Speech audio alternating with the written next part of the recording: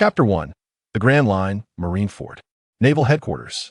Outside the marshal's office, the sentry stood erect, his expression grim. Kopu. A terrifying roar erupted instantaneously. Without any warning, the entire building seemed to tremble as if it had been struck by an earthquake. Yet, the sentry maintained his posture, not even a flicker of emotion crossing his face. It was as if nothing had transpired at all. If those two individuals inside failed to make such a ruckus even once or twice a day, then that would indeed indicate a serious issue. Within the room, Sengoku pointed an accusatory finger at Kapu, his face contorted with rage. I have hidden the senbei. How on earth did you manage to find them? Fahaha. With your level of concealment, it's either beneath the sofa or under the coffee table, utterly unoriginal. Kapu, unfazed by the ire directed at him, tossed the senbei into his mouth with abandon. Is that a testament to your cleverness? It's merely the fault of that brat from before. As Sengoku's fury reached a boiling point, he abruptly halted mid-sentence. He then sank into his chair, letting out a deep sigh. Meanwhile, Kapu, seated on the sofa, ceased his gluttony and fell silent as well. Speaking of which, it has been a year, hasn't it? After a full 2 minutes of silence, Kapu finally broke the stillness. I had no choice. You were aware of his situation. Allowing him to continue unchecked is perilous. Weren't you just as reckless in your youth? That's entirely different. Sengoku shook his head. Indeed, his youthful mindset bore a striking resemblance to that of the young man in question. However, his strength is far too inadequate. After a moment, Sengoku slowly uttered those words.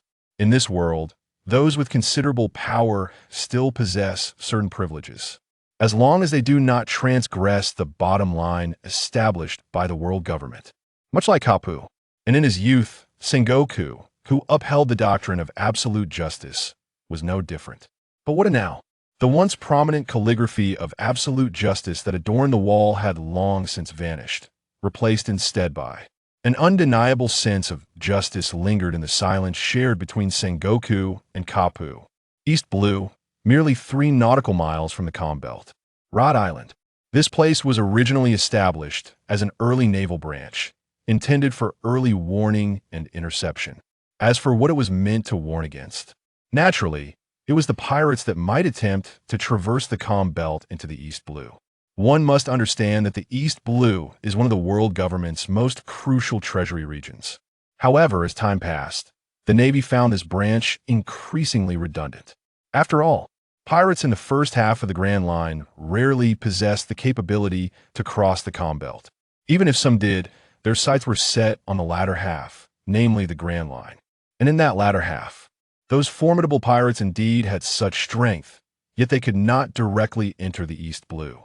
They must first navigate through the calm belt to reach the West or North Sea, subsequently re-entering the first half of the Grand Line via Reverse Mountain before finally crossing the calm belt into the East Blue. The first half of the Grand Line is the Navy's stronghold.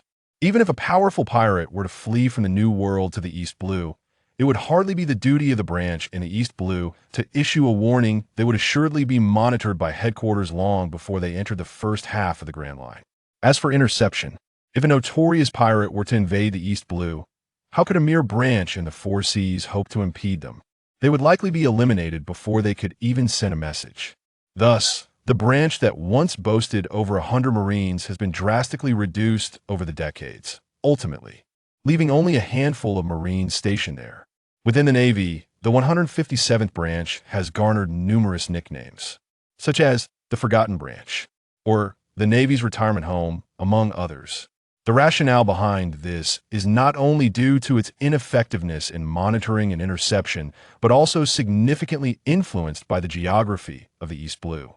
According to the original narrative, the East Blue can be broadly divided into 2 regions, one centered around the Jamaica Islands, which radiates a prosperous area of nearly 1,000 nautical miles. All kingdoms, along with 99% of the islands, are concentrated within this realm. Moreover, the East Blue regions visited by Luffy during his journey are all situated here. As for the other region, it lies in the direction of the calm belt, extending over 1,000 nautical miles. This area is devoid of any kingdoms, and even the number of islands is scant, most being small, desolate isles. Even pirates are often disinclined to venture here. After all, no pirate would willingly sail 1,000 nautical miles to a place that offers no plunder, a veritable wasteland. Thus, the answer is quite evident. There are no formidable pirates crossing the calm belt, and within their own maritime domain, they cannot even see the East Blues pirates. With nothing to occupy their time, is this not a retirement home for the Navy? For the past several decades, the 157th branch had remained in such a state. Indeed, until a year ago, within the laboratory, Roland's gaze was fixed intently on the syringe filled with a mysterious azure liquid on the experimental platform. For once, a hint of excitement flickered across his face. Beside him stood a disheveled man, his shirt buttoned incorrectly, draped in a wrinkled white lab coat. "Celis, have you conducted the tests?" Taking a deep breath, Roland finally spoke. 20 years. He had been a mere underachiever for a full 2 decades. Even after pushing his body to its limits, what was the outcome? A mere 5 points of combat power. One must understand that even an ordinary Marine at headquarters boasts around 10 points of combat power. And even a randomly selected, untrained adult would possess around 7 or 8 points. As for himself, perhaps all of this would finally come to an end today. How could Roland not feel exhilarated? "Colonel, we have tested your cells, and the results are exceptionally promising. However, since there isn't a second case like yours in the world, we cannot conduct live clinical trials." Roland nodded. "There isn't a second case in the world? That is to be expected, for he is not a native of the pirate world, but a traveler from Earth. A cross-dimensional traveler. Moreover, one who possesses a body. Initially, possessing a body seemed advantageous after all. Using someone else's body through soul transfer always felt somewhat unsettling. However, the issue with having a body is that it is the body of an Earthling. Have you ever seen an Earthling capable of honing their body to the standards of the pirate world? It's simply a matter of genetic limitations. This is precisely why Roland still only possesses 5 points of combat power. It's not that he lacked effort. In fact, during his time at Naval headquarters, he trained harder than anyone else.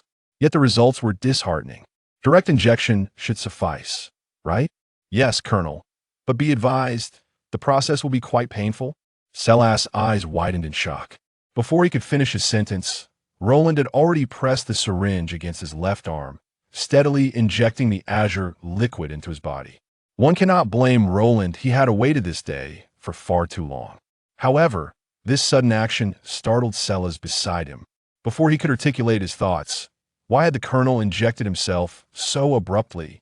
In the next moment, an indescribable agony surged throughout Roland's body. It was not merely a physical pain, but a profound, unfathomable suffering that seemed to stem from a deeper level, as though his very soul were being torn asunder. Even Roland, at that moment, found it difficult to maintain his footing, dropping to one knee on the ground. His consciousness began to blur. "This is bad. It's already begun. What are you all standing around for? Quickly, place the colonel on the experimental platform and prepare the monitoring equipment. Move faster," Celas shouted in a frenzy. Consciousness began to fade. Roland found himself in an extraordinarily peculiar state. Images flashed through his mind like a revolving lantern. 20 years prior, in the year 1498 of the Sea Circle era, Roland lay upon the wreckage of a ship, adrift upon the ocean's surface. His entire field of vision was dominated by a monstrous creature. It was a beast exhibiting distinct leopard-like features, with the part above water measuring over 100 meters in length. As an infant, he found it impossible to flee. Even the slightest movement was a monumental challenge. Moreover, when one finds oneself amidst the boundless expanse of the ocean, is there truly any means for even an adult to escape? One can only watch helplessly as that monstrous creature opens its gaping maw, growing ever larger in one's line of sight. Yet, suddenly, a figure materializes within the field of vision, standing resolutely between Luo Lan and the beast. Although this figure appeared diminutive in comparison to the monster, it unleashed a singular punch that sent the hundreds of meters-long creature flying, hurtling over 100 meters away before crashing violently into the sea. In the sky above, a crimson rain of blood began to fall. 5 years swiftly passed, and Luo was no longer an infant. He had begun training alongside adult Marines. Zhanghua, Luolan's progress is remarkably swift.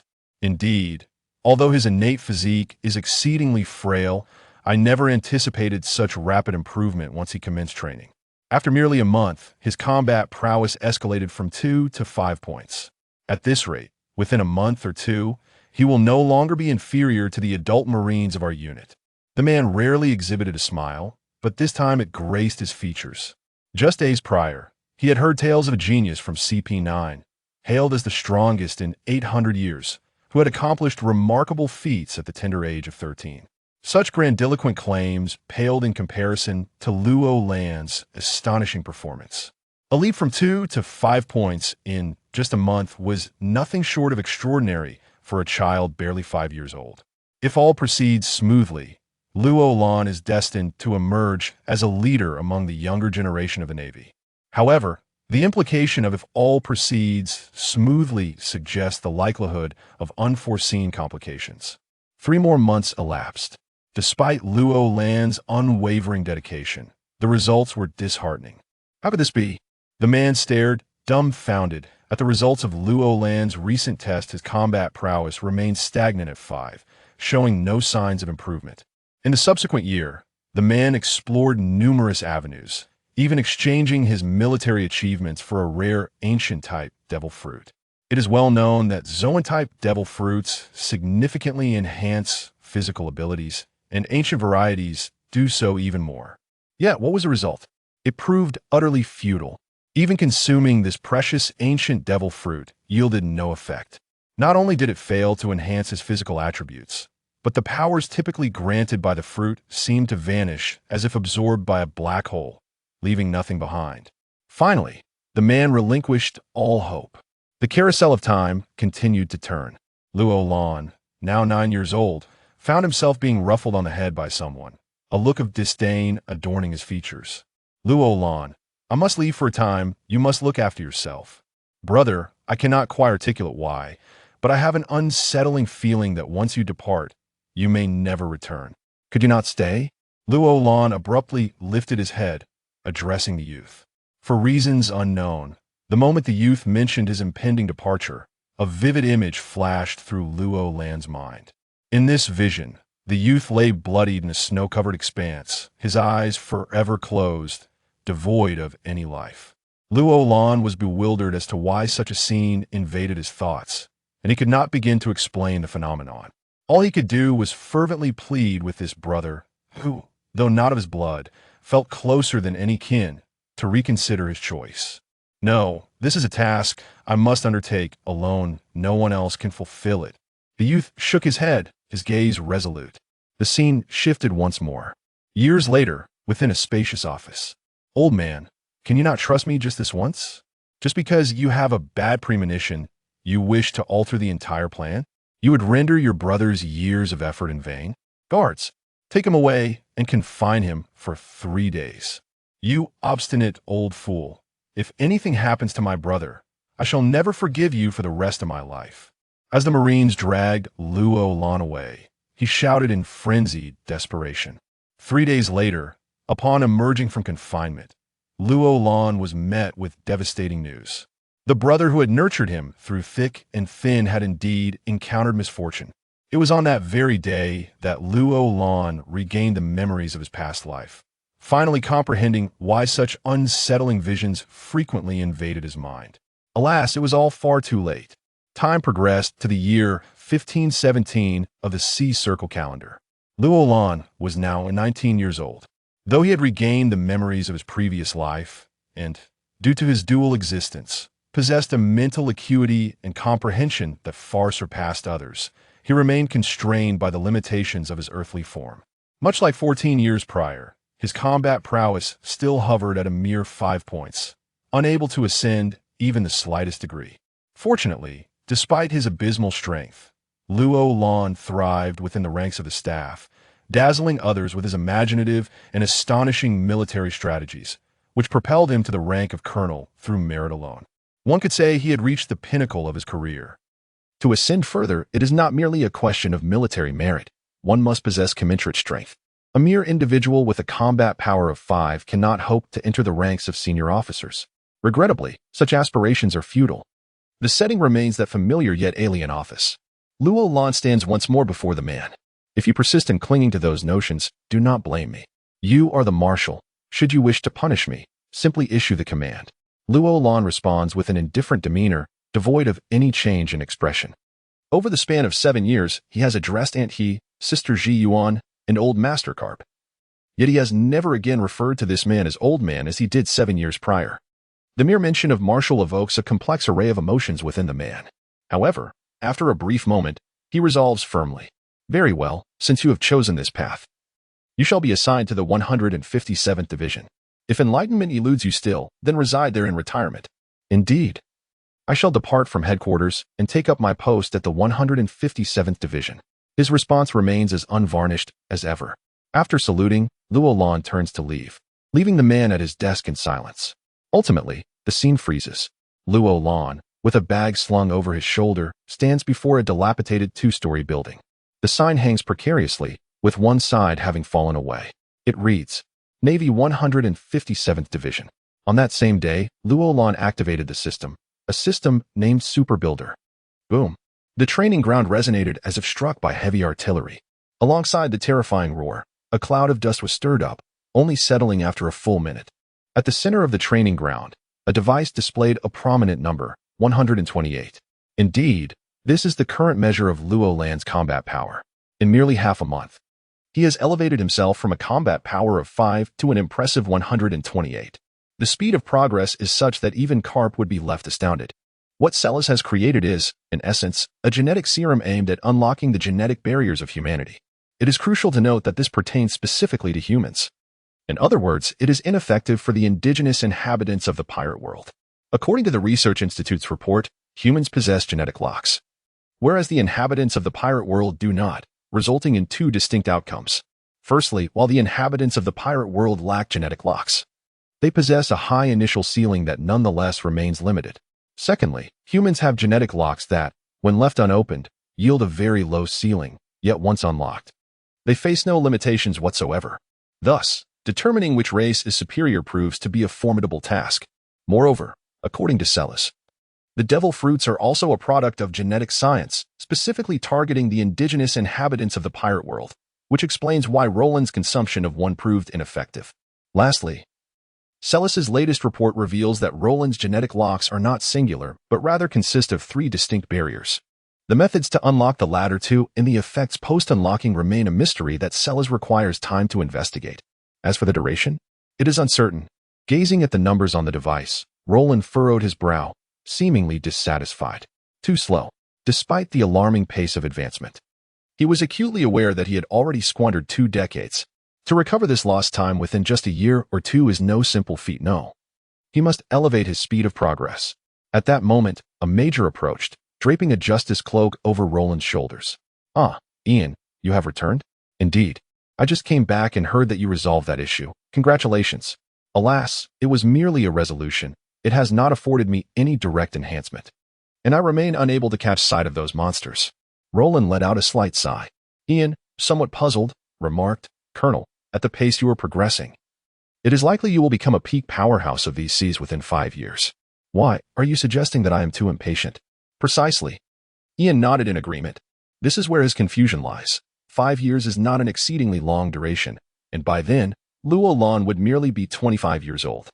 To attain such a pinnacle of strength at such a tender age is indeed quite alarming. However, observing the demeanor of his commanding officer, it seems there is an urgency that suggests he cannot afford to wait those 5 years.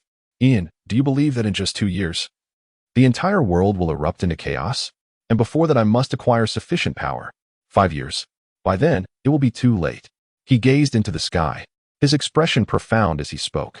This left Ian even more perplexed. However, despite his confusion, as a devoted follower of Roland since the beginning, and one who had even requested a year ago to accompany Roland into exile, Ian refrained from further inquiries. By the way, how did the task go? After the pretense, Roland no longer gazed at the sky and instead inquired. As his aide, Ian was often absent from the branch, clearly engaged in executing a mission. The tasks that required his aide's direct involvement were certainly not trivial matters. It has been successfully accomplished, and the yield was substantial. Over 17 million berries, all accounted for. Upon hearing this, Roland's eyes sparkled. Over 17 million berries. This is indeed a remarkable haul. Colonel, I also brought back 2 other significant pieces of information. What news? Roland's expression turned serious. He understood Ian's character all too well. Any news deemed important by Ian could not possibly be trivial. The first piece of news is that a Logia-type devil fruit has appeared in the East Sea. A Logia-type? Are you certain? Yes, it has been confirmed. And based on the information received, along with a comparison to the devil fruit encyclopedia, it should be the flame fruit? Before Ian could finish, Roland interjected. Ian was momentarily stunned. How did the colonel know before he had even spoken? In truth, Roland initially did not connect the dots. But upon reflecting on the original text, he realized that although he did not know the exact location of this devil fruit, he was aware of which Logia-type devil fruit existed in the East Sea during this time frame. Was it not the very fruit that Ace would eventually acquire, the flame fruit? Now, provide the specifics, Ian. Yes, Colonel. Ian felt relieved that his superior was not entirely omniscient. He still had his value. With a slight exhale, he began his report. Initially, this devil fruit was inadvertently obtained by Dory, the captain of the 3rd Division of the Clock Pirates. Although he lacked the devil fruit encyclopedia and was not well versed in devil fruits, he was certainly aware of the legends surrounding the great treasures of the sea. Clearly, upon acquiring the devil fruit, he became ambitious, planning to find a secluded spot to study how to harness this legendary power. Unfortunately, his ship was infiltrated by Clock spies, and the news was leaked. With no other option, Dory had to flee with his crew, escaping from Clock's relentless pursuit, heading towards our direction. Hearing this, Roland's lips curled into a slight smirk. This fellow is not foolish. He knew to escape the bustling district at the first opportunity. Once he ventured into this desolate sea, Clock would find him as difficult as searching for a needle in a haystack. Indeed, if he manages to consume the devil fruit and gain the Logia power, even 10 clocks would not be sufficient to contend with him. Ian wholeheartedly agreed with Roland's analysis. However, he remained oblivious to the thoughts swirling in Roland's mind at that moment. Consume the flame fruit?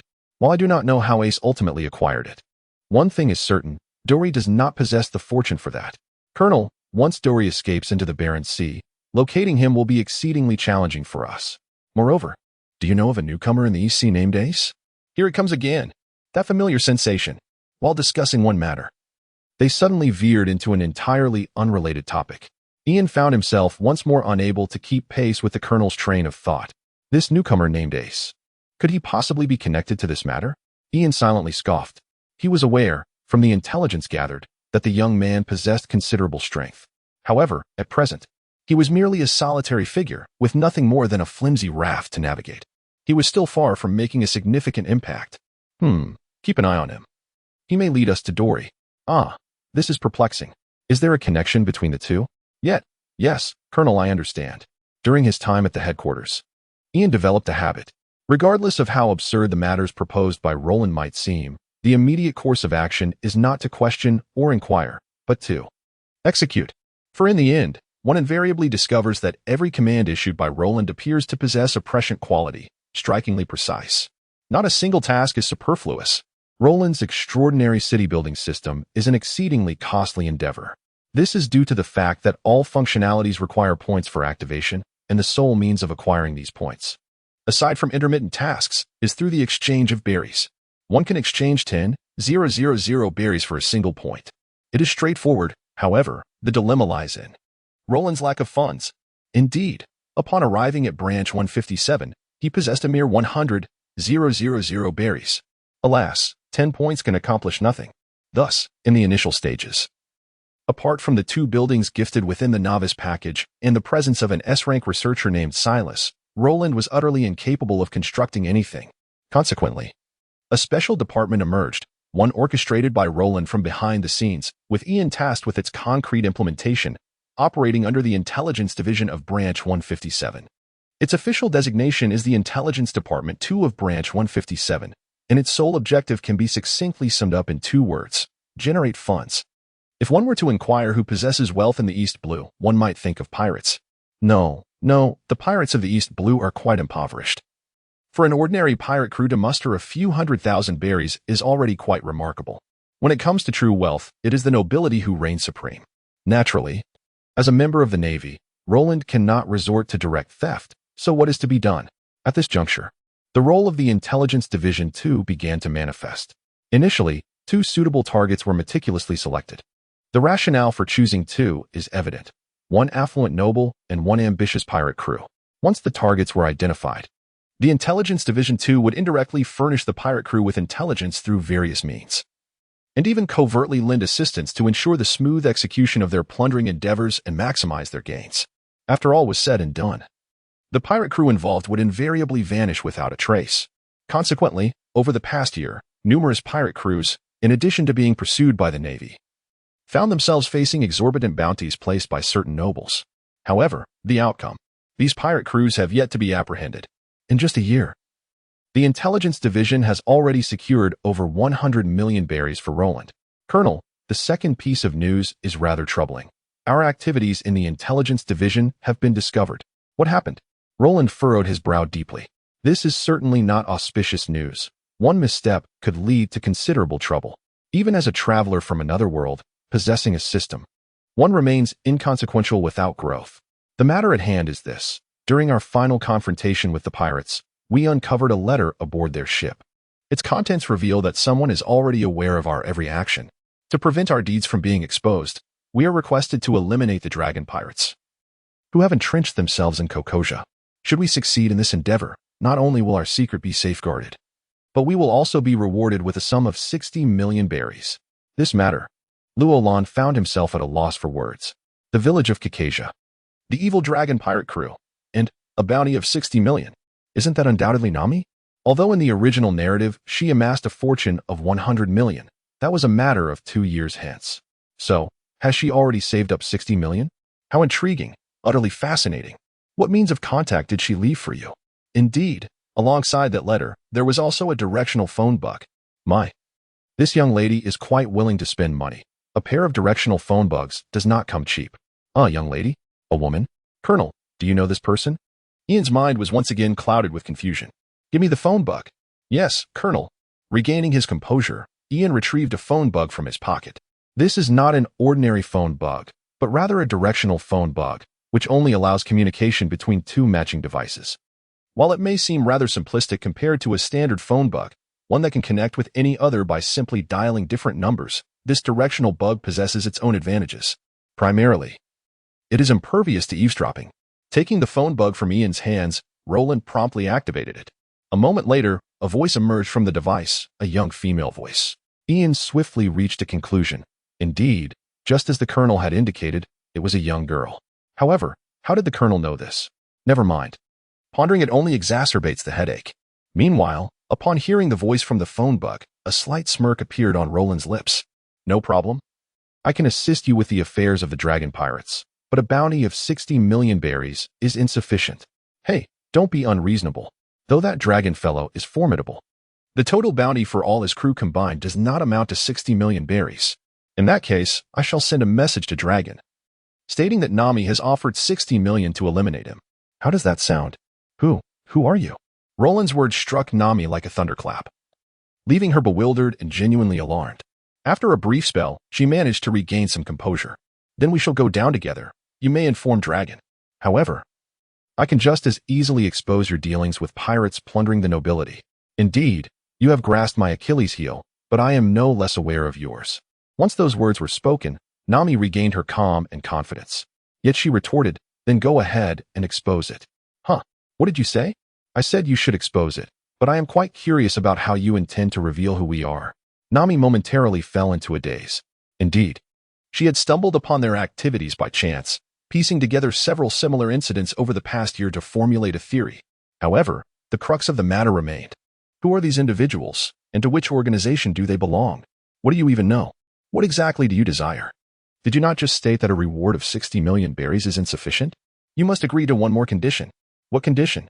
It is simple. Once the matter is resolved, you are to join our organization. At the very least, you ought to disclose to me what your organization is. After a brief silence, Nami spoke again, only to be met with Roland's laughter. Nami, do you truly believe I am so foolish as to divulge this secret to you? Well, although I cannot explicitly reveal it, I can offer you some hints. Your adoptive mother, Belmir, once served our organization. With that statement, Roland abruptly ended the call. Meanwhile, nearly 2,000 nautical miles away, the now 16-year-old Nami collapsed to the ground, her eyes devoid of life. Belmir? Very well, she will consent to this. You shall handle the subsequent matters. Yes, Colonel. Belmir. Who is this? Ian felt as though he had been forcefully inundated with several clumps of confusion by his own colonel today. Never mind, it was best not to overthink it. There was no need to exert his mind. He could simply execute the colonel's orders. He arrived before a 3-story building, which stood in stark contrast to the pirate world, resembling a modern office building from his previous life. The Navy building, Grade D, possessed a special effect, a 50-point increase in focus when handling administrative documents. Much like augmented reality, as Roland gazed at the building, streams of information materialized within his field of vision. Indeed, this structure had special effects. Roland had constructed 2 such buildings, and the reason for selecting this one as the branch headquarters was precisely due to its unique attribute. Whenever various administrative documents were processed within this branch, an enhancement in concentration would ensue, minimizing the likelihood of errors. While it may not serve Roland much purpose, he was not the sole occupant of this office. As for the other building, it boasted a special effect that augmented analytical capabilities by 50 when processing intelligence documents. There was no question about it. That building was allocated directly to the intelligence department. Upon reaching the 3rd floor, he pushed open the door to a vast office. Just like the exterior of the building, it was incongruous with this world, featuring a modern minimalist decor style. Notably, an entire wall comprised of floor-to-ceiling glass created a stunning visual effect. Through the expansive glass, half of the branch came into view, resembling a modernized small office park. 2 3-story buildings, 3 2-story buildings, 2 warehouses, 1 factory, 2 dormitory buildings, a large training ground, and an officer residential area composed of several villas. This encapsulates all that exists on the surface. However, this is not the entirety of Branch 157. For beneath it lie 2 unique structures bestowed by the initial novice package, the S-Class building, a honeycomb-style underground comprehensive research center, and the other, an 800-meter deep underwater prison. As for personnel, Branch 157 currently comprises a total of 487 individuals, including Luo Lan. Beyond the 150 combat personnel, there are intelligence operatives, researchers, logistical staff, factory workers, and others. It is difficult to fathom that just a year ago, this place consisted solely of a dilapidated 2-story building, the kind that seemed on the verge of collapse, along with merely 7 Marines. All of this is concealed within the confines of Rhode Island. At the heart of the island lies a vast expanse of forest, which nearly occupies the entire area of the island. The former Branch 157 was established just beyond this woodland, a mere few hundred meters from the coast, whereas now, a section has been cleared within the forest for construction. It remains virtually undetectable unless viewed from above. As for the old branch building, it still stands preserved, as the Navy continues to deliver supplies every 3 months. Of course, apart from the personnel of Branch 157, nearly 100 pirates are also being held in the underwater prison on the island. All of this was brought back by the 2nd Intelligence Division. After completing each mission, those pirates whose hands were stained with the blood of the Navy or innocent civilians were, naturally, sent directly to the comm belt to be fed to Sea Kings, erasing all traces of their existence. As for those who had not harmed civilians or the Navy, Roland spared their lives and instead sent them to the underwater prison to serve their sentences. And how long would their sentences be? In summary, it was impossible for them to be released before the exposure of the 157th branch. Roland took out a large bundle. Upon opening it, he revealed a scroll that had already been rolled up. As he gently caressed it with his right hand, a series of memories flashed through his mind. Old man, why did you replace that scroll? The 10-year-old Roland questioned loudly, pointing at the now stowed scroll on the table. Roland, you are still young. There are many things you do not understand. I may be young, but that does not mean I am ignorant. Absolute justice? That is nothing but a joke. It is absolute obedience that is the truth. Enough. Sengoku's voice boomed. Immediately, the room fell into silence. What had been inscribed on Sengoku's original scroll? It read, "Justice that reigns supreme." What does this signify? It suggests that justice eternally occupies the highest pedestal, regardless of who it may concern. Even the celestial dragons cannot transcend justice. In his youth, Sengoku adhered to this principle. However, As he ascended to the rank of admiral and encountered a broader spectrum of individuals and circumstances, his perspective gradually transformed. The notion of justice reigning supreme is merely an impractical ideal. Should he persist in such a view of justice, the world government could easily dispose of him and install a more compliant figure in his stead. Who can guarantee that the newly appointed individual harbors the same sense of justice? Perhaps the entire Navy would ultimately devolve into a dark, murderous faction entirely under the control of the world government. By that juncture, the very existence of justice would be called into question.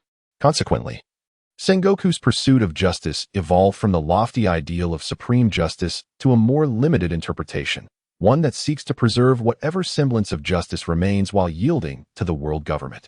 In the realm of pirates, absolute justice can also be interpreted as absolute obedience. To obey signifies justice, even amidst a sea of bloodshed. Oppose me, and you are deemed a pirate, an embodiment of evil. Thus, to safeguard that fragment of limited justice, Sengoku relinquished the original inscription and embraced the concept of absolute justice. In a certain sense, this act also reflects Sengoku's loyalty to the world government.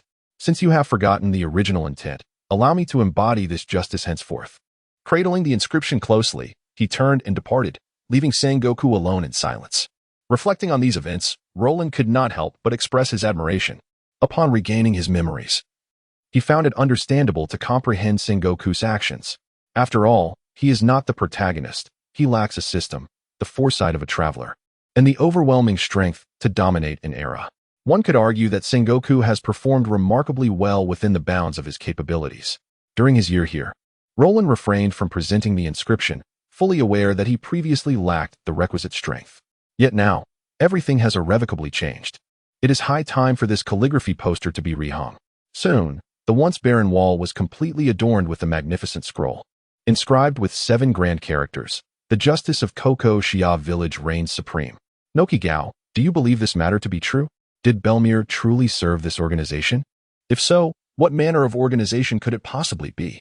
It has been quite some time since I last communicated with Roland, yet hesitation still lingers within her. The only organization I can associate with Belmere's service is the Navy. After a moment of contemplation, Nojiko spoke up. Upon hearing this, Nami was initially taken aback, but quickly began to shake her head. Impossible. How could it possibly be the Navy? After all, this organization is known for exploiting pirates to plunder the nobility. Is that something the Navy would do? However, what Nojiko said next left her astounded. Nami, have you not noticed that in the past year, all the nobles who have been plundered were the most vile among them? Moreover, after each incident, the pirate crews responsible have mysteriously vanished without a trace. While these events appear to be quite atrocious, over the course of the year, the only parties harmed have consistently been those nobles and pirates, with no civilians ever entangled in these affairs. Even the workers and slaves aboard the ships were merely taken away in small numbers afterward, rather than being killed on the spot. That night, Nami pondered for an extended period, until the late hours, when she finally retrieved the special transponder snail that cost her a fortune of over 1,000,000 berries. Nami, are you not going to sleep? What time do you think it is? I inquired. The transponder snail rang for almost a minute before finally being answered. Immediately, a voice laden with complaints was transmitted, even mimicking Roland's irritable expression. Nami, who had initially been quite tense, nearly burst into laughter. I just want to confirm one thing. After joining the organization, you won't make me engage in any nefarious deeds, will you? Rest assured, our organization pursues justice. If you dare to misbehave, beware of my reprimands. Please be serious. I am serious. Do you have any further questions? If not, I'll hang up. Honestly, I just managed to fall asleep 10 minutes ago. Wait. Nami quickly interjected, fearing that this person might hang up the transponder snail at any moment. What is it, my dear aunt? When will you all be able to act? In about a month. Why so long?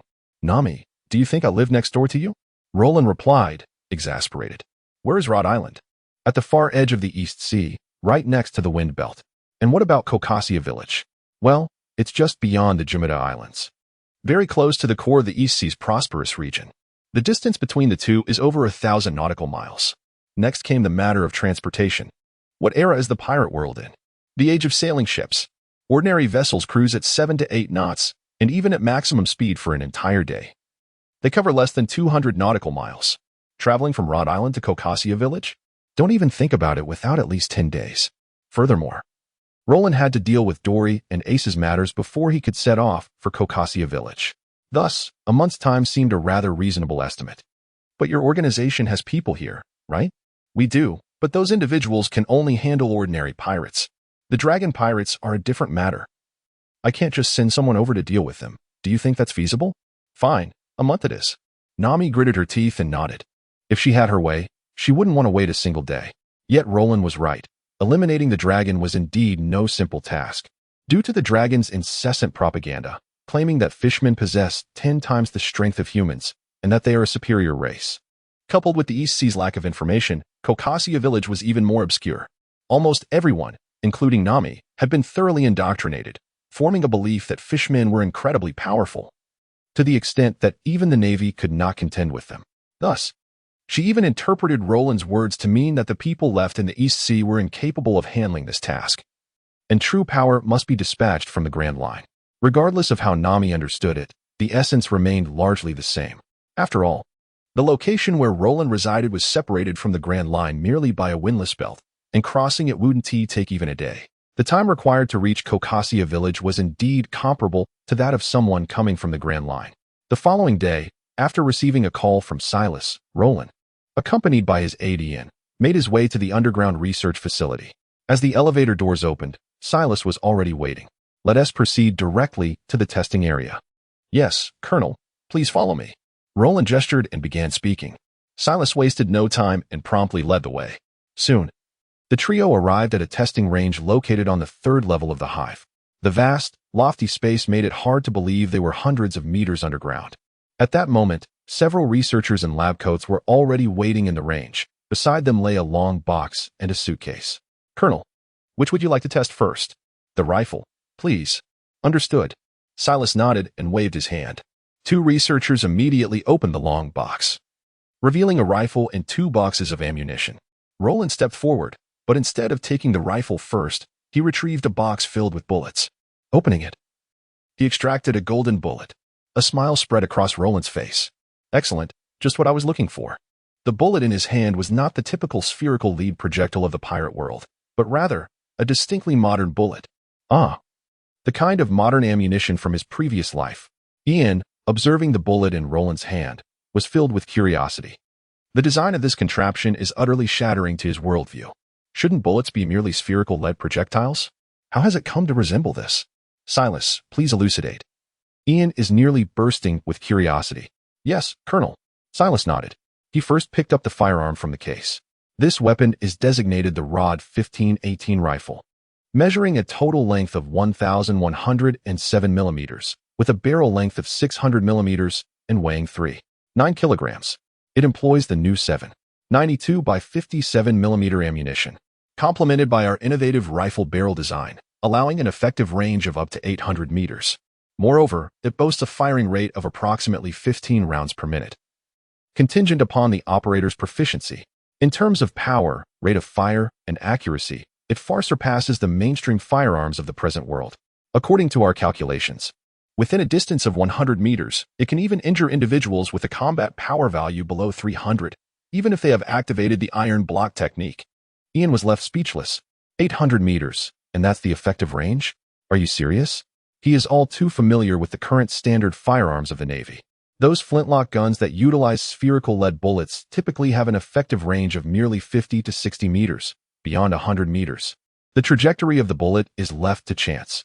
Furthermore, being able to fire 2 to 3 shots per minute is already indicative of a highly skilled marksman. Yet, you assert that this device can discharge 15 rounds in a minute? The most pivotal point is that it can injure someone with a combat power value below 300, even when they have activated the iron block within 100 meters. Are you certain of this? If this is indeed the case, then once the Navy undergoes a complete rearmament, those formidable pirates aside, it is likely that even the ordinary sailors could exert absolute dominance over them. Ian, why not give it a try? Oh, can I really? Of course, go ahead. Upon hearing this, Ian eagerly snatched the Rod 1518 from Silas's hands and sprinted towards the shooting range. The young man hasn't even taken the bullets. Someone, go and deliver the ammunition to him, and thoroughly instruct him on the proper usage and precautions of the new firearm. Understood, Colonel. One of the doctors promptly stepped forward. seizing the 2 boxes of bullets and hurriedly pursuing Ian. Roland shook his head, a bitter smile gracing his lips. However, this reaction was not entirely unfathomable. After all, the ROD 1518 model was indeed beyond the grasp of most individuals in the pirate world. Of course, this notion of being beyond grasp only pertains to standard firearms. Furthermore, Ian himself was an aficionado of guns. Otherwise, he would not have so devotedly followed Roland in the first place. The reason for this devotion lay in the fact that although he lacked physical prowess, he had once been the foremost sharpshooter of the Navy, you know? Not only did he possess remarkable accuracy, but he could also execute curved shots with finesse, quite impressive indeed. Silas, within this briefcase lies the item I requested. Correct? Indeed, Colonel. Nodding in affirmation, Silas approached and opened the briefcase. Instantly, 2 extraordinary handguns were unveiled before everyone. A small merchant vessel navigated between the prosperous region of the East Sea and the desolate seas. The captain lifted his telescope, scanning the surroundings. Suddenly, his eyes narrowed slightly, as if he had spotted something. He then produced a transponder snail. Berber speak. This is number 7. We have discovered the target port gas D, Ace. Approximately 17 nautical miles east of the Bar Thai restaurant, heading towards the comm belt. Requesting further instructions? Excellent. Others will take over from here. You have been compromised. Depart immediately and do not raise his suspicion. Understood, Minister. After ending the call, the captain waved his hand, adjusting the course to leave the area. After a short while, the merchant ship vanished from Ace's line of sight. Of course, Ace paid little heed to this chance encounter with the merchant vessel. For at that moment, he was soundly asleep on his small raft, entirely unaware that he had drifted into the desolate seas of the East Sea. Meanwhile, Ian knocked on Roland's office door. Colonel, we have located Ace's whereabouts. Where? Upon hearing this, Ian unfurled a map of the East Sea and circled a particular location with a pen. This is near the Bar Thai restaurant. I assent it? Yes. That restaurant situated at the boundary of the prosperous region in the desolate seas is quite renowned for its delectable dishes, he replied, somewhat wistfully. Mid-sentence, Ian suddenly realized something and mechanically turned his head, only to find Roland glaring at him. I've heard a meal there costs at least 100 to 200,000 berries. Colonel, I swear that was money I had saved up myself. Really? More authentic than pearls. I don't believe it, unless you invite me for a few meals in the future. No problem. Colonel? Upon noticing the corners of Roland's mouth curve upwards, Ian realized he was being ensnared. And the invitation was for several meals? Given his meager salary of a mere tens of thousands of berries, could he truly afford such indulgence? The last time had been a long-awaited treat during a trip to the prosperous region. After all, let us get back to business. At that moment, Roland interrupted Ian's musings. Based on his position and course, if no adjustments are made, he should eventually arrive near Rhode Island, correct? Yes, considering his speed. It should take around 12 days, as his small raft is rather slow. Have you arranged for surveillance yet? Everything has been set. Our personnel will establish a monitoring circle within 10 nautical miles around him. Even if he alters his course, he will inevitably encounter a ship outside the monitoring circle, and his movements will remain under control. However, but what? Ian inquired. Dolly has been missing for several days. Can we truly find him by following Ace? Ian was perplexed. According to the intelligence, there was no apparent connection between the two individuals. Furthermore, Dolly's situation had only circulated among various pirate crews and intelligence factions. Ace, being a lone wolf, likely had no knowledge of the Marimara Nomi's whereabouts. The intelligence department had mobilized a significant portion of its resources to keep tabs on Ace. If this lead proved fruitless, it could very well render their efforts in vain. Do not worry, I have a plan. Just trust me as you once did. Yes, Colonel, I understand. On the raft, Ace stirred awake. Where am I? Never mind where this is. Moving forward is all that matters. Hopefully, I can find a navigator on the next island to accompany me. And then life will be much easier. Ha ha ha ha. Laughing heartily, Ace retrieved a bottle of liquor from his nearby pack and took another swig. Meanwhile, over 200 nautical miles away, another sailing vessel was also heading towards the comm belt. The ship bore numerous damages, with several large and small holes in its sails, presenting a rather pitiful sight. Captain, we have identified the traitor. It is him. Two pirates dragged a bloodied individual to the foredeck. Dory, clad in tattered captain's attire and wearing a pirate hat, turned around. It's you? Dory was furious. Having been pinpointed by Click twice in succession, he had realized that there must be a spy among his crew. However, he never imagined that this traitor would be one of his most trusted confidants, who had even shielded him from bullets. Why? Why betray me? The two sentences were nearly shouted by Dolly. For no particular reason. I was sent by the Admiral to monitor you. As for that incident from years ago, it was merely a performance. Dolly urged. I advise you to return and apologize to Admiral Click. Rest assured, with the devil fruit in play, the Admiral will not. Bang. Before the man could finish his sentence, the sound of gunfire erupted. A wisp of blue smoke was rising from the barrel in Dolly's hand. Having identified the traitor, we shall now venture into the desolate seas and find a temporary refuge. Once I have deciphered how to harness the powers of the devil fruit, at that moment, not only Admiral Click, but the entire East Blue shall succumb to our reign of chaos.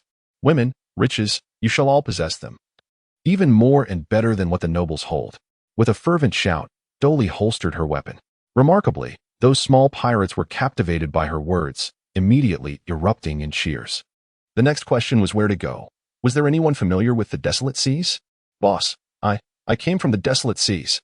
A young pirate eagerly stepped forward upon hearing Dolly's inquiry. This is a golden opportunity to make an impression before the boss. I must perform exceptionally well. Oh, you emerged from the wasteland seas, are you certain? Indeed, boss. Although the wasteland seas are sparsely populated, there are still a few villages.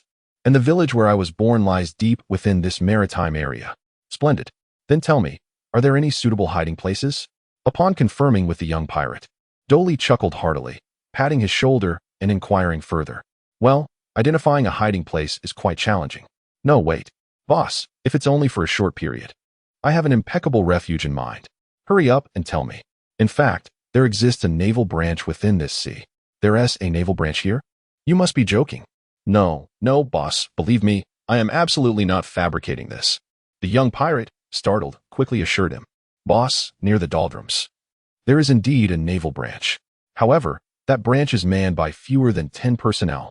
Moreover, supplies are dispatched only every few months, so if we seize this place. Dolly's eyes gleamed with excitement. Precisely. We can stealthily land on the island and eliminate those few sailors.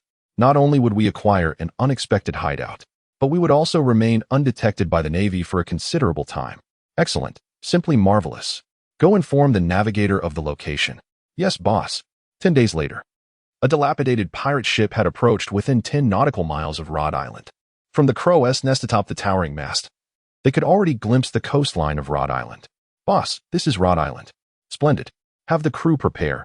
We shall stealthily approach under the cover of night. Understood. Inside Roland's office. So, this fellow arrived 2 days earlier than Ace and is now waiting to launch a nighttime ambush? Indeed, that is our analysis. Ian nodded. As Rhode Island serves as Roland's stronghold, how could it possibly lack surveillance? In fact, when Dolly was over 30 nautical miles from Rhode Island, he had already been detected. How was he discovered? Let us not forget that the 157 branch houses an 800-meter deep underwater prison located over 600 meters offshore from Rhode Island. Submarines. Naturally. They are part of the prison's facilities. After all, how else would prisoners be transported? During periods without transport missions, those 2 submarines are utilized for patrolling the surrounding waters. Even now, one submarine is stationed merely a few hundred meters away, yet Dolly remains blissfully unaware. Your analysis appears sound. It seems Dolly has indeed done his homework regarding our 157 branch, though. The intelligence he possesses seems to be a tad outdated. Once they arrive tonight, we shall conduct a comprehensive field test of the new rifles. Roland rose, gesturing grandly. Yes, Colonel. Soon, the entire branch was bustling with activity. Groups of sailors, having received their operational ammunition, were led by their respective captains into the woods. At this moment, there were less than 2 hours until darkness fell. Time swiftly passed. And under the cover of night, a pirate ship approached Rhode Island. Ultimately, it anchored just 100 meters from the shore. Following this, a small boat, laden with several pirates, swiftly rowed to the beach. The leader among them was the young pirate from a remote island in the wasteland seas who had suggested that Dolly come here. The building ahead must be the so-called Naval Branch 157, right? As soon as they reached the shore, the 3 of them caught sight of the dilapidated 2-story structure. Given its proximity to the coast, quietly now, do not make a sound. Follow me. The young pirate gestured, and the other 2 followed him stealthily, fearing even the slightest noise might alert the sailors. However, 2 minutes later, the trio stood frozen in disbelief. How many years has this house gone without repairs? After thoroughly inspecting the premises and finding no signs of recent habitation, the trio hastily retreated, fearing that the structure might collapse at any moment due to its prolonged neglect. It seems this naval branch has been entirely disbanded. Let us return and inform the captain. It is safe to proceed. With a wave of his hand, the young pirate led the three of them swiftly back to the shore. Unbeknownst to them, however, two individuals concealed within the branches of a nearby tree were observing their every move. Colonel, it appears they are heading back to inform Dory to come ashore. Seemingly unaware of our presence. Prepare everyone. Once we confirm the existence of the devil fruit, we shall act immediately. Understood. In a short span of time, several small boats made multiple trips, ferrying groups of pirates along with substantial supplies to the shore. Upon the coastline of Rhode Island, Dory stood with 77 figures arrayed behind him. In reality, Dory's second division had originally boasted over 100 members, but following two recent assaults by Click, many had perished under cannon fire. Only a handful of individuals remained. Yet, even so, compared to the ordinary pirate crews of the East Sea, this assemblage was still quite formidable. Soon, Dory began to lead everyone, laden with ample supplies, towards the interior of the island. However, there was a small box that he clutched tightly in his hands, judging by its size and Dory's cautious demeanor. It was highly likely that it contained the Logia-type Nami, the flame fruit. Upon arriving at the exterior of the old 157th branch building, Dory instructed his crew to establish a temporary camp. Meanwhile, he took a seat on a nearby rock and opened the small box. Indeed, inside lay a devil fruit. Its skin resembling flickering flames. What else could it be but the Nami? Dory's understanding of devil fruits was limited to mere rumors, tales of oceanic treasures, and the notion that these fruits harbored demons within them. Regardless of the stories, they all suggested that one must consume the fruit. However, without a secure environment, he was reluctant to take the plunge. As he held the Nami, Dory was once again engulfed in contemplation. Should he consume it or not? If he did, what if something went awry? Would his subordinates be safe? Yet, if he refrained, would he forever remain devoid of power? He pondered and deliberated, but a decision eluded him. At that moment, a sudden, low gunshot pierced the night sky, followed by a chorus of anguished cries. Ah, my hand, my hand. The pirates who were busy setting up the camp soon realized that their captain's right hand had been shattered, the severed hand lying on the ground alongside the devil fruit. Before they could fully comprehend the situation, a flurry of gunfire erupted again. The pirates, exposed in the open, fell like targets, one after another. When the gunfire ceased, a cursory glance revealed that at least 30 pirates had succumbed. Everyone stood in a daze. However, being seasoned fighters accustomed to the perilous life, some quickly regained their composure. There in the trees, quickly take advantage of their reloading time and charge. The reloading of a firearm took at least half a minute for an adept marksman. For an inexperienced shooter, it could easily extend to a minute. Isn't this common knowledge? Although it is merely half a minute, for those in the world of pirates, dashing into the woods a few hundred meters away is hardly a challenge. Upon hearing his cry, others rushed forward with fervor. Yet, who could have anticipated that in just about 3 seconds, the sound of gunfire would resonate once more? Damn it. Damn it all. Ignoring the blood gushing from his right hand, Dory rose to his feet, took 2 steps forward, and extended his left hand. He intended to seize the devil fruit lying on the ground and consume it in haste. There was no time for hesitation. Life or death hinged upon this moment. However, before his left hand could even graze the Nami, another gunshot rang out. Bang! In the next instant, his left wrist was shattered as well.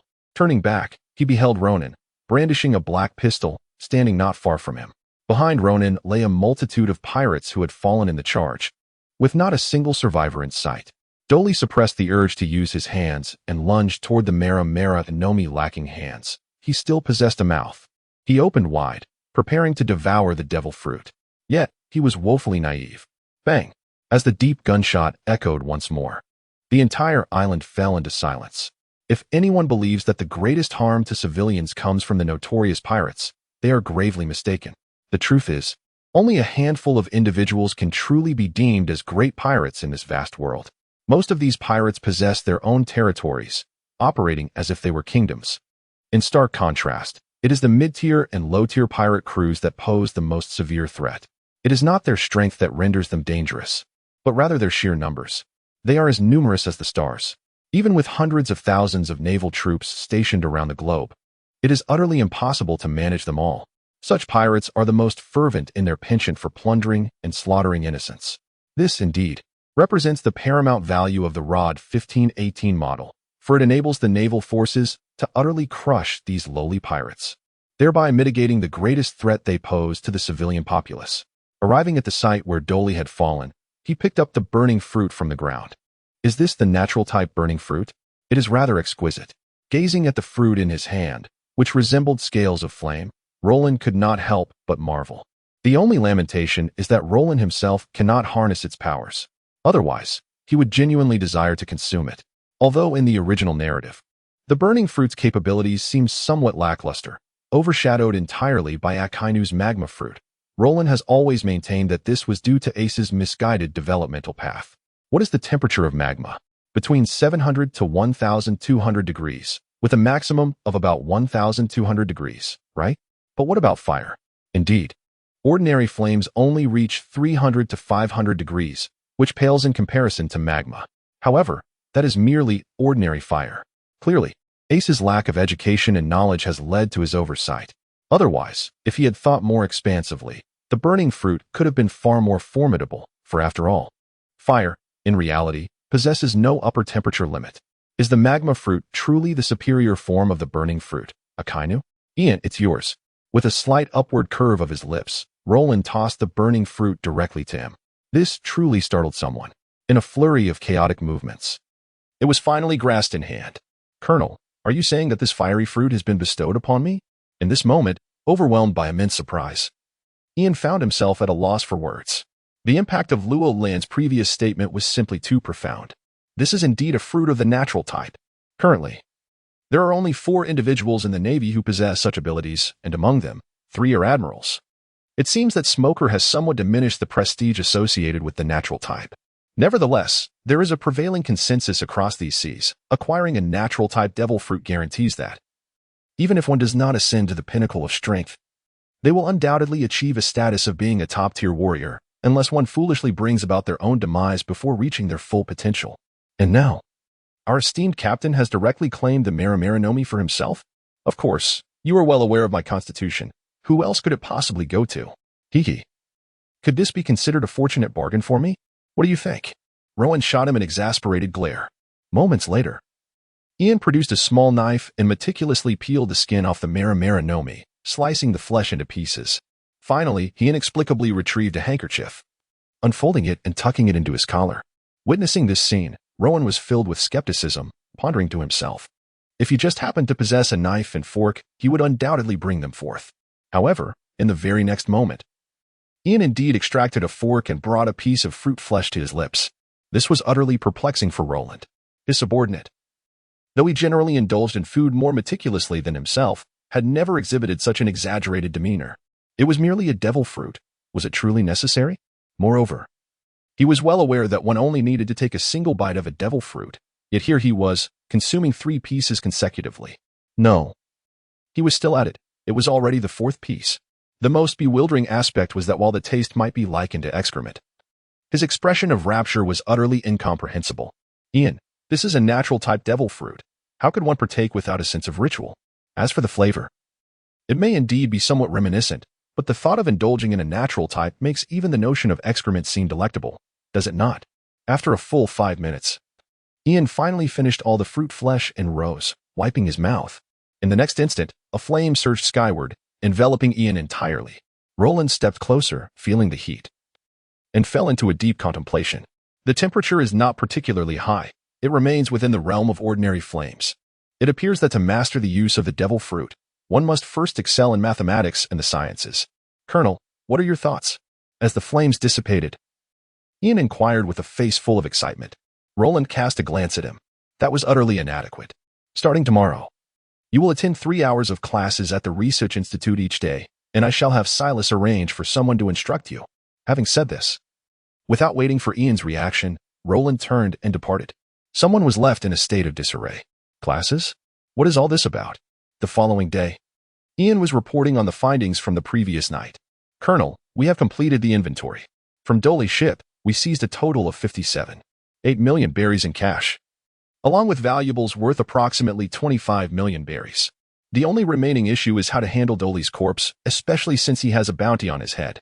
In the past, Ian's assignments involved targeting pirate crews that were lesser known and had no bounties, thus eliminating any concerns regarding claiming a reward. However, Dory was a different case. Despite his mediocre strength, he was the second in command of the clique pirates, with a bounty of 4.8 million berries. Even the smallest mosquito is still a morsel. To put it simply, just the trip to the bar Thai restaurant would have been enough to indulge in luxury several times over. Ian was not keen on letting this opportunity slip away. Indeed, this presents a dilemma, but acquiring this bounty is a rather troublesome affair. Ian suggested, "Colonel, perhaps we could collaborate with the Bounty Hunter Guild." Roland fell into deep contemplation. He was well aware of the Bounty Hunter Guild. In fact, many individuals who had slain bounty criminals but found it inconvenient to claim the reward themselves often sought cooperation with the guild. The process was straightforward. The guild would send someone to collect the bounty, and the proceeds would be split evenly. A win-win situation, one might think. However, the idea of relinquishing half of the bounty to others did not sit well with Roland. Furthermore, Dory was quite a unique case, as even the slightest hint of power in the East Blue would recognize that he possessed a Logia-type devil fruit. The Navy's intelligence network was equally informed. It is difficult to guarantee that the Bounty Hunter Guild will not resort to cunning tactics regarding this matter, particularly from the Navy's side. Should someone deliver the remains of Dory, one can only speculate whether they would pursue this lead to its very end. After all, that is a natural-type devil fruit. Throughout this entire process, no matter how cautious one may be, it is nearly impossible to avoid leaving traces.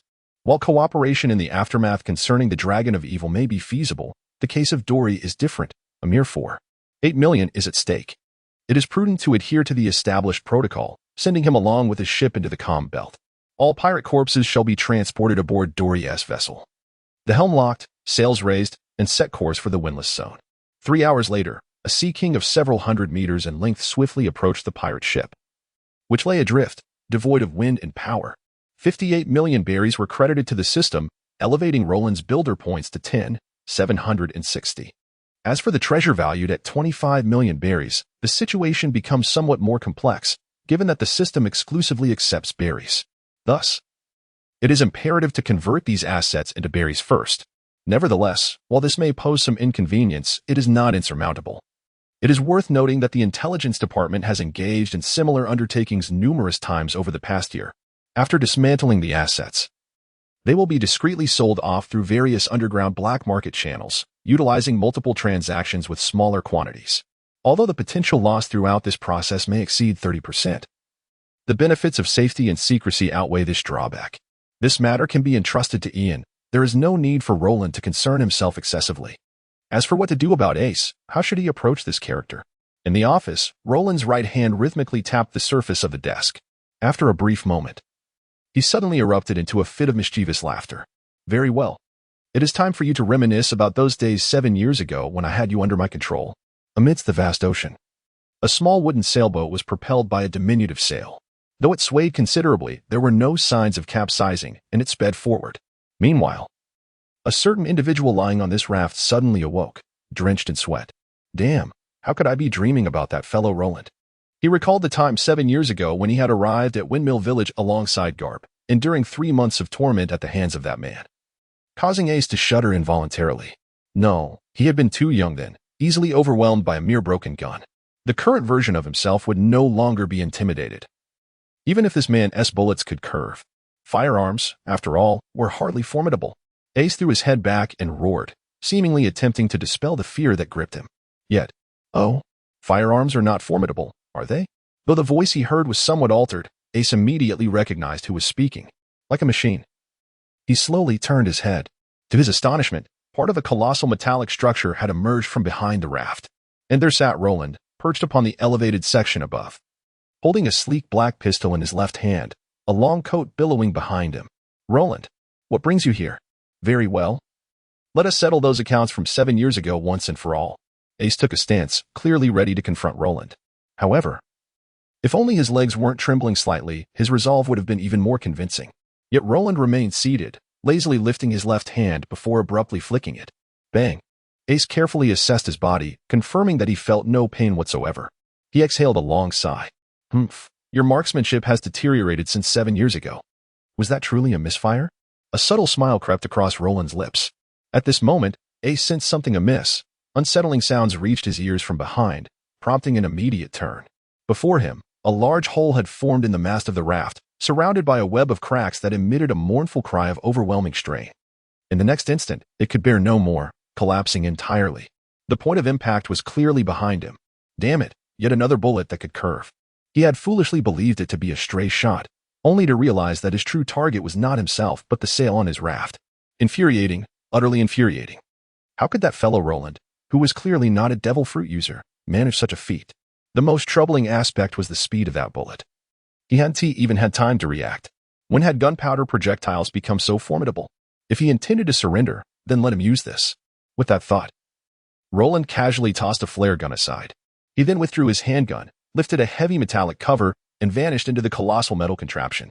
Moments later, the cover sealed shut, and the entire metallic structure rapidly descended, subsequently disappearing from view. Ace stared blankly at the flare gun in his hand, utterly stunned. How could he not understand what Roland was scheming? Without the sail, his raft had lost all navigational capability, and the provisions he had brought along were long gone. He had been deprived of fresh water for 3 days. If this continued, in just a few days, he would meet his demise. Curse be it. Ace vowed that he would rather perish from thirst, starvation, or exhaustion than resort to using that flare gun. He shouted toward the sea, yet his right hand, betraying his resolve, obediently tucked the flare gun into his waist. Colonel, will this work? Do not worry, I am exceedingly familiar with him. In no more than 3 days, he will undoubtedly use that flare gun. Huh? The colonel is quite acquainted with this pirate named Ace? Of course, he is one of Garp's grandsons. Is that so? No wonder. Wait, the grandson of Vice Admiral Garp? MHM. Ian, finally grasping the situation, widened his eyes in astonishment. The grandson of the legendary Navy hero, Vice Admiral Garp, is a pirate? This is utterly impossible. However, it does elucidate why our colonel expends such effort on this Ace, the grandson of Vice Admiral Garp. That certainly explains much. After all, anyone who has spent time in the headquarters knows that the relationship between the colonel and the vice admiral is as close as kin. Colonel, are you preparing to initiate a re-education for him? Ian inquired tentatively. Within the current 157th branch, there exists a building repurposed by Roland for ideological transformation. Curiously, it appears to be an ordinary structure, yet once individuals are brought inside and a random person is assigned to conduct an ideological education session, it proves to be remarkably effective. Not only effective, but the results are strikingly significant. Of course, Roland would never disclose to Ian that the building possesses special properties, speeding up the course absorption by 100%.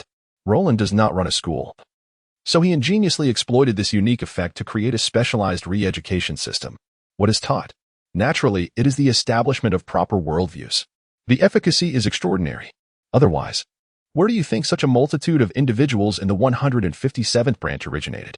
While indeed some stem from the system, merely over 30 from the Research Institute, the remainder Marines, logistics, and personnel from various departments were all brought back by Ian after his missions throughout the year. After undergoing 3 months of re-education, each transitioned from mere civilians and slaves into just and righteous Marines. Particularly, the re-education program not only instills correct worldviews but also incorporates extensive content fostering loyalty to Roland. Thus, the 3-month period not only transformed their perspectives but also significantly heightened their allegiance to Roland. However, Roland shook his head. No, while ideological re-education is indeed useful, it can also stifle an individual's innate talents and greatly diminish their potential. Therefore, unless absolutely necessary, I do not intend to subject Ace to re-education. Time continued to elapse. Day followed day, and before long, 3 days had passed.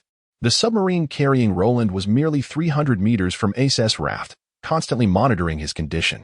Colonel, he may have reached his limit. What if Ace? Ian expressed concern. After all, he is the grandson of Vice Admiral Garp. And if our colonel were to inadvertently push him to his demise here, should Vice Admiral Garp become enraged, even an admiral might struggle to contain him. Merely contemplating this is quite terrifying.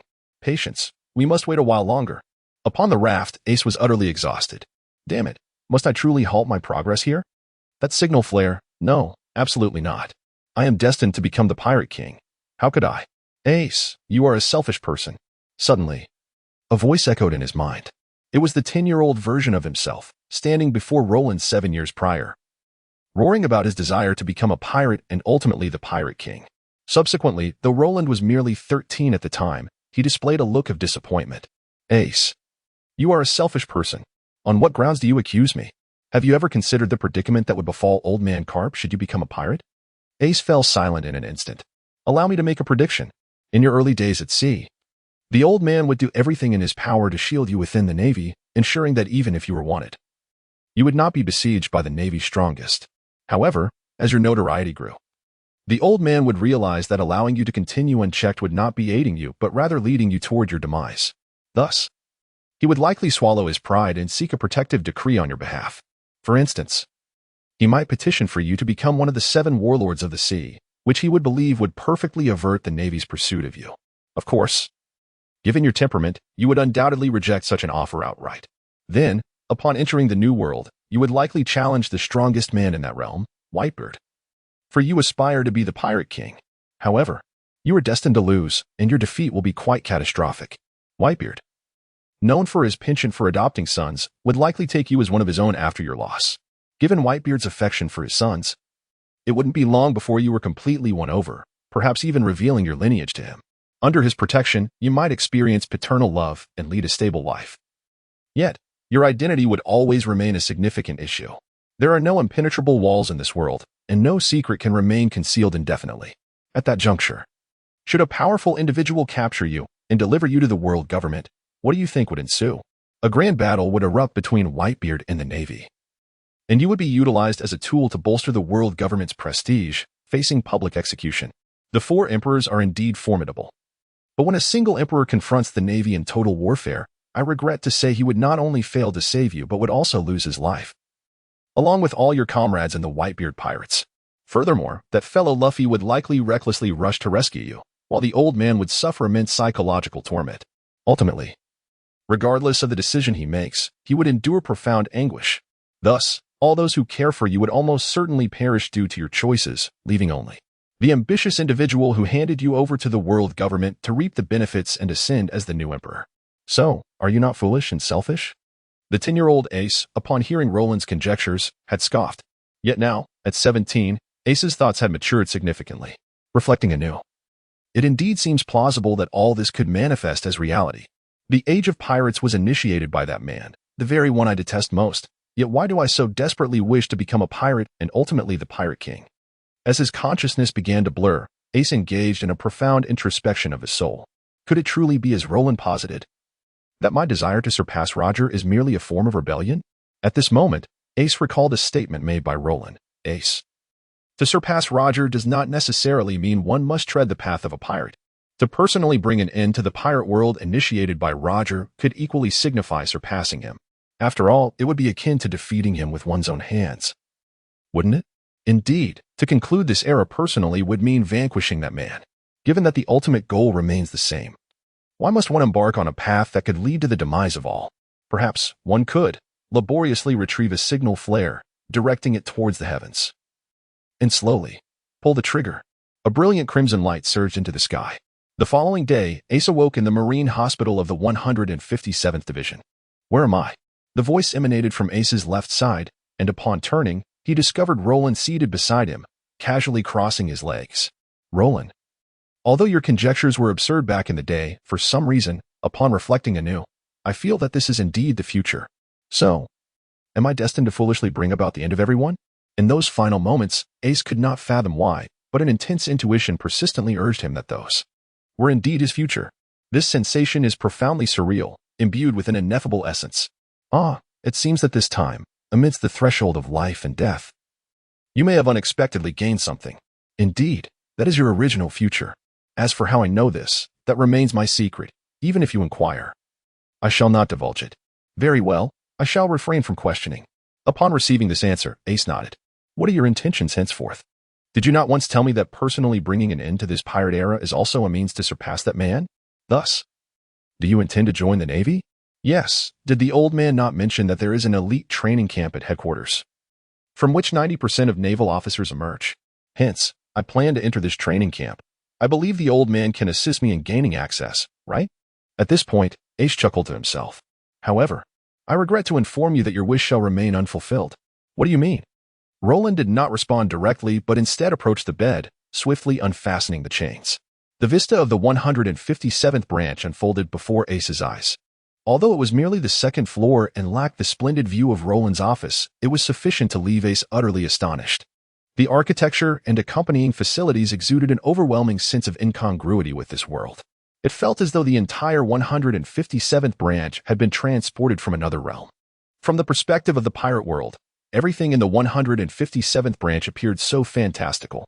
Ace, do you perceive where this place is? Did you not just mention it? The Navy's 157th branch.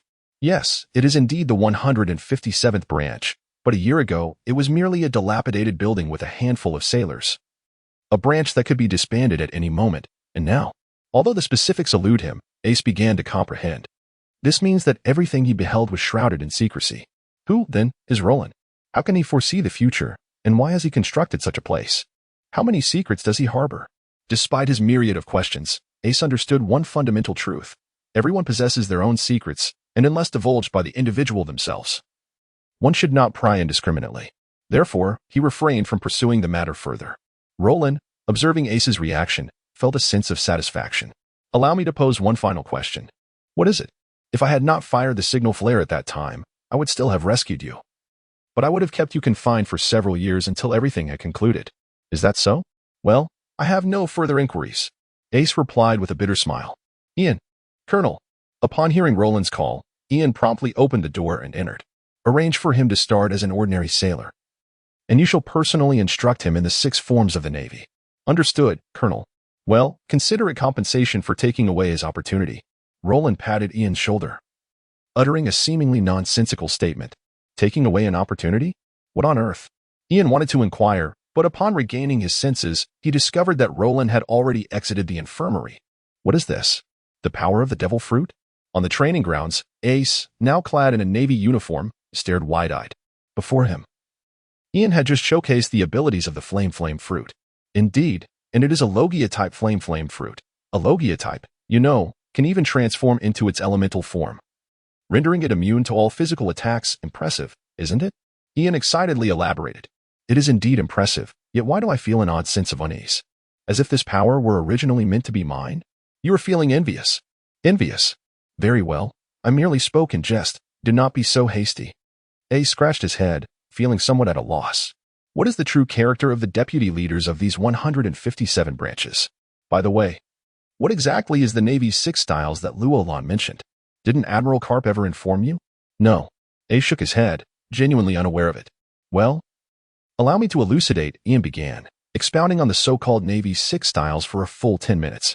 He not only elaborated on the functions of the 6 styles, but also provided a comprehensive account of their origins and development. If Roland were present, he would undoubtedly exclaim, indeed, every exceptional aide possesses an astonishing reservoir of knowledge. The Navy's 6 styles are quite intriguing. When shall we commence our training? With the ability to teleport, soar through the skies, and unleash slashes with one's legs, Ace is undeniably captivated. However, mastering the 6 styles requires certain foundational prerequisites. Without the requisite physical strength, one cannot hope to succeed. Come, let us first assess your physical prowess to determine if you meet the basic criteria for learning. With a thunderous roar, Ian's eyes widened in astonishment. For 89, is that truly so high? Judging solely by physical capabilities, this individual must undoubtedly be the strongest among the 157th branch. It is worth noting that Ian's own physical prowess barely reaches 300, and even Roland, despite having resolved his physical limitations, has only just surpassed the 200 mark due to the brevity of time. Yet, this 17-year-old lad is nearing 500. What does that signify? Is this 489 high or low, and does it meet the requirements? Ace, lacking a clear understanding of physical prowess, scratched his head and inquired. Ian, somewhat speechless, explained the learning conditions. Although formal members of CP9 typically possess a physical prowess exceeding 500, their mastery of the 6 styles is exceptional. In truth, the minimum requirement for learning is merely a little over 100. Of course, one should not expect that a technique executed with a physical prowess of just over 100 would be on par with that of someone who possesses 500. Cough, cough. It's passable, Ian remarked. You barely meet the minimum threshold. Now, let us commence your formal instruction. Ian hurriedly led Ace away, anxious that Ace might insist on testing his own abilities. Meanwhile, in his office, Roland furrowed his brow as he scrutinized a document just delivered by the Intelligence Department. Investigation target, Navy's 16th branch. Methodology, Undercover infiltration. The report spanned over 20 pages, meticulously detailing every ordinary sailor within the branch. Furthermore, the recorded incidents within were quite eye-opening for Roland. For instance, in the 3 years following the promotion of the Mouse, a total of 27 sailors from the 16th branch had perished. The records indicate that these individuals died in combat, but in reality, these are the righteous Marines who refused to conspire with the rats, ultimately falling victim to their ruthless extermination. For instance, last year alone, the fleet of Division 16 suffered 2 shipwrecks in battle, leading to requests for 2 new vessels. However, the stark reality is that the ships remain intact, merely trafficked through the underworld by the rats. Furthermore, as mentioned in the original text, the rats have sheltered 7 pirate crews within their jurisdiction, allowing them to torment and even murder civilians without interference. Those who sought assistance from the division were met with brutal silencing, provided that the pirate crews contributed 50% of their earnings monthly. The report also highlights that the intelligence network is currently confined to the East Sea, leaving the entire extent of the Rats' benefactor network yet to be uncovered. One thing remains certain: someone within the division is complicit and has been providing cover for the Rats. The profits earned by the Rats have not all reached this individual, who evidently holds a significant position of power, likely wielding substantial authority over maritime affairs. Who could it be? It matters not. The Rats will be captured and interrogated in due time. Would they rather die than speak? It is not that Roland underestimates the Rats, rather, he lacks the audacity to make such an assumption. Setting aside the intelligence documents, Roland retrieved a black transponder snail. Brew, brew, brew. Arrive in Caucasia village in 3 days. Prepare yourself. Without waiting for a response, he quickly ended the call. Although Division 157 possesses a small warship, Roland chose not to utilize it this time. The vessel appeared dilapidated, on the verge of disintegration, and its speed was insufficient for stealth. With a maximum velocity of 7 knots, the journey from here to Caucasia Island would take over 10 days. Moreover, the bustling waters of the East Sea, filled with numerous vessels, made it impossible for a warship to remain concealed. How, then, would he travel without a ship? The answer was simple. Just as Roland had commandeered a submarine from the underwater prison to capture Ace, he would do so again. Although the submarine was small, accommodating only about 20 individuals, its speed was remarkable. Underwater, it could cruise at a velocity of 38 knots, reaching Caucasia village in less than 3 days. The following day, 2 submarines surfaced near Rhode Island, with several small boats carrying Marines nearby. Is this what you boarded that day? Ace inquired, spotting the familiar metallic craft. Yes. This is called a submarine. It primarily serves to transport prisoners from the underwater prison and for supply missions. Of course, it can also be employed for covert operations, as traveling underwater goes unnoticed, does it not? Ace nodded, his curiosity piqued as he gazed at one of the submarines. Truth be told, it was his first encounter with the notion of a vessel navigating beneath the waves, and he found it utterly fascinating. However, once Ace boarded the submarine, particularly as it began its descent, a sense of unease crept over him. What if it were to malfunction halfway through? Roland had mentioned that this device operates at depths of several hundred meters beneath the surface. Although Ace may not comprehend the concept of water pressure, it does not hinder his understanding of one crucial fact. In this depth of several hundred meters, should anything go awry, the outcome for everyone would be tragically inevitable: death. Roland, are you certain that this contraption is safe? In truth, one cannot entirely blame Ace for his anxious thoughts. Anyone embarking on their inaugural journey within a submarine would inevitably feel a pang of unease. After all, it is akin to being entombed within a coffin and subsequently buried underground, although one may be reassured that they will be retrieved before the oxygen is depleted. Can one truly remain calm? It would not be long before one's emotions begin to spiral out of control. This principle holds true. The foremost challenge a submariner must conquer is this very fear. Observing Ace's distress, Ian comprehended the situation all too well, recalling his own disquiet during his first voyage. He promptly took Ace aside for some psychological reassurance. Meanwhile, Roland, with a decisive gesture of his right hand, commanded, "Set forth, destination, Caucasia village," while instructing the second vessel to follow suit. "Aye, Captain." In the East Sea, Caucasia village lies beyond a steep cliff, featuring a modest stretch of beach. This place is exceedingly concealed, known to but a few. Nami hides behind a rock, cautiously peering out to survey the sea. Will they truly come? She recalls the myriad horrors associated with the fishmen. Doubts linger in her mind regarding whether Roland and the others can vanquish the dragon. Just then, several hundred meters from the shore, a flickering light suddenly appears. It is a signal, the agreed-upon signal. They have arrived. Indeed, they have come. However, why do I not see their ship? A sense of confusion washes over Nami, yet her hands remain busy. She drags a wooden sail from the underbrush and brings it to the water. Subsequently, she leaps onto it, paddling towards the source of the signal. As it is night, it is only upon nearing that Nami finally discerns the scene before her. The surface of the water reveals a massive metallic structure, upon which a young man stands. The naval justice coat billows in the wind, sending a chill through Nami's heart. It truly is the Navy. Recalling what Noki had previously said, if Burma had indeed served an organization, it could only have been the Navy. But can the Navy be trusted? Not only Nami, but the villagers of Kokosia and the surrounding dozens of villages harbor deep mistrust towards the Navy. After all, the actions of the 16th Division over the years have left much to be desired. So, you are the Navy? Did I not inform you earlier? When did you say that? I mentioned that Burma once served our organization, did I not? He did indeed say so. But who could genuinely associate such a claim with the Navy? Well, Noki certainly made that connection. Enough of this. We shall discuss other matters later. Ian. Yes, Colonel. A voice echoed from the open circular hatch nearby. Following this, one by one, the sailors climbed out in an orderly fashion. Let us first send them ashore in batches. Understood. The raft Nami brought is not large, accommodating a maximum of 7 or 8 individuals at a time. After 4 trips, all personnel finally arrived at the shore. Excluding Lauren, Ian, and Ace, there remained 24 fully armed sailors. Hey, my name is Lauren, not Hey. Very well, Lauren. What is it? Can you truly contend with the dragon? Nami expresses her skepticism. With just over 20 individuals, and appearing no different from the sailors she had previously encountered. Aside from the fire guns, do they truly possess the means to confront such a foe? Such an ordinary marine, let alone being a formidable dragon. Even his subordinates could single-handedly take on 100 foes. Rest assured, the dragon is merely a trivial matter. Do you see him? Just that one individual is more than sufficient. Pointing at Ace, Roland remained utterly unconcerned. However, Nami increasingly felt a sense of unreliability. Following Roland's gesture, she glanced at Ace.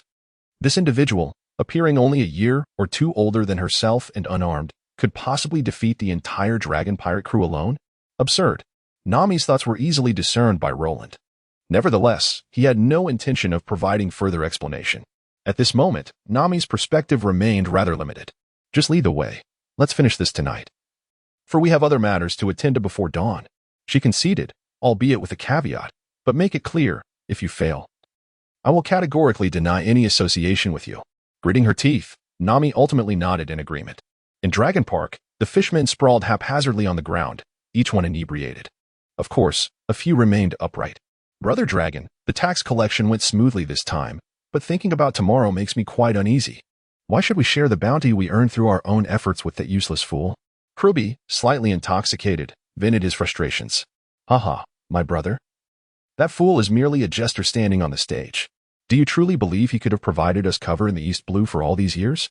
Dragon replied. Indeed, the bounty merely passes through his hands. Most of it will eventually end up in the pockets of the Navy's powerful elite. Kruby's understanding deepened as he realized the implications. He had often wondered how the dragon pirates could create such a significant disturbance while controlling over 20 villages for years, all without a single hint of suspicion from the Navy. It turned out the real masterminds behind it all were the corrupt officials within the Navy's ranks. Humans truly are a lower race, willing to allow their kin to be bullied and even killed for a mere handful of berries. With this revelation, Kirby felt a sense of relief wash over him, no longer burdened by the thought of sharing the spoils with the mouse. However, just as he lifted his cup to continue drinking, a tremendous crash resounded. Splinters of wood, shards of metal, and stones flew through the air. One stone even piercing Kirby's cup. The liquor spilled onto the ground. Who dares intrude upon Dragon Park? Are they seeking death? Fueled by alcohol, Kirby sprang to his feet, bellowing in anger. In stark contrast, Dragon remained seated, silent. Yet, the slight narrowing of his eyes and the faint aura of menace he exuded revealed his inner turmoil. The fishmen, who had been sprawled out, began to rise, albeit confused. It was only when they noticed the massive door had been destroyed and the Navy soldiers filing in that they grasped the gravity of the situation. The Navy? Weren't they supposed to arrive tomorrow? One exclaimed. Fools, look at the door. These are not from the 16th branch. They must be here to stir trouble. What? These lower beings dare to challenge us? They must be seeking death. The fishmen turned to Dragon and his few officers, ready to pounce and obliterate the intruding soldiers at a word from their leader. Yet, Dragon remained seated, refraining from issuing any orders to attack. "What branch of the Navy are you from?" Dragon fixed his gaze on the young man clad in a coat of justice, recognizing him as the likely leader of the Navy contingent. However, Roland merely regarded Dragon with curiosity, offering no response. This incited a profound fury within him. At that moment, among the throng of fishmen flanking the two, one could no longer restrain himself. He stepped forward, raising a finger to point at Roland. "Hey, the Dragon boss is asking you something, you mute." Suddenly, without any forewarning, the sound of a gunshot reverberated through the air, catching everyone off guard. A bullet struck the fishman squarely in the forehead, and he collapsed backwards onto the ground. In stark contrast, Roland held a white pistol in his right hand. Wisps of smoke curling from the barrel. Seeking death. Eliminate them. The fury of the fishmen surged, and they charged forward with a cacophony of shouts. The Dragon and several of his subordinates did not intervene but merely observed. To them, the numerical superiority of over 60 fishmen against a mere 12 Marines was evident. These Marines have become indistinguishable from the deceased. In the wake of a barrage of gunfire, they even mocked internally, deeming their adversaries as an inferior race. Mere brutes who could only wield firearms, a reflection of their inherent uselessness. Yet, merely a second later, they were left in stunned disbelief. The advancing throngs of fishmen, in the wake of the gunfire, fell like sheaves of wheat, collapsing en masse. The remaining fishmen, taken aback by this sudden turn of events, halted in their tracks, gazing at their fallen kin. However, while they paused, the Marines showed no signs of slowing down. They reloaded their weapons and raised their rifles once more. Another volley rang out, accompanied by yet another wave of fishmen succumbing to the ground. The Marines, expertly trained, continued their relentless assault without faltering. With a resounding click, a line of rifles was elevated once again. "Cease fire." The fearsome Dragon could no longer remain seated, springing to his feet and bellowing. Alas, the Marines had no intention of heeding the commands of a mere pirate. The third round of gunfire had already erupted. This is a massacre, a one-sided slaughter. After the sound of 3 gunshots, only 10 of the surviving fishmen remain. At that moment, the once haughty expressions of their race were replaced by sheer terror as they fled towards the menacing Dragon. Yet, this aspiration was destined to remain unfulfilled. Merely 3 seconds later, with the 4th round of gunfire echoing, there were no longer any standing fishmen between the Navy and the Dragon alongside several officers. 24 Marines raised their weapons, poised to aim, awaiting the command of their colonel. Outside Dragon Park, Nami concealed herself among the trees, intently observing the battle unfolding within. At this juncture, her entire being trembled, not from fear, but from exhilaration. In a matter of mere seconds, 4 rounds of shooting had decimated dozens of formidable fishmen. Was this truly the power of firearms? Nami had encountered and even wielded muskets before. She recalled witnessing a fishman wounded by a bullet. The lead had merely penetrated a few millimeters of skin before losing its momentum. For fishmen, unless struck in particularly vulnerable areas, gunshot wounds were at most mere surface injuries. The crux of the matter was the remarkable speed and reflexes of the fishmen, making it exceedingly difficult for firearms to strike true. Yet, what had just transpired? Nami found it incomprehensible. Nevertheless, this did not deter her from peering excitedly at the scene. Perhaps the demon that had tormented Cocoa Village for years could finally be vanquished today.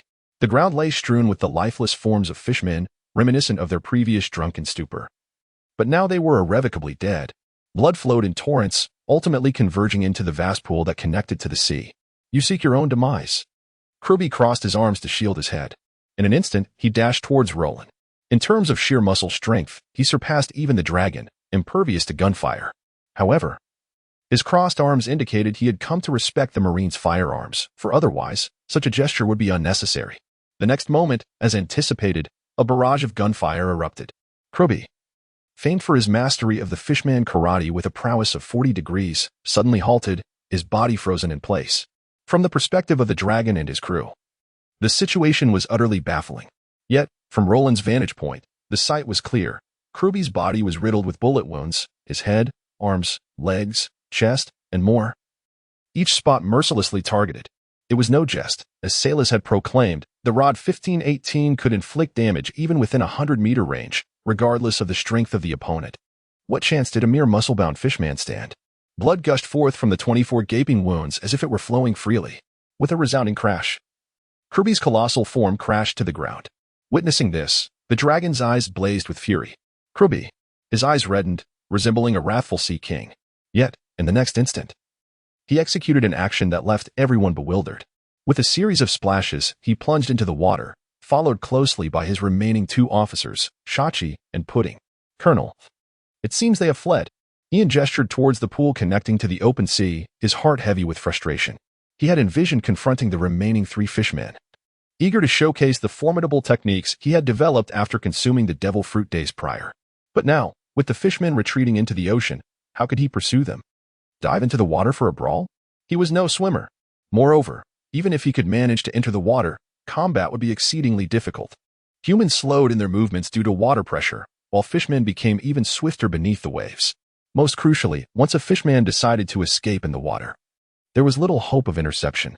This matter has become rather troublesome. However, if I am not mistaken, they are likely seeking assistance. Assistance? Yes. They have summoned a Sea King from the Grand Line to the East Sea. Sea Kings. Ian's eyes widened in astonishment. He was quite familiar with such creatures, having frequently encountered them, especially since the 157th Division is closely situated to the doldrums, where Sea Kings often surface. Unlike those in the first half of the Grand Line, the Sea Kings within the doldrums are generally much larger, often measuring hundreds to thousands of meters in length. It is even said that in the deep waters of the doldrums, there exist Sea King royals that can reach lengths of 10,000 meters. As a result, Ian's understanding of all Sea Kings is primarily based on those found in the doldrums. Do not worry. These Sea Kings from the Grand Line are not of the same ilk as those in the doldrums. They are likely only about 100 meters long. What? Only 100 meters? So small? Ian's eyes widened even further. Indeed, compared to those in the doldrums, a Sea King measuring merely 100 meters.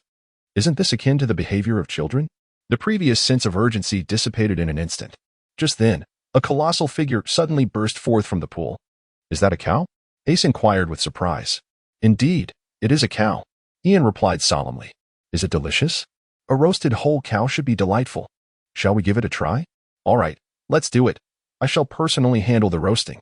Listening to the earnest exchange between the two below, the previously fearsome demeanor of the creature transformed into one of tearful fright. The duo wore mischievous grins as they inched closer. How terrifying. I must return to the Grand Line. I need to find my mother. The enormous body gradually sank, leaving only its head bobbing on the surface, and it seemed that it would soon be completely submerged. Ace and Ian grew anxious. This is bad. It's about to flee. Don't worry. Leave it to me. Ah, no. I'm a landlubber. You take over. I'll take care of it. Determined to prepare a feast of roasted cow, Ace plunged into the water with a splash, charging toward the mooing creature. With his current strength, a single punch should suffice to subdue it. Well, if one disregards the fact that he was underwater. However, due to the limited visibility beneath the surface, he remained oblivious to the three pairs of crimson eyes lurking nearby. In the next moment, a malevolent dragon darted out from the side like a torpedo, moving with astonishing speed. The proximity in the water made evasion impossible. Reluctantly, Ace could only turn and cross his arms in defense. As a result, he was propelled backward, crashing violently against the rocky bottom of the pool. After this encounter, the dragon cast a glaring look at the mooing creature, which promptly halted its retreat and charged toward the still recovering Ace. Captain, it seems Ace is in a precarious situation. Ian voiced his concern from the edge of the pool. Why not assist him? He pondered the idea but lamented, but I'm a landlubber. Ian's face displayed his dilemma. Meanwhile, Roland shot him an irritated glare. What were you two fooling around about earlier? You spot a cow-like sea creature and forget about the enemies you haven't dealt with? With no other choice, Roland removed his justice coat and handed it to Ian before leaping into the water. Soon, he spotted the mooing creature at the bottom and the dragon fixating on him. As for Xiaoba and Gio, they were not in sight for the moment. After all, visibility underwater was severely limited. Yet, that was not the most troublesome aspect. The real issue was, although the two guns that Celis had crafted for him were designed with waterproof features and were not hindered by water, the problem was, they were utterly ineffective. One must not be deceived by cinematic portrayals where protagonists leap into rivers while villains rain bullets upon the surface.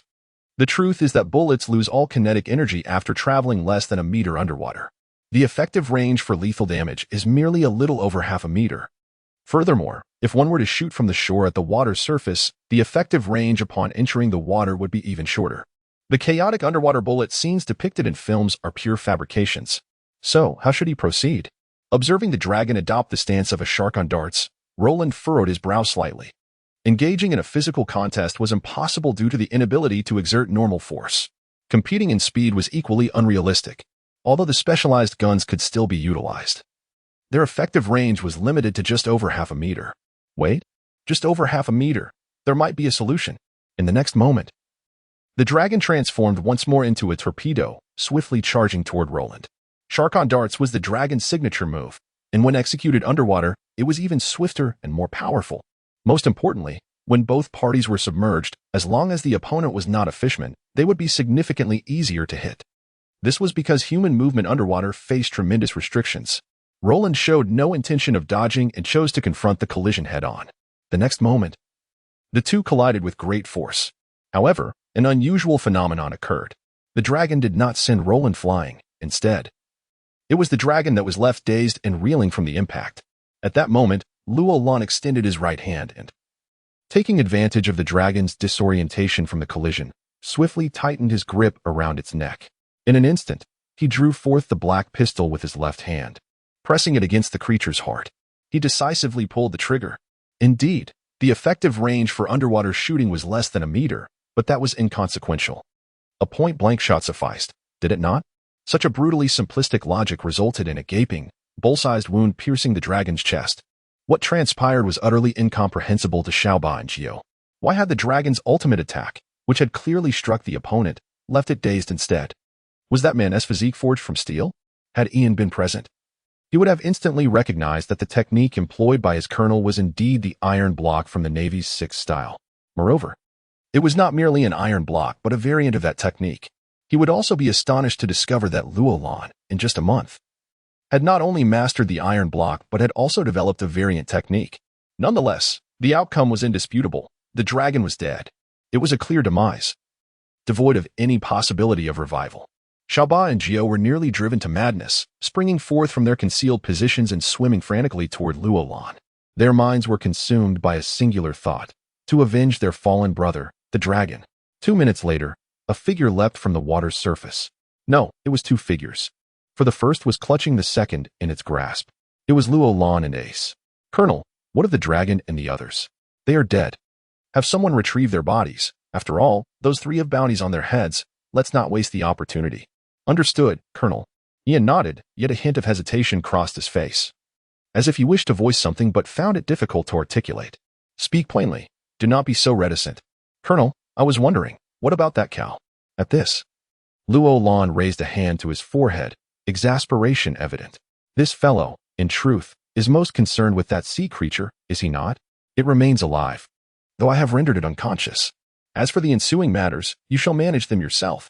"Yes, Colonel," Ian exclaimed with excitement. "A whole roasted cow is within reach." In fact, Roland harbored a twinge of curiosity as well.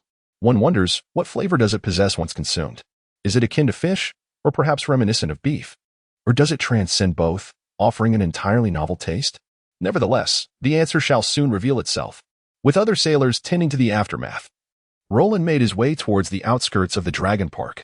He paused beneath a grand tree, pondering, why has it taken so long for her to descend? Is the dragon truly dead? Suddenly, a figure leapt down from the tree. It was none other than Nami. "Indeed, it is dead. Truly deceased, utterly so. Ha ha ha, Belmare.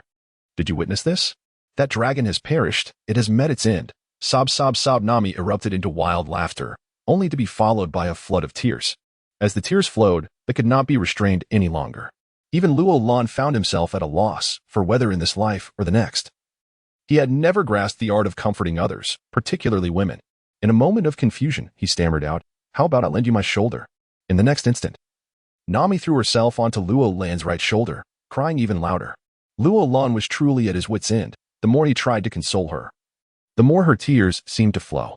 Reluctantly, he remained still, allowing Nami to weep on his shoulder for a good 10 minutes before she finally began to calm down.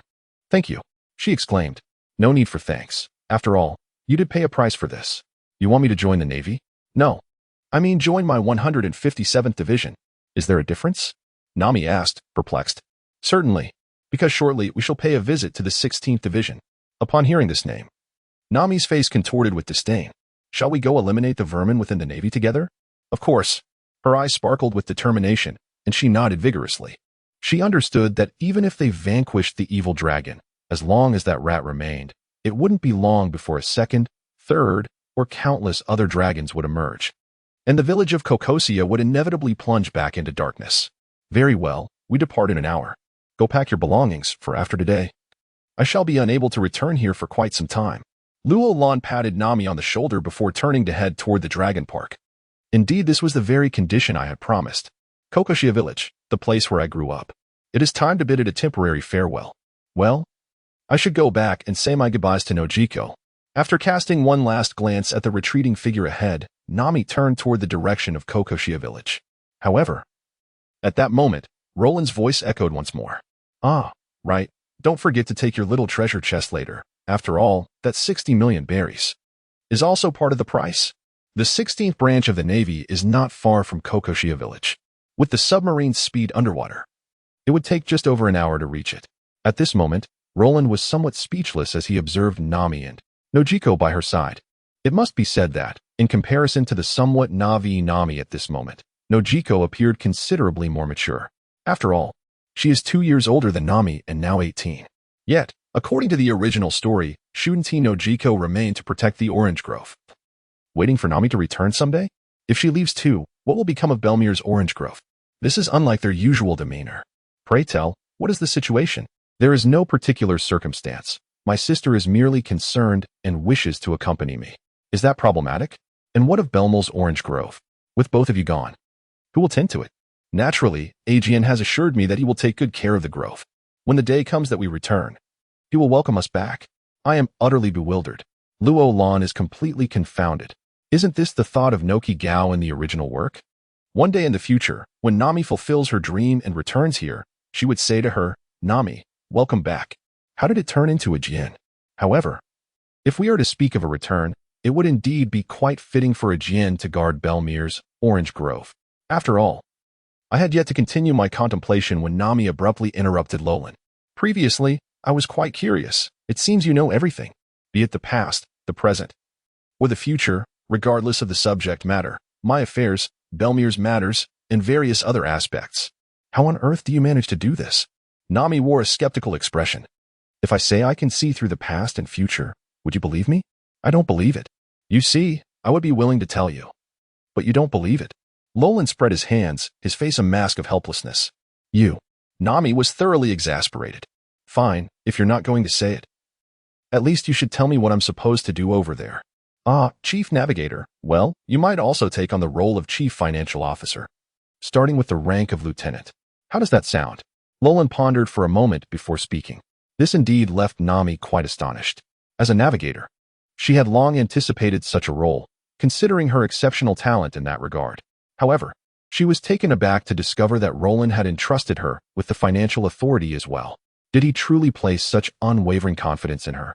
Of course. Roland affirmed with a nod. Nami felt a surge of delight within her.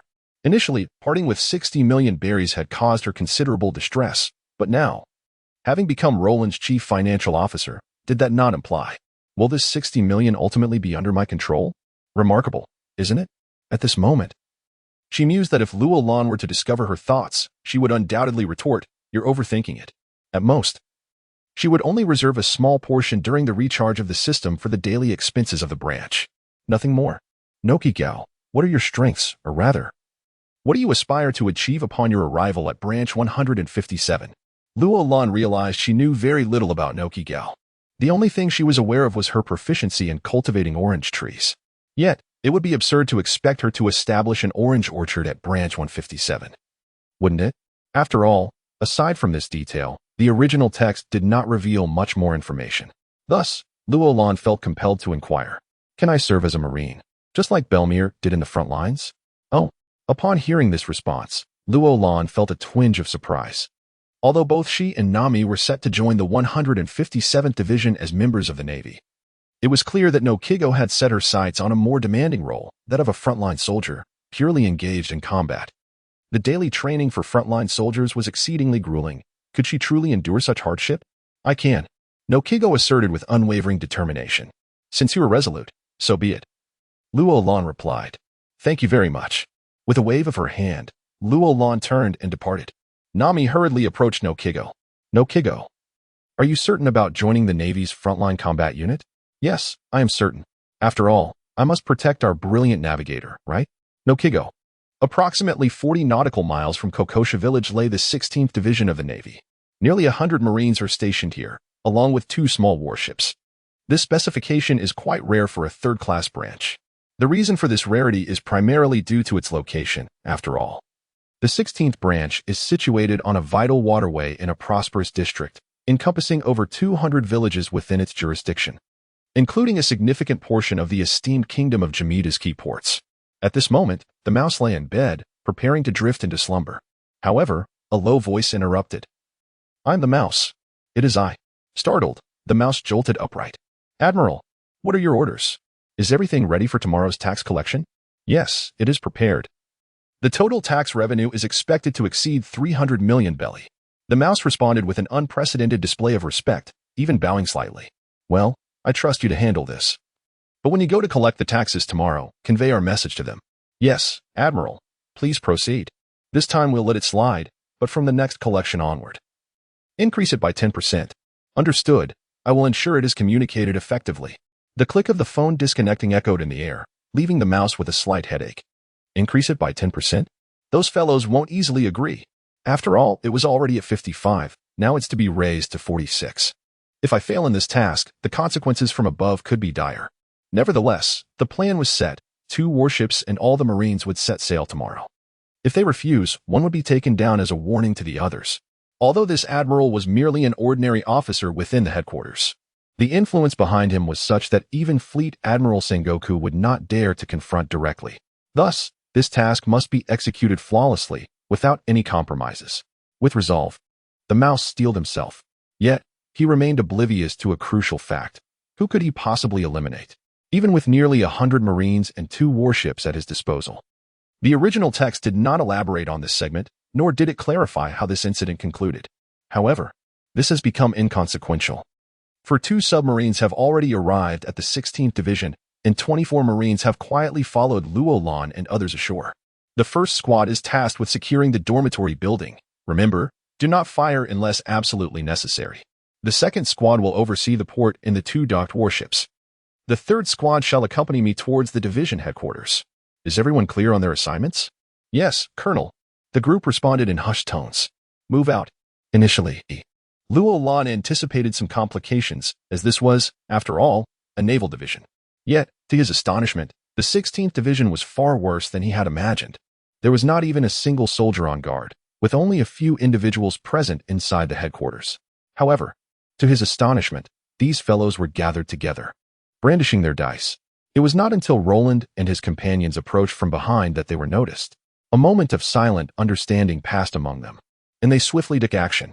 In the blink of an eye, several Marines from the 16th Division lay unconscious on the ground. 10 minutes later, the 3 squads convened at the training grounds. Report: the Marine dormitory has been subdued, with a total of 49 individuals apprehended.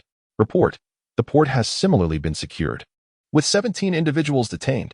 The leaders of the 2 previously dispersed squads reported in succession. The entire operation proceeded without a hitch. Adding the 7 individuals dealt with in the division building earlier, the total came to 75 apprehended.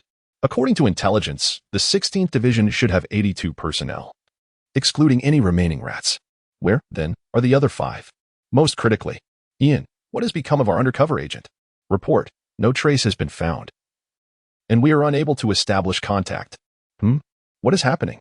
Roland furrowed his brow. I have some conjectures regarding this matter. Speak. Yes, Colonel. 2 days prior, our undercover operative within the 16th Division contacted me, mentioning that the rat was preparing to take action against several disobedient recruits and inquiring how to proceed. You advised him to avoid alarming the snake, correct? Upon hearing this, Roland began to formulate a theory. Indeed. I instructed him to refrain from any rash actions until our arrival for a coordinated approach. I understand. In that case, I shall confront the rat alone, while you lead the others in a thorough search of the entire 16th Division for any hidden chambers. Understood, Colonel. With the tasks assigned, the Marines followed Ian to commence a comprehensive search of the division. Meanwhile, Roland made his way towards a conspicuous villa situated behind the division building. Inside the bedroom, the rat, having just fallen into a light slumber, was abruptly awakened, drenched in cold sweat. After confirming he was indeed in his own room, he let out a sigh of relief, concluding it was merely a nightmare. Back to sleep. However, before he could settle back into bed, he was startled awake once more, sensing a breeze. Yes, a cool draft. Yet he distinctly remembered shutting the window before sleeping. He turned abruptly to see a figure perched on the windowsill, holding a cloth in one hand, gently polishing a white handgun. "Who goes there?" the rat exclaimed, startled, as he retrieved a short pistol from beneath his pillow, aiming it at the intruder. Yet before he could steady his aim, a gunshot rang out. Instantly, the pistol slipped from his grasp, crashing against the wall before clattering to the floor, shattered into pieces. His right hand trembled violently, crimson blood oozing from a wound in his palm, dripping onto the ground with a steady rhythm. At that moment, the figure on the windowsill leapt down, advancing towards the rat. Bathed in moonlight, the intruder's features gradually came into focus. A justice coat? Though he could not identify the individual, the attire unmistakably marked him as a Marine, and likely a naval colonel at that. In an instant, the rat's not-so-bright mind began to whirl in a frenzy. Yet even with his thoughts racing, he could not draw a conclusion. "Rat, if memory serves me correctly, you are the cousin of the flying squirrel, are you not? Knowing this, how dare you assault me? Ha! Considering the flying squirrel's temperament, should he learn of your actions in the East Sea, he would undoubtedly take matters into his own hands and eliminate you himself." Roland's lips curled into a mocking smile. He was acutely aware of the flying squirrel's character, and during his time at the naval headquarters, he had maintained an excellent rapport with him. Yet here was the rat attempting to use this connection as leverage against him. "You know my cousin?" The rat was momentarily taken aback. Simultaneously, he envisioned the consequences should the flying squirrel discover his deeds, sending a shiver down his spine. Just as this man had asserted, the flying squirrel would assuredly execute him without hesitation. Who is this individual, and what are their intentions? Could it be that the headquarters is aware of the situation here and has dispatched him to apprehend me? No, that is implausible. I had just spoken with that esteemed individual. If that were the case, that esteemed person would have received some form of communication. However, if we dismiss this possibility, could it be that this individual is aware of something that the headquarters does not? Perhaps he seeks to extort me or claim a share. Very well. As long as it is not the headquarters that knows, everything else can be managed. At worst, I could offer him something now and later resolve the matter through that esteemed individual. Speak. How much do you require to silence yourself? The mouse quickly regained his composure and confidently inquired. Roland momentarily faltered, somewhat at a loss for words. What on earth has this fellow conjured in his mind? What gives him such confidence? With a swift movement, he sidestepped to the mouse's side and delivered a decisive strike. He then lifted the individual and leaped through the open window.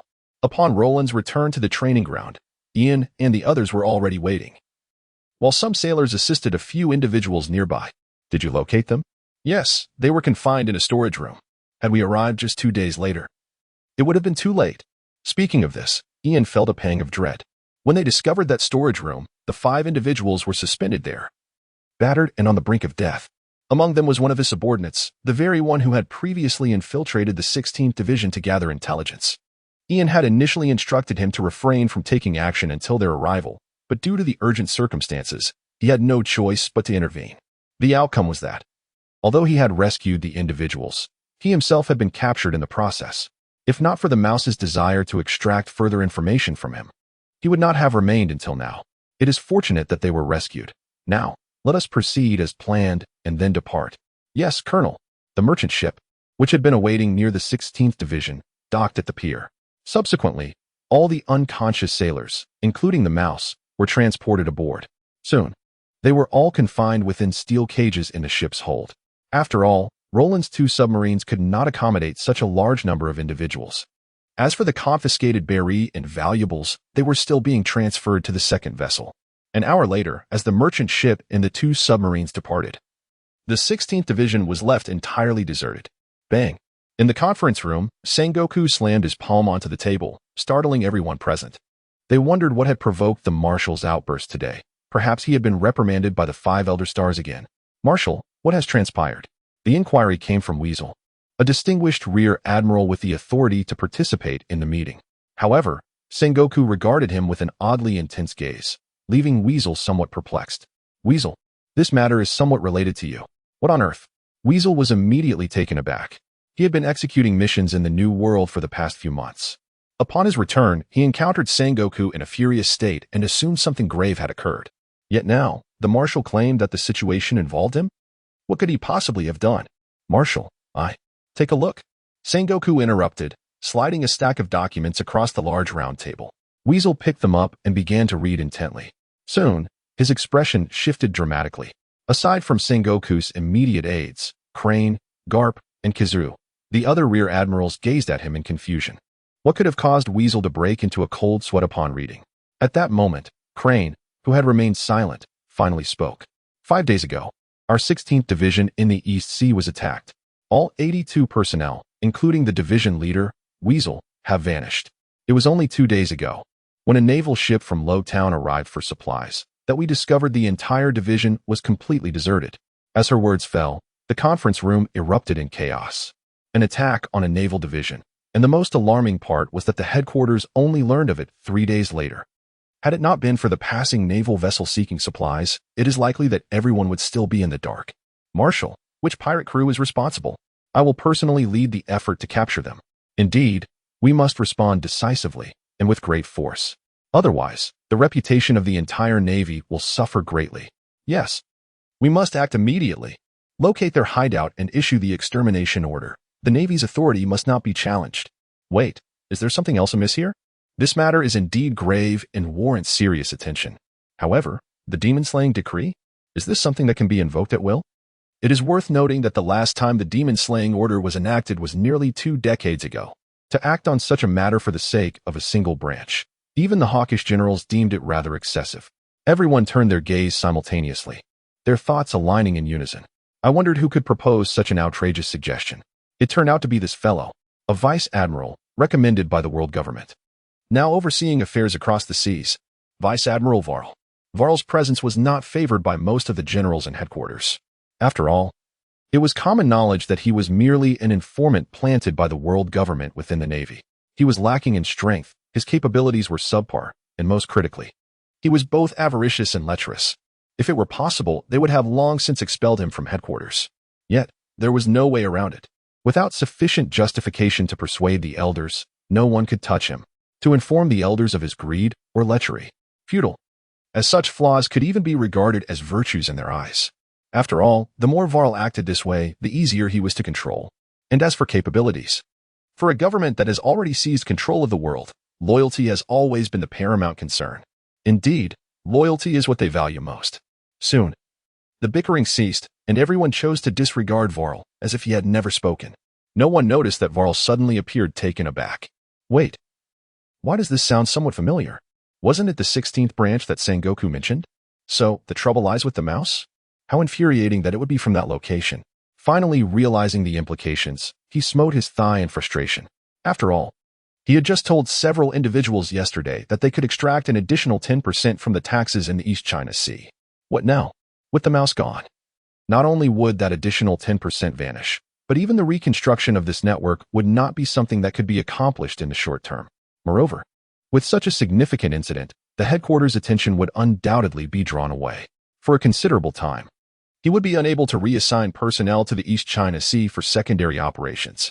Varl was in a state of anxiety. Yet, he had yet to realize that a far greater issue loomed ahead. Silence. With Sengoku's thunderous command, the entire assembly fell silent, each member promptly resuming their seats. Calm. Please continue. Upon hearing this, Kong nodded. Indeed, she had yet to finish her previous remarks. Though all personnel in the 16th branch had vanished, the investigator smoker, who arrived shortly thereafter, discovered a plethora of documents left in the Mouse's quarters, containing substantial evidence that the Mouse had facilitated pirate crews, allowing them to occupy and plunder villages within their jurisdictions, resulting in the control of hundreds of villages by various pirate factions for years on end. He had even been responsible for intercepting and silencing those innocent civilians who escaped, seeking aid from the 16th branch. In that moment, the entire conference room fell into a state of shock, with every individual rendered speechless, including Walt. The generals could scarcely believe that such actions were perpetrated by the Navy of the 16th Division, while Wald himself was astounded that these matters had been so brazenly revealed. Admiral Heron, is this truly the case? Smoker has already visited several nearby villages, even apprehending one of the culprits who commands a pirate crew dominating over a dozen settlements. Following a series of interrogations and testimonies from the afflicted villagers, it has become evident that the information is indeed accurate. Damn it, it is true. How could members of our Navy dare to commit such acts? The furious ghost spider's hair stood on end, resembling a multitude of spider legs. The others shared a similar sentiment, their faces etched with indignation. Is this not a slap in the face to those noble naval forces? To ensure the dignity of the Navy remains intact, I propose to directly initiate an extermination order, reducing all villages involved in this incident to ashes.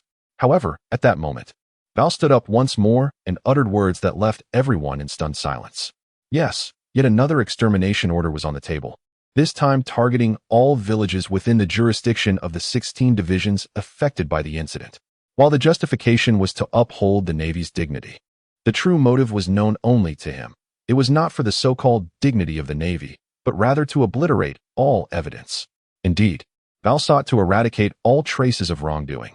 Although the 5 elders might overlook mere greed and lust, they would still regard him as a valuable asset, provided his actions did not provoke significant repercussions. However, this time was different, as the revelations did not stem from internal sources but had been uncovered by a third party. Now, even the most crucial witness, the rat, was likewise in the hands of an outsider. What if he were to pass the incriminating evidence to others? For instance, Morgan. And then the World Economic Journal would publish it.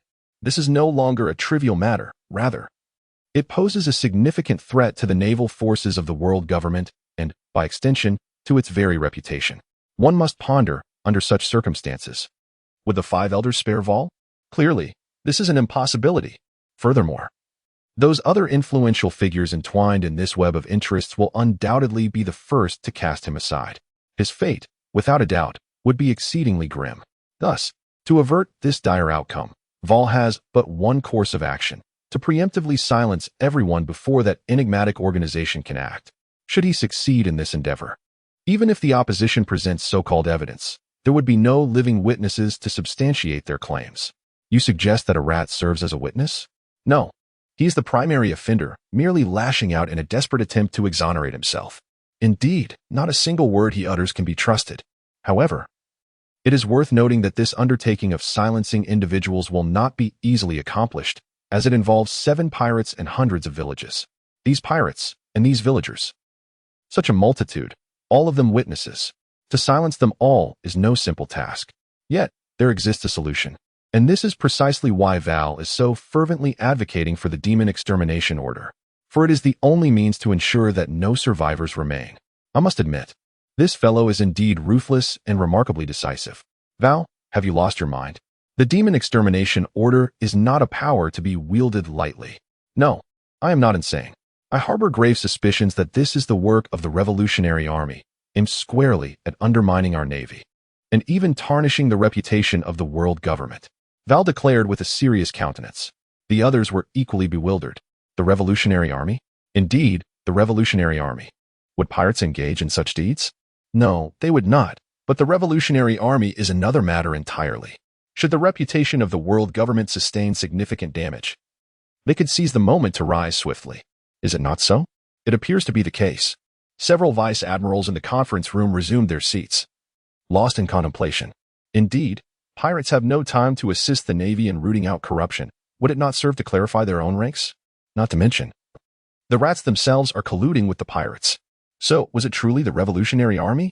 If it was indeed them, then why did they deliberately leave all evidence behind after abducting individuals? Should they not have made this evidence public to the entire world? Soon, someone raised this very question. In that moment, Val found himself momentarily taken aback. However, his mind was quick to adapt. It did not take long for him to formulate a plan. Quite simply, should they choose to disclose the matter publicly, it would undoubtedly inflict considerable damage upon us. Yet, this harm would be limited. If we label the mice as pirates and issue a bounty, then the repercussions would be minimized. But what if he refrains from making it public and instead hands over all the evidence to us? From what I gathered in your earlier discussions, although you all insist on addressing the issue with gravity, it seems there is no intention to make it public. Am I mistaken? Once you have dealt with it, the Revolutionary Army might unexpectedly release the evidence, providing us with a copy beforehand. However, if we conceal all of this, can you imagine the extent of the blow to the reputation of both the Navy and the legitimate government? Val continued to expound passionately, presenting one logical argument after another. In essence, he conveyed a singular conclusion. The only viable solution to this predicament is the extermination order. Indeed, we must obliterate those pirate crews and all the villages implicated. In comparison to the reputation of the world government, what do a few lives lost amount to? Naturally, while many present were swayed by Val's persuasive rhetoric and took his conjecture seriously, the notion of an extermination order did not find favor even among the more hawkish admirals. It was absurd.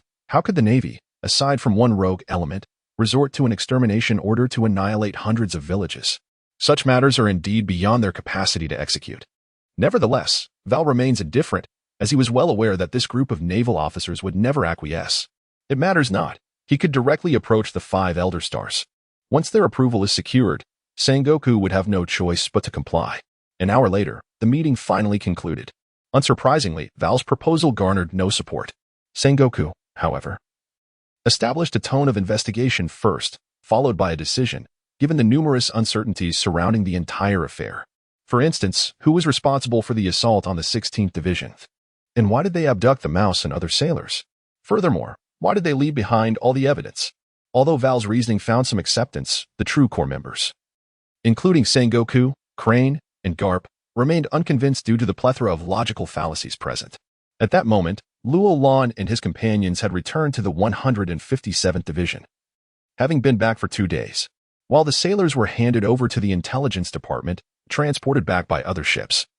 The mouse was brought back in a submarine by Luolan, located hundreds of meters from the shore and over 600 meters underwater.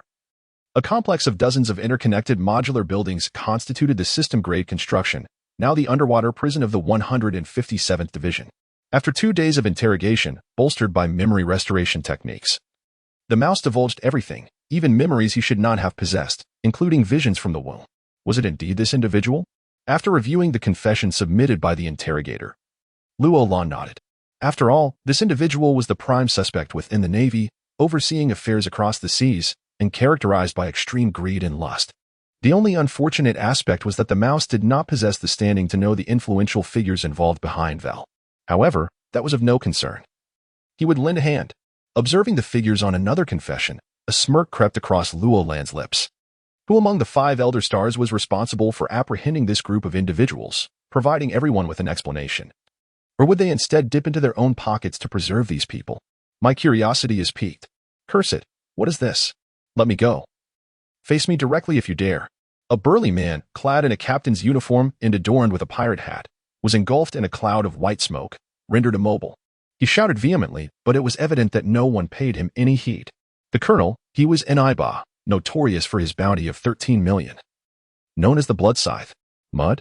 What a ridiculous name. No, it's an Iba, Colonel. I heard it. Isn't it just mud? The reporting sailor, somewhat exasperated, chose not to correct him again. Fine, let it be mud. By the way, who determined this 13 million bounty? For such a scoundrel. Does he truly warrant such a sum? Those who set the price must be imbeciles. Observing an Iba, who had already been properly handcuffed, Smoker expressed his discontent. In his estimation, while this individual was slightly superior to the average sailor, he barely reached the level of 1 against 10. And yet, this was deemed worthy of a 13 million bounty? Of course, Smoker dared to voice such thoughts, but those around him refrained from echoing them. It is crucial to remember. Although the pirates from the 4 seas are reported by various divisions, the final determination of whether to issue a bounty and the amount rests with the headquarters. Imbecile? Their own colonel was disparaging the high-ranking officials at headquarters. How could they, as subordinates, dare to comment? Indeed, this is the last pirate crew in the intelligence report, correct? Yes, Colonel, this marks the 5th pirate crew we have defeated in 2 days, alongside the Dragon Pirates, which were destroyed by an unknown assailant, thus concluding our tally. What of the interrogation? This. The sailor hesitated, while Smoker furrowed his brow deeply. Speak. A commanding voice resonated, as the matter was of significant consequence. And private interrogations were not permitted. A designated individual would come to take over. Are you certain this order came from above? At this, the sailor nodded fervently. As a mere lieutenant of the 4 seas, he dared not misrepresent such a decree. From which department was it issued? It was issued through the office of Vice Admiral Val. Upon hearing this, Smog immediately comprehended. Everyone in the headquarters was acquainted with that fellow, Varna. Although he was in charge of maritime affairs and had no issues with issuing commands, there were still concerns. The matter has escalated significantly, and the orders issued to Smog in recent days have all originated from the Marshal's office. In other words, Val is no longer in a position to intervene. Thus, the command from Val's office prohibiting interrogation appears rather peculiar. Pay no heed to him. Continue the interrogation and swiftly extract their confessions to uncover any valuable information. Colonel, but. There are no buts. Execute my orders, and I shall bear the consequences. Yes, Colonel. On a deserted island in the East China Sea, a newsbird slowly awakened. In the next moment, its eyes widened in shock, for it recalled that while soaring over this desolate isle, it had been suddenly ambushed, ensnared by a vast net that had unfurled from the sky. Subsequently, it had lost consciousness. Could it have been a robbery? It quickly glanced at its satchel. Thankfully, the newspapers remained intact, and their number was undiminished. A fortunate turn amidst misfortune. The newsbird breathed a sigh of relief. Yet, if it was not a robbery, what could have been the assailant's true intention? It was at this juncture that a file folder came into view. A bird delicately extracted a piece of paper from within. Gazing at it for a moment, the newsbird was equally astonished and hastily stowed the pouch of documents into its backpack, even discarding all the newspapers to make room. It then ascended into the sky. The document pouch, a day later, found its way onto Morgan's desk. Everything unfolded meticulously according to Roland's plan. As for Roland himself, he was engrossed in another significant task. A staggering 240 points. Remarkably, even before he had disposed of all the stolen goods, he had already surpassed 30,000 points. System, engage. Beep. What does the host require? Upgrade, immediately. Beep. The host is currently a D-level builder. To advance to C-level requires 30,000 points. Please confirm. Confirm. Beep. Deducting 30,000 points. Remaining, 240. Upgrade complete. Beep. The host has received the C-level builder gift pack 1. Would you like to open it? Ah, there's a gift pack? I thought such rewards were only given upon activating the system. It appears, one receives a gift pack with each level advancement. Open. Beep. The C-level builder gift pack has been opened. The host has acquired the following items. Builder points 10. 000 C-level standard construction team 1. 3-month contract. High-level talent extraction opportunity 1 assault amphibious submarine Tana. Unarmed version. So many items? But what exactly is the construction team within? Moreover, that assault amphibious submarine, Tana, sounds remarkably familiar. Ah, it just struck me, ISNT that. Suddenly, Roland recalled with intensity what the assault amphibious submarine Tana truly was. Wasn't he at the TDD? 1? Wait, what does the unarmed version imply? Swiftly, he opened his personal space, and indeed, all that he had just acquired was therein. Subsequently, Roland's gaze focused on the sci-fi submarine, and the corresponding information was instantly displayed. After perusing it, he finally comprehended what the term unarmed version meant. It indicated the complete absence of weaponry. Not only were the munitions missing, but even the launch systems had been entirely removed. For instance, the vertical launch system for the Tomahawk missiles had simply vanished. That area had been vacated and transformed into expansive storage spaces. As for the forward torpedo launch tubes, they too had been eradicated entirely. In other words, the assault amphibious submarine Tana that Roland had obtained was merely a vessel characterized by its rapid speed and ample space. Nothing more. Although somewhat disappointed, Roland had to concede one point. Even devoid of armament, this submarine remained undeniably striking. Another item, the sea-level construction team, bore the description. The sea-level construction team can be employed to construct all systems rated sea level or below. Understanding the words, Roland found himself somewhat bewildered by their meaning. In the past, when he constructed houses, he merely purchased everything through the system, and a ship would arrive with construction personnel at Rhodes Island, without the necessity of owning a construction team himself. System, shouldn't you provide me with an explanation? Ding. As a D-level city builder, you are currently in the novice phase. Therefore, the construction team does not require your attention. However, after upgrading, you must assume responsibility for this aspect. Novice phase? Responsible for myself in the future? Glancing at the parentheses next to the construction team, he noted the 3-month contract. Subsequently, he opened the construction module and searched for construction teams. Indeed, he found a sea-level construction team with a 1-month short-term contract for 3,000 points and a 1-year long-term contract for 30,000 points. How exorbitant, he thought, his mind aflame upon seeing the prices. Hiring for a month costs 3,000 points. The annual contract offers a slight discount, yet demands a staggering 30,000 points. This is simply outrageous. Ding. A reminder to the host, after the novice phase, not only the construction team, but also construction materials will no longer be provided for free. You will need to procure them independently. Still reeling from the recent disheartening news, he faced yet another blow. System, have you lost your humanity? If possible. Roland felt inclined to unleash a tirade of curses. He hastily clicked on a building to view. Indeed, the system merely sold blueprints, and to achieve the final product, he would have to rely on a construction team. Furthermore, the required materials could not be displayed, and he must utilize a substance called standard building materials. Each building indicated the units of standard building materials needed. Upon searching for this standard building material, he was astounded to find it priced at 1 point per unit. Reflecting on the dormitory he had just viewed, which required 500 units of standard building materials, he realized this meant an additional expenditure of 5 million Bailey. Is there no respite? Staring at his mere 240 points, Roland, who had initially envisioned grand endeavors, could only exhale deeply. Indeed, he remained impoverished. He silently vowed to venture to the Sky Island once he became stronger. Resolutely, Roland busied himself once more. System, initiate the extraction of high-level talent. Ding. Extracting. Congratulations, host, you have acquired a B-level manufacturing talent. Manufacturing? And only B-level? He recalled having drawn an S-level scientific talent, Salas, from the novice gift pack. Now, this B-level talent left him feeling rather disappointed. Yet, disappointment aside, having something was better than nothing, was it not? He attentively studied the character's introduction. Burton Beck race, system biohuman loyalty, 100, permanently locked, special effect, increases efficiency of all managed production lines by 30, and yield by 3. It seemed not too shabby. Rubbing his chin, Roland reassessed. Currently, within 157, there were 2 factories, one producing firearms and the other catering to daily necessities. Both had long lacked a manager, resulting in a somewhat chaotic environment, as neither Roland nor anyone else possessed expertise in this area. Now, with a professional who could enhance efficiency and yield, his efforts would surely bear fruit. Nodding approvingly, Roland promptly utilized the summoning function within the system. Based on prior experience, the character would arrive at the branch within 3 days, and he need not concern himself with the details of the journey, as the system would handle it.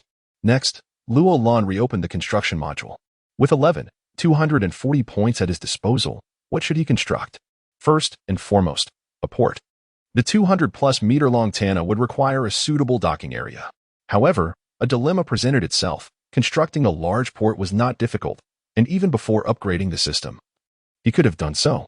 Yet, such an action would expose the 157 branch to the outside world, making it easily discoverable by anyone passing through. How can this be acceptable? One cannot ascertain whether the sea-level city builders possess any ports with concealed attributes. Searching for ports. A series of constructible projects materialized before him. The initial entries were, of course, the conventional ports from his experiences with D-level city builders. He continued to scroll down. The sea-level options began to emerge, each larger, more formidable, and equipped with more comprehensive functionalities. Yet, Roland persistently shook his head, until at last, he beheld a fully enclosed, hidden port structure. This, it entirely fulfills my requirements. A fully enclosed covert military port with the following specifications: construction level, C. Site requirements. Must be located on a cliff or mountain adjacent to the coastline. Construction requirements: 1 sea-level construction team. Duration: 15 days. Materials: 2,800 standard building materials. Blueprint cost: 4,800 points. Special effect slots. 2. Establishing such a military port involves exceedingly stringent criteria. Primarily, a vast cliff or mountain must be present along the coastal area, as the port will be excavated from within. From the outside, it appears as an imposing cliff, yet when necessary, enormous camouflage doors will swing open to allow vessels to enter.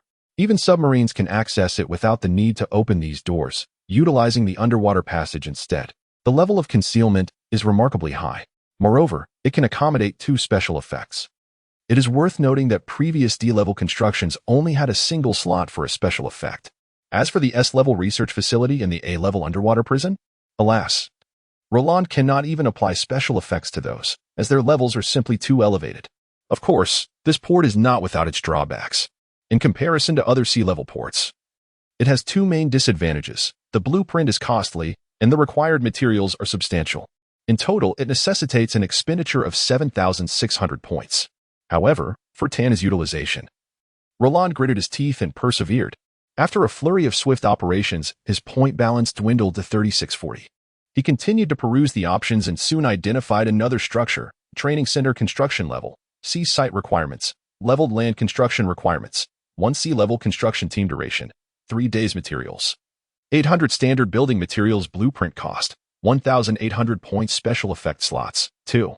Based on a year's experience with the system, it is understood that when a building is completed and points are used to extract additional effects, these effects are filtered according to the building itself. This means that if one constructs a soccer field, it would be impossible to receive effects related to document processing efficiency. Therefore, if a training center is built, might it yield effects such as enhanced training outcomes or increased aptitude? Roland believes it is worth experimenting. After all, it is not prohibitively expensive, is it? At 2,600 points, he decided to proceed. Once again, he swiftly executed his operations, prioritizing the construction of the training center above all else. Roland's points were reduced to 1040, barely enough for even a single sea-level special effect extraction opportunity. However, he remained unperturbed, as there were still millions of illicit goods to be processed and bounties for the likes of the dragon and other fishmen yet to be settled. In the subsequent period, he anticipated acquiring nearly 100 million berries. Reclining in his office chair, Roland eagerly awaited the day the training center would be completed in 3 days. At that moment, however, the office door was violently kicked open. "Roland," Nami exclaimed. "Explain to me where my nearly 300 million berries have gone. Why is there only 3 million berries available?" Nami was on the verge of losing her mind.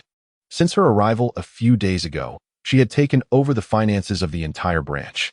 This time, the wealth amassed in the form of berries, combined with the valuables gradually disposed of, was deposited in substantial sums. It was almost there, just a hair's breadth away. Had it not been for Naka's intervention, Nami would have moved her bed directly into the storeroom. Upon awakening, eager to gaze upon the room filled with berries before resuming her work, she was utterly dumbfounded. Where had her 200 million and several tens of millions of berries vanished to? How could only 3 million remain? Without hesitation, he stormed into Roland's office. A fierce blaze erupted from his eyes, seemingly conveying a dire message. "You are doomed unless you provide me with a satisfactory explanation." Witnessing this scene, Roland could not help but let out a rueful smile. Indeed, he had summoned a formidable force. "Nami, what do you think of Branch 157? What do you mean? Just answer me first." "Well, it is undoubtedly far superior to any place I have ever encountered." After a moment of contemplation, Nami responded honestly. From the very first day she arrived, she was utterly captivated. Although the style diverged significantly from that of the pirate world, the architecture here was undeniably more exquisite. Compared to the previous pirate realm, where buildings exuded an air of obsolescence, this place was a refreshing change. Especially the charming villa that Roland had assigned for himself and Noki to share, which boasted impressive design and interior decor. "So, how much do you think it would cost to establish such a branch?" "Let me think.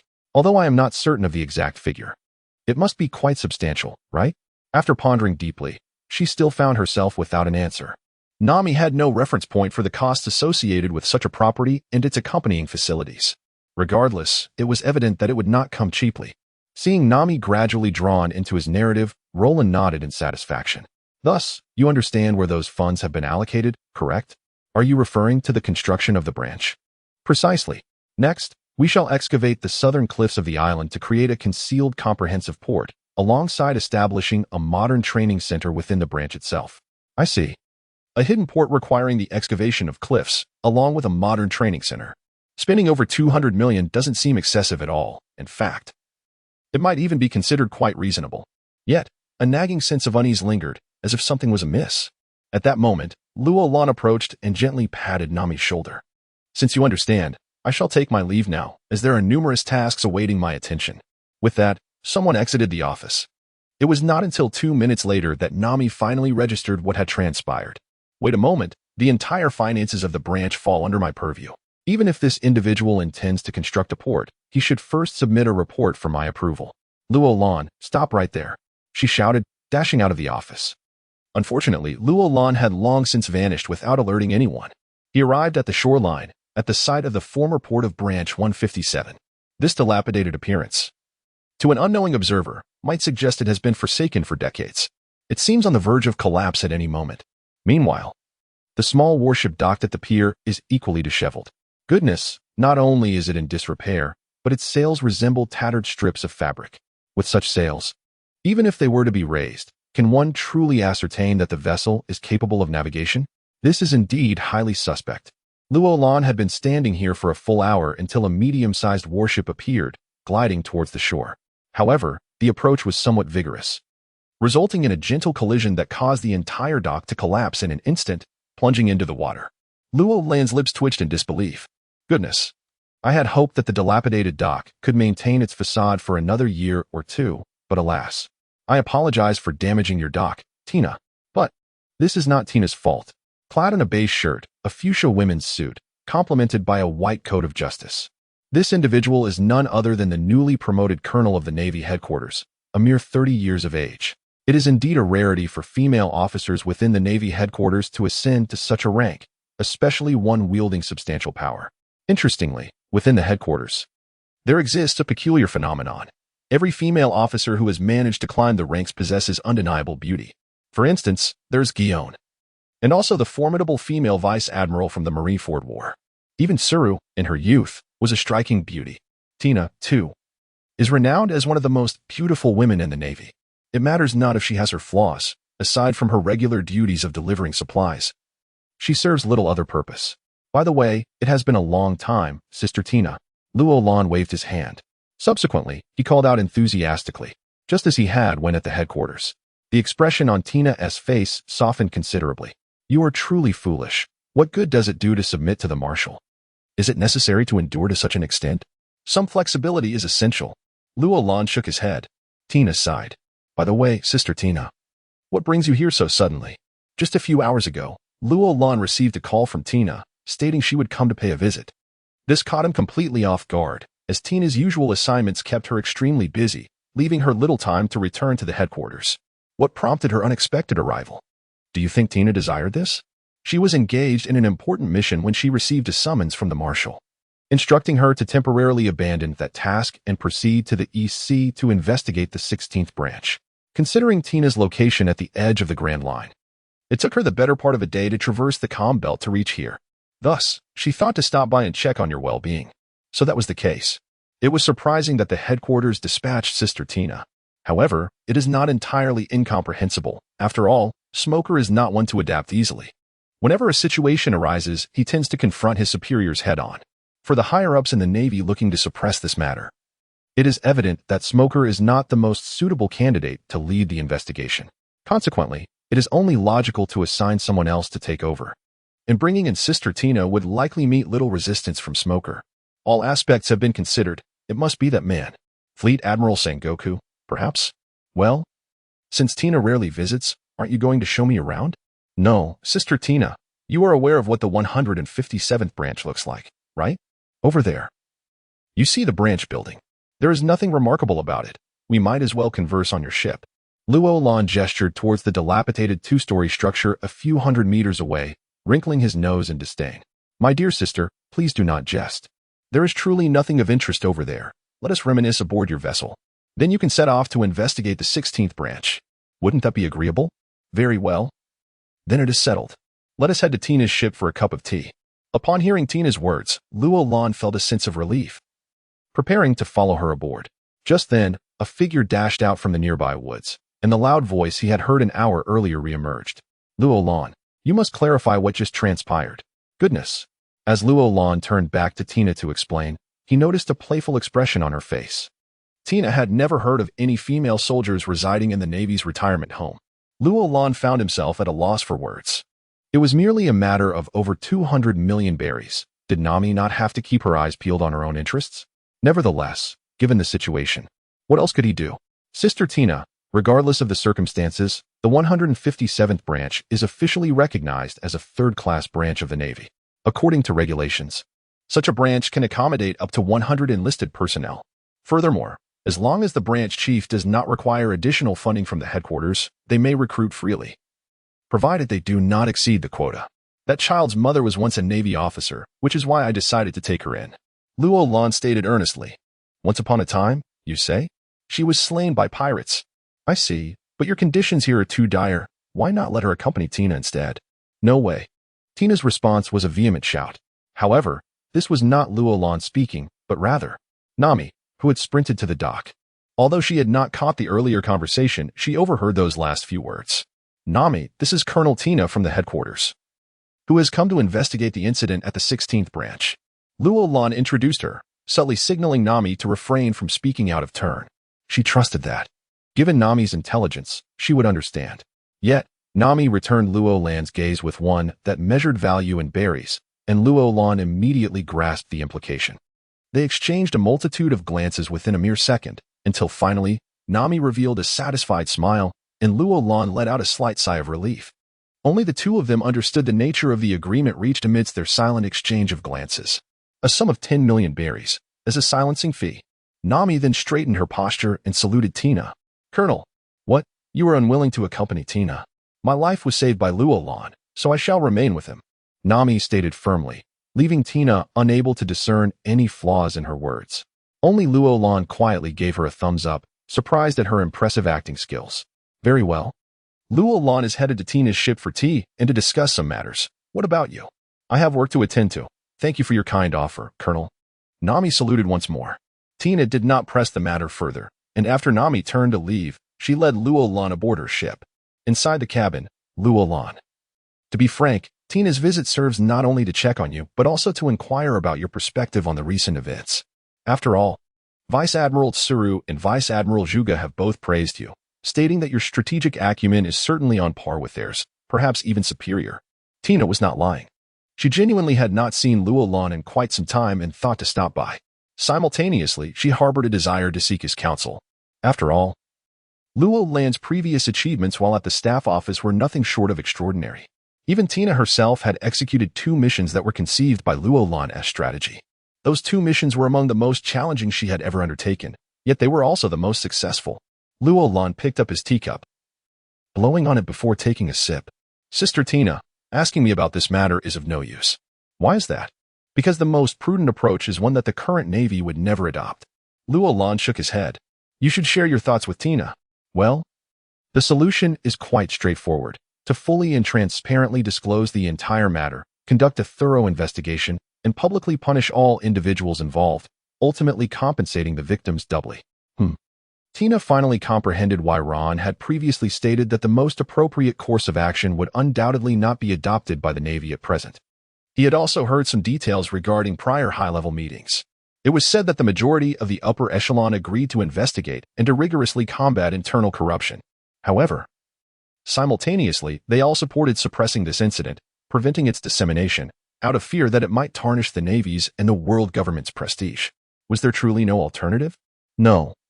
And if the headquarters did not act accordingly, it would soon be too late to take such actions, even if they wished to do so in the future. Ron sighed. In truth, he harbored a desire for his own failure, hoping that Sengoku could withstand the pressure and undertake the actions he had just suggested. Alas, he understood Sengoku far too well. Sister Tina, would you care to hear my suggestion? Tina, listen. Simply find a pretext to delay for a few days. Perhaps while traversing the calm belt.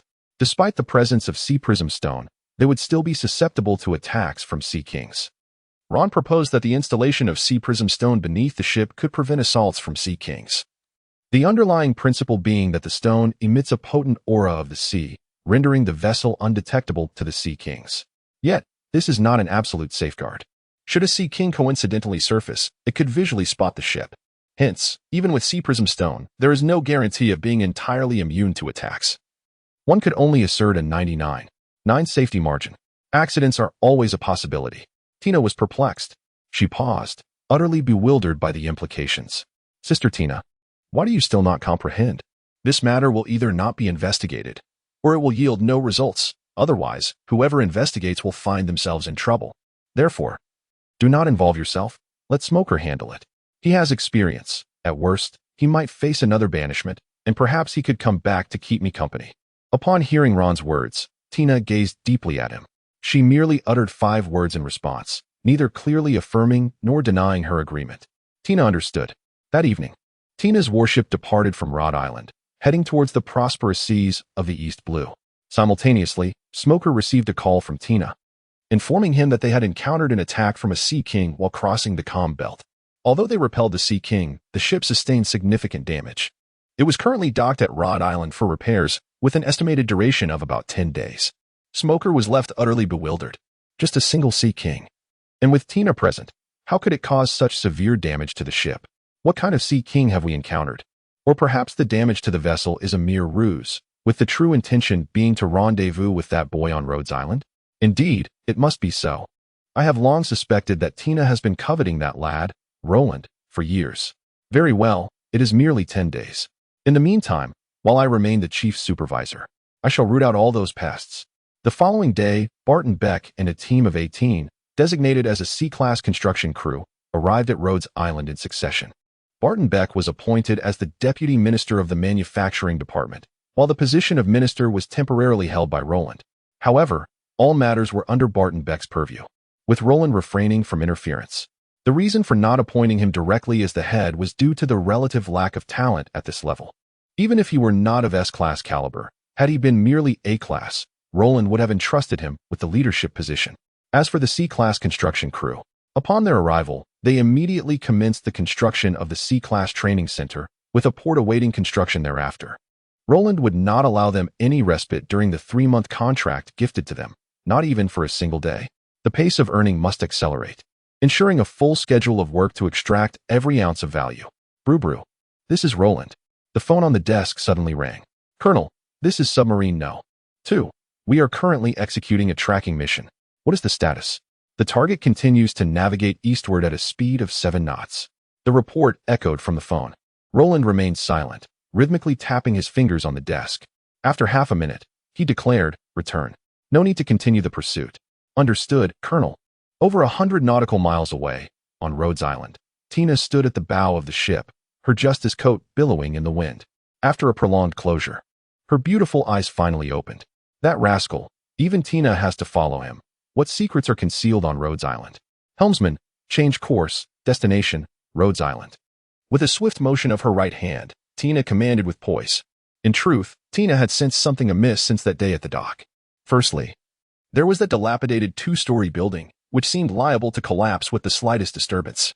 How could Roland and his Marines have resided there for an entire year? Even if they did not live inside but camped outside, what of that girl named Nami? How could her clothes remain so clean and tidy? Most crucially, Tina had recently awakened her observation hockey, albeit with a limited range, yet it was sufficient to perceive that the decrepit structure was devoid of inhabitants. Therefore, aside from Roland and Nami, where had the others gone? Moreover, Nami had emerged from the expanse of woods covering nearly the entire island, save for the coastal area. Thus, regardless of what Roland was concealing, that secret undoubtedly lay within the vast forest.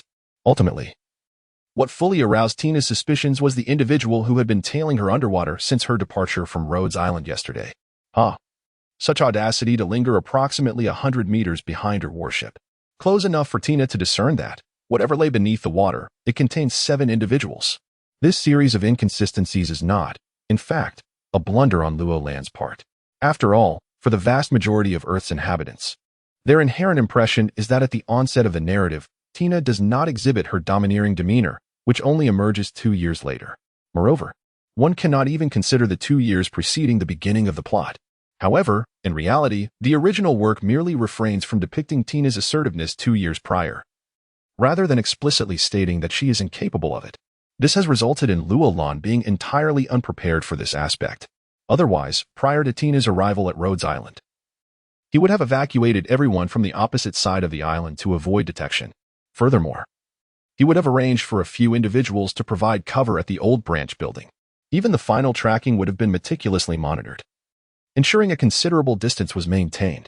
A day later, in the dead of night, approximately 20 nautical miles off the southern coast of the island, a warship that should have departed unexpectedly reappeared. It extinguished all its lights, making it difficult to detect unless one was in close proximity or happened to shine a bright light upon it. Meanwhile, a small boat carrying 3 figures made landfall in the southern region of Rhodes Island, propelled by the vigorous rowing of 2 sailors. Tina leaped from the boat, gazing at the towering cliff that rose over 200 meters before her. She then instructed, I will proceed alone. You remain on standby here. Understood, Colonel.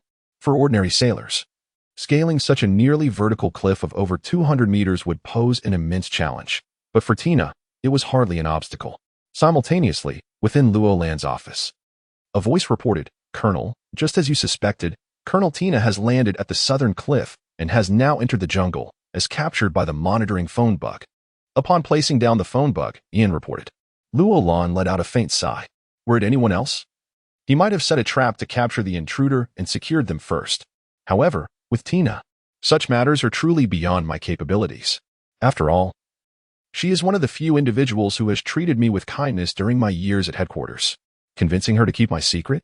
I have confidence in my ability to achieve this, yet I cannot help but ponder whether it is right or wrong to do so. Never mind. I shall refrain from overthinking it. Once the others arrive, we will assess the situation together. Ian, please inform everyone not to obstruct. Understood, Colonel. Ian nodded, promptly relaying the command via the communicator. Meanwhile, utilizing her still-developing observation hockey, Tina deftly evaded one lookout after another within the forest, steadily advancing toward the central area of the island. Given the numerous sentinels, if memory serves, the 157th Division, along with Roland and that fellow named Ian, could scarcely muster 10 individuals. Yet, it seems there are already over a dozen watchmen scattered along this route. What secrets are you concealing here? The more she contemplated, the more agitated Tina became. What if she were to discover Roland engaged in nefarious activities? With these thoughts swirling in her mind, Tina quickened her pace. Suddenly, her surroundings opened up, revealing a miniature city before her. It was evident that someone had been cutting down trees and clearing a sizable area. Construction was evidently underway. Observing the buildings, though their style differed entirely from that of her world, Tina found them strikingly beautiful. In comparison, the architectural styles she had previously encountered seemed, how shall I put it, obsolete. This quaint little city appeared as if it had emerged from the future. Here, what on earth is this place? As for the answer, it manifested merely a second later. Leaping onto the rooftop of a 2-story building, Tina surveyed the interior of this miniature city. Thus, she beheld 2 squads of patrolling Marines engaged in a handover. Marines? How could they be Marines? Immediately after, her gaze shifted to other directions. Ultimately, it settled upon one of the 2 3-story edifices. A vast expanse of glass adorned an entire wall, and given that it was nighttime, the interior was illuminated. This allowed Tina to immediately discern the 2 figures within. The one seated was none other than Roland, and the individual standing opposite the desk, seemingly engaged in a report, was none other than Roland's aide, Ian. The entire branch building was devoid of even a single guard. Tina strolled in with ease. The first floor, the second floor, the third floor. At last, Tina encountered the first person since entering the building, Ian, standing outside Roland's office. Ian, Colonel Tina. Our esteemed colonel is awaiting you. Ian gestured with his right hand, inviting her in. Without a moment's hesitation, Tina pushed the door open and entered.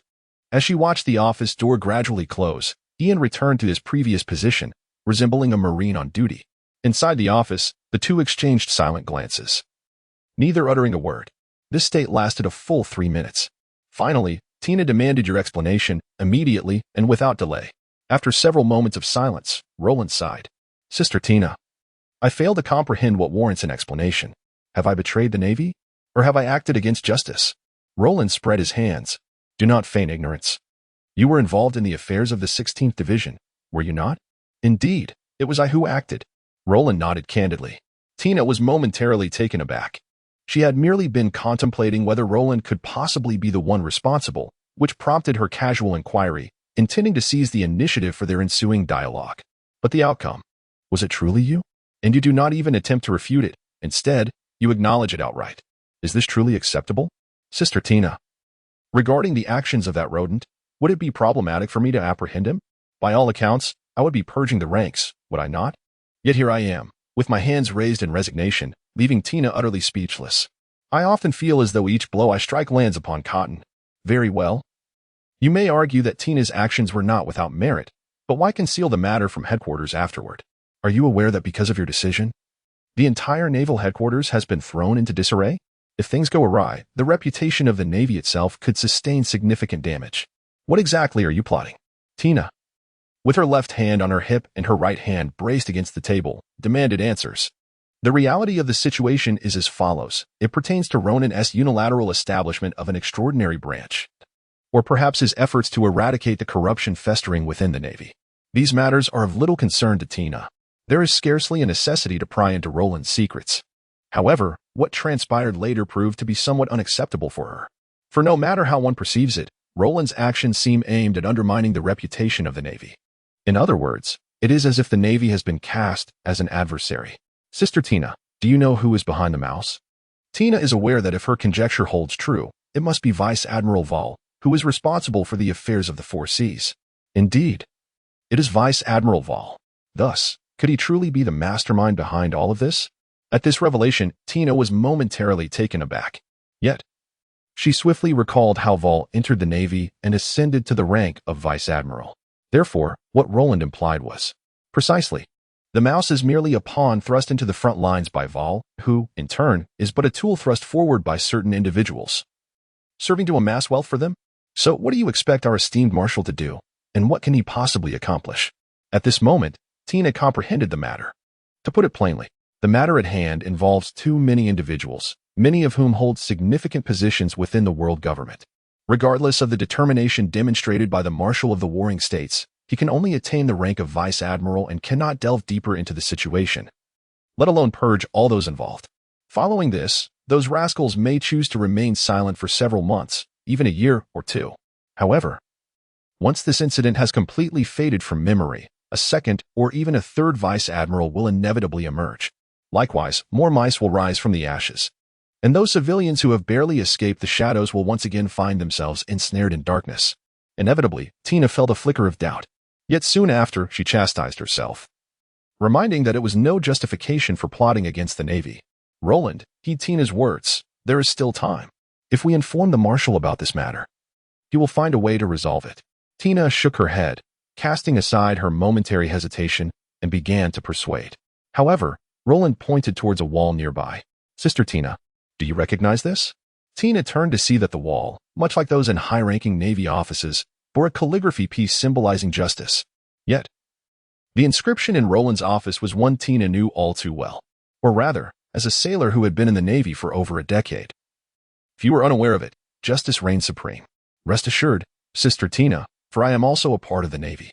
Unless it is utterly beyond redemption, I shall not take action against the Navy. The ultimate goals this time are threefold. First, to unearth all those implicated and ensure they receive their just punishments. Second, to compel the world government to cough up the necessary funds and double the compensation for all victims. Third, to sever the world government's corrupt influence from within the Navy. Tina gasped in astonishment. You must be insane. These things are impossible. Not only does it involve slapping the world government in the face, but also demanding they pay compensation to civilians. Furthermore, to weaken the world government's control over the Navy? How can this be? The elders would rather unleash a massacre than make such concessions.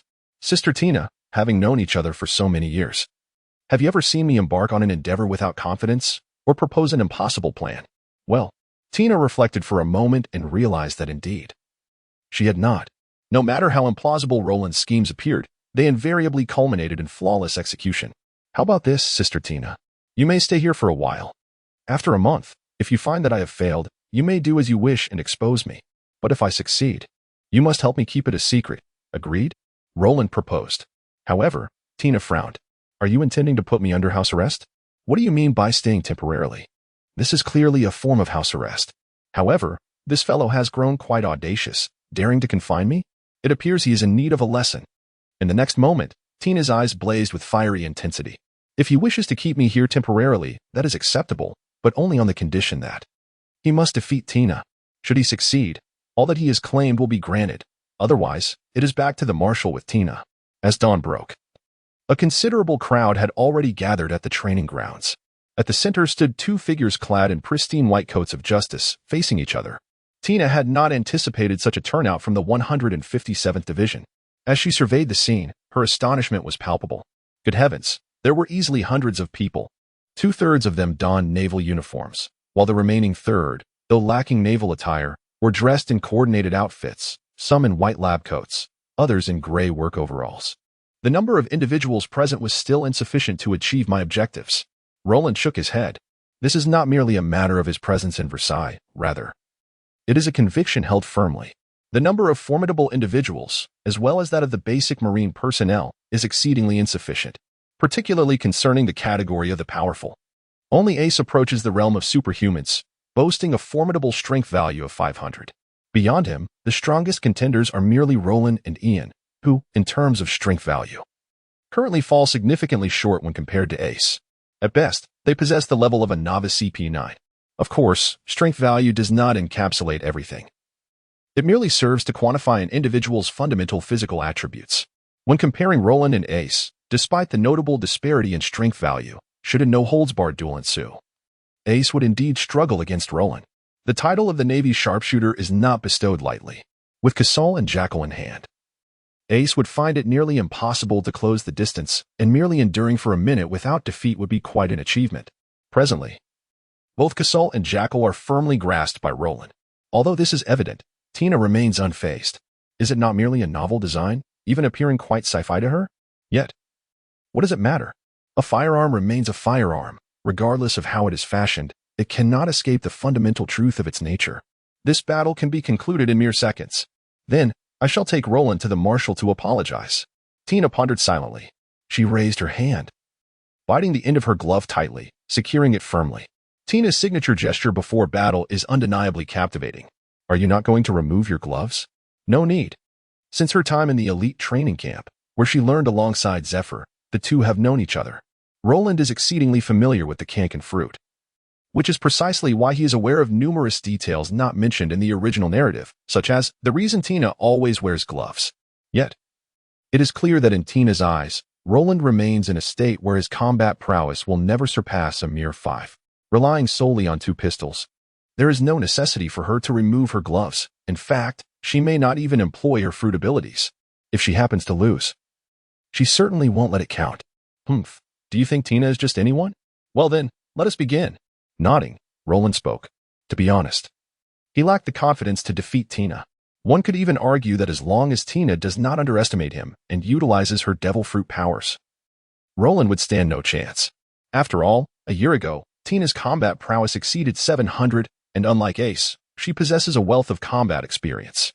However, as previously mentioned, this is considering she does not take him lightly and fully employs her devil fruit abilities. Now, in the next moment, Tina vanished in an instant. Roland was utterly unable to track her with the naked eye, completely losing sight of her. In a dance of black and white, the 2 guns were raised. Roland even closed his eyes. Then, bang, bang, bang. 3 shots rang out in quick succession. One of the bullets even grazed Tina's cheek. No, had Tina not reacted swiftly and tilted her head, it would not have merely grazed her cheek but rather resulted in a headshot. Startled, Tina still perceived this as mere coincidence. For Roland fired his shots even before she reached this position. Simultaneously, she noted that Roland had fired 3 times, each aimed in a different direction. This indicates that he did not perceive himself. Otherwise, there would have been no need to fire 2 additional shots. The only explanation is sheer luck. Moreover, he was fortunate enough to be deceived. In the next moment, Tina swiftly pressed her foot against the ground, and her figure vanished once more from the right side of Roland. This time, Roland did not react as he had previously. He simply stood still. It's over. Due to her excessive speed, Tina appeared in an instant, almost like a mere afterimage. However, her gloved right hand was already clenched into a fist aimed at Roland. What followed was a scene of utter bewilderment. After throwing the punch, Tina stared blankly at the vanishing figure before her. She had failed to strike anyone and stumbled forward, nearly losing her balance. Before she could regain her senses, an arm reached from behind and ensnared her. Simultaneously, a chill enveloped the vicinity as a black handgun was pressed against her. Sister Tina, you have lost your body. Indeed. My physical issues were resolved just a month ago, Roland admitted candidly. Tina was incensed. You resolved your physical issues and didn't he bother to tell me? Her anger surged. Did he not realize how much she had worried about him over the past year? After all, with only a combat power of 5, a pirate crew could easily dispose of him. Yet, this fellow had recovered but chose to keep it from her? Her face was ablaze with fury. Feeling the intensity of her wrath, Roland released her. Sister Tina, I accept your anger and am willing to apologize. However, the outcome of our earlier battle cannot be altered. You lost. Stepping back a few paces, Roland spoke earnestly. He was prepared to accept any form of apology she desired. Yet, the result of their confrontation was indisputable. It was a matter of principle. Humph. If it weren't for your secrecy, would I have been foolish enough to refrain from using my devil fruit powers? Did you expect me to be unprepared for your shave technique? Moreover, you truly aimed at Tina just now. At such close range, had I not reacted in time, you would have genuinely sought her life. Already in a fit of rage, the memories of their recent skirmish ignited Tina's fury anew. Luoze could only offer a wry smile.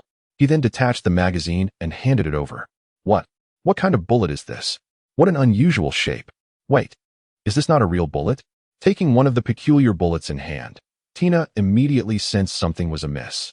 Firstly, the shape was decidedly odd, not the spherical lead bullets she was familiar with. Additionally, it felt unlike metal. When pressed with her finger, it yielded slightly. Indeed, these are not actual bullets, but rubber projectiles I had specially crafted last night. For those with a certain level of physical resilience. Even a hit to the head would merely leave a bruise. It would not be fatal. Understanding dawned upon her, and Tina's expression softened. 1 month. Just 1 month. Additionally, prepare a place for me to stay. Donning her justice coat once more, she proclaimed. In a corner of the Grand Line, before Morgan's desk lay over 20 manuscripts. In a state of exuberance, he had been tirelessly scribbling throughout the day. As he surveyed his numerous literary works, a satisfied smile graced his face. However, it was short-lived. As a frown soon marred his features. The writings were complete, but within the returned folder lay a letter. This letter explicitly detailed a timetable. It stated that the information could not be disclosed all at once. Furthermore, it indicated that this was merely a trial collaboration. Should Morgans comply, he would continue to receive various pieces of information in the future. However, should he fail to adhere to the specified timetable, there would be no further collaboration. Should he pursue short-term gains or long-term benefits? After much deliberation, Morgans ultimately capitulated. Curse this timetable and the threats it bears. Fine, although I know not who you are. I shall proceed as you instruct. After a few choice expletives, Morgans extracted a manuscript. A branch masquerading as the Navy, yet is, in truth, a pirate operation. Excellent. This issue of the World Economic News shall feature this as the front page. He promptly summoned several reporters, handing them the article and instructing them to explore this incident from various angles. A single front page would not suffice. In this issue of the newspaper, the relevant content occupies no less than 3 pages. Ian, you little follower of Roland, unexpectedly. Tina was utterly astonished. While meandering through the Navy's 157th Division, Tina chanced upon Ian, who was engaged in training. Her eyes widened in disbelief. The devil fruit, and of the Logia type no less. Moreover, judging by its powers, it must be the recently rumored flame fruit. This news, in fact, has also reached the headquarters. However, given the considerable distance from the East Sea, it would take at least over 10 days of sailing to arrive. Thus, when the warlord of the Sengoku era dispatched individuals to the East Sea, the news of Dory's complete disappearance had already reached us before they even arrived. Nevertheless, we did not abandon the search and sent numerous people to seek him out. Yet, it was evidently in vain, as the information was ultimately acquired by Luolan, who then relayed it to Ian. That fruit, a natural-type devil fruit, is possessed by only 4 individuals within the entire Navy, and now it has fallen into the hands of a mere subordinate. Tina was utterly astonished, even feeling a sense of squandered opportunity. A little over 10 minutes later, Tina found herself wandering to the Marine training ground. Inside, a group of new recruits was engaged in target practice. The result, of course, left Tina in a state of shock. What was happening? How was it possible for the targets to be hundreds of meters away? And the rate of fire is astonishing, isn't it? In a mere 20 seconds, 5 bullets were discharged, and the velocity of those projectiles. Even with my keen observation, it is difficult to detect them. Admittedly, my ability to perceive is still quite nascent, having only awakened a few months ago, yet this seems rather exaggerated, does it not? After spending nearly half a day, Tina had traversed the entirety of the 157th branch. She could hardly recall the number of times she had been left astounded. Ultimately, she arrived at a construction site, where a training center was being established. At this very moment, Roland was present there as well. What is being built? A training center. Upon hearing this, Tina lost interest. She had anticipated something extraordinary, akin to other locations she had visited, but instead, it was merely a training center. To Tina, it was nothing more than a facility equipped for physical training, akin to the main training camp. While it cannot be deemed useless, it certainly lacked any distinctive features. Observing Tina's expression, Roland's lips curled slightly. My dear Tina, perhaps this establishment is merely a simple training center. However, within the 157th branch, any structure enhanced with special effects. Indeed, C-class buildings can accommodate 2 effects. If one were to improve training efficiency and another to enhance comprehension. I wonder if you would ever wish to leave this place. Unbeknownst to Tina, Roland was already concocting plans to ensure her perpetual presence in the 157th branch. Meanwhile, as Roland and Tina engaged in conversation, the latest issue of the World Economic Journal commenced distribution. Countless news hawks, burdened with packages full of newspapers, soared toward every corner of the globe. Headline: A branch cloaked in naval guise, yet truly a pirate stronghold. Editorial 1. Who bears responsibility for this grave incident? Editorial 2. Who was Vice Admiral Val, responsible for maritime affairs? Editorial 3. Even Fleet Admiral Sengoku dare not intervene. It appears Vice Admiral Val hails from. Editorial 4. Nearly half of the newspaper was dedicated to this incident, with 3 of its 4 pages consumed by its coverage. Besides the headline, there were numerous articles pinned by various journalists. The world erupted in chaos. However, Morgans indeed adhered to the stipulated conditions, acting in accordance with the predetermined timeline. Consequently, the content of this newspaper primarily centered around the events in the 16th branch. Even though Val's name appeared multiple times, it was solely due to his role in overseeing maritime affairs at the headquarters. No deeper implications were mentioned at all. It must be said that this revelation brought considerable relief to many, who believed that those who had initially abducted the rat were only privy to superficial information, lacking insight into the deeper matters. If this were the case, subsequent events would be far easier to manage. It even seemed that Val need not be discarded. After all, cultivating a second Val would require a significant investment of time and resources. If it could be avoided, that would be preferable. Simultaneously, Val was summoned to Mariewa. Amidst the struggle for power, the golden-haired elders crumpled the newspaper in fury and hurled it at Val's face. You fool! Was your purpose in joining the Navy to engage in such actions? Val knelt on the ground, beads of cold sweat dotting his forehead. Elders, I assure you it was not. Silence. Do you take us for fools? And no, I would never. Val trembled, pressing his forehead to the ground, his words stumbling. You dare? To unleash the demon slaughter order, and to do so consecutively, destroying over 100 villages, your audacity is remarkable. Why yes, for the reputation of the world government. Those lowly beings are expendable. It is the most prudent course of action. Prudent?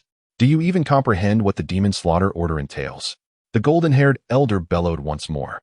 He cared not for the lives of the hundreds of villagers, but could the demon slaughter order be wielded so recklessly? To deploy it consecutively over 100 times? It is absurd that you would even conceive such a notion. If such an approach were taken, would the demon slaughter order retain its significance? Would it possess any deterrent effect? It is akin to a nuclear bomb, for its true deterrent power lies concealed within the launch silo. If such launches were to occur incessantly, they might evoke fear, yet the deterrent effect would substantially diminish. To encapsulate it succinctly, when death becomes commonplace, its very essence loses its terror. Ultimately, the 5 elders refrained from eliminating Val, and the reason is rather straightforward. His loyalty and utility rendered him indispensable. Minor transgressions can be overlooked. Upon returning to the Navy headquarters, Val transformed from his previous demeanor amidst power struggles and proceeded to the office of Sengoku with a directive in hand. From this moment forth, the investigation into the 16th branch would be under Val's complete authority, with the headquarters and all East Sea branches obliged to offer their utmost assistance. In mere minutes, Val emerged from Sengoku's office, wearing an expression of triumph.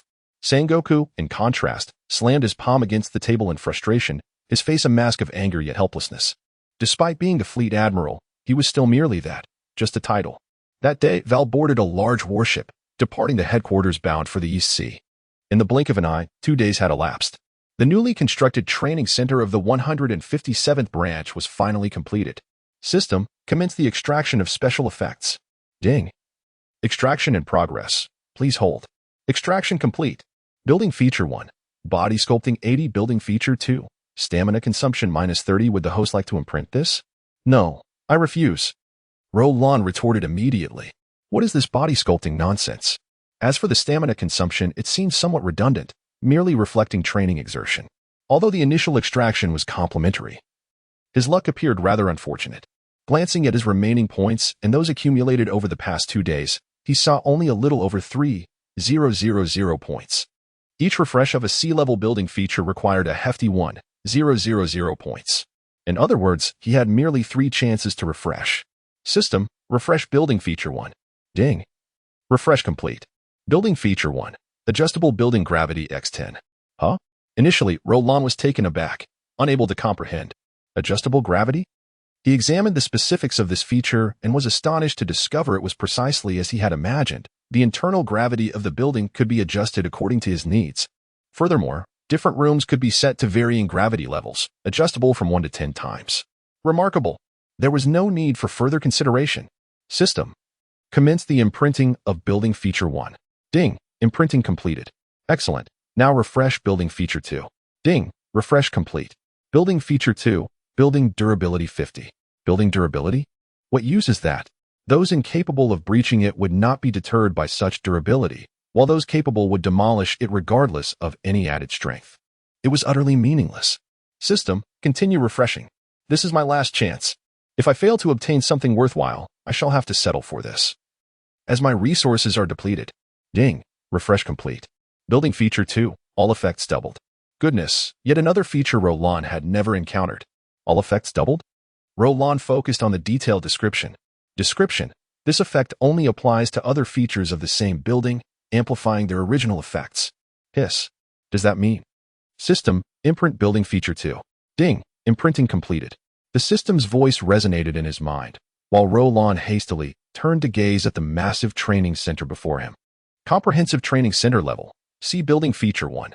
Adjustable building gravity x20, including the effect of feature 2, building feature 2, all effects doubled. Goodness, this is truly remarkable. Without hesitation, Roland maximized the building's gravity, a full 20 times. Subsequently, he adjusted the gravity in several independent training rooms to varying degrees. Quite convenient. Roland couldn't help but commend. Meanwhile, as Roland reveled in his newfound controls, is this the training center? I must say, it is quite aesthetically pleasing. Tina should come for a visit. As for the various facilities for physical training, Tina was indifferent, having seen enough barbells and dumbbells during her time at the elite training camp at headquarters. However, this building, from the outside, looked truly stunning. Entirely glass with no visible walls, instantly sparking her curiosity to explore. Of course, Roland had no objections to her request. Just as Tina stepped inside, he suddenly remembered something. Oh no, I forgot to deactivate the gravity settings. The 20-fold gravity rendered Tina's body exceedingly heavy, without any psychological preparation. She immediately found herself kneeling on one knee, propped up by her right hand. What is happening? In the next moment, the unusual gravity dissipated without warning, leaving her feeling weightless. Tina stood up anew, flexing her limbs to find no issues. Tina, are you all right? Tina is fine. Wait, was that you just now? Just a minor oversight. Well, continue speaking. Tina is listening. Tina crossed her arms and fixed Roland with a piercing gaze. This reminded Roland of a scene from her previous life. An uncle was seated on the adjacent bed, holding a small notebook in his left hand and a pen in his right, continuously jotting down something. After a while, without lifting his gaze, he spoke in a nonchalant tone. You may continue. I am listening. The vividness of the scene was striking, causing Roland to momentarily pause. She quickly shook her head, dismissing the nonsensical imagery. Sister Tina, there exists a fruit known as the gravity fruit. You must have heard of it, right? Tina, having perused the devil fruit encyclopedia, acknowledged it as the paramecia type. Indeed, this building possesses powers remarkably akin to that fruit, capable of adjusting gravity within a certain range. What is this fellow talking about? How is such a thing even possible? Surely, one cannot claim that this building has consumed the devil fruit, can they? Although it has been rumored that the scientific division is indeed developing technology to enable inanimate objects to ingest the devil fruit, it appears that success remains a distant prospect. If even Vegapunk has not achieved this, how could you have done it? And furthermore, an entire building? Tina was utterly bewildered, lost in a haze of confusion. As for the system, Roland was at a loss for words and had no intention to elaborate. Consequently, the extraordinary phenomena of Branch 157 must be accounted for with a plausible explanation. In Roland's view, the notion of allowing inanimate objects to consume the devil fruit seemed quite acceptable, as it could be interpreted in numerous ways. Tina is astonished. After a whirlwind of imagination, Tina stood there, speechless. She finally comprehended why Branch 157 exuded an air of peculiarity. It was all becoming clear. What do you think, Sister Tina? Would you like to secure a permanent private room here? At that moment, Roland stepped forward, smiling beside Tina. Let us arrange that for Tina immediately. Indeed. It was that individual. Bang. A tremendous force slammed down on the table, causing it to crack. Smoker was seething with rage. After several days of investigation, Although no leads had been found in Division 16, he managed to extract some information from the captured pirates. It was said that during a tax collection, a certain rat, intoxicated, divulged some details.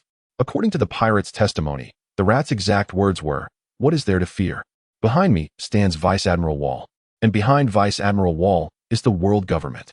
So, you see, as long as you pay your taxes on time, you'll be safe." With 2 cigars clamped between his teeth, the room grew increasingly hazy with smoke. Smoker was deep in thought. Yes, he was contemplating not whether this was the end, but rather pondering the existence of justice within the Navy. In his heyday, he was one of the elite training camp's finest. Yet, what followed?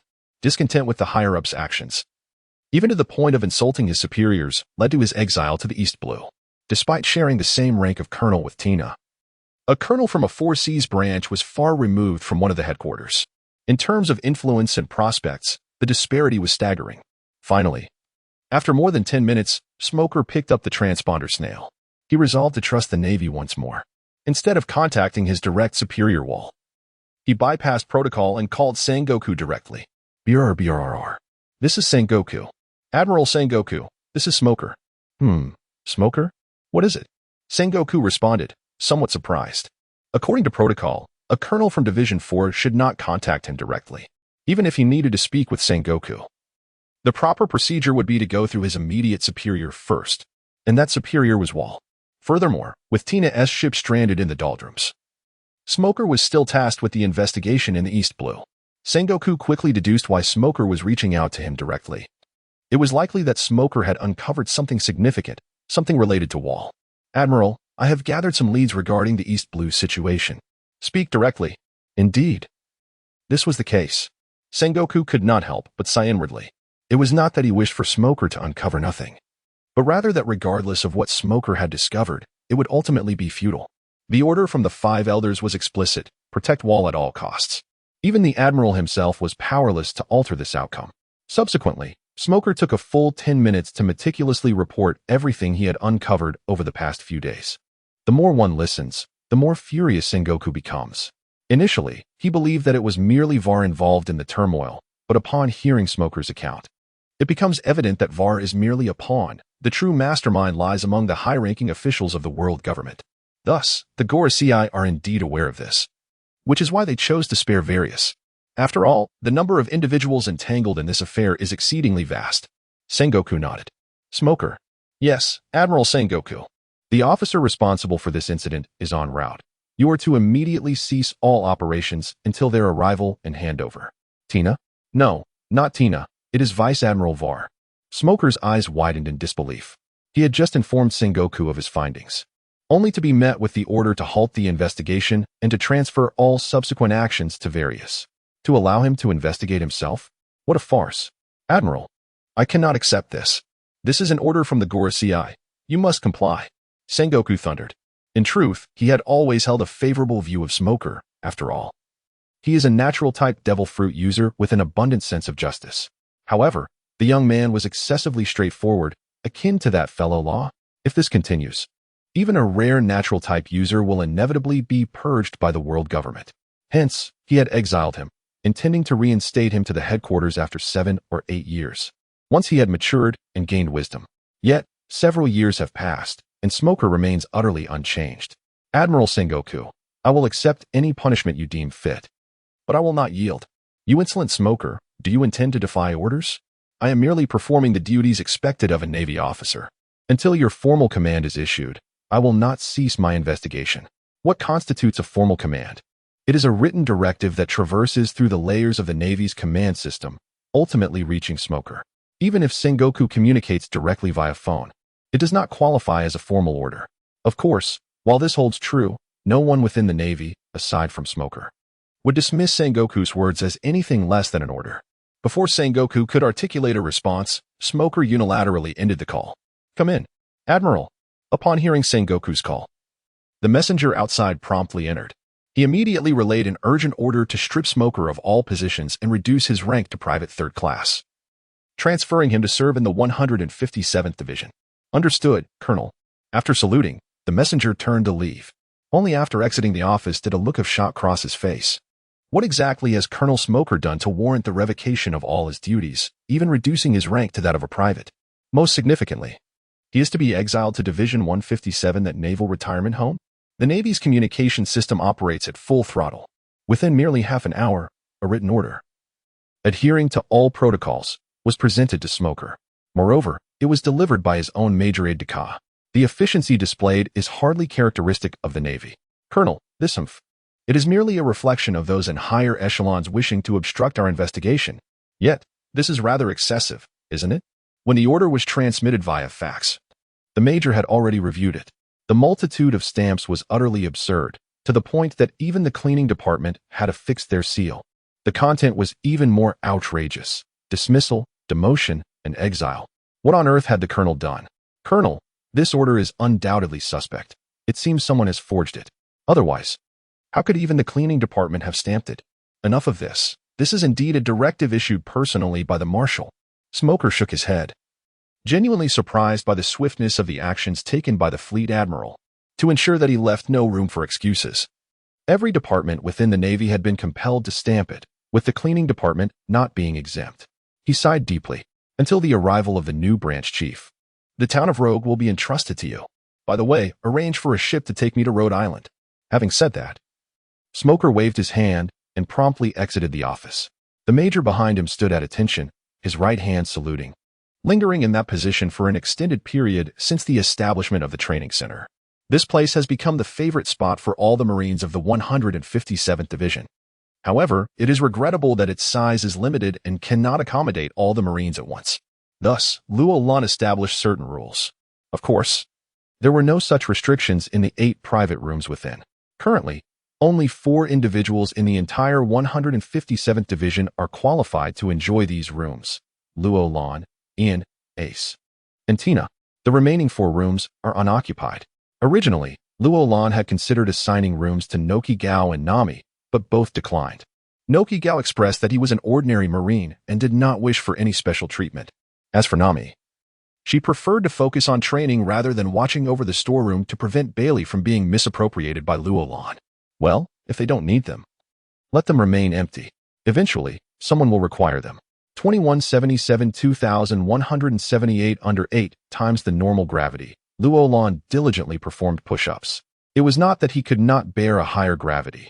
Rather, the current 8 times was the most suitable for him, as any increase would diminish the effectiveness. After 10 minutes, he completed a warm-up of 3,000 push-ups. Roland then rose to commence his training in the technique of Saru. Saru.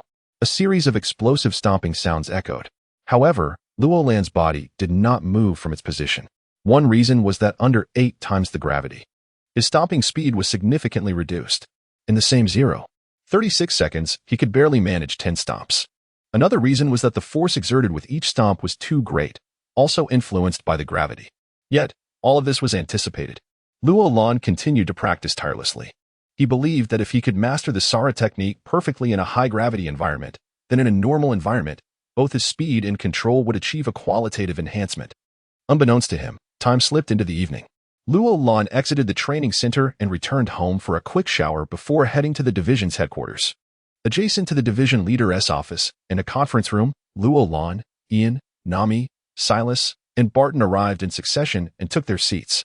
Just as Roland was about to speak, the door of the conference room was suddenly pushed open. It was none other than Tina who walked in. "Tina, we are in a meeting." Tina was aware and had come specifically to listen in. Was that not permissible? For a moment, Roland was at a loss for words. Asking if it was permissible, "What do you think?" "Tina, while it is generally allowed, are you certain about this?" "Why? Do you think that once Tina hears this, she can never leave your 157th Division?" "Exactly." In the next moment, the atmosphere in the conference room became somewhat uncomfortable. It was a palpable aura of hostility. Moreover, it was the first time Tina had directed such a presence toward Roland since they met. After a full 3 minutes, during which even Nami began to tremble, Tina finally retracted her aura. "If you wish to keep Tina here, it must rely on your strength. And it has nothing to do with whether Tina attends today's meeting or not." Tina had indeed been careless before, but next time would you have another opportunity? She directly pulled out a chair beside Roland and sat down, speaking with a calm demeanor. In reality, Roland acknowledged this point. During their previous confrontation, he had exploited Tina's erroneous perception of him, believing his combat power was merely 5 points, only skilled with firearms and incapable in other areas. As a result, Tina had refrained from utilizing her devil fruit abilities in battle and had only exerted about 30 to 40 of her martial prowess. The unexpected turn of events at the end had allowed Roland to seize the opportunity. Otherwise, unless it was a life-or-death struggle, Roland would have had no chance of defeating Tina. After all, one could not possibly employ real bullets or sea stone projectiles, could they? With a slight sigh, Roland quickly reassured himself. After all, she would eventually become a part of the 157th Division. It was merely a matter of getting acquainted with his future role. Moreover, while he might not be able to defeat her now, who could say what a month would bring? All right, as per our usual practice, let us start with Nami. What? Me? Nami was taken aback. Since her arrival, this was her first time participating in such a meeting. Lacking experience, she had no idea where to begin. Yes, you. Please provide an overview of the current financial status of the division. Oh, I see. Nami nodded, realizing that if it came to this, she could speak endlessly for 3 days and nights. The financial situation of the division is quite dire. There are only 8 million berries in the storeroom. Once this month's salaries are distributed, it will be depleted. I demand that in the future, anyone wishing to withdraw funds from the storeroom must first submit a report and obtain my approval. The last statement was nearly spat out through clenched teeth. However, rejected. Next. Silas, please proceed. Without any hesitation, Roland outright denied her. Before Silas could even begin, Nami exploded. Rejected? On what grounds do you reject it, Roland? I clearly stated that certain individuals referred to you. Pointing directly at a specific person, Nami confronted him head-on. But evidently, this was of no avail. Nami, have you visited Silas's research facility? I have. I truly can't fathom how such an underground complex was constructed. Nami nodded. To be fair, the honeycomb-like underground research facility was indeed astonishing. To this day, she questioned whether she had merely imagined it. The facility seemed too extraordinary to exist. Well then, we are currently commencing another super project in the southern part of the island. I will return the over 200 million berries to the storeroom, and from now on, I shall no longer withdraw any funds from it, but you will be responsible for completing these projects. Well, if the funds are insufficient, then you must dig into your own pockets. Upon hearing this, Nami was utterly befuddled. A monumental project is currently under construction in the southern part of the island? Is it of the caliber of a research institute? How much would that cost? Nami's pupils instantly transformed into symbols of berries, spinning incessantly. Ultimately, even as her mind threatened to overheat, she could not fathom the expenses. However, she was unequivocally certain of one thing, not to mention 200 million. Even 200 billion would scarcely suffice to construct that beehive-like underground research facility. As for a comparable super engineering project, well, you offer me over 200 million berries, and then I am expected to contribute hundreds of billions out of my own pocket to build it? Very well, I concede. But in the future, when you withdraw berries, at the very least, inform me. Surely that is a reasonable request? Nami acquiesced. Roland, on the other hand, allowed a slight smirk to grace his lips. Cyrus, you may begin. Yes, Captain. Dressed in a white lab coat, Cyrus stood up. However, he was interrupted for the second time. Wait. Everyone turned towards the source of the voice. The speaker was none other than Tina, who had claimed to be here to observe. Tina was perplexed. What exactly was this underground beehive-like research facility you just mentioned? Although she did not comprehend much of the previous conversation between Nami and Roland, she did grasp certain elements. In simple terms, this petite financial officer was lamenting about Roland, accusing him of appropriating the majority of the branch's berries without prior notice, an amount exceeding 200 million. Roland, however, countered that he could return the entire sum to the treasury and would refrain from any future misappropriations. Yet, the super engineering project currently under construction, equivalent to that beehive-like underground research facility, would be under her purview. If the berries fell short, then she would have to finance it herself. Tina comprehended these words. Yet she was perplexed by the fact that the cost of the project appeared to have frightened Nami. Even when Roland mentioned returning over 200 million berries to the warehouse, the young girl still seemed intimidated. Thus, what precisely is this hive-like underground research facility? And how much berries would a similarly colossal project entail? This is precisely what Tina yearned to uncover. However, an unexpected silence enveloped the conference room. No one responded to Tina. Instead, all eyes turned towards Roland. After all, that place harbored the utmost secrets of Branch 157. and the decision to disclose any information to Tina rested solely with Roland. They dared not speak freely. Sister Tina, didn't you inquire about how my physical issues were resolved? You also asked me who invented the rifles of Branch 157. The answers to all these questions lie within this honeycomb-like underground research facility. And Silas is the head of our scientific department, as well as the director of this research institute. The scientific department? Tina mused, her curiosity piqued by the familiarity of the attire.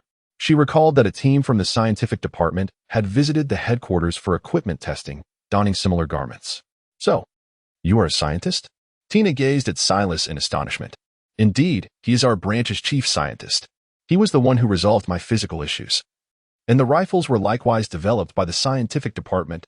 As for the honeycomb-like underground research facility, to put it simply, it is a subterranean city far larger than the current surface area of Branch 157. Roland nodded, subsequently elucidating. Tina's worldview was utterly shattered. In recent days, she has toured the entire 157 branch, and yet you inform me that there exists an even larger underground city? It is no wonder that the young girl faltered earlier. If that were the case, even hundreds of billions of berries might prove futile, let alone a mere 200 million. However, a new question arises. How did Roland manage to accomplish this with just over 200 million berries? Naturally, Roland would not disclose this information to Tina. In truth, not to mention 200 million, even 2 billion berries would not suffice for such an endeavor. It is essential to recognize that this is an S-class structure. Constructing it independently would require at least 1 million points. Fortunately, Roland was lucky enough to receive the item directly from the novice gift pack. All right, Silas, you may continue. Yes, Colonel. Silas surveyed the room, relieved to see that no one wished to interject, especially after being interrupted twice already, which had left him somewhat anxious. Since the mass production of the Rod 1518 rifle began, the scientific division has been divided into 3 groups. One group, led by myself, is dedicated to genetic research, with the primary goal of unlocking the second genetic lock for you, Colonel. The second group is focused on the extended design of the Rod 1518, while the third is engaged in preliminary research on a new type of cannon. If I may express a concern, Colonel, our department is severely understaffed. By the end of his statement, Silas resorted to a somewhat pitiful appeal. However, Roland found himself at a loss. He was currently too impoverished to afford scientific bioengineers. Even the most basic bioengineers within the system cost a hefty sum of 100 points each. With the meager points he had left, he could only purchase a few, which would hardly make a significant impact on the current situation. Moreover, it was crucial for him to save points. Otherwise, once the port was completed, he wouldn't even have enough to accumulate the necessary points for special attributes. This was unacceptable. I understand your challenges in the scientific department. Hold on a little longer, and I will do my best to assist you next month. All right. Silas sighed upon hearing this response. He felt fatigued. Even though he directly led only the first group, did he not need to keep an eye on the other 2 as well? Unfortunately, among all the scientific personnel in the department, aside from himself, the rest were merely basic bioengineers. Roland had considered recruiting locally, but in the pirate world, individuals capable of engaging in scientific research were few and far between. Moreover, they had all long been absorbed by various factions, leaving no wild talents available. To try and poach from those major powers? Roland would undoubtedly entertain such thoughts in the future, but he currently lacked the strength to do so. Meanwhile, to Roland's left, Tina was bewildered once again. Genetics? What was that? She had never heard of it. Furthermore, should cannons not be referred to as smoothbore guns? What exactly was a cannon? She found herself utterly confused. She wanted to ask, but felt too embarrassed to speak up, especially after having interrupted the meeting once already. Tina was, after all, not without her sense of pride. Controlling her expressions, she resolved to continue observing as a silent participant. Following a discussion between Roland and Silas regarding several issues, they finally concluded. Next in line was Barton, an B-class manufacturing bioengineer from the system. Since he took over the 2 factories within the branch, the production of the Rod 1518 rifle had been steadily increasing, and it was anticipated that the entire branch would be equipped within 3 days. To be honest, Roland was quite pleased with this development. He even felt that this B-class talent was somewhat underestimated, stirring a desire to elevate him in status. However, there was no rush. He intended to observe for a while longer.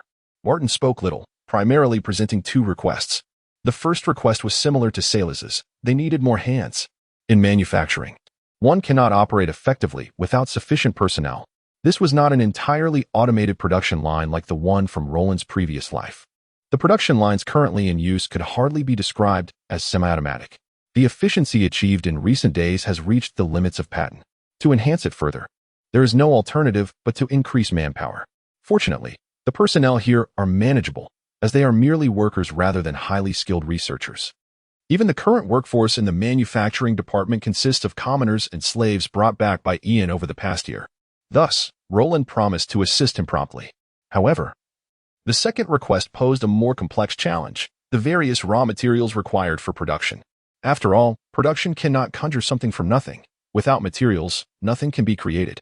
In the past, to ensure that the intelligence of Branch 157 remained confidential, Roland had even been willing to spend more berries to procure various materials from the black market rather than through conventional channels. Hence, this also presented a monetary dilemma. Sighing deeply, Roland found himself at a loss. At that moment, Tina's voice once again echoed from the left. "Are you in need of money?" Tina's inquiry struck Roland as peculiar. Indeed, he was in dire need of funds. Would she support him? Naturally, he could not voice such thoughts openly. With hundreds of people to care for, the monthly salaries alone amounted to several million berries, not to mention other daily expenses. Seems that way. Tina nodded, acknowledging the validity of Roland's statements. After a moment of contemplation, she produced a parchment scroll. This was a treasure map she had recently acquired, located in the East Sea, though its authenticity remained uncertain. "If you're interested, you might give it a try." She pushed the parchment treasure map towards Roland and resumed her previous posture, continuing to listen. Roland took the treasure map and glanced at it. "Thank you, Sister Tina." The meeting concluded with Ian delivering a report. He was currently overseeing numerous tasks, managing not only the combat sequence and logistics personnel but also the new recruits. Furthermore, he was responsible for the intelligence department, the largest division of Branch 157, alleviating much of Roland's burden. So much so that, halfway through Ian's report, Tina shot a fierce glare at Roland. This sentiment hardly requires translation. It conveys that even if one is merely a tool, such treatment is unwarranted. After all, this person has been your loyal follower for several years. As long as Ian remains alive, shall we use him to the fullest extent? Yet, simultaneously, Tina is taken aback. The entirety of the 157th Division comprises nearly 300 personnel when including the new recruits. Most astonishingly, the intelligence department boasts over 100 agents, along with an auxiliary staff exceeding 10,000, creating a network that nearly envelopes the entire East China Sea. Furthermore, within all major pirate crews, there are operatives from the intelligence department present. Is this something a branch can possess? Forcibly attending a meeting, Tina ended up utterly bewildered. However, what truly left him astounded was yet to come. Just minutes before the meeting commenced, the intelligence department had received the latest report regarding Colonel Smoker. Pray, how many ranks has he been stripped at this time? Luolan momentarily paused, then directly inquired. The pause was due to the fact that this development occurred sooner than he anticipated. After all, he had previously mentioned to Tina that allowing Smoker to continue his investigation would inevitably lead to punishment. Perhaps he would even be reassigned to Branch 16 to accompany him. It was merely unexpected that it would happen so swiftly. Colonel, you were already aware? I surmised as much. Please continue with your report. Indeed, according to our intelligence, the Navy headquarters has issued orders for the East Blue investigation to be handed over to Vice Admiral Var. And Colonel Smoker must cease all investigations immediately until Vice Admiral Var arrives. So, he defied orders? Yes, thus, Admiral Sengoku issued a command stripping Colonel Smoker of all his duties, reducing his rank to private, and transferring him to Branch 157. As Ian spoke, his expression was somewhat peculiar. Truly, was Admiral Sengoku not merely delivering talent to us? Upon this development, the 157th branch now boasts 2 individuals from the natural sciences. Indeed, of the 5 natural sciences within the Navy, nearly half are stationed here. Has Smoker been dismissed? Moreover, the Fleet Admiral has entrusted Vice Admiral Var with the full authority to conduct the investigation. How can one investigate oneself? Tina is perplexed. If one were to gauge the reaction to this news, it would undeniably be Tina's. Naturally, she had anticipated Smoker's predicament. After all, Roan had previously mentioned it. While she was somewhat taken aback, it was merely that. However, assigning Var to oversee the investigation truly disgusted her. Sister Tina, now you should comprehend why I undertook those actions. This command was evidently issued by the five elders, with the sole aim of safeguarding Var. As for Fleet Admiral Sengoku, he would never dare to contradict the wishes of the five elders. Absolute justice? No, that is merely absolute obedience. To obey me is to embrace justice. To oppose me is to embody piracy and evil. The notion of justice within the Navy? That has always been a farce. The recent commands from the Admiral, along with Roan's remarks, have profoundly impacted Tina, leaving her somewhat dazed on her return journey. Meanwhile, Roan, in his office, scrutinized the treasure map acquired from Tina. Is Carlo Island situated within the prosperous region of the East Sea? Ian, do you have any knowledge of this island? Setting aside the treasure map, Roan turned to his aide. Colonel, it is a small island located to the north of the Jamaica Islands. Even the Navy dares not approach it casually. What do you mean? Roan was taken aback. Why would the Navy avoid this small island? Because it serves as the lair of Clique, equipped with over 100 cannons. Ian elucidated. Ah, I see. I was overthinking it. After Ian's explanation, Roan finally understood. Most branches in the East Sea, aside from Logetown, typically possess only one or two small warships without a handful of genuinely formidable individuals. Facing an island bristling with over 100 cannons, a mere couple of warships would indeed be at a loss. Could it be that Clique's discovery of this treasure enabled him to assemble 50 large warships in just 2 years? If that is the case, then this treasure is certainly not trivial. At the very least, it must be worth tens of billions of berries. Ian, select 100 fully armed sailors. We shall set sail for Carlo Island tomorrow morning. Yes, Colonel, but our 2 submarines cannot. Before he could finish, Roan interrupted, this time. We shall embark on a new type of submarine. If it weren't for the need to leave some personnel behind and to make room for reinforcements, I would have even considered sending all the sailors to hone their skills. A new, large submarine? When did the Colonel acquire such a vessel? Well, these matters are not for me to concern myself with. Yes, Colonel, I will attend to it immediately. The following dawn, Roan and Ian, accompanied by a full 100 sailors, appeared at the old harbor. Although the dock had been damaged by Tina's warship, it was of little consequence, for there had been no intention of allowing Tana to dock. Sister Tina, why have you come along? If you wish for Tina not to accompany you, then return the treasure map. No, you may come along freely. Want the treasure map back? Not a chance, absolutely not. By the way, where's your ship? Even if that small warship were still seaworthy, it could hardly accommodate over 100 people, Tina remarked, pointing to the dilapidated vessel at the shore. Yet Roan pointed in another direction. The ship is coming. Look, the ship is here. Roan raised his hand, indicating the surface of the sea. However, the others were left bewildered. For all they could see was the vast expanse of the ocean, devoid of any ship. But at that moment, as if a colossal whale had breached the surface, a pitch-black submarine, over 200 meters in length, emerged before everyone's eyes. Subsequently, the hull descended heavily, crashing onto the ocean's surface. Allow me to introduce our flagship of the 157th branch, Tana, designated TDD-1, weighing over 30,000 tons. Everyone was utterly dumbfounded. What manner of creature is this? One might wonder. Even the largest naval warships do not reach 200 meters in length, and their tonnage is merely a few thousand tons. Yet, before me lies a vessel exceeding 200 meters in length, with a displacement surpassing 30,000 tons, capable of navigating beneath the waves. Tina found herself at a loss for words. Meanwhile, Nami, standing nearby, wore an expression of sheer exhilaration. Roland, may I take the helm of this ship? She inquired eagerly. No. Roland replied with unwavering firmness. This infuriated Nami. You clearly stated that I am the chief navigator of the 157th Division, so why is it impossible? Because you lack the ability to steer. Humph, there is no vessel in this world that I cannot navigate. With her arms crossed, Nami huffed defiantly. Roland, on the other hand, could only shake his head with a wry smile. Last night, Roland suddenly recalled something crucial. Could his subordinates truly master the intricacies of the Tana? It was one thing to manage its operations, but given its complexity, it seemed unlikely they would succeed. Unlike the simplistic submarines used for underwater prisons, the Tana was a formidable vessel. Just the operating system alone could bewilder anyone. Thus, Roland inquired whether the system offered any instructional programs for his sailors. Unfortunately, such resources were unavailable. However, the system did propose that he could temporarily hire a crew akin to a construction team. One group would assist Roland in navigating the Tana, while another would train his crew members during the rental period. The total number of crew members available was 97, for a duration of 1 month, at a cost of 1,500 points. While this was indeed promising news, the expense weighed heavily on Roland, as he possessed less than 1,000 points. With no alternative, he resorted to thievery once more, stealthily entering the storeroom to pilfer 9 million, which Nami had earmarked for salaries and monthly expenses.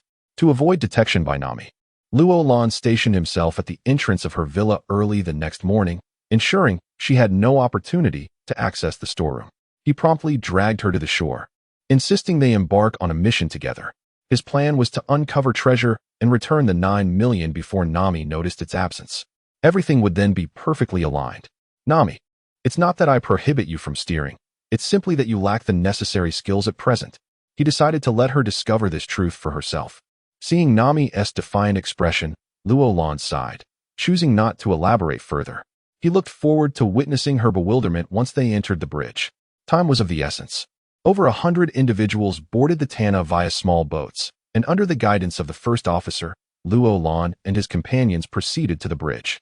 The remaining crew were managed by the bioengineered personnel. The sight that greeted them was utterly confounding. The entire space was filled with screens of various sizes, and the bridge crew was surrounded by a plethora of buttons and complex devices previously unseen. Isn't driving a ship simply about hoisting sails and steering? Nami pondered. So, do you now believe that you truly cannot navigate this vessel? It's all right, I can learn. Despite her initial confusion, Nami's competitive spirit was ignited. It's just a ship. How could I possibly fail to learn? This vessel shall bow to me. Very well, proceed to teach her, instructed Roland. Understood, boss. The first officer saluted and began explaining each station to Nami. Meanwhile, Roland made his way to the captain's chair, but another figure swiftly overtook him and settled into the seat. Ah, what a splendid position. I absolutely adore it. The speaker was none other than Tina, who playfully winked at Roland as she spoke. Adore it? What is there to adore? Give it up. This ship will absolutely not belong to you. Tina had just asserted her fondness for the vessel with an emphatic tone, and seeing Roland's indifference, she reiterated her statement with even greater emphasis. This has ceased to be a mere suggestion. It has transformed into a threat. Sister Tina, this is the flagship of Division 157, and you are not yet a member of it. After a moment of contemplation, Tina also rose to her feet. You must not have second thoughts a month from now. Otherwise, Tina will be quite displeased. What do you mean? I merely stated that you are not part of Division 157, but I never claimed that once you join, this vessel would belong to you. Very well, if Tina is to belong to Division 157 from now on, it wouldn't be an issue for her to take on the role of captain, with Nami as the first mate. The only concern is that if Nami becomes Tana as first mate, she will seldom return to the base. Who will manage the finance department then? Ah, the headache. Shaking his head, he attempted to cast aside these chaotic thoughts. Roland took his seat in the captain's chair, closed the hatch, and prepared to dive. Report, the hatch is closed. The entire ship is in perfect condition, and we are ready to dive. Descending to 300 meters. Yes, commence the descent. Previously, Nami and the others had operated a small submersible designed for transporting prisoners. However, now aboard Tana, they truly understood the vast difference between the two. Only 2 words could encapsulate it: stability. Within a chamber of Tana, there was even a bathtub, which was incredibly comfortable. Tina shared this sentiment. Nami, enjoy your bath. Why must you drag me along? I am in the midst of training. But tell me, is it not comfortable? Indeed, it is quite pleasant. That's what matters. The rest is trivial. Nami, Nojiko, and Tina wore expressions of pure enjoyment. If someone were to open the door at that moment, they would surely be struck down by the sight within. On Carlo Island, despite the late hour, the atmosphere remained lively and bustling, utterly unlike a deserted islet. Hundreds of pirates scattered across the island, some in small groups, others in larger clusters, clutching bottles of alcohol as if they contained mere water, tilting their heads back to drink. At the island's center, in a camp, Creek gulped down from a bottle and then seized a roasted leg of some enormous creature, tearing into it voraciously. His mouth was slick with grease. Captain Creek, it appears that Dory has been missing for nearly a month. He is likely hiding on some remote island, waiting to emerge with the powers of a devil fruit. The speaker was akin. Recently notorious in the East Blue as the Ghost Man, he is now the captain of Creek's 1st Division and, in 2 years, will become the commander of Creek's Grand Fleet. Humph, that fool Dory. He has no comprehension of what true power entails. Is possessing a devil fruit sufficient to make one formidable? No. The strongest equipment combined with the greatest strength constitutes the ultimate force. Even if Dory were to acquire a devil fruit, he could never contend with me. Clad in golden armor, he exuded an air of enigmatic confidence. Akin opened his mouth as if to speak, but ultimately refrained from uttering a word. Indeed, this was Creek's misguided formula for strength. Having emerged from the East Blue, his limited encounters with true power rendered such beliefs understandable. However, Creek's so-called might only amounted to a bit more brute strength, roughly a combat value of 50. As for the strongest equipment, in the eyes of genuine warriors, those trinkets were akin to toys, devoid of significance. Especially his prideful golden armor. It would not withstand even the Rod 1518 models currently deployed by Division 157. Moreover, the most crucial point was that Creek today was not the same Creek of 2 years hence. The armor he wore now paled in comparison to what he would possess in the future. His weaponry consisted solely of a single flintlock pistol. The root of this dilemma lay in his lack of funds. This also elucidated why Creek had established his lair here. By sheer serendipity, he had stumbled upon buried treasure. And as excavation continued, a wealth of treasures, even gold, was gradually unearthed. Akin, how much treasure have we excavated thus far? All the treasures combined amount to approximately 3 billion berries, though they are not located in a single spot. Therefore, it remains uncertain if there are more hidden elsewhere on the island. Excellent. With this fortune, I can recruit numerous subordinates and construct a fleet of dozens of warships, while simultaneously upgrading my own status. Creek's face radiated excitement.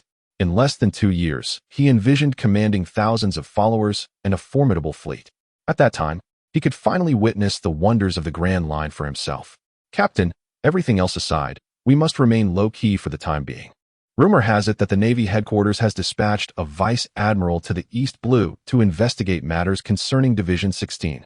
Humph, it's merely a vice admiral. What is there to fear? We should still exercise caution. It is said that the monsters along the Grand Line can obliterate islands with a single blow. Akin, rumors are just that, rumors. One cannot destroy an island with a single strike. It is preposterous. Creek dismissed such tales with scorn, firmly believing that no human could achieve such feats. Thus, they must be mere fabrications. He then carelessly grabbed another bottle and resumed drinking. Only Akin, seated beside him, sat in silence, lost in thought. Yet, unbeknownst to them, 300 meters above, a small artificial object hovered in the air. Is it truly possible? Tina was taken aback. Within Tana's bridge, the enormous main screen displayed a clear image of Creek consuming drink after drink, so vivid that even the sweat on his body was discernible. It was worth noting that Tana was currently several hundred meters away from Carlo Island and nearly 3 kilometers distant from its center. How was this accomplished? In truth, this situation took Roland somewhat by surprise. After all, the system had provided a version of the Tana stripped of all armaments. As for the drones following an inquiry with the system, Roland finally received the answer. Indeed, all armed drones had been removed. Yet the unarmed small reconnaissance drones were retained, numbering as many as 20. However, the loss of even a single unit was significant, as resupply was impossible, and the 157th unit was currently incapable of producing more. Had it not been for the knowledge that Click would be unable to shoot them down even if discovered, Roland would have been reluctant to allow them to scout above the enemy. Tina was exceedingly satisfied, declaring that upon their return, she would have her aide bring personnel for training. Upon hearing Tina's words as she turned away, what could Roland possibly say? Perhaps it was best to pretend he hadn't heard. Ignoring Tina's threatening gaze, Roland directly picked up the intercom from the captain's chair beside him. Ian, are you prepared? Ready and poised for action. Excellent. Within 5 minutes, secure the coast and capture the 3 pirate ships. Understood. Roland set down the intercom, then gently touched a few controls on the armrest panel. The main screen before him transformed instantly, revealing the image of the Tana. Clearly, this was the feed from another drone. The back shell of the Tana opened, and a multitude of Marines leaped forth. Approximately every 10 men formed a group, each lifting a sizable inflatable boat, 8 in total. Swiftly, this contingent of over 100 naval personnel surged towards the coast aboard the 8 inflatable boats. It was now 3 in the morning, and the majority of pirates, having indulged in drink, were sound asleep, with no one on watch. The 3 vessels docked at the makeshift pier were in a similar state. At that moment, One pirate staggered unsteadily along the side of one of the warships, leaning over to retch violently. After a considerable time, he finally cleared his stomach and lifted his head. It must be said, after purging himself, his mind was somewhat clearer. He inhaled the sea breeze and gazed into the distance, then suddenly squinted his eyes, rubbing them before looking again. To his astonishment, he saw 8 inflatable boats racing towards Caro Island, each filled to the brim with fully armed Marines. Just as he was about to shout a warning of the naval assault to alert others, a gunshot rang out. Bang! The gunfire echoed, and the pirate fell. Yet there was no further reaction. In fact, several pirates sprawled on the ground began cursing loudly. What the hell? Who is still playing with guns at this hour? They quickly returned to their slumber. After all, such antics were commonplace during their feasts. This scene took Ian by surprise. He had prepared himself for a vigorous assault. Yet the outcome was quite different. After all, they were pirates. Action. Yes, Major. 8 inflatable boats approached the shore, and under Ian's command. Over 100 Marines divided into 8 small teams, each executing their designated tasks. Within mere minutes, the team led by Ian had already cleared the entire dock. The silent slaughter claimed the lives of dozens of pirates, all of whom perished in their slumber. Meanwhile, the drones above transmitted this scene back to the Tana's bridge.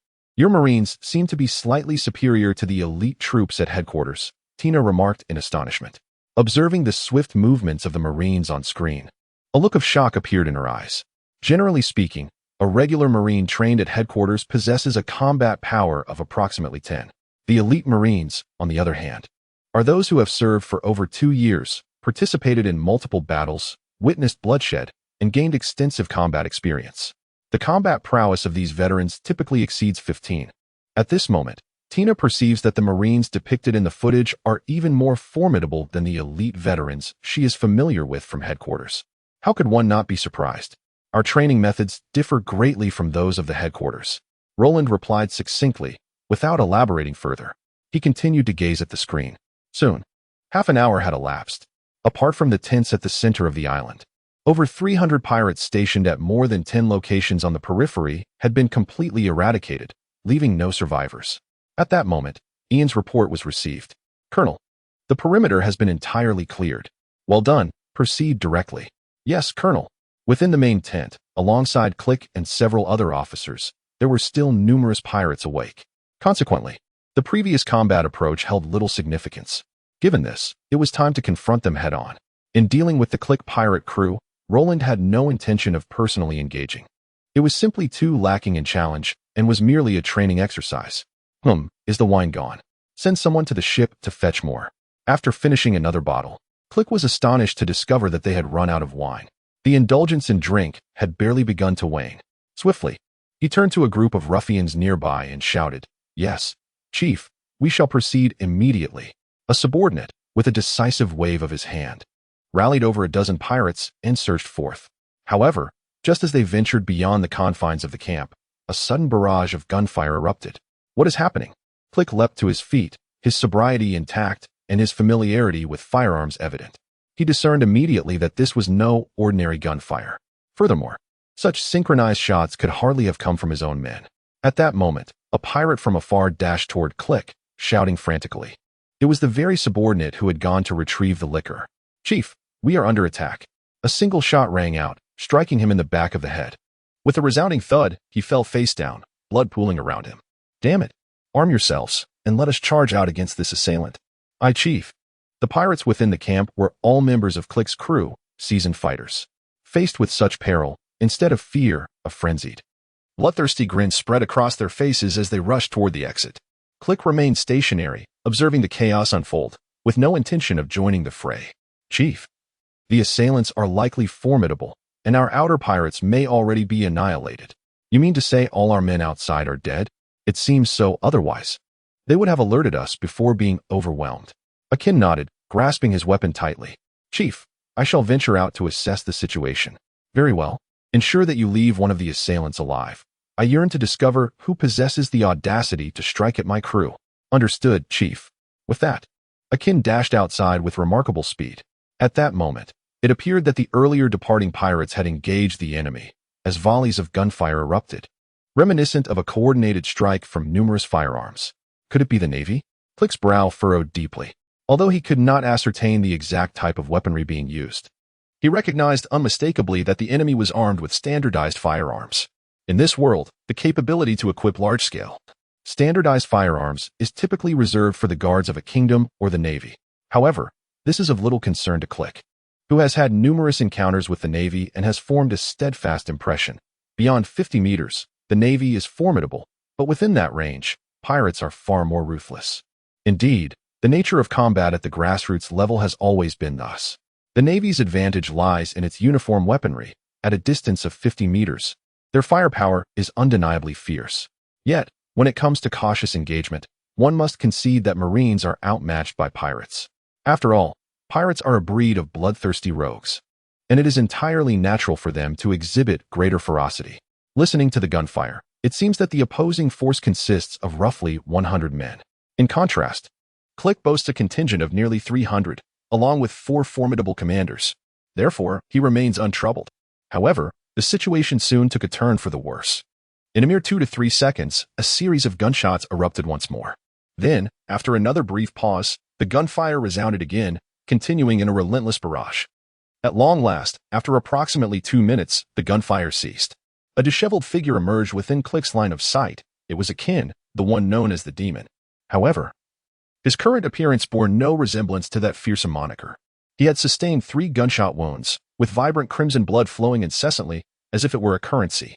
Moreover, a significant portion of his clothing was missing, exposing his skin, which bore the marks of burns. What on earth has happened to Akin? Chief, flee. I will hold them off. Run?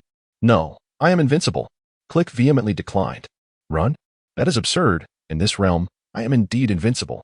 Why should I flee? Chief, all our men are dead. Among them was one who could transform into flames, immune to all assaults. We must escape. He is a monster. Neither fists nor bullets can harm him. We cannot prevail. Akin bellowed. Click was utterly bewildered. Are you suggesting what I think you are? A being immune to all attacks. A man of flames. You must still be intoxicated. Yet, in the very next moment, Click's eyes widened in shock. For before him stood a figure, clad in a naval uniform, with his right fist enveloped in a blazing inferno. This is Chief, quickly. Jean. Having also spotted this individual, disregarded his own grievously injured body and swiftly positioned himself in front of Click. Turning back, he shouted with fervor, manipulating flames? What an extraordinary ability. For Click, born in the East Sea and surrounded by a dearth of information, the notion of a weapon equates to strength augmented by armament. The mightiest strength, combined with the most formidable weaponry, constitutes the pinnacle of martial power. As for the devil fruits, advanced martial arts, the swordsmanship of masters, in the essence of hockey, he had never witnessed any of these phenomena. He had merely heard whispers, dismissing them as mere fabrications, regarding them with a sense of disdain. Yet at this moment, he beheld one of those illogical powers. Could this indeed be the power of the fabled devil fruit? Captain, let us flee. At that instant, Akin turned and shouted, his face betraying a flicker of fear mingled with determination. It was impossible to claim he felt no fear, yet Click had shown him kindness, compelling him to buy time for his escape, even at the cost of his own life. Alas, such efforts were destined to be in vain. In the next moment, waves of Marines surged into the campsite from all directions, swiftly encircling them. Hundreds of Rod 1518 rifles were aimed squarely at the two. I will fight you. Akin bellowed defiantly, charging forward. However, bang! The shot was fired by Ian, and Akin was struck in the forehead, collapsing backward, devoid of life. I surrender, I surrender. Although Click believed himself to be superior to Akin, he acknowledged the limitations of that superiority. Yet now, he had inflicted no casualties upon the enemy, having lost nearly 300 elite soldiers and several officers, with Akin's demise weighing heavily upon him. It is worth noting that he was far from being the man he would become 2 years hence, equipped with an arsenal of assorted weaponry. Although he possessed an impressive suit of armor, it was not the same as that of 2 years later. In truth, facing hundreds of muskets locked onto him at such close range, even ordinary firearms would be beyond his endurance. He immediately faltered. Though he would be imprisoned, at least he would still be alive, right? Moreover, he could always devise a plan for escape in the future. Surrender? Yes, I surrender. Capture me.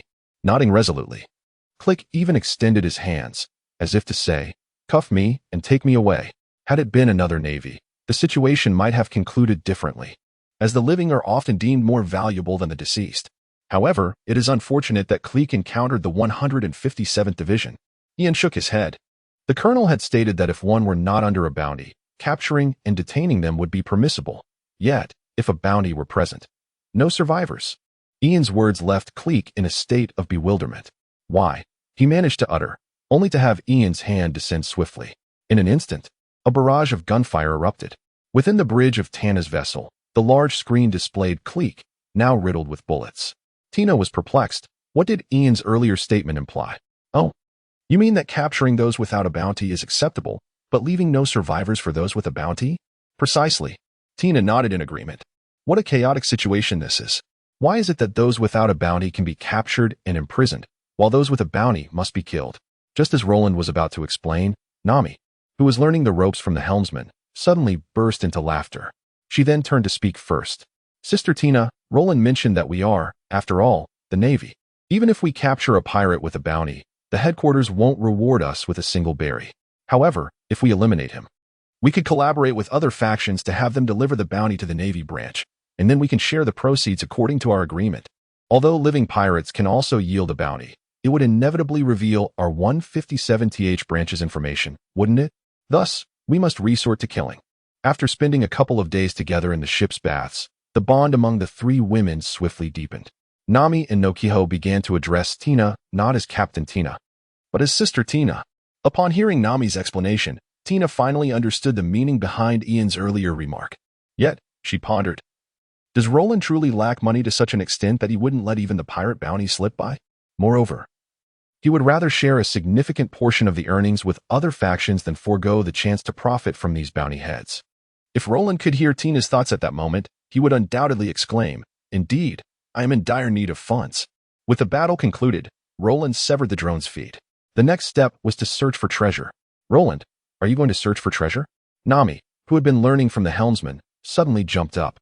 She rushed over to Roland, her eyes filled with symbols of berries, spinning like a slot machine. You stay here and focus on your studies. You need not worry about the treasure hunt. As the chief financial officer of the 157th branch, I must accompany you. Nami insisted fervently. However, Roland remained unmoved. He turned and exited the bridge, instructing the two soldiers stationed outside. Under no circumstances is Nami to leave the bridge without my command. Yes, Captain, he replied. What a joke. Would he allow Nami to see the treasure? He planned to keep a tenth for the branch's daily expenses and recharge the remainder on the spot. Then, he would simply inform Nami that they had found it. Thus, he would no longer cling to me with such desperation. I truly am quite clever. Nodding in satisfaction, Roland made her way outside. Nami, however, remained on the bridge, gesticulating dramatically at Roland's retreating figure. Suddenly, a thought struck her, and she broke into a smile. She hurried over to someone nearby, yet remained oblivious to their name, as Roland had never called it out. Richard Meducas, you may call me Richard, the first mate declared. Richard, Roland has instructed you to teach me how to navigate this vessel, correct? Indeed, that is the captain's directive. Very well. Then show me how to operate that drone from earlier. Certainly, please follow me. Richard nodded. As a bioengineered individual, he would execute Roland's commands without question. Indeed, Roland had commanded him and the bridge crew to instruct Nami and the other selected sailors on how to operate the submarine. Thus, he agreed without hesitation. As for Nami, a mischievous grin crept onto her face, reveling in her cunning plan. Witnessing this scene, Tina instantly recognized Nami's intentions. With a wry smile, she decided to feign ignorance and turned to leave the bridge. After all, it was her own treasure map that had been provided. She was eager to see if there truly was any treasure to be found.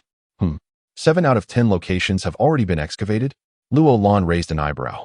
Indeed, it was evident that 2 years later, the reason Clique could assemble a fleet of 50 warships and recruit thousands of followers was due to this treasure. In other words, suddenly, a thought occurred to Roland, and she gazed at Tina with a hint of exasperation. Sister Tina, did you not initially intend to seek out this treasure? Tina, perpetually busy to the point of neglecting her own rest, could hardly have set out in search of treasure. Just as I suspected. Clique, my dear Clique, it seems fortune has not favored you. Were it not for Sister Tina fortuitously providing me with this treasure map, you might have lived a few more months. Captain, we have already assessed the treasures unearthed thus far, the estimated total, including berries and other items.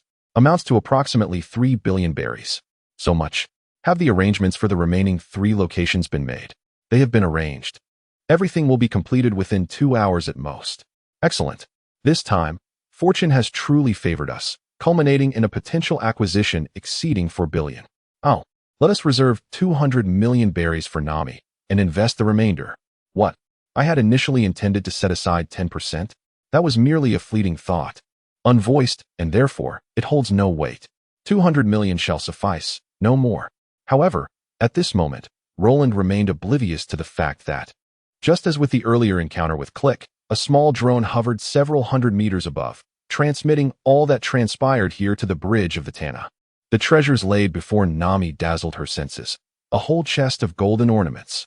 With dozens of chests, it must be worth around 3 billion berries.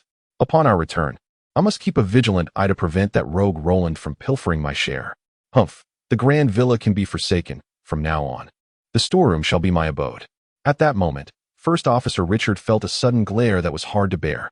Reluctantly, he ordered the bridge lights to be extinguished. There was no other choice. Nami's eyes shone like searchlights, far too blinding. 2 hours later, treasures from 3 additional locations were unearthed. Their estimated value around 1,180 million berries. Adding to the previous 3 billion, the total amassed to approximately 4,180 million berries. With 18 billion in cash, the cash must remain untouched, while the remaining treasures are to be transported to the Tana. Understood, Colonel. The crew promptly began the transfer. Once everyone had departed, leaving only a few boxes of berries behind, the system executed the recharge. Ding. Recharge complete. The host has accrued 180,000 points. Ding.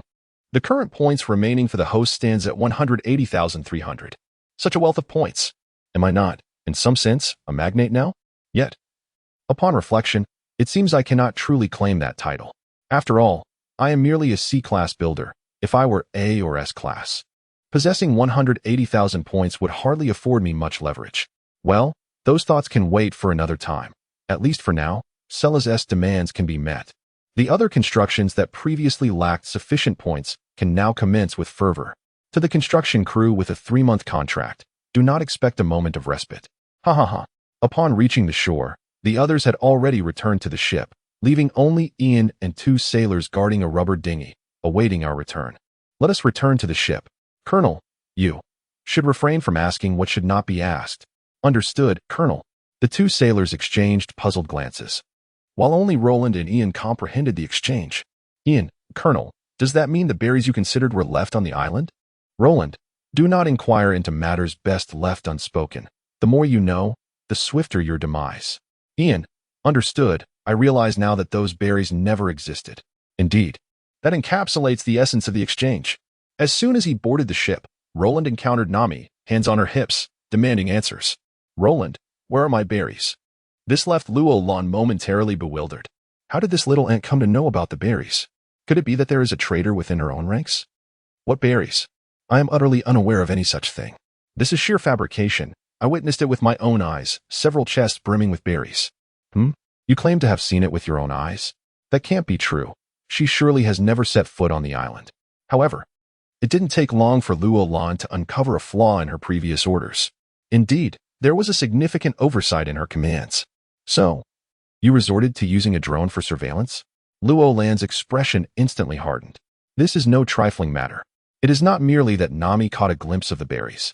That is a trivial concern. The crux of the issue lies in whether she witnessed the act of my recharging the berries. Indeed, that is the pivotal point. Yes, I have now mastered the operation. Quite clever, wouldn't you say? Beyond those few crates of berries, what else did you observe? Speaking of which, I truly must inquire further. Upon hearing this, Robin felt a jolt of surprise. Could it be that she was indeed seen? Previously, I had dispatched a drone to monitor those crates all the way to Tana, yet when I glanced back your way, the crates that had once brimmed with berries were now entirely empty. Robin exhaled in relief. It turns out that Nami had only witnessed the outcome, without perceiving the process. That's quite satisfactory. It appears that in the future, when operating independently, one should not only ensure that there is no one around, but it is also prudent to enter a completely enclosed space for utmost security. Do not entertain the notion of those boxes. I have other uses for them. Even if it involves nearly 2 billion berries, Did you simply appropriate them? Very well. I shall reluctantly acquiesce this time, but let it be a one-time exception. Alas, has this little lady undergone a transformation? That amounts to 18 billion berries. Roland initially believed Nami would create quite a stir. Yet this is the outcome? Little did he know that at this moment, Nami's thoughts were quite different. 18 billion, although substantial, constitutes less than half of the total. If one could safeguard the remaining 23 billion, then the 18 billion may as well be relinquished. After all, only by generously offering these can one hope to preserve the others. Am I right? Goodness, so this is how it stands. It is rather unfortunate, however. Not to mention the remaining 23 billion, Roland had no intention of sparing even 230 million. Nonetheless, he is not prepared to voice these thoughts now. Otherwise, he might as well forget about a peaceful journey back to the 157th Division. Nami, have you visited Nojiko? No, wasn't it said that no one was injured? Nami tilted her head, while Roland revealed a wry smile. This young girl, as long as she knows that Nojiko is unharmed, must have her thoughts entirely fixated on the treasure, wouldn't she?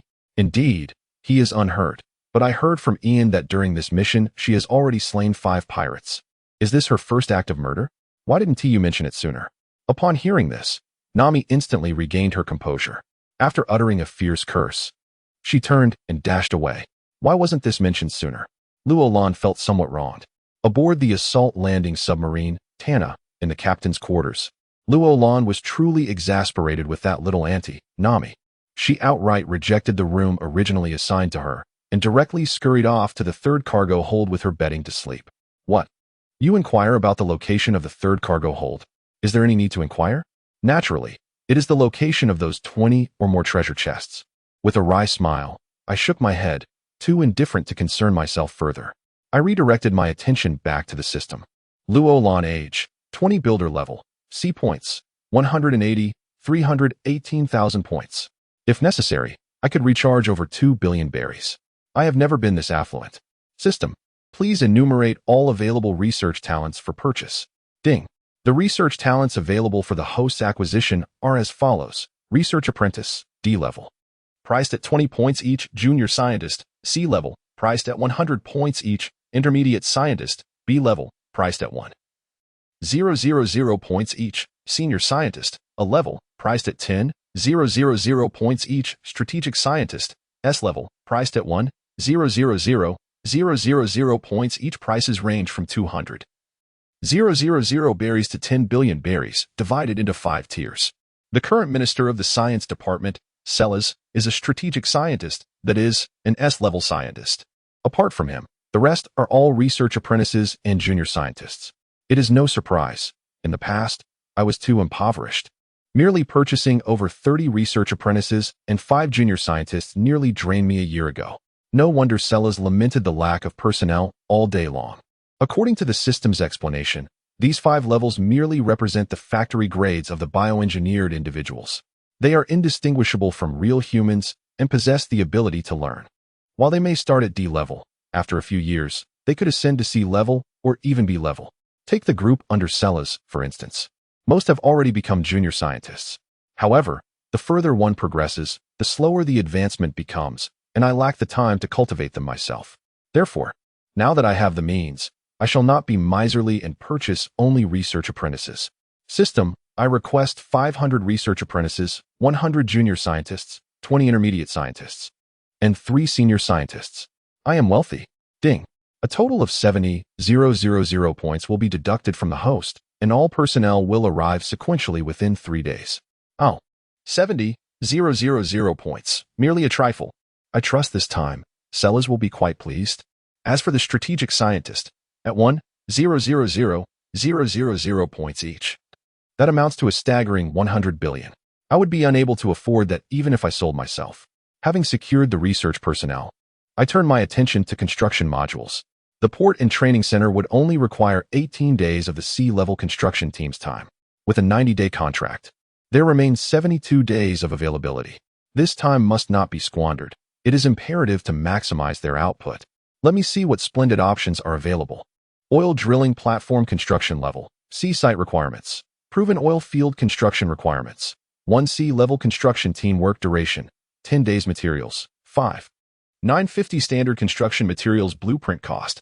500 points special effect slots to this contraption. It is indeed a remarkable invention. However, on this desolate island, there exists no oil. Furthermore, at present, oil is of no use to us, as even Tana employs palladium reactors. Once we seize Alabaston, we may consider establishing one, for it is likely to possess plentiful oil reserves. But for now, perhaps it is best to forego such ambitions. Let us proceed further. City defense wall building level. See location requirements. City periphery construction requirements. 3 sea-level construction teams work duration. 30 days materials. 850 standard building materials blueprint cost. 500 points special effect slots. 2 by perusing the descriptions and the visual representations provided by the system, Roland immediately grasped the implications. What precisely is this defensive wall? In essence, it bears some resemblance to the naval G8 division. The distinction lies in the fact that the G8 division utilizes the natural topography of islands to construct an outer wall encircling the G8 division, within which a multitude of coastal defense artillery is deployed. Conversely, this urban defensive wall is a direct creation of a metallic fortress soaring higher, stronger, and more intricate than the G8 division structure. Naturally, the weaponry is to be resolved independently. This edifice encompasses no armaments. The consumption of construction materials is several times greater than that of the port currently under construction. However, this is quite understandable, as it must envelop the entire city. Nevertheless, given the present scale of the city, Roland has no intention of pursuing such a venture, for it would be far too conspicuous. Would it not be more appealing to discreetly conceal oneself amidst that grove of trees? Continuing to bypass the library pass, it holds little immediate utility. A small shipyard pass. It is excessively prominent. A fully enclosed small shipyard. This seems quite promising. After passing by a series of buildings, Roland's eyes suddenly sparkled as she gazed at the details of a particular structure. Enclosed small shipyard building level. Sea site requirements. Cliff or mountain. Must be adjacent to the coast. Construction requirements. 1 sea-level construction team construction time. 12 days materials. Standard building materials of 1950 blueprint cost. For 1,200 points special effects slots. 2 The description closely resembles that of the military port currently under construction. It is also a type that can be excavated within the mountains. Conveniently, over 90 of the southern part of the island is covered with continuous mountain ranges, extending nearly 20 kilometers in length. Meanwhile, the span of the military port is only about 2 kilometers. In other words, there is ample space available for use. Constructing a shipyard adjacent to the military port poses no issue whatsoever. Moreover, Roland's interest in this structure stems from the fact that it is a system building, capable of possessing special effects. For instance, it could enhance the sailing speed of constructed vessels, increase the firing range of their cannons, or augment the durability of the ships built therein. The mere thought of it brings immense delight. Yes, I desire it. System, construct for me a fully enclosed small shipyard. Ding, the host has acquired the blueprints for the fully enclosed small shipyard, deducting 200 points. Ding, the host has utilized 950 units of standard construction materials, deducting 950 points. Ding, the host's remaining points are 150. Well, let the construction commence. The matters concerning workers and foremen can be addressed later. After all, there remains over half a month until completion, so there is no rush. I shall continue to browse the construction module pages. Soon, Roland found himself captivated by another building. It is worth mentioning that Roland does not relish the notion of hand-to-hand combat, as it appears both crude and rather foolish. The same sentiment applies to wielding bladed weapons. Thus, even though Roland has resolved his physical issues and his physique is rapidly improving each day, he still regards firearms as his primary means of combat. If one were to inquire why, as a modern individual, resorting to cold weapons seems a regression. What? You assert that firearms are inferior to cold weapons in the world of pirates? Do not be naive. That is merely because the firearms in the pirate realm have only just begun to touch the surface of their potential. Who told you this represents the true power of firearms? For heaven's sake, they have barely scratched the surface. Of course, the foremost reason is that Roland believes wielding a gun is simply more stylish. The swordsmithing workshop holds no significance for him. However, its lack of meaning for him does not imply that it is devoid of value for others. Previously, Ian had mentioned the necessity of equipping Marines with melee weapons. Otherwise, They would be vulnerable once engaged in close combat. Moreover, among the 157 Marines, Ian had identified several promising talents in swordsmanship. It is essential to recognize that not everyone is suited for firearms. Swordsmithing workshop building level, C site requirements, level ground construction requirements, 1 sea level construction team construction time, 2 days materials, 1,100 standard building materials blueprint cost, 2,800 points special effect slots, 2 It is rather inexpensive. I shall procure one from the system. Ding. The host has purchased the blueprint for the swordsmithing workshop, deducting 2,800 points. Ding. The host has utilized 1,950 units of standard system building materials, deducting 1,100 points. Ding. The host's remaining points, 1,00250. Additionally, there is 1 billion berries.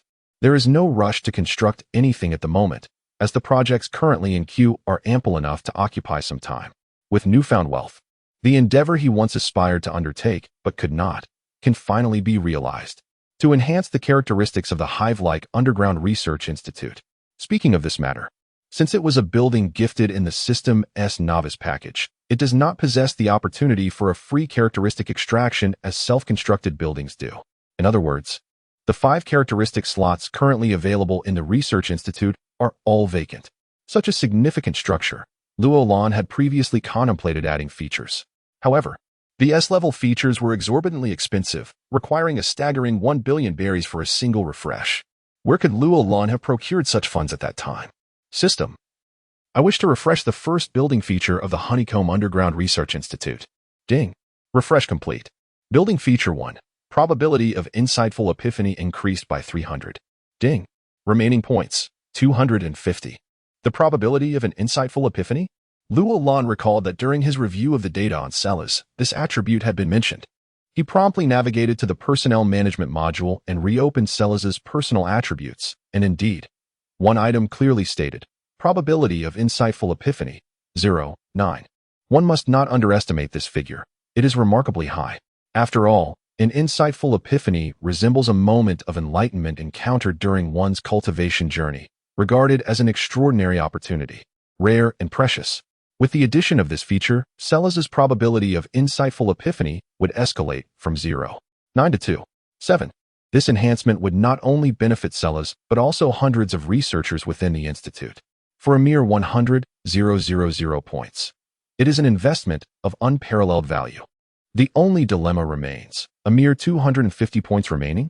It feels almost like a self-deprecating remark. System. What is the cost of an apprentice-level worker in the manufacturing category? 1 point per individual. Goodness, is it only a tenth of the cost for research personnel? Shall I procure a batch for Barton? This fellow can certainly weep even more than Silas. Indeed, while it is true, relying solely on Ian to venture out, select, and bring back a few individuals is rather sluggish. Additionally, not all of these individuals are suited for work, and even those who require extensive training. System. I command you to utilize all remaining points to purchase apprentice-level workers. Ding. A total of 250 points will be deducted from the host, and all personnel will arrive in succession within 3 days. Ding. Current remaining points for the host, 0. 18 billion berries may seem like a substantial sum, but in practical terms, it is merely a drop in the ocean. However, there is no cause for concern. I possess over 2 billion more to expend. Furthermore, after some time, once my strength has increased, a visit to Sky Island will render the issue of berries trivial. Did not the protagonist in the original text acquire a mere trinket and receive 300 million berries in return?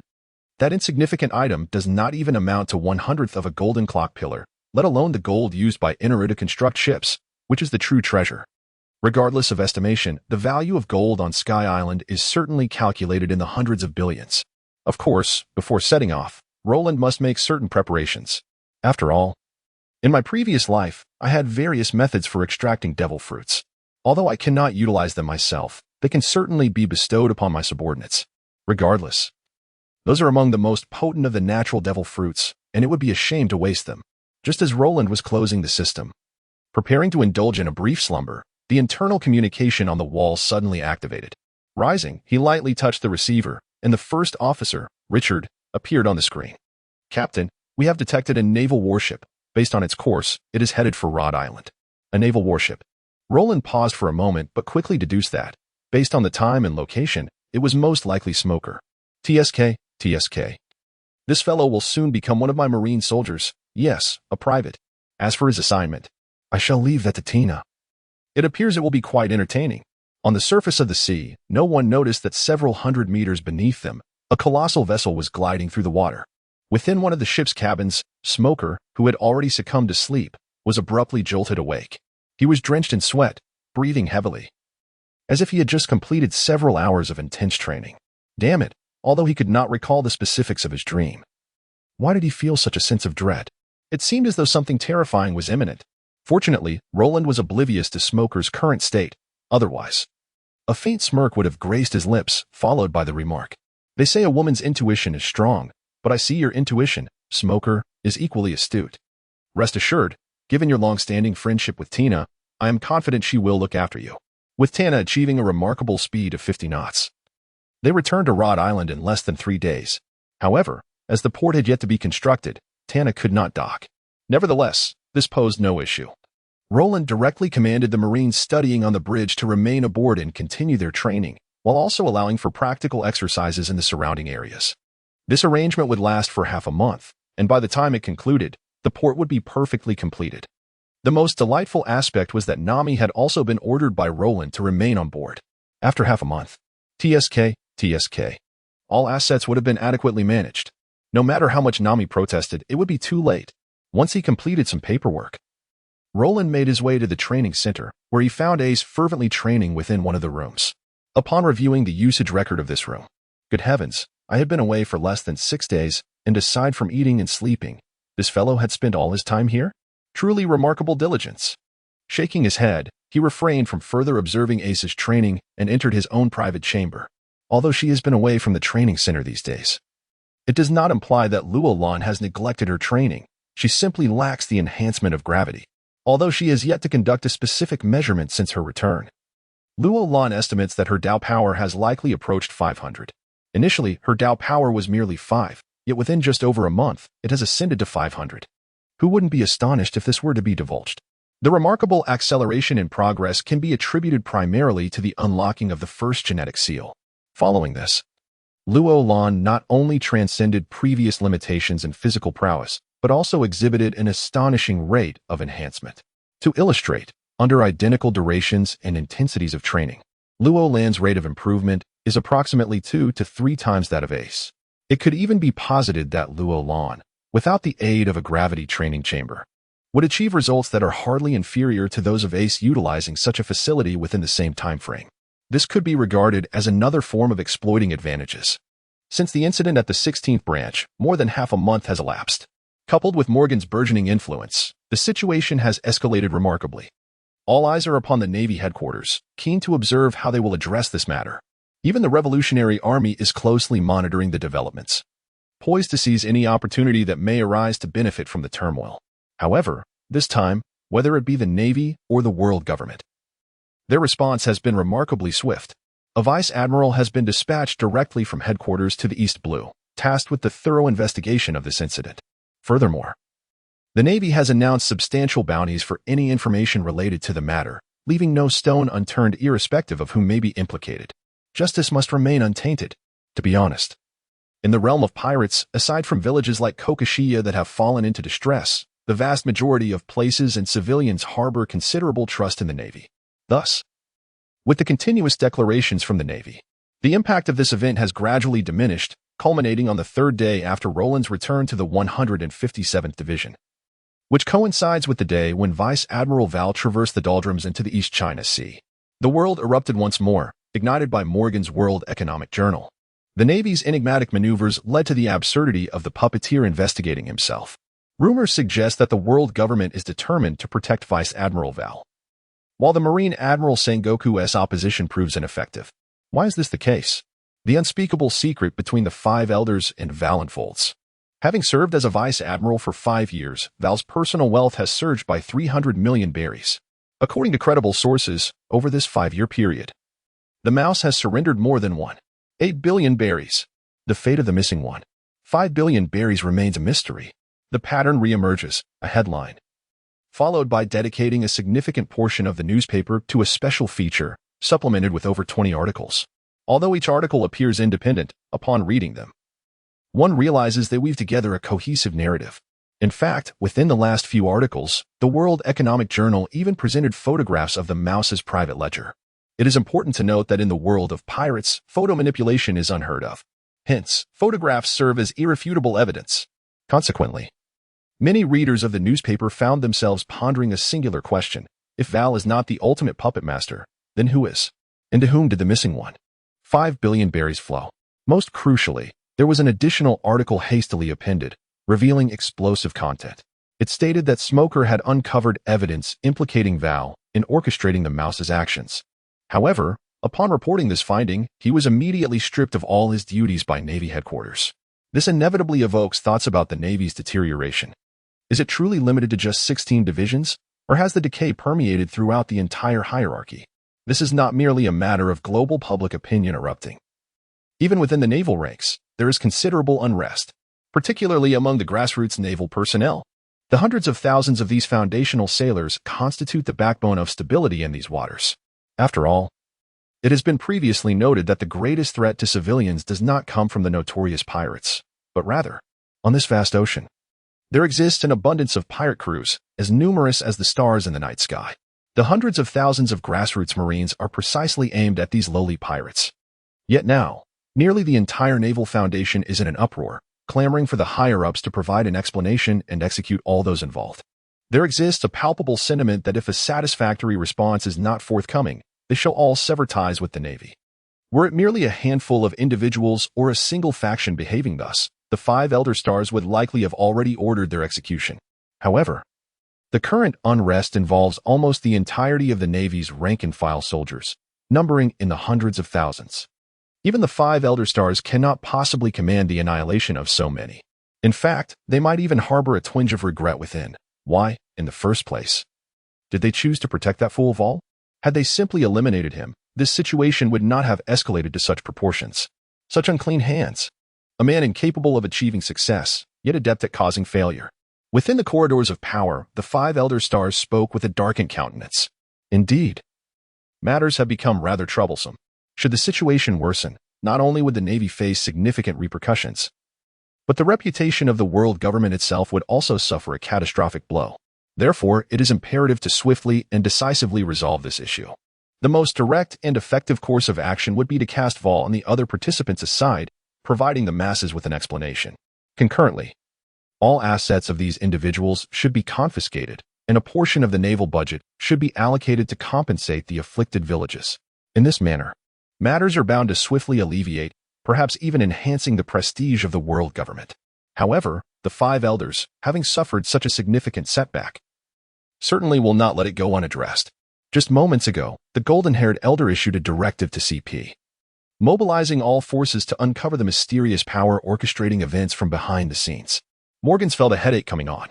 Not long ago, the elders had personally cautioned him against delving further into this matter, insisting that he cooperate with the world government in shaping public opinion. Furthermore, they demanded that he reveal his sources of information. Should he refuse, the world government would place him on their death list. Morgans was acutely aware of the dire consequences of being included on such a list, the open pursuit and bounty from the Navy, coupled with the clandestine assassination attempts from CP. Few could withstand such pressure unless they were among the ranks of the 4 emperors.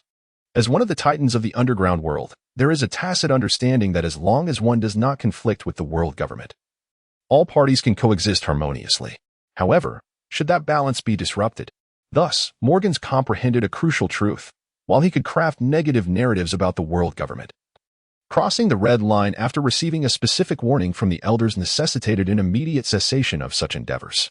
Although he possessed a wealth of clandestine information and could, if necessary, confront the world government head-on, he discerned that such a confrontation was unwarranted.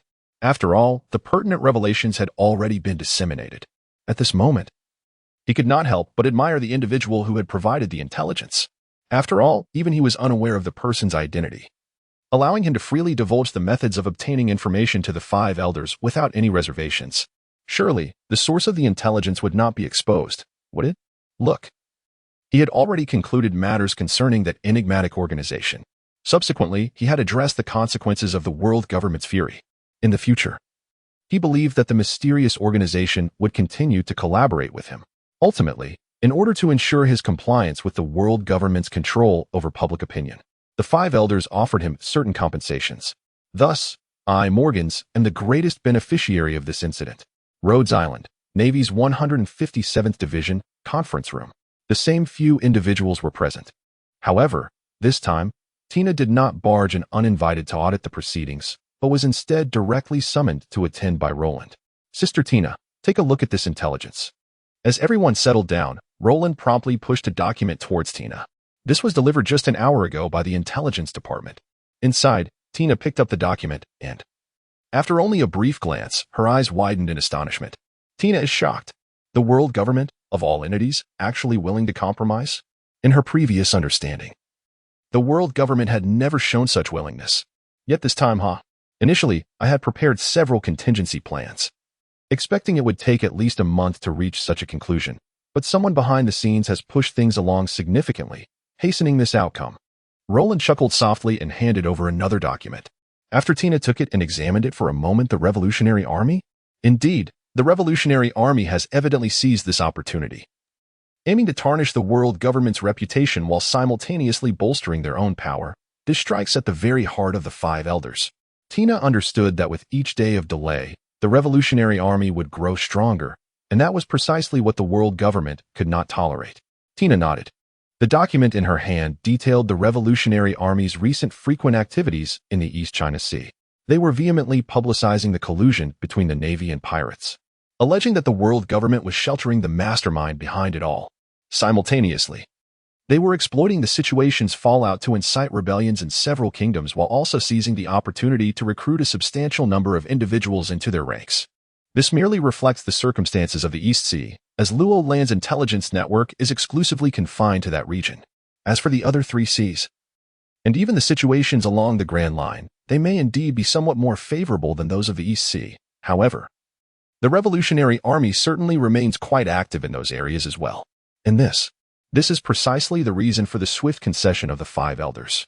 Subsequently, the five elders will likely, with Morgan's cooperation, place the blame squarely upon the Revolutionary Army. For instance, they may publicly declare that those who have committed these offenses are undercover agents of the Revolutionary Army, simultaneously undermining the world government while securing funding for the Revolutionary Army. Luo Lan rested both hands on the table, fingers interlaced, articulating his predictions for the unfolding events. Surely, not many would believe this, would they? Tina was taken aback. This rationale is rather insulting to one's intelligence. Are the high-ranking officials of your world government all undercover agents of the Revolutionary Army? The number of those who believe this is inconsequential. What matters is that as long as such a notion exists, it cannot be considered a definitive truth. Moreover, Sister Tina, you overestimate the discernment of the common folk. Among 10 individuals who have been brainwashed, 9 will consider themselves the enlightened ones who see through everything. As for the remaining one, well, they likely have intellectual disabilities. Luo Lan shook his head. He had witnessed the rhythm of this game far too often in his previous life, and the ability to discern the truth always resided in a minuscule segment of the population. So, what do you intend to do next? Tina found herself unable to refute Luo Lan's theory. Indeed, the capacity to discern the truth exists only among a select few, and this group consists almost entirely of individuals who have attained a certain status and possess their own channels of information. Thus, from a certain perspective, one could argue that it is not these individuals who possess discernment. Rather, they have access to information channels inaccessible to the average citizen. No, I have resolved not to intervene any further. Let the Revolutionary Army and the world government engage in their own dog-eat-dog scenario from here on. Tina was taken aback. Surprised? Indeed, it was quite unexpected. However, it was not Luo Lan's continued involvement that astonished her, but rather his attitude towards the Revolutionary Army. Initially, Tina assumed that, given Luo Lan's sense of justice, he would harbor favorable feelings towards the Revolutionary Army. Yet now, upon hearing him describe their conflict as a dog-eat-dog situation, it seemed otherwise. The Revolutionary Army? A group that jokes with the lives of the common people for their own gain. Last year, they incited a rebellion in the kingdom of Zisakor in the South China Sea, ultimately succeeding in overthrowing the royal family. But what was the outcome? They recruited numerous individuals from the rebellious factions and fled the kingdom before the naval forces and the suppressive fleet of the world government arrived. In the end, Hundreds of thousands of civilians were left to suffer brutal repression. Thus, the question arises, did the Revolutionary Army genuinely seek to overthrow this kingdom to liberate the countless commoners exploited by the nobility?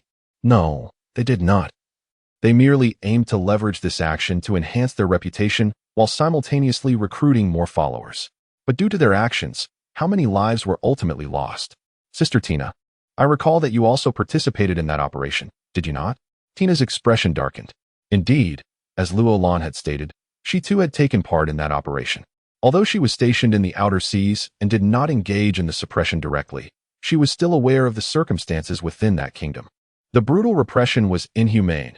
Over 100,000 were slaughtered, and the survivors were reduced to slavery. With the reduction of one allied nation, the entire kingdom of Zissacor vanished. This marks the conclusion of that rebellion, a consequence entirely instigated by the Revolutionary Army. Were they unaware that the Navy and the world government would come to quell the uprising? No, they were fully cognizant. Did they not recognize that once the Navy and the world government arrived, resistance would be futile? No, they were aware of this as well, which is precisely why they fled in advance. They absconded with all the benefits they had accrued from this insurrection. Ultimately, the Revolutionary Army is merely a faction, driven solely by self-interest. A moment of silence enveloped the conference room. After a minute, Roland suddenly turned his gaze towards Tina, a slight smile gracing his lips. Sister Tina, let us set aside this discussion for now. You haven't forgotten our prior agreement, have you? The Grand Line, Marineford. Within the office of the Fleet Admiral at Navy headquarters, Sengoku's brow furrowed deeply. Just moments ago, he had received a call from Tina, reminiscent of an earlier incident with Smoker, who had also bypassed the usual channels to contact him. Now, Tina mirrored this behavior, instilling within him a sense of foreboding. And indeed, it was not a favorable development. Tina expressed her disappointment with how headquarters was handling Smoker's situation and requested a transfer to the 157th Division. Should headquarters refuse, she threatened to retire. Goodness gracious, is this still the mature and compliant Tina we know? Would Tina really cause such a commotion over a mere smoker? Nonsense. Moreover, regarding the 157th branch, is it not true that Tina's outburst stems not from Smoker's actions, but rather from that boy's exile? Sengoku seems to grasp something, letting out a slight sigh before agreeing. Orders are swiftly issued, but you are permitted to remain in the 157th branch for only 1 year, after which you must return to headquarters. Tina understands. To Sengoku, these matters are trifles.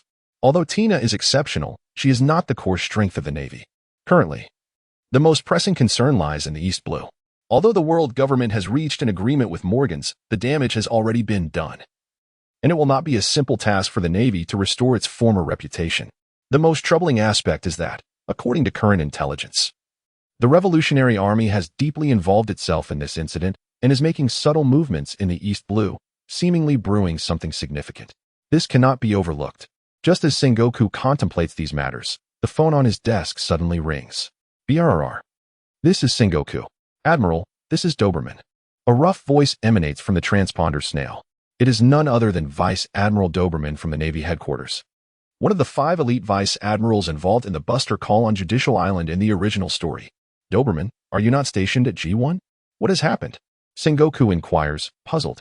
After all, Doberman is currently serving at the G1 branch in the New World, the Navy's closest outpost to the territory of the 4 emperors, regarded as the front line within the New World. Most importantly, unlike other G-series branches, G1 is the only one where an admiral rotates duty. In other words, if a problem arises, it should be reported to the admiral currently stationed there, not to him, unless something has happened to Akainu. But that should not be the case. Admiral Kaido of the Beasts has inexplicably invaded Whitebeard's territory. What? Has he gone looking for trouble with Whitebeard again? Sengoku feels a surge of frustration. Kaido tends to go on these rampages every so often, either causing trouble for the Navy or seeking conflict with the other 4 emperors. Among them, his favorite target is Whitebeard, even though he invariably ends up on the receiving end of a thorough beating. Initially, one might think that when 2 emperors clash, it would be advantageous for the Navy. So why is Sengoku reacting so strongly? The answer is simple: balance. Since becoming Fleet Admiral, Sengoku's perspective has shifted. Rather than merely eradicating pirates, he now places greater value on maintaining equilibrium. Indeed, on a grand scale, it concerns the balance of power among factions. The equilibrium between the Navy, the 7 warlords of the sea, and the pirates forms the cornerstone of the world government's dominion over the world. On a smaller scale, balance is equally essential within each faction, such as the equilibrium between the doves and hawks within the navy, or the balance among the four emperors within the pirate factions. Any disruption to this balance will lead to significant turmoil, altering the previously stable situation. These are all factors that must be taken into consideration during the Warring States period. The New World is vast, yet the number of formidable individuals remains limited. As a naval officer, do you wish for this power to be divided into 4 parts, or to be unified as one? This is a pressing matter. Thus, whenever a conflict arises between the 2 emperors of the sea, the Navy is exceedingly vigilant, preparing various contingency plans and remaining poised for action. However, why is it Doberman reporting such a significant matter instead of Akainu? What about Sakazuki? Marshal, Admiral Sakazuki has already set sail with his fleet. What? Not only did he fail to report, but he also proceeded to lead his fleet directly into action. What on earth is that Sakazuki up to? I shall instruct Kazara to hasten to the New World and simultaneously relay a message to Sakazuki, instructing him to observe the situation from outside the conflict zone without any unauthorized intervention. Understood, but I fear Admiral Sakazuki may not comply. Inform him that should he disobey, he will be relegated to a status akin to Kazuru's, perpetually stationed at headquarters, awaiting orders. Yes, Marshal. Sengoku, too, was incensed. One by one, they provided me no respite. Come here. Yes, Marshal. Upon hearing the call, a messenger promptly entered. Relayed to Kazara that he must immediately depart for the New World to rendezvous with Sakazuki. The messenger's face betrayed his hesitation. What is it? Marshal, it is already nighttime. And so what if it is nighttime? Sengoku's words faltered. For others, nighttime would not pose an issue. Even at the witching hour, they would rise without delay. However, Kazuru, not only does he clock out punctually every day, but even after hours, locating him proves to be a challenge. Forget it, I shall personally contact him. He waved his hand, dismissing the messenger. Subsequently, Sengoku picked up the transponder snail once more and dialed. 1 minute, 2 minutes, 3 minutes. There was no response. Meanwhile, at a certain location in Marineford, Kazara heard the transponder snail ringing and retrieved it from his coat. Hello, this is Borsellino. Brew, brew, brew. Hello, this is Borsellino. Brew, brew, brew. What is happening? Why is this ringing even after I have answered? Kazaru appeared perplexed. He hung up and dialed again. Hello, this is Borsellino. Brew, brew, brew. The earlier scenario repeated itself. Kazara scratched his head, utterly confounded, until a figure approached. Old man, you have the wrong transponder snail. Indeed. This black one is a listening device. Beside him, Tantadamaru expressed his disbelief. Could you not get it right, even just once? Moreover, old man, what are you doing? The phone. Goodness, upon realizing his mistake, Kazara did not hasten to retrieve the correct transponder snail, but instead began to examine the black listening device. Meanwhile, the other transponder snail nestled within his coat continued to ring. After a moment of incredulity, Tantadamaru had no choice but to remind him. Regrettably, just then, the ringing ceased. Yet Kazaru, with an air of indifference, remarked, I wonder who was calling. I suppose I shall wait for them to call back. Tantadamaru was rendered speechless. There are indeed few who would call this old man, and among those, 99 out of 100 would be Marshal Sengoku. The truth is, what a farce it is to mistake a transponder snail and then dawdle about for ages. Is this all merely an act on your part? From the very beginning, you had no intention of answering this call, did you? In his heart, Jean Tamaru was fervently critiquing the situation. Luo Lan remained unaware of the events unfolding at the naval headquarters. At that moment, he was staring at the system prompt, feeling somewhat bewildered. Architectural traits. Energy level increased by 2 tiers. Although converting the treasure worth over 2 billion into berries would not be an expeditious task, especially since merely transporting these items would take several days, not to mention the sluggish pace of the black market. However, the previous transactions had yielded a final sum of berries, albeit modest, just over 20 million. Yet, even with 20 million, there were matters that could be addressed. For instance, as a D-class builder, many of the free traits of D-class buildings had not been favorably drawn, and there were insufficient points to redraw. With over 2,000 points in hand, this regret can surely be remedied, can it not? The characteristics of level D allow for an extraction at a mere 100 points. It is quite economical. Luo Lan's initial focus was on the cafeteria. However, the outcome was disappointing.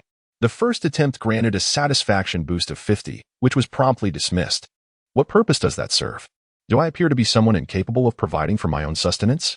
The second attempt offered a deliciousness enhancement of 30, which was again declined. The third attempt. This time has been particularly unfortunate. After more than 10 attempts, Roland still did not encounter any remarkable characteristics. Until the 15th attempt. Building characteristic. Energy level increased by 2 tiers. Energy level? Roland felt somewhat perplexed, and the subsequent enhancement was not expressed as a percentage. 2 tiers? What kind of concept is this? When this characteristic first manifested, Roland felt somewhat uncertain. He immediately began to consult the detailed descriptions. Before long, a look of ecstatic joy appeared on his face. Indeed, this characteristic was extraordinarily impressive. The so-called energy refers to the essence contained within the ingredients. For instance, if you were to compare a piece of pork with an equally sized piece of sea king meat, would the energy they contain be the same? No. Clearly they are not, and they are not even on the same level. In the world of pirates, the stronger the creature, the more potent the energy within it. Consequently, foods with higher energy levels significantly enhance one's physical prowess upon consumption. Now, with this characteristic, even consuming ordinary meat might yield effects comparable to that of sea king meat. Just imagine, what if one were to consume sea king meat directly? Roland could scarcely fathom the possibilities. System, let us begin the engraving process. Ding. The engraving has been completed. The current building characteristic of the marine cafeteria is ingredient energy level increased by 2 tiers. The engraving is finished. Roland nodded in satisfaction and then turned his attention to other buildings. Approximately 5 minutes later, he expended the remaining 800 points and successfully completed engravings for 2 D-level buildings. They were the Marine Dormitory, which boasts a sleep quality enhancement of 80, and the Marine Hospital, which offers a pain recovery speed increase of 70. Both attributes are commendable, especially the Marine Hospital. One should not underestimate that 70. It could prove life-saving in critical moments. Having completed everything, Roland closed the system and picked up the transponder snail on his desk. Brew, brew, brew. This is Tina. Tina, it's me, Roland. What brings you to call so late? Tina's voice sounded somewhat drowsy, as if she had just been roused from sleep. Tina, I wanted to ask when your warship will return to headquarters. Why should it return? Didn't T headquarters just approve your transfer order? Surely the warship and crew can remain? Why not? The Admiral has T issued any orders for the warship to return. The crew on board had been his subordinates for many years. As long as the Admiral did not give that command, Tina would not voluntarily send them back to headquarters. All right, I'm indifferent to the personnel matters, Roland replied. What I care about is, if that's the case, Tina, have your crew remove the sea stone from the ship's hull tomorrow. That's doable, but what do you intend to do with it? Although Roland did not specify the reason for the removal, Tina could not think of any other rationale. It was likely he wanted to use the sea stone for some creation, as he lacked the material himself. What else could it be? However, Tina, after removing the sea stone tomorrow, shall we go fishing in the calm belt? Fishing? Tina was taken aback. Roland, are you that idle? Wait. What were you planning to do in the calm belt just now? Originally ready to tease him, Tina suddenly realized. Remove the sea stone from the ship's hull and then go fishing in the calm belt? This fellow surely cannot be contemplating precisely what you were thinking. I intend to hunt a sea king, ideally one exceeding 300 meters in length. This mission is ill-suited for a submarine, and my own vessel from the 16th Division would likely fall apart the moment it sets sail. Thus, I have no choice but to rely on your ship. By the way, Rhodes Island is a mere 3 nautical miles away from the New World. This implies that even with a rudimentary sailing ship, one could make the journey in half an hour. With a stroke of luck, it might even be accomplished within a few hours, allowing for a swift return without consuming too much time. As for the reason behind the pursuit of a sea king, is there even a need to ask? The cafeteria has unveiled such remarkable features, to not experience them would indeed be a waste. Tina does not comprehend why one would venture to hunt for marine creatures. It serves a significant purpose. Once we bring back a specimen tomorrow, you shall understand. Very well, I shall arrange for the vessel to come over tomorrow morning. And you can also organize accommodations for them at the branch. It would be impractical for them to remain on the ship indefinitely. No problem. However, it may take a few days, as the current barracks for the naval personnel and workers are fully occupied, necessitating the construction of a new building.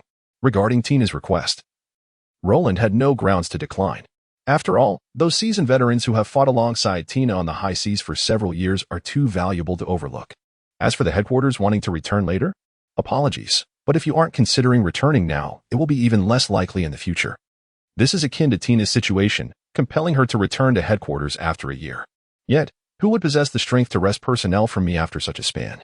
As Luo Lan remarked earlier, the 2 dormitory buildings of Branch 157 are already fully occupied.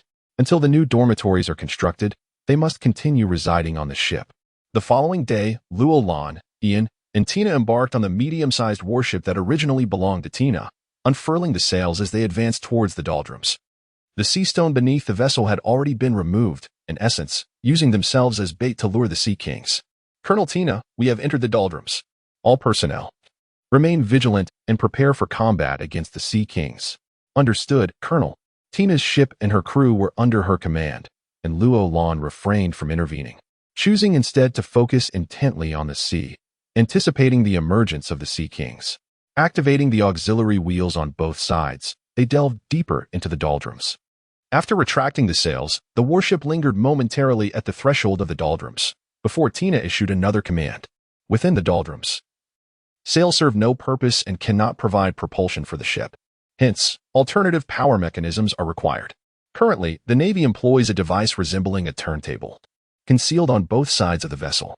It is deployed when necessary, utilizing its rotation in the water to generate propulsion.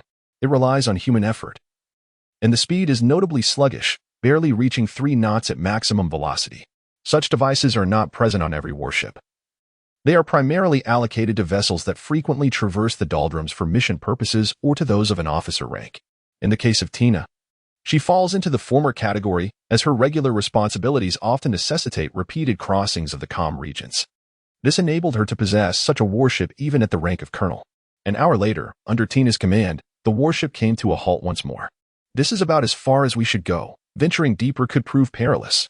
On the foredeck, Tina remarked, given the prowess of Tina, Ian, and Roland, ordinary Sea Kings posed little threat, as all 3 possessed the strength to vanquish them independently. However, this refers merely to the common Sea Kings. What does it signify?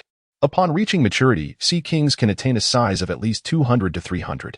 Naturally, as they continue to grow, they can reach even greater dimensions. This species is remarkably long-lived. Within the equatorial region, some Sea Kings have existed for far longer than the world government, and by a substantial margin. This particular category of Sea Kings constitutes the royalty of their kind. An individual can reach a staggering length of over 10,000 meters.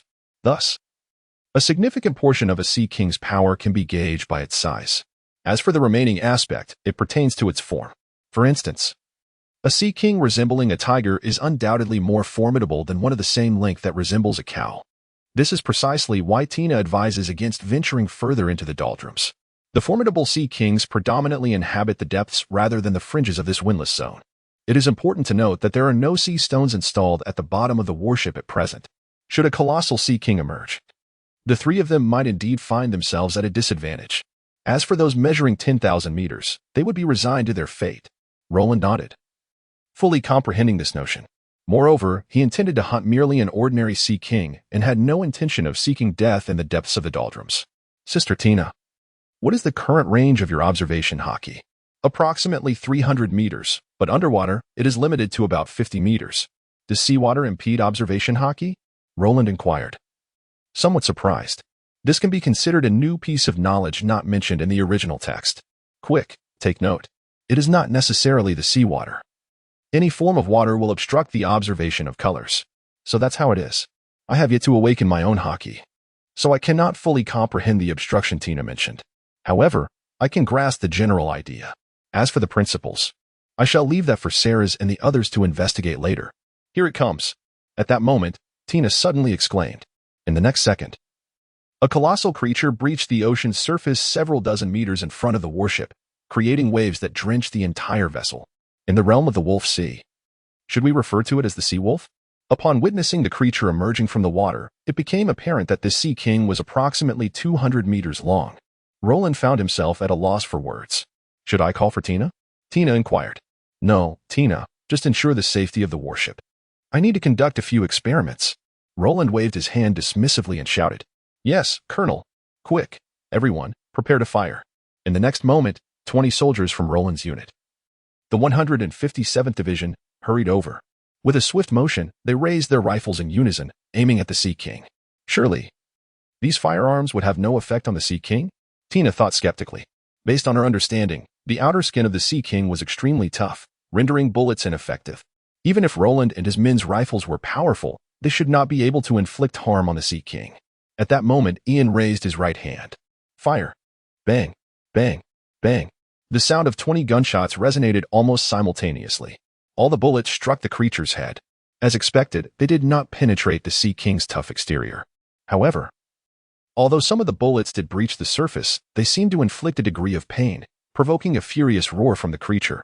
Its eyes turned crimson as it opened its massive jaws, charging forward. Clearly, the Sea King had been enraged. Yet, Roland and his companions remained composed, with Ian calmly issuing commands. Everyone, aim at its left eye. Fire. Bang. Bang. Bang. Once again, the sound of gunfire erupted. What? You wonder why there was an additional shot? Did you not notice that Roland was holding a black handgun in his left hand on the ship's bow? In the next instant, the creature's left eye was struck by all 20 bullets, which it could not defend against, rendering it blind. Meanwhile, Roland's single shot of a 13mm armor-piercing explosive round obliterated the creature's right eye, causing an internal explosion that thoroughly destroyed it. Blinded and in excruciating pain, the Sea King halted its charge, howling in agony. Ian, continue. Yes, everyone, focus on its abdomen. Fire. Ian commanded once more. The gunfire erupted again. 5 minutes later, the surface of the sea was stained crimson with blood, and the wolf-like Sea King floated lifelessly upon the waves, having succumbed to its fate. It did not meet its end lightly, having endured a gruesome demise. First, it had been blinded, followed by being used as a target for an extensive barrage of fire. At long last, the decision to take decisive action has been made. Colonel, based on this recent test, it appears that the Leviathan possesses no significant weaknesses aside from the hardened areas around its head and its eyes. For ordinary sailors attempting to hunt it, relying solely on rifles proves to be rather precarious. Ian, standing beside Roland, is conducting an analysis. It is evident that Roland cannot be called upon to hunt each time. Hence, this test was largely aimed at determining whether a standard sailor could independently accomplish this task with the new weaponry. Presently, it seems rather challenging. The primary issue lies in the inability to execute a swift kill. Notably, even when its eyes were blinded at the outset, the Leviathan managed to ram the warship twice within the subsequent 5 minutes, only to be repelled by Tina each time. In other words, hunting a Leviathan without the protection of a formidable ally remains exceedingly perilous for an ordinary sailor. Of course, Roland made several attempts during this period. Although bullets failed to penetrate anything beyond the vital areas, this refers specifically to the Rod 1518 ammunition. However, the 13mm armor-piercing explosive rounds in Roland's improvised firearm could penetrate its exterior and inflict some damage. It seems it is imperative to have Sellers develop a large-caliber firearm, along with more powerful special ammunition. Although the Leviathan has been eliminated, the question of how to transport it back poses a new dilemma. While it will float upon death, a medium-sized warship cannot manage to tow it alone. Moreover, given that this is a windless zone, the ship can only rely on auxiliary propulsion wheels, providing significantly less power than sails. In a moment of frustration, Roland reluctantly decided to forego the majority of the Leviathan's flesh, allowing the sailors to cut it on-site and take back the choicest portions. He would later send the warship back for another retrieval, hoping that the carcass would still be present. If it were not, well, it would simply have to be accepted. At this moment, Roland vowed that once the shipyard was operational, he would construct an enormous vessel specifically designed for hunting Sea Kings in the calm belt. Consequently, the entire deck of the warship was transformed into an extensive slaughterhouse. Massive portions of Sea King meat, meticulously cut, were incessantly delivered to the cargo hold. Eventually, when the hold could accommodate no more, the surplus was stacked upon the deck. As a result, during the return journey, the ship's waterline significantly dropped, and even with the auxiliary power fully engaged, the warship could only achieve a speed of 1 knot. 3 hours later, they finally arrived back at Rhodes Island. In a private room of the naval cafeteria, several high-ranking officials gathered around a large round table. Roland and Tina were puzzled. Was it truly necessary to summon everyone to dine over mere Sea Kings? After all, it was just Sea Kings. Although ordinary people rarely had the opportunity to taste it, Tina had indulged in it numerous times and found it rather unremarkable. Upon hearing this, Roland chuckled heartily, offering no further explanation. Before long, 4 enormous bowls and an even larger soup pot were brought forth, adhering to the standard of 4 dishes and 1 soup. Although such a custom was uncommon in the pirate world, Roland had established this as the norm. Even the average sailor received 4 dishes and a soup for each meal, the only distinction being that their servings were slightly smaller. Tina was astonished. Why did it smell so delightful? Whether it was the 4 dishes or the central bowl of soup, each was crafted from sea king meat. Of course, Tina was not surprised by this, having tasted sea kings many times before, and she acknowledged that their meat was superior to that of ordinary fare. Yet, it had never been this aromatic. What was happening? She couldn't help but cast a glance at Roland. That fellow. Could it be that he has poisoned the dish? No, that can't be right. The last time we had that delectable meat from the Sea King. While it was indeed delightful, it did not possess such an exquisite aroma. This was spoken by Nami. Beside her, Ian and Ace nodded fervently in agreement. Although they did not manage to bring back the entire Sea King from Kokasia village, they did manage to procure a substantial portion of its meat, which everyone had the pleasure of tasting. I must admit, the flavor was indeed remarkable, but compared to what we are experiencing now, it pales in comparison.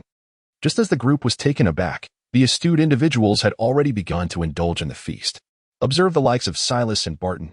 Though these two are bioengineered beings, they are undoubtedly voracious gourmets. They each seized a substantial piece of meat and began to devour it with fervor. Hey, you too! Ace and Nami exclaimed in exasperation, but Silas and Ian paid them no heed. Why waste time responding when there is meat to be savored? Consequently, their pace of consumption only quickened. Observing this scene, Ace and Nami ceased their protests and joined the fray. Roland shook his head in bemusement. Was it truly necessary? They could simply request the kitchen for more once they finished. Rising from his seat, he speared a generous chunk of meat and placed it in Tina's bowl. Tina, give it a try. I assure you, it's unlike any sea creature you've tasted before. As Tina gazed at the braised seafood before her, the aroma wafted enticingly, prompting her to swallow in anticipation. With a flourish, she lifted her knife, sliced a small piece, and delicately brought it to her lips. At that moment, she was utterly bewildered. What is this divine flavor? In the next moment, she cast aside the dinner knife, opting instead to impale a substantial piece of meat with her fork. Without a hint of decorum, she stuffed her mouth to the brim, resembling a stuffed bun. Goodness! Roland was equally stunned.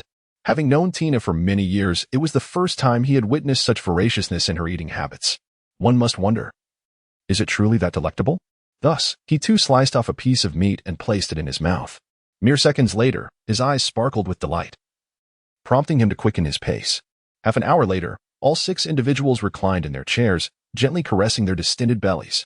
Did you feel a slight warmth coursing through your bodies after the meal? Indeed, such a sensation is present. No need for astonishment. This is due to the abundance of energy contained within the meat of the Sea King species. It will subside shortly. Upon hearing their inquiries, Tina, as the seasoned one, offered an explanation. Yet, internally, she was rife with questions. Indeed, when one possesses a weaker constitution and consumes Sea King meat for the first time, such reactions are commonplace. Therefore, it was no surprise that Nami and the others experienced this sensation. However, what perplexed her was why she too felt this way today, and even more intensely than during her inaugural experience with Sea King meat. Roland, could it be that you truly slipped something into the dish? No. I must step outside to relieve myself. Suddenly, Ace let out a roar, rising abruptly and bolting from the room. This caused Tina to cast an increasingly peculiar glance towards Roland. Shortly thereafter, both Nami and Ian rushed out in succession. Following them were Silas and Barton. Finally, only Tina and Roland remained. Roland, what exactly did you put in the dish? To be honest, Tina felt an overwhelming surge of energy and longed to vent it, preferably through a good fight. She was even blushing from the effort of holding back. I added nothing. It's merely the higher energy contained within that Sea King meat. Sister Tina, a little movement would do you good. Holding it all in is detrimental to your health. Tina fell silent for a moment.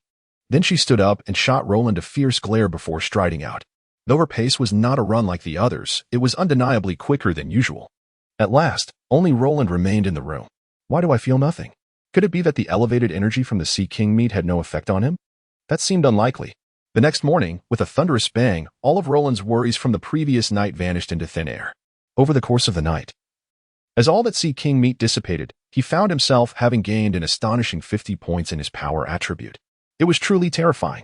As for why he had experienced no reaction after consuming it, could it be that upon unlocking his genetic locks, his physique was of superior quality compared to the denizens of the pirate world?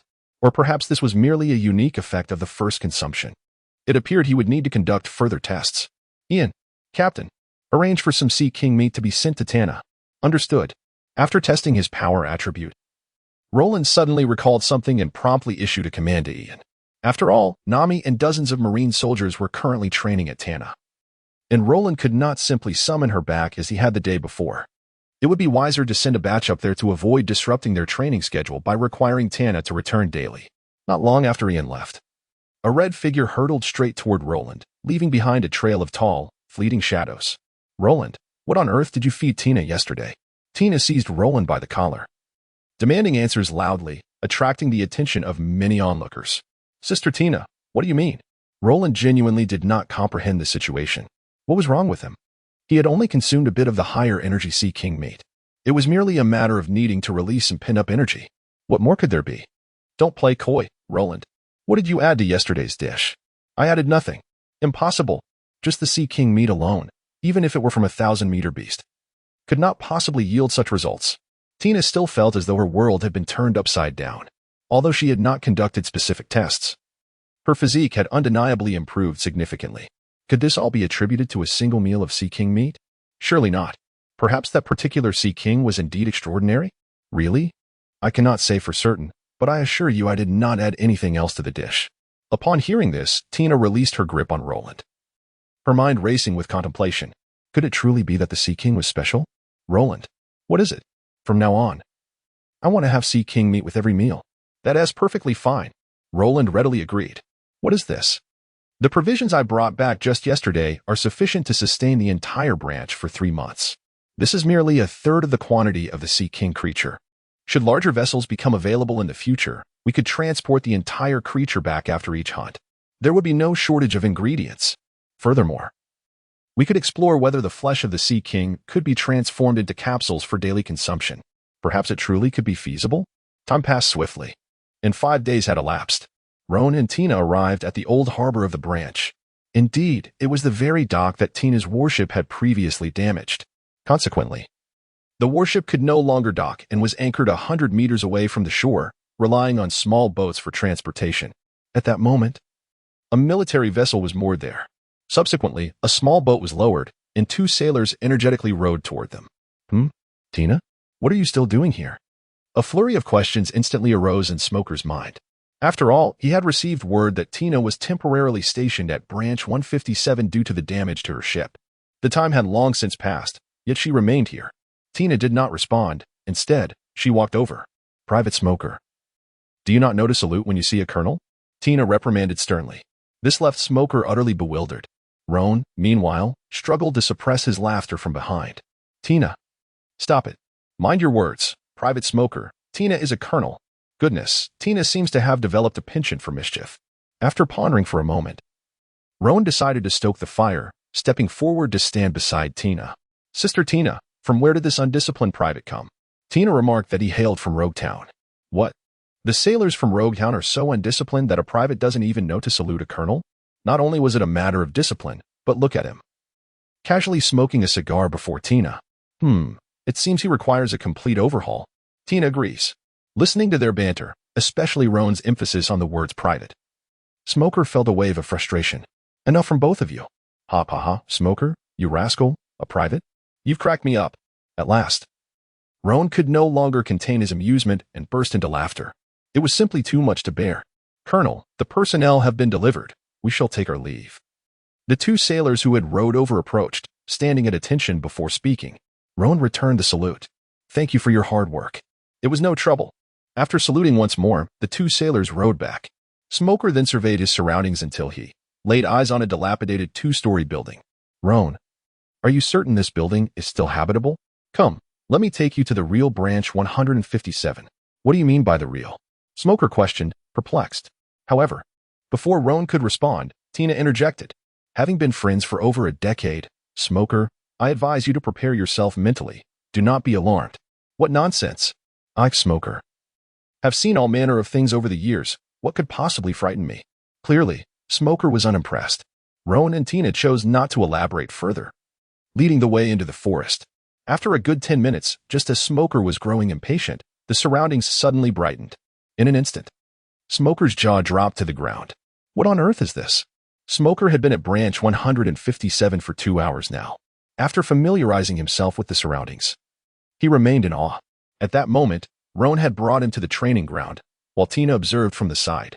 Roan, are you truly going to spar with me? Smoker regarded Roan with a peculiar expression. After all, everyone from the headquarters knew that Roan was physically weak, having only achieved a maximum of 5 points in strength training. Sparring with him, Smoker feared he might inadvertently cripple him with a single blow. Of course, as the branch chief. If I do not understand the capabilities of this new recruit, how can I assign you a position? Is it only you who can gauge my strength? Smoker retorted, exasperated. Although Roan was physically inadequate, his marksmanship was unparalleled within the branch. Even those far more powerful than Roan could fall victim to his well-timed shots.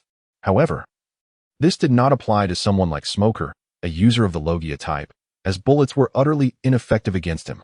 Whatever, if you want to come at me. So be it. As long as you're happy. Smoker sighed and finally relented. He also resolved to take it easy, ensuring he didn't injure Roan. On the training ground, Smoker exhibited a certain languor. He simply could not muster any enthusiasm for battling Roan. It felt akin to bullying. Yet, at that moment, Roan suddenly vanished from view. Was that the 6 styles of shave? Smoker was momentarily taken aback. Although he recognized it as shave, he had failed to track Roan's movements due to his lack of combat readiness. The most crucial factor was that he remained in a relaxed state, unable to transition into a fighting mindset instantly. Everything was already too late. In the next moment, a hand unexpectedly reached from behind and rested upon his shoulder. Smoker, who do you think you're looking down upon? As the words fell, Roan moved his foot, performing another shave to return to his original position, standing opposite Smoker once more. Your physicality? It's already been addressed. When did this happen? About a month ago, I suppose. A month ago? A month ago? Smoker was taken aback. To have recovered a month ago and then, within that span, increase his physical prowess from a mere 5 points to at least 300, and even adeptly utilized shave? It was noteworthy that even Smoker himself appeared less proficient than Roan in this regard. Of course, Smoker's lack of proficiency with the 6 styles stemmed not from an inability to master them over the years, but rather from his disinterest in physical training. This is a common affliction among the majority of natural type ability users.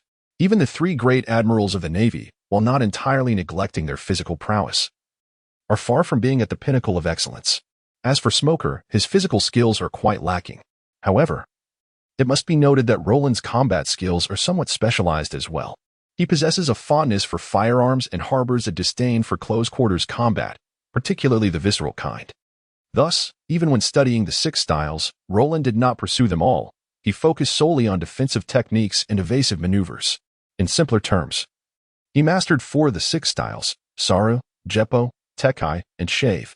As for Shurgon and Rankyaku, Roland outright dismissed them.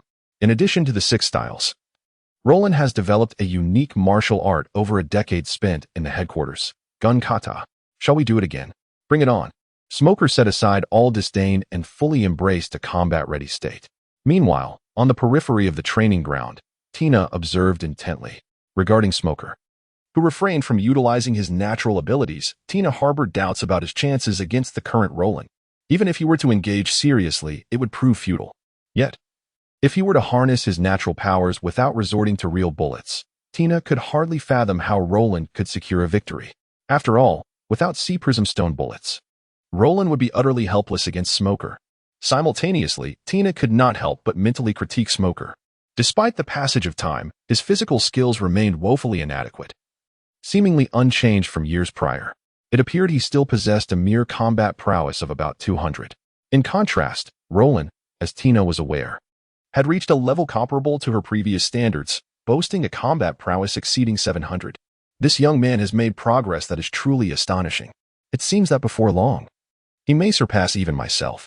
Fortunately, I possess skills that Roland has yet to master, namely the power of hockey.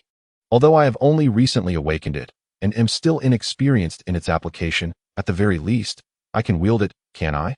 As Tina pondered these thoughts, Roland made his move. Though he typically shunned direct and brutal combat, this time, he made an exception.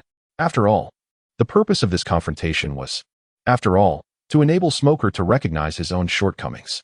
Thus, Roland charged forward with a swift strike, raising his fist to deliver a blow to Smoker. How Navi? Roland, even if your physique surpasses mine at this moment, it still cannot. Boom. Smoker transformed into his elemental form, only to be sent flying by a single punch. Smoker was bewildered. And so was Tina, watching from the sidelines. What was she just contemplating? She possessed haki, but Roland did not. Therefore, could she still maintain her authority as an elder sister? How perplexing. When did this young man awaken his armament haki? Tina observed keenly that just as Roland's fist was about to strike Smoker, it instantaneously shimmered with a layer of pitch-black hue. What else could that be if not armament haki? It is worth noting that over a month ago, Roland could barely be compared to even an ordinary Marine in terms of physique. And now, how could Tina not be astonished? Smoker was utterly confounded, unable to comprehend why Roland's punch was capable of reaching him. This defies logic. After shaking his head while seated on the ground, Smog lifted his gaze towards Roland, only to be taken aback. For in his line of sight, Roland's right arm was completely enveloped in darkness. Is that the power of armament haki? How is this even possible? Smoker, do you recognize the flaw in your approach? If you intend to remain within the confines of the first half of the Grand Line or in the Four Seas, then so be it. After all, even a mere child wielding a paramecia fruit could dominate such territories. However, should you aspire to venture into the New World, then the recent skirmish serves as a foreshadowing of the fate that awaits you when you encounter the pirates from that realm. Even the current 3 admirals of the headquarters, whilst their martial prowess may not be deemed exceptional, at the very least, it is far from inadequate. Take Kizaru, who was often scolded by Zifa. Do you truly believe his combat skills to be subpar? Let us be realistic, he is a master of close-quarter combat. Smoker's eyes widened in disbelief. Am I truly being schooled by that brat, Roland? Yet, he could not deny the validity of Roland's words. If he were to be honest, he had not always been this way. Although he had previously focused on honing his devil fruit powers, he had also dedicated time to training his physical abilities. However, upon being assigned to the East Blue, he discovered that physical prowess was hardly necessary. Merely relying on the powers of his devil fruit allowed him to effortlessly defeat all the pirates he encountered. It was from that moment onwards that he gradually reduced his training regimen, ultimately forsaking the practice of martial arts altogether. Roland was indeed correct. He had allowed the East Blue to confine him completely. Should one venture into the New World, it is no exaggeration to say that not only the formidable Yonko pirate crews, but even other pirates proficient in haki would effortlessly triumph over oneself. Indeed, my physical prowess must be fortified. Just like the 3 admirals, even if I cannot reach the pinnacle, I must never fall short. Very well, I understand. Henceforth, I shall endeavor to elevate my physique to a significantly higher level within a year. Clenching my fists resolutely, Smoker intoned. Meanwhile, Roland remarked, actually, it need not take a whole year. Within the training center of the 157th branch, Smoker's jaw once again dropped in astonishment. The training hall outside offered a gravity of double the normal weight, while the 8 individual rooms within allowed for an adjustment of gravity up to 20 times. To train diligently here year-round would undoubtedly yield astonishing increases in physical strength. Smoker was rendered speechless. Without hesitation, he entered the solitary room assigned to him by Roland and, after a long absence, began his physical training. As time passed, when night fell, Smoker's jaw hit the ground for the 3rd time. Tina, are you truly speaking the truth? Smoker shuddered all over. What had he just heard? Consuming this meat before him, even without rigorous training, could enhance one's combat prowess by dozens upon the first consumption, though the subsequent effects may not be as remarkable. Relying on this energy consumption could still yield an increase of approximately 10 points in combat prowess daily. If this were indeed true, then what purpose would cultivation serve? After all, merely by doing nothing and simply eating, one could accumulate 650 points of spiritual energy in a year. This is already the average strength value of the Vice Admiral, you know? Don't overthink it. This is a peculiar Sea King, one that feasts intermittently. Therefore, Tina glanced at Smoker, choosing not to waste time on elaborate explanations. She promptly joined the others, indulging heartily without a care for decorum. As she herself stated, to eat less is to miss out. At this moment, who has the leisure to explain things to you slowly? Only Roland, seated at the same table, could not help but smile wryly, silently reflecting that, in truth, one meal less or more hardly matters. In fact, hunting a colossal sea creature in the future would undoubtedly yield far superior results. Furthermore, once he ascends to level B, he might even establish a B-grade restaurant, complemented by the architectural characteristics of that level. Imagining the possibility of acquiring ingredients with energy levels increased by 3, or even 4 or 5, he felt utterly unconcerned. Of course, Roland refrained from voicing these thoughts. Thus, the others continued to indulge in their meals, even feeling regret for consuming one less piece. Time flowed relentlessly. Finally, Just a few days before Nami's month-long training concluded, a substantial sum of 1.6 billion berries was transported back. Although nearly 700 million berries remained unaccounted for and could not be retrieved in time, the arrival of this 1.6 billion brought a sense of assurance to Roland. To be honest, seeing Nami now truly unsettled him. When he had first brought this little lady into the fold, he could not ascertain whether it was a gain or a loss. After a series of transactions, Roland found himself with an additional 160,000 points. Coincidentally, good news arrived from the construction team. The port had been completed. Consequently, Roland directly took Ian, Tina, and Smoker to conduct an inspection. After all, Tina and Smoker possessed greater expertise in the construction and arrangement of military ports than he did. However, they were not privy to the developments in the southern part of the island. Along the way, they repeatedly inquired about one matter. Roland, did you really excavate the mountains in the south and construct a secret port? Moreover, is it truly a port spanning over 10 square kilometers, capable of accommodating dozens of large vessels simultaneously? It's not that we don't believe you, but what you're saying is rather unbelievable. Roland smiled wryly and chose not to respond. At this moment, words seemed futile. It was far better to press ahead and let actions speak for themselves. However, when the group arrived at the southern part of the island, even Roland found himself momentarily bewildered. Where was the port? All he could see were towering mountains. Although he was acutely aware that these mountains had been hollowed out, concealing the port within, he struggled to locate an entry point. This was a blunder. He shouldn't have suggested that they didn't need to be greeted. They could simply make their own way. Now, he felt somewhat embarrassed. Just then, the ground began to tremble, and a thunderous roar erupted from ahead. In the next moment, everyone was taken aback. What had appeared to be an unremarkable mountain wall suddenly revealed a fissure in its center, which then opened to the sides, unveiling a vast passageway. Ahem. This is the entrance. Follow me. Roland coughed lightly to ease the awkwardness and stated with newfound seriousness. The others, still in shock, followed suit. Minutes later, Smoker could hardly recall how many times his jaw had dropped since arriving at Branch 157.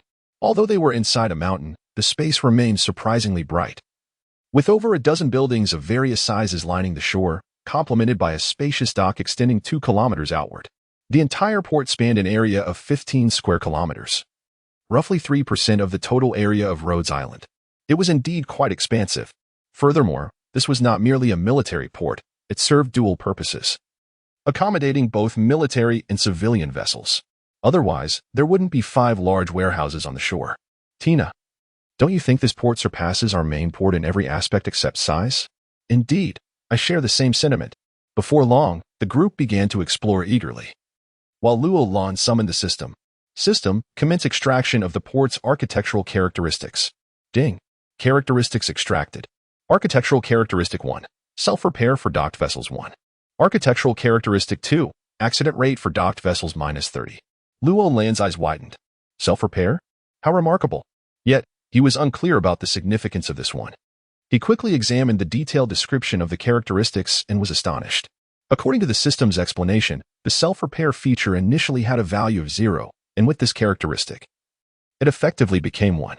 Do not underestimate this 1%. The system calculates a ship's damage in percentages.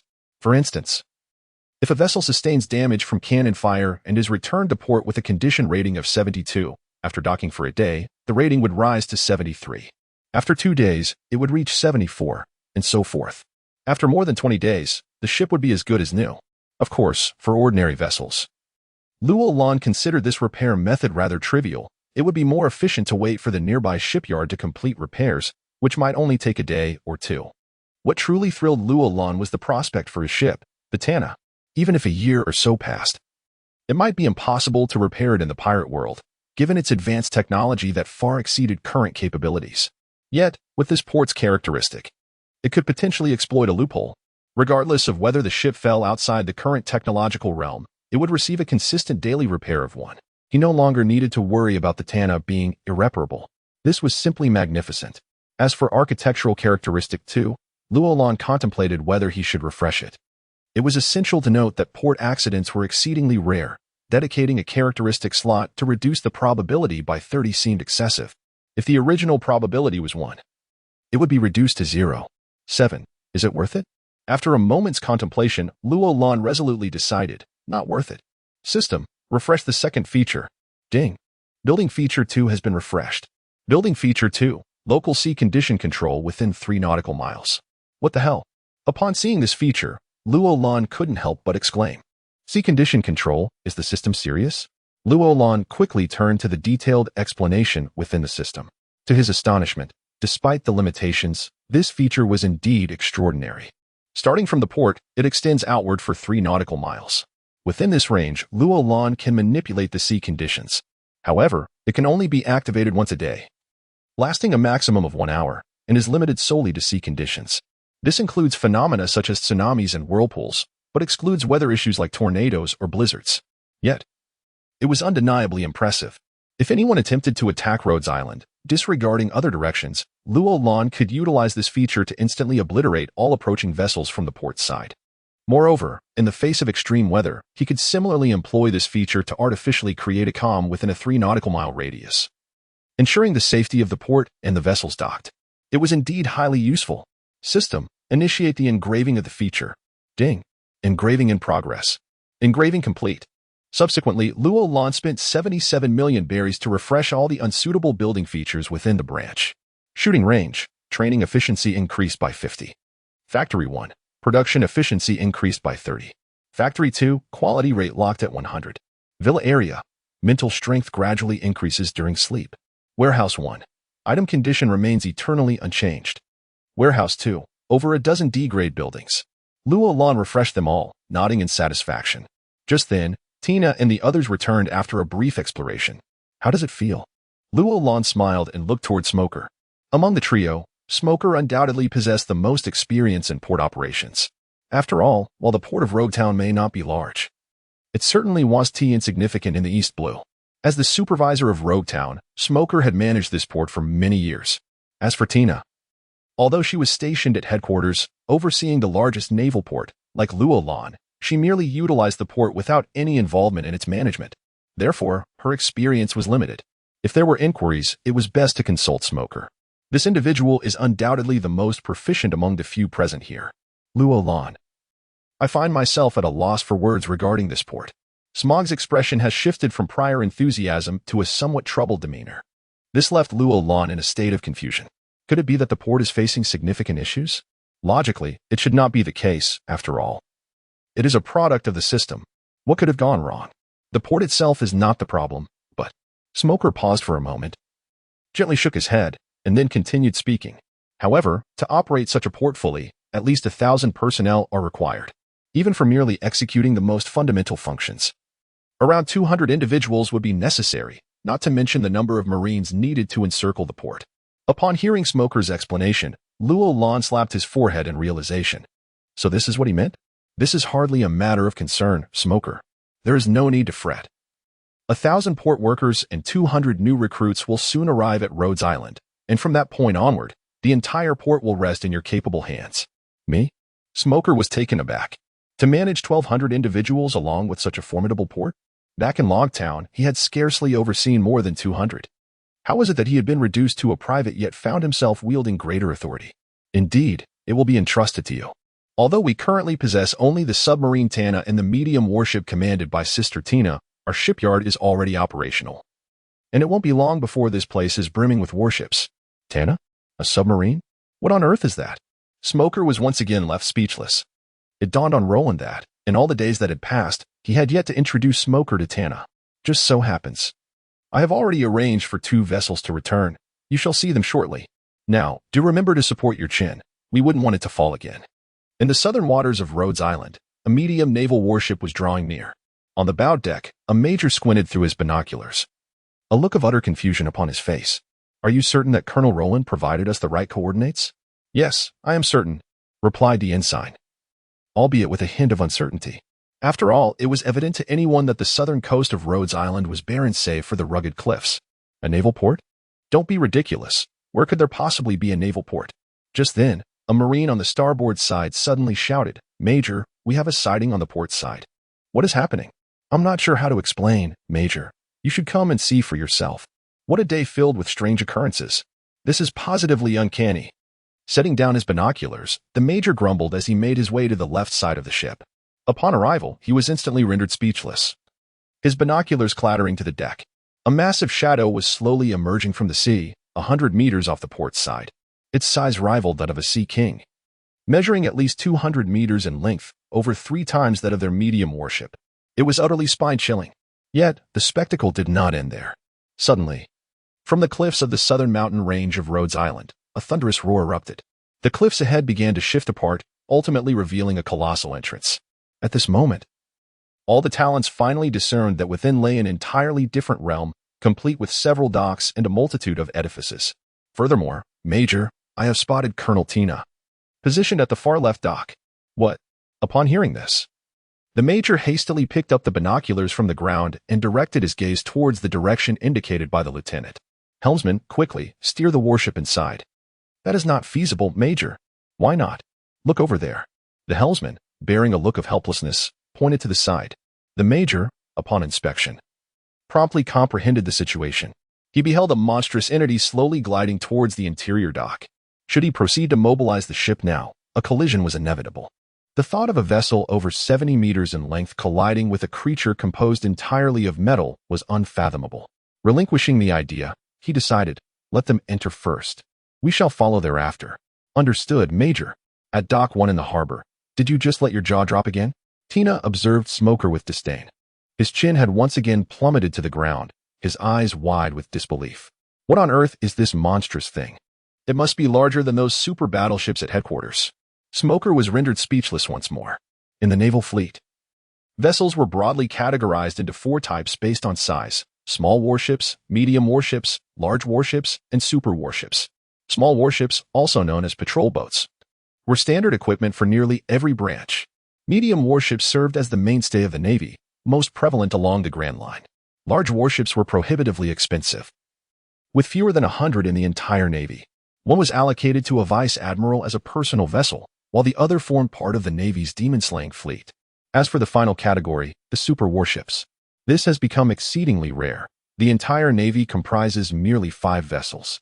This warship is not only grand in size but also remarkably distinctive, with each vessel meticulously designed to reflect the character of its owner, particularly at the bow, which bears a unique style. The 5 distinguished owners are Admiral Sengoku, the Naval Hero Garb, Fleet Admiral Akainu, Fleet Admiral Akiji, and Fleet Admiral Kizaru. However, at this moment, Smoker gazes upon the Tana, which appears nearly 100 meters longer than the super battleship he remembers, a truly astonishing sight. As the branch enters a phase of rapid development, Luolan becomes acutely aware of a pressing issue: the personnel dilemma. Under the constraint of not being able to reveal the true nature of Branch 157, Luolan finds himself unable to recruit openly. While it is possible to enlist individuals through the system, managing a batch of apprentices is feasible. Yet seeking more advanced recruits proves challenging, as his limited points cannot sustain such an endeavor. The D-class bioengineered individuals recruited through the system, whether they be naval soldiers, workers, or researchers, possess talents that are inherently restricted. Their capabilities are rather ordinary, typically leading to a lifetime of service, culminating only in the rank of a junior officer. Although growth is possible, it is exceedingly gradual, and the emergence of prodigies is out of the question. To make matters worse, just yesterday, the system unexpectedly informed him of a bug fix. From now on, apart from S-class bioengineered individuals, the following 4 tiers will be unable to gain enhancements through the properties of their surroundings. What does this entail? For instance, the Sea Kings processed in the naval cafeteria will no longer confer a 2-tier energy boost upon consumption, remaining merely ordinary Sea King meat. Similarly, within the training center, they will not benefit from gravitational enhancements, perpetually subjected to standard gravity. In essence, any benefits related to the architectural properties will be inaccessible to them. Luolan had been contemplating the prospect of recruiting 100,000 apprentice naval soldiers, with the Sea King meat serving them, envisioning that a year later, he would have 100,000 Luchis at his disposal. Alas, this ungrateful system has shattered his dreams. Luolan is left to ponder whether the system has been monitoring his thoughts. Otherwise, how could the timing be so coincidental? This is precisely the reason why Roland is eager to resolve the issue of troop recruitment. One must not overly rely on the system's summoning capabilities. Within the port's dispatch building, in a modest conference room, the question arises: do you have any valuable suggestions regarding conscription? Are you still concerned about recruitment? Smog appeared utterly astonished. With the conditions of the 157th Division, as long as you are willing to enlist, Countless individuals from around the globe would be clamoring to join your ranks. Is there truly a need for concern? Clearly. Smoker has forgotten that everything here is shrouded in secrecy. Tina even regarded him with a look akin to that one might reserve for a fool. Am I mistaken in my assertions? Smoker remained oblivious to the gravity of the situation. Roland, however, let out a deep sigh. Smoker. If what I possess here were to be made public, can you fathom the consequences? The realization struck him, and he faltered mid-sentence. It appears you've come to an understanding. Indeed, first, Branch 157 would be confiscated, and subsequently, I would likely be apprehended and dispatched to level 6 of Impel Down. Each day, I would be subjected to relentless interrogation until every last secret is extracted, rendering me of no further use. So, do you honestly believe I could utilize the facilities of Branch 157 to advertise and openly recruit? Not to mention, even if we were to keep the secrets of Branch 157 under wraps, simply establishing a recruitment point outside would undoubtedly raise suspicions, ultimately leading to an investigation into our secrets. Remember, Branch 157 is colloquially known as the Navy's retirement home. After hearing Roland's words, Smoker slapped his forehead. His expression tinged with embarrassment. It was not that he was foolish, rather, he remained in a state of exhilaration, yet to fully regain his composure, without a moment's contemplation. Opinions were voiced. Roland, do you have any prerequisites regarding conscription? For instance, physical fitness, or the like? No, there are no requirements whatsoever. Upon hearing Tina's inquiry, Roland shook his head. As long as one is not a bioengineered human, even if they're utterly inept, they can still be transformed into a formidable general within a year under my guidance. Do not doubt this. Simply by being nourished daily with aquatic delicacies, one could enhance their spiritual prowess by a staggering 3,650 points over the course of a year. This cannot merely be regarded as an enhancement in training. Transforming into a formidable force within a year is no exaggeration. Although my combat skills may not rival those of Lucci, what if there were 10, 100, or even thousands? By that time, the original narrative would not have even commenced, and I could single-handedly overthrow the world government, leaving Luffy without a chance to set sail. Ding, a new bug has been detected. The system is currently undergoing repairs. Ding, bug fix completed. Energy tier-related attributes will be diminished to a certain extent. For specific details, the host is advised to consult independently. Roland was bewildered. Just yesterday, he had envisioned recruiting 100,000 D-class Marines, nurturing them over the course of a year with the flesh of Sea Kings to produce an army of 100,000 Rob Luccis. Then, out of the blue, the system intervened, claiming it needed to rectify a bug. He bore it in silence. Yet today, as he merely contemplated that if cyborgs would not suffice, he would recruit ordinary individuals and employ the same method. A year later, he would still possess 100,000 Rob Luccis. But this system is relentless. It once again declared this a bug. System, you have gone too far. Compensation is a necessity. Otherwise, I demand to be unbound. Roland seethed with fury in his heart. At this moment, the system fell silent. Ding, we apologize for any unpleasant experience the host may have encountered. As compensation, the system will provide an exclusive S-level gift package. Uft, who needs that? What level did you say? S-level? Ding, indeed. The gift package has been dispatched to your personal space. Cough, cough. The bugs may affect the experience. But system, you have performed admirably. With a slight cough, Roland proceeded to enact a scene of genuine satisfaction. As for the diminished aspects, Roland had already reviewed them. In brief, the initial effect upon first use remains unchanged. However, subsequent uses will yield progressively diminishing returns. Initially, it may enhance by approximately 10 points, but after some time, it will reduce to 9 points, then to 8. Ultimately, it will reach 0, rendering any further enhancement impossible. Regarding whether switching to another Sea King creature could reset this, the answer is contingent upon the circumstances. For instance, if the Sea King hunted this time possesses an energy level of 5 within its flesh, after processing in the naval cafeteria, it would rise to 7. Should another Sea King with an energy level of 5 be hunted, consuming it would yield no benefit, as your body has become entirely immune to energies of level 7 or below, unless you hunt a Sea King whose flesh contains an energy level of 6. This may imply the necessity of hunting down a more formidable Sea King, potentially of the 500-meter or even the 1,000-meter class. The specifics remain uncertain until experimentation has been conducted. As for the S-grade gift package, system, promptly unveil the compensation package. Ding. The package has been opened. And the host has acquired the following items. Super Naval Academy, S-Grade. 1. Island Class Propulsor, S-Grade. 1. C-Grade Instructors 20, B-Grade Instructors 1. Hiss. 2 S-Grade structures emerged at once. No, it is 1 S-Grade structure and 1 S-Grade device. This is rather astonishing. Luo Lan quickly began to investigate. Super Navy Academy level, S-Site requirements, leveled ground construction requirements, 1 S-level construction team compensatory gift items, includes 1 corresponding construction team, work duration, 20 days materials, 17. 800 standard building materials, compensatory gift items, includes 17, 800 standard building materials, blueprint price, 980,000 points. Compensatory gift items, includes 980,000 points. Special effect slots, 5 island class propeller level, S-Site requirements, an island with an area less than 1,000 square kilometers construction requirements, 2 S-level construction teams. Compensatory gift items, includes 2 corresponding construction teams. Work duration, 60 days materials, 257, 500 standard building materials. Compensatory gift items, includes 257, 500 standard building materials. Blueprint price, 1,480,000 points. Compensatory gift items, includes 1,480,000 points. Special effect slots, 5. The Super Navy Academy is classified as S-level not due to the magnificence of its structure, but rather its remarkable features lie within. The institution is equipped with a comprehensive curriculum encompassing hundreds of disciplines. For instance, it offers specific courses on intelligence, firearms shooting, navigation, among others. In essence, any subject one can conceive is available here, accompanied by the most extensive instructional materials globally, with its internal library housing hundreds of thousands of volumes corresponding to each discipline. Provided with suitable instructors, this place will become a sanctuary for learning.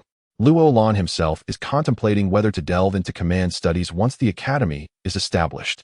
As for the other S-level construction, it is more aptly described as an apparatus rather than a mere building. The island-class propeller is a colossal propulsion device installed at the base of the island. Do not be misled. It is not an overly advanced technology, but its sheer size and quantity are impressive. 98 sets of propellers, each exceeding 100 meters in diameter. It is no wonder that it requires over 250,000 standard building materials. Fortunately, the items provided in the compensatory gift covered all necessary points and materials for construction. Otherwise, Luo Lan could hardly afford such an endeavor. Once completed, the 157th Division will transform into a mobile island. This is incredibly helpful. Luo Lan's lips curled into a slight smile, feeling quite pleased. Just then, Luo Lan, did you hear what I said? It suddenly dawned on Luo Lan that he was indeed in a meeting.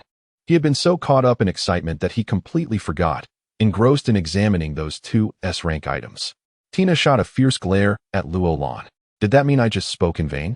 Apologies, Sister Tina. I suddenly recalled something and lost my train of thought. Tina had just mentioned that we could fully leverage Tana's advantages to take the initiative, striking against the pirates while also bringing back those who had suffered at their hands and wished to join our cause. All right, that is indeed a strategy. But we need to come up with a name, and we must not wear naval uniforms when we go out. Luo Lan pondered this and agreed it was a feasible plan. However, he realized he could not bring everyone back, as that would be no different from conscription. Therefore, the disguise work must be impeccable, with no room for exposure. Tina suggested that when we venture out, we should call ourselves the Binding Organization. No. That sounds dreadful. Let us go with the Smoke Legion instead. Listening to Tina and Smoker's suggestions, Luo Lan felt a sense of exasperation. What on earth are these ridiculous names? Must you insist on incorporating your unique traits into the organization's name? Thus, it is settled. We shall call ourselves Junlin. After a moment's reflection, disregarding the peculiar names that the other 2 incessantly proposed, Luo Lan decisively made his choice. Immediately, 2 resentful glances were cast his way. Luo Lan managed a wry smile, choosing to ignore them. With the name established, the next order of business was the issue of uniforms. I will arrange for a design to be created shortly and expedite the production of a batch. Tina, you are tasked with selecting 150 personnel from the current Marines to join the Junlin project alongside Nami and her team. We shall officially embark in 3 days. Luolan began to delegate responsibilities, but Smoker was displeased. Luolan, why can't I participate? Luolan replied, your characteristics are far too conspicuous. Even if you can restrain yourself from using natural-type techniques, the passive elementalization when under attack is an issue you cannot circumvent. Luolan shook his head, affirming that allowing Smoker to join would make him easily recognizable. Furthermore, you have only just taken charge of this port. Can everything be organized within 10 days to a fortnight? Luolan added. Smoker had no retort and could only sigh in resignation. Tina nodded in understanding. Currently, there are 78 Marines training alongside Nami. Adding the 150 personnel chosen by Luolan brings the total to 228. Thus, the initial roster for the Junlin project, including Luolan and Tina, amounts to 230 individuals. Each person will have 3 sets of alternate uniforms, totaling 690 sets of Junlin attire. Remarkably, by the following day, all uniforms were hastily produced. The standard uniforms for the Marines are black, essentially modified versions of the original naval uniforms. Each individual is also equipped with a mask, reminiscent of the dark-clad masks worn by figures in neighboring comics. This can also be considered a peculiar whim of Roland. However, Roland's attire differs somewhat from Tina's uniform. Internally, she remains free to dress as she pleases, while externally, she dons a black coat emblazoned with the words Junlin across the back. Interestingly, before draping herself in the black Junlin coat, Tina surprisingly opted for a white suit, mirroring Roland's choice, which startled both Roland and Smoker. It is worth noting that for over a decade, Tina had consistently worn a burgundy suit without deviation. Yet now, Tina's rationale is refreshingly straightforward, leaving no room for rebuttal. Her previous choice of the burgundy suit was merely to complement the white coat. Now, she chooses a white suit because pairing it with the black Junlin coat would render the burgundy underneath rather awkward. Thus, she has opted for white. Well then, this reasoning is utterly irrefutable. Thus, time swiftly advanced to 3 days later. The Junlin plan, comprising 230 individuals, had now completely embarked upon the Tana.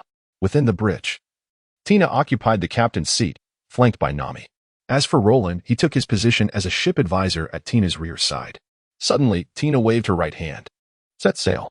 In the east blue prosperous zone, a cruise ship was desperately fleeing, pursued by a fully armed pirate vessel.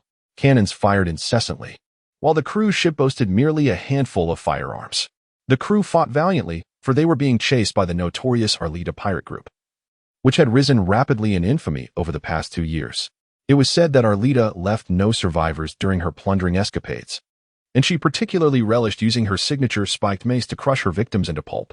Alas, the firearms of this world possessed limited power and range, typically effective only within a few dozen meters. Consequently, their counterattacks posed no threat to the pirates. Instead, their ship had already been struck by 3 cannonballs, one of which had smashed into the mainmast, leaving it visibly cracked and on the verge of complete collapse. Damn it, what of the Navy's 153rd Division? They claimed to be making arrangements, urging us to patiently await rescue. Nonsense, it's been nearly an hour. The captain swore vehemently. When they encountered the Arleta pirate group, they were less than 20 nautical miles from the 153rd Division. Yet, over an hour of flight had only brought them closer to the 153rd Division, now less than 10 nautical miles away. Yet the result. The naval officers reassured themselves that preparations for departure were underway. What a deception. They should simply contact the naval headquarters to report the inaction of the 153rd Division. Yes, the ship. Boom. Before the words could fully escape, a shell struck, landing squarely on the aft deck. It directly affected the captain, the first mate, and several crew members who were valiantly firing their rifles. One by one, they collapsed to the ground, howling in agony. Most critically, the first mate and the captain witnessed the communication device, the telephone bug, drop from the former's grasp, now lying motionless before them. Alas, the device displayed no signs of life. It was uncertain whether it had been stunned or had ceased to function entirely. After all, the telephone bug was, at its core, still a living organism. This truly spells disaster. One must understand that within the world of pirates, transponder snails are not a trivial possession. They are not widely accessible. The one before them is rendered useless, and there are no spares aboard the ship. At this moment, they have lost all means of communication with the outside world. Finally, after 20 minutes, the cruise ship was seized by Arleta, and everyone aboard was dragged out. Kneeling on the deck, Subsequently, boxes of valuables were transferred to the pirate ship. For Alrita, this day would undoubtedly be a significant windfall, as the cruise ship was filled with affluent individuals, though a thorough inventory had yet to be taken. It was clear that at least over 100 million berries would not escape their grasp. Within the bridge of the Tana, the main screen displayed images from the periscope, showcasing the scene of Alrita's crew plundering the cruise ship. What on earth was happening with the 153rd Division, allowing pirates to pillage right at their doorstep? Roland found himself perplexed. In the original narrative, Monka, while not a paragon of virtue, was no coward. How could it be that after such an incident, he dared not confront the pirates? It must be noted that he was quite courageous, even bold enough to challenge Garp directly. However, considering the timeline, Monka should have only recently been hypnotized, with less than a year having passed. Although he was promoted to the rank of captain due to his capture of CLO, rank alone does not equate to strength. Originally, Monka was merely an ordinary marine, and it is entirely reasonable that he has yet to reach the level expected 2 years hence. As Roland pondered these matters, Tina had already prepared to take action. The first and second squads were ready, poised for battle. Tana ascended, instructing the first squad to prepare the rubber boats while the second squad stood ready for fire support. "Aye, Captain." In the next moment, a vast volume of seawater was expelled, and a colossal figure began to rise slowly until it broke the surface. Subsequently, Marines surged forth, with some preparing the rubber boats while others took positions on Tana's back, rifles aimed and steady. In less than a minute, 50 Marines were vigorously paddling the rubber boats, racing towards the pirate ship 100 meters away. Unbeknownst to Alrita, everything unfolded seamlessly. When the pirates finally became aware of an additional ship lurking behind theirs, it was already too late. The firepower from Tana's second squad of sailors unleashed a relentless barrage, decimating the pirates, while the remaining few were left cowering under the assault. Seizing the opportunity, the first squad swiftly ascended the pirate vessel via the rigging. At this moment, it is truly akin to a wolf infiltrating a flock of sheep. These Marines, each possessing formidable prowess exceeding 100 in combat capability, are no mere bio-enhanced soldiers. After nearly 10 days of consuming the flesh of sea kings, their strength remains formidable, albeit slightly diminished each day. How could these pirates possibly compare? Before Yalida could return to her vessel, the more than 20 crew members left behind had already been dispatched, leaving her in a state of bewilderment. Were her subordinates truly so feeble? Moreover, who were these assailants? Clad in identical black uniforms and donning animal masks, they were an unknown force in the East Sea. Regardless of their identity, those who dared to attack her would not be spared. Men, eliminate them. With a sweeping gesture of her massive spiked club, the 30-odd pirates who had followed Yalida onto the cruise ship let out fierce cries and charged back into battle, leaping over the ship's railing. However, as the sound of gunfire erupted, the airborne pirates suddenly halted mid-air before plummeting into the depths of the sea. Ultimately, one pirate, brandishing a knife, successfully completed his leap. Landing on the side of his own ship, he immediately bellowed, "Kill!" Yet, in the next instant, he sensed something amiss. The air was eerily silent. Turning around, he realized with dismay that he had been the only one to leap forward from the 30 who had charged together. Like a robot, he turned his head back, only to see dozens of individuals in matching black uniforms aiming their weapons directly at him. "I surrender," the pirate declared decisively, discarding his knife and kneeling with raised hands. However, in the next heartbeat, a bullet pierced his forehead. The reason was clear. His knife had been stained with blood, fresh blood, thus disqualifying him from survival. This is a rule established by Roland. Any pirate who has harmed civilians or naval soldiers shall be executed on the spot, with no chance for imprisonment. Thus, the entire pirate crew was left with but one member, Alrita. But she was not alone. A pink-haired individual was trembling in the lower hold of the pirate ship, hiding behind a crate. Who were these people? So many pirates were unable to resist even slightly and were all exterminated. Once they have dealt with the situation above, they will surely come down to search. Could it be that they will kill me as well? If I were to tell them that I am not a pirate but merely an unfortunate soul who boarded the wrong ship a month ago, would they believe me? Perhaps not, for I had just been seen assisting with the boxes on the opposite ship. Kobe was filled with dread. He could only hope that when they came down to search, they would not be too thorough and would allow him to evade detection. At the same time, both the hostages on the cruise ship and the soldiers aboard the pirate vessel were utterly astonished. Just moments ago, they had all aimed at the pirates within the fray and shot them down. Then, a tremendous splash was heard from the direction of the cruise ship. Why was it described as tremendous? Because the sound resembled that of a massive stone plunging into water. It must be said, Arlita's weight was indeed formidable. Meanwhile, she had vanished. The naval soldiers, recovering from their shock, rushed from the pirate ship to the cruise ship's starboard side, guns raised, and opened fire below. "Cease fire," a voice called from the air. It was Roland, arriving with a graceful moonwalk. Once all the soldiers halted their fire, Roland offered a wry smile. It seemed he would need to educate them on some basic knowledge, such as the fact that ordinary bullets have a maximum lethal range of merely 1 meter underwater. Thus, firing aimlessly below, even if aimed accurately, would not harm anyone unless Arlita had not submerged at all, but rather was skimming the surface of the water. With his newly awakened observation haki, Roland was somewhat astonished to find that she had already swum 30 meters away and descended around 10 meters. "You all handle the aftermath. Additionally, there is a pink-haired individual in the lower cargo hold of the pirate ship. Find him, and I shall deal with him upon my return." "Understood." After issuing his orders, Roland glided toward Arlita's direction. Approximately 3 minutes later, through his observation haki, he sensed Arlita beginning to surface, ultimately emerging with her head above water. Gasping for air. After all, she was human and could not breathe underwater like a fish. It was impressive that she had managed to hold on for so long. "Damn it, I will have my revenge." But before he could finish his thought, a bullet pierced his forehead, and he slowly sank beneath the waves. It was not yet 2 years later that Arlita would experience her first bounty, set at 1 million. Initially, Roland had considered that 1 million was indeed a sum worth pursuing.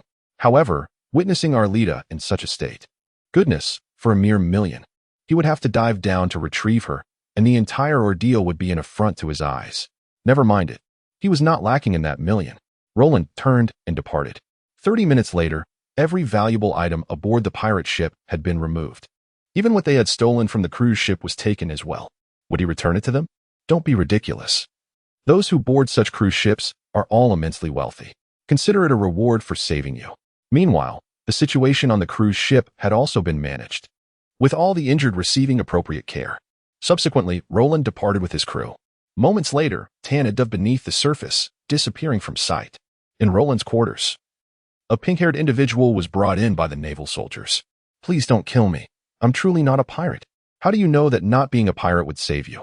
Roland inquired with a smile. "Because earlier, aside from pirates, you did not harm anyone else.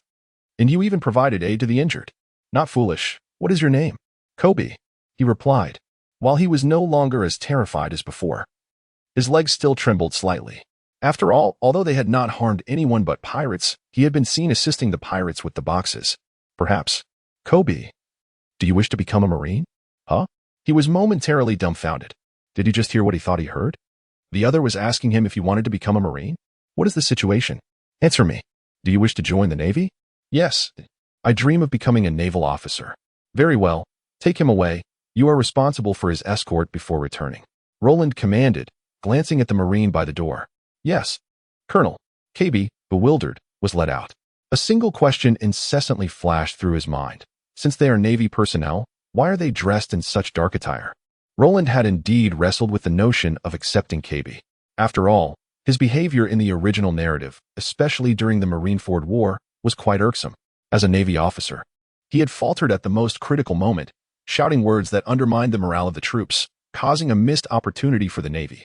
However, upon deeper reflection, it was ultimately due to Luffy that such a scenario unfolded. It was their encounter that had muddled KB's stance. Yet, if KB had been taken in before meeting Luffy, and with proper guidance, he might have evolved into a steadfast and exemplary Marine. One cannot deny that Luffy is indeed a significant malignancy in the pirate world.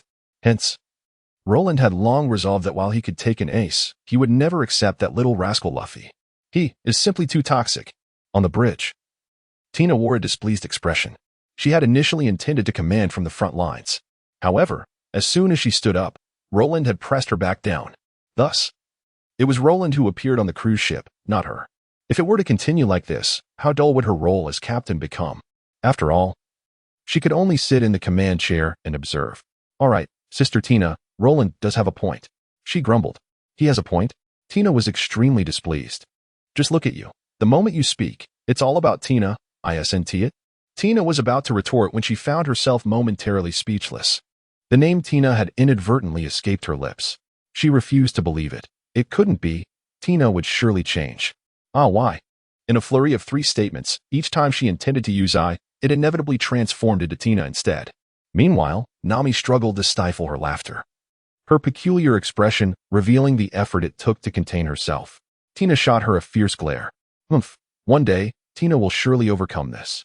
It was said that on that day, Tina spent hours attempting to utter a single lie, but ultimately, she could not say it at all. Currently seated in the captain's chair on the bridge, Tina seethed in frustration. Sister Tina, what's wrong? Still no success? Roland, you can just disappear. She shot back, glaring daggers at him, cursing inwardly at his mischief. He would bring it up at intervals, undoubtedly on purpose. In truth, Roland was indeed being intentional. After all, moments to tease Tina were rare. Having finally seized a chance, he was reluctant to let it slip away. However, just as he was about to continue, the helmsman interrupted. Captain, we have reached the target location. Ascending to periscope depth. Understood. In the next moment, as the ship began to expel water, the Tana gradually rose. Roland, what brings you to Division 153? To confirm certain matters. Regarding why they have not dispatched any warships? Yes, that is one aspect, but there are other matters as well. Once we ensure the surrounding area is secure, we will deploy a reconnaissance drone. Roland nodded in agreement. Tina ceased her inquiries and began coordinating arrangements. After all, in her experience, Roland had always been rather enigmatic. Expecting him to provide a detailed explanation was simply unrealistic. Arrived at periscope depth, beginning to receive footage for the main screen. At that moment, the helmsman's voice rang out again, and the massive main screen at the front of the bridge illuminated, displaying images from the sea surface. After confirming that no vessels were nearby, the submarine surfaced, deploying the reconnaissance drone before descending back to periscope depth. Yes, Captain.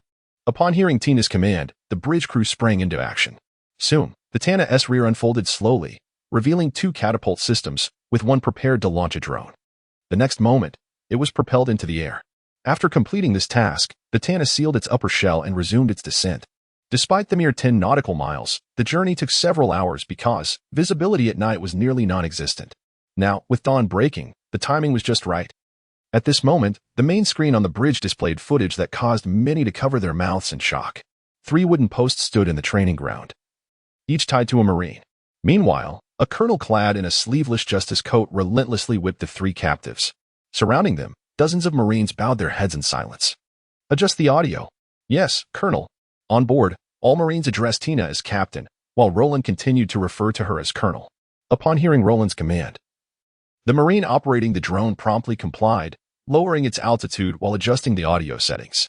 Finally, after about a minute, the sounds from the scene were transmitted. Everyone, listen closely. Anyone who defies my orders will meet their fate as these 3 have. Indeed, I am the greatest. My command is justice, the axe-wielding monarch Monka proclaimed. Having endured half a year of insubordination and disobedience since assuming leadership of Division 153, Monka had relentlessly trained to enhance his strength, and now, he was unmatched within the division. Last night, he finally erupted. Seizing the opportunity presented by a sudden incident, he ordered everyone to refrain from engaging, as a test. Yet, it was these 3 who led the rebellion, rallying dozens of Marines to seize a warship and prepare for action. Unsurprisingly, they failed miserably and were swiftly apprehended by Monka. Thus unfolded the current scene. Monka is now preparing to assert his dominance through these 3 individuals, aiming to instill fear and completely control the 153rd Division. From this moment forth, he shall reign as the king within the 153rd Division. You bastard Monka. Allowing pirates to pillage outside the division last night while issuing orders against retaliation. What do you call that? Greatness. What do you call that? Justice? What do you call that? The Navy? Indeed, you have forsaken justice and are no longer the Monka we knew a year ago. Colleagues, you are sailors of the Navy, embodying justice. You must never bow down to this rogue. The 3 bound to the stake were hurling curses. Alas, surrounding them were dozens of sailors, all with heads bowed. Many trembled in fear. Monka let out a cold laugh and raised his whip once more. The sound of anguished screams echoed through the Tana's bridge. Roland and Tina could no longer contain themselves. In a swift motion, Tina sprang to her feet, her face ablaze with anger. Roland, however, seized her arm. Wait, Roland. You scoundrel, are you truly prepared to watch as those 3 sailors are mercilessly beaten to death? No, what I mean is, you should change your attire and present yourself as Colonel Tina of the Navy headquarters. What do you mean? Tina was momentarily taken aback.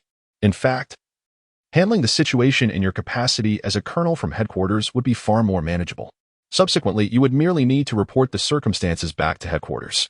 Roland understood all too well. The 157th Division was still not formidable enough. Eliminating a few pirate crews under the guise of the Junlin organization would hardly draw significant attention from the Navy or the world government.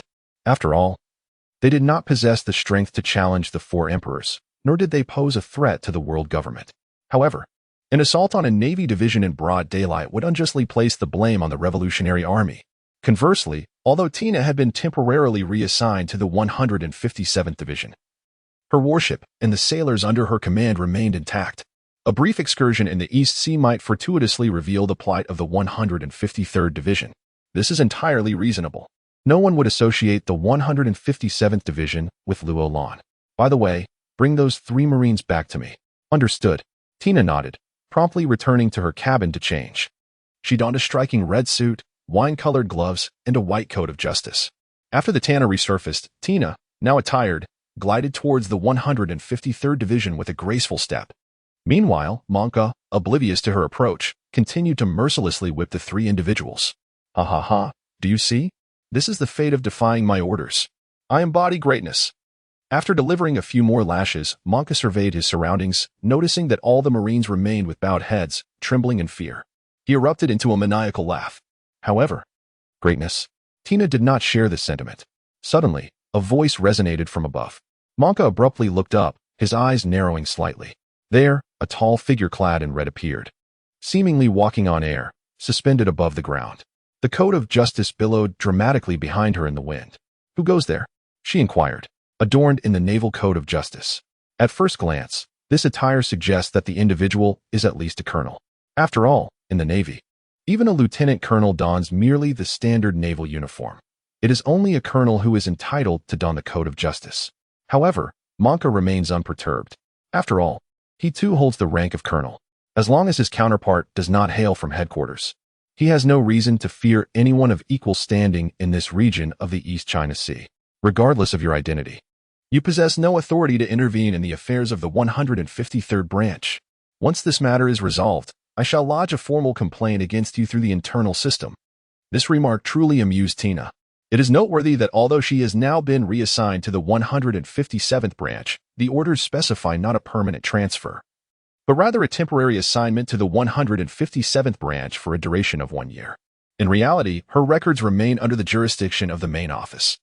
The disparity between the Navy of the Four Seas and the main office Navy, resulting in a demotion of 2 ranks, is far from a trivial jest. In fact, it is often more than merely 2 ranks. Have you not observed in the original work the character known as Iron Fist Hobody, who shares the same epithet as Carp? He holds merely the rank of lieutenant in the main office, yet in the East Sea, his arrogance knows no bounds. This is the capital derived from the naval headquarters. Not to mention Colonel Tina, the elite of the headquarters. You may wonder who Tina is. She is a colonel from the naval headquarters. Everyone, apprehend Monka immediately and detain him. The events occurring here will be reported directly to the marshal by Tina herself. Upon hearing this, everyone was taken aback, especially the 3 individuals bound to the stake, who exhibited a flicker of excitement. However, Monka coldly commanded, all personnel of the 153rd Division, execute this impostor of a pirate on the spot. Those who defy orders shall be deemed traitors to the Navy and executed thereafter. Even if you truly are a colonel from the headquarters, what of it? I, Monka, have never received such notification. Who knows if you are merely a pirate in disguise? Upon arriving at the 153rd Division, you are under my command, and you shall respect that. With a fierce glint in his eyes, Monka issued his orders and even threatened all present. This intimidation proved to be effective. Many sailors who were contemplating action hesitated. Whether that woman was indeed a colonel from the headquarters or if she could contend with Monka remained uncertain. Monka's terror and previous threats were undeniably real. Consequently, around 7 or 8 individuals approached the stake, raising their weapons at Monka, while nearly 20 others positioned themselves behind him, also aiming their firearms. The 2 sides were at a standoff. Nonetheless, several dozen others remained inactive, still wavering. Regardless, Monka's side held a significant advantage in numbers, outmatching the opposition by a factor of 2. Move. Stop right there. Just as Monka was about to give the command to attack, Tina, who had previously been suspended mid-air using moonwalk, had somehow descended onto the training ground. With arms outstretched and a commanding shout, iron rods extended like a barrier. encircling Monka and the nearly 20 sailors. Subsequently, they began to constrict, binding everyone tightly within. What in the world is this? I can't move, completely immobilized. Watch where you step. You're going to crush my toes. Damn it. Who is pushing against my back? A commotion ensued among the restrained sailors. Monka strained with all his might to break free, but despite his face turning red with effort, he remained unsuccessful. How infuriating. If only my right arm weren't bound, preventing me from wielding my axe, this mere iron rod. Monka expressed his defiance. Yet, Tina paid no heed. Cuff them all and take them into custody. Yes. In that moment, no one hesitated. Whether it was the 7 or 8 individuals by the wooden post or the dozen still wavering, they all stood upright, saluting and shouting loudly.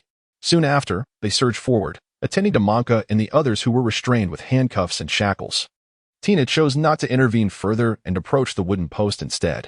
At that moment, the 3 had just been freed from their bonds and lay weakly on the ground. However, upon seeing Tina approach, they mustered their strength to rise and salute. You 3 are quite fortunate. After proclaiming this, Tina leaped and gracefully glided towards the exit of the branch, leaving the 3 in a state of bewilderment, caught in the wind's disarray. Fortunate? What does that mean? They were utterly perplexed. On the bridge of the Tana, Tina, clad in her naval attire, entered. The matter was settled. How should it be handled next? After all, this was a branch of the 4 Seas, and it was true that Tina had no authority to directly apprehend Monka. Roland felt somewhat exasperated. Weren't you just furious and insistent on taking action? Why are you backing down now that the task is complete? Although they could not convict Monka based on last night's incident, there were still alternatives. Roland pondered briefly before speaking. We cannot directly inform headquarters that we discovered the cruise ship was attacked by pirates, knowing that 153 was inactive, which prompted us to investigate. Otherwise, we would surely be under suspicion, especially since so many witnesses saw the assailants were from the Dominance organization. What is the plan? Tina smiled, knowing Roland would have a solution. Tina, do you know that Monka was just an ordinary sailor a year ago? Yet, in such a short span, he ascended nearly 10 ranks to become the colonel in charge of the 153 branch. Tina was taken aback. In 1 year, he rose nearly 10 ranks. From a private to a colonel? How could such a thing possibly occur? Even if this is the East Sea, often referred to as the weakest of all seas. Roland chuckled softly and proceeded to recount the events of Monka capturing Crow in their entirety. Upon hearing this, Tina was taken aback. However, she found it rather peculiar that every individual aboard the warship, be it the branch chief at the time or the other officers, had perished. Yet, it was the last remaining, seemingly insignificant ordinary seaman who managed to apprehend Crow. It sounds rather peculiar, doesn't it? Roland, is there something amiss here? Indeed, there is a problem. Crow is exceptionally astute, perhaps even surpassing Aunt Crane in terms of wisdom. Moreover, the technique he has developed boasts a speed that rivals the 6 powers of the Navy's Chafe. Could an ordinary Marine possibly achieve such feats? Hiss. Tina is not well versed in the East Blue or Kuro. However, after Roland's remarks, she has come to realize that Kuro is certainly not an ordinary individual. How could such a person ever be captured by Monka? There is undoubtedly something amiss. Back in the day, Kuro grew weary of the pirate life and yearned for a tranquil and respected existence. Yet, for a wanted pirate, such aspirations were nothing more than a fleeting dream, until one fateful day, a warship from Division 153 discovered Kuro and initiated a pursuit. Roland recounted the events of a year ago. He detailed how Kuro eliminated all the Navy personnel and why he spared Monka. Ultimately, he explained the method of hypnotizing a pirate and Monka, devising a flawless escape plan. Tina listened, bewildered, questioning whether this was all a fabrication. Was it not utterly ludicrous? Meanwhile, Roland continued his narration. After everything was accomplished, he infiltrated a wealthy household in Silab village, gradually earning their trust until he became their steward. He meticulously plotted how to orchestrate the untimely demise of the entire family, ultimately inheriting their wealth. Roland, how do you know all this? Tina's expression reflected her bewilderment after hearing the tale from a year prior. Even if these events were indeed true, how could Roland possess such knowledge? The intelligence department uncovered this not long ago. The intelligence department? Indeed, in the East Blue, our Division 157's intelligence department is quite formidable, Roland boasted earnestly. Thankfully, Ian did not accompany him this time. Otherwise, he would undoubtedly have been subjected to relentless mockery. No, our intelligence department isn't that impressive. We had no idea about Kuro's situation. Colonel, Am I the one who bears the blame here every day? Tina still felt puzzled. If Monka was so incompetent, and after the Kuro incident, he was only promoted to lieutenant, how did he ascend to the rank of colonel in less than a year? That was a 5-tier leap. Precisely, therein lies the crux of the issue. Before the Kuro incident, he was merely a private. Even if he received a special promotion to lieutenant, how could he possibly rise to colonel in under a year? The military achievements required for such a promotion are no trivial matter. I confess, I too do not comprehend this. Roland shook his head. Although the original narrative suggested that he continuously achieved great feats, rapidly climbing from lieutenant to colonel, it was evidently illogical. After all, this individual's foundational strength was evident. How could a navy without strength achieve merit? Would he persuade pirates to surrender merely with words? Moreover, there is something you may not be aware of, Tina exclaimed in astonishment. Indeed, I am unaware, but do you wish to hear my speculation? What speculation? Tina's interest piqued immediately. Instances where even Roland was uncertain were rare indeed. If I were Kuro, and Silab village lay within the jurisdiction of Division 153, coupled with Zhang Yao's hypnotic prowess, trust me, I would undoubtedly extract every ounce of value from Monka. On one hand, I would have Zhang Yao implant suggestions for him to become stronger in pursuit of the position of head of Division 153. On the other hand, I would instill the notion of absolute control over Division 153, implying that he would be the king of Division 153. This way, should any complications arise in my future plans, I could threaten Monka with his secrets, ensuring his cooperation. After all, Kuro himself is Monka's greatest liability, isn't he? Tina gasped sharply. Thank goodness. Thank goodness this fellow is one of the Navy.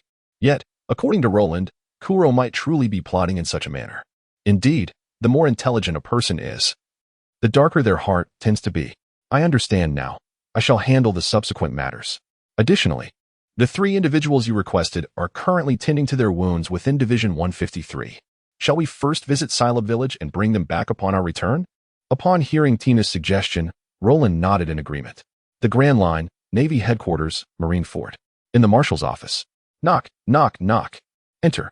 Marshal. Upon receiving permission, a Marine armed with a folder stepped into the office. What is it? This is a report just sent over by Colonel Tina.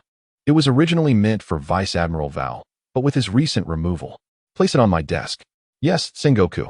The Marine saluted, stepped forward to place the documents down, and then exited. Tina had gone to Division 157. What further issues could arise? After the Marine departed, Sengoku picked up the documents and began to peruse them intently. Minutes later, a resounding crash echoed from the office, startling the Marines outside.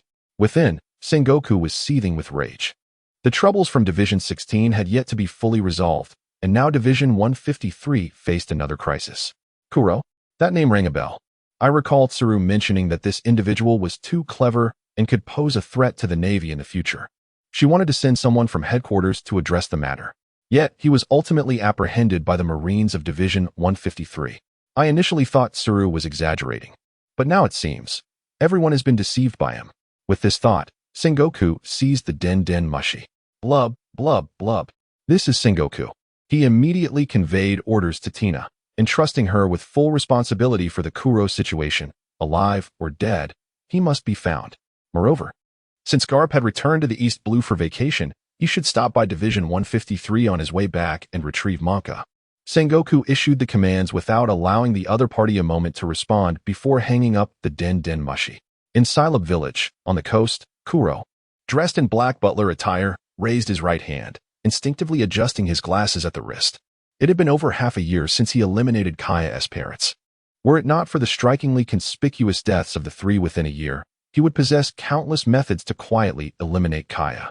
However, for the sake of prudence, waiting another 2 to 3 years before taking action would be wiser. As for Division 153, the initial plan had proceeded smoothly. And now all that remained was for Monka to exert absolute terror over everyone. Then, his scheme would be utterly fulfilled. A tranquil yet respected life was beckoning him. At that moment, a female voice resonated from behind. From the tone of her voice, it seemed that the girl was in poor health, exuding an aura of weakness. Chloe slowly turned around. The previously stern expression had vanished, replaced by a gentle countenance. Miss, your health is not well. How could you come here? Clarabattle, here. Upon reaching Chloe, Kaya revealed her hands that had been hidden behind her back. It was a beautifully wrapped box adorned with gift paper. Miss, Have you forgotten?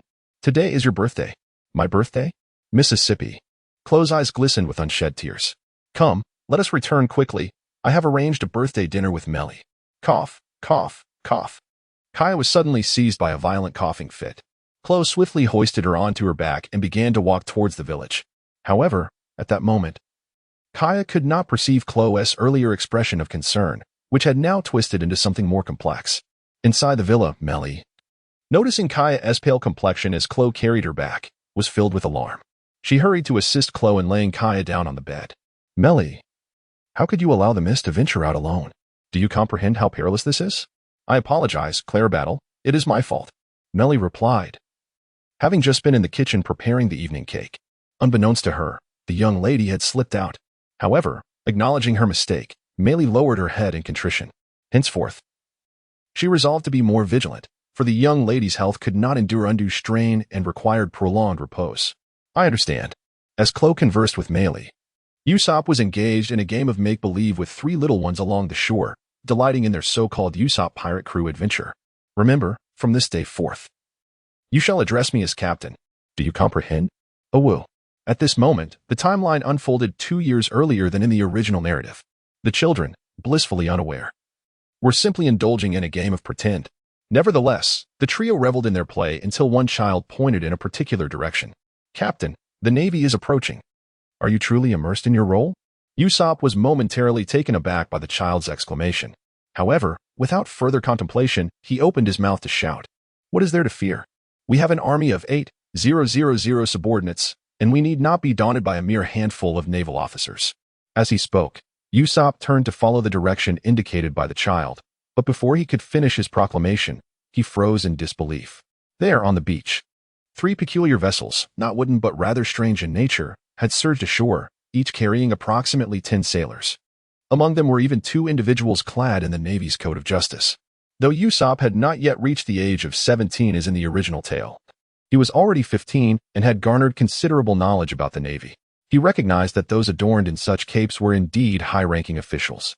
Yet, in the East Blue, even a colonel was deemed a significant authority. Without hesitation, he turned and fled towards the village, exclaiming, "You all take cover. I shall sound the alarm." The 3 little ones regarded Usopp's retreating figure, each tilting their heads in confusion. Why does the captain want us to hide? Isn't the Navy supposed to be good? That's what my parents always say. My family says the same. Usopp sprinted furiously and finally returned to West Rob Village 3 minutes later. He burst forth with a shout. Pirates are coming. No, wait. The Navy is here. The Navy is here. However, the villagers pondered, is this lad merely altering his lines because we've been unresponsive lately? Yet that didn't seem right. Even if he had changed his words, what did it mean that the Navy had arrived? Perhaps we should respond in some manner. Otherwise, this boy could shout for quite some time. That makes sense, but how should we react to the Navy's arrival? Upon uttering those words, the nearby villagers stood in stunned silence. If Usopp had announced the arrival of pirates, they could have pretended to retreat to their homes, hastily closing all the windows. However, the Navy had arrived. How were they to respond? They were utterly at a loss, just as the villagers wore expressions of bewilderment. Within the opulent villa at the heart of West Rob Village, Kuro instinctively adjusted his glasses with a flick of his wrist. The Navy has arrived? He had not been informed that the 153rd Division would be conducting inspections today. Could it be yet another prank by that boy? Yet, something felt amiss. If it were merely a jest, why would they announce the Navy's arrival? Kuro found himself perplexed. Nevertheless, to err on the side of caution, he prepared himself thoroughly. He retrieved a long suitcase from beneath his bed. Meanwhile, Roland and Tina walked ahead, followed by 30 naval soldiers, all of whom had donned their Navy uniforms. Shortly thereafter, they entered West Rob Village. The villagers were left utterly dumbfounded. It seemed that Usopp had not been playing a trick this time. Distinguished Navy officers, I am the village chief of West Rob. May I inquire as to the purpose of your visit? The chief, appearing to be in his 50s, approached cautiously shortly after Roland and the others entered the village. His words were measured, revealing his evident trepidation towards the Navy. This is certainly not a favorable phenomenon. It must be noted that Luo Lan grew up under the red flag in her previous life, where soldiers were always regarded as the most beloved individuals. How could they be afraid? Village chief, may I inquire where the home of Koya is located? Koya? She is a wonderful child and would never. Rest assured, We are not here to apprehend anyone. Rather, we have come to assist her. Luo Lan interrupted the village chief and spoke up. Upon hearing these words, the village chief appeared somewhat reassured. Please, follow me. Luo Lan left a group of Marines to guard the village entrance and then followed the village chief, venturing deeper into the village. After approximately 6 or 7 minutes, the group arrived at the heart of the village, where a villa stood before them. Knock, knock, knock. The village chief stepped forward and rapped on the gate of the surrounding wall. Soon, the door of the villa swung open, revealing a man clad in a black butler's uniform adorned with a cluster of horns atop his head. Mary, these Navy personnel wish to speak with Miss Koya, the village chief announced directly. Mary approached and opened the gate, his face a canvas of confusion. May I ask what brings you to seek our young lady?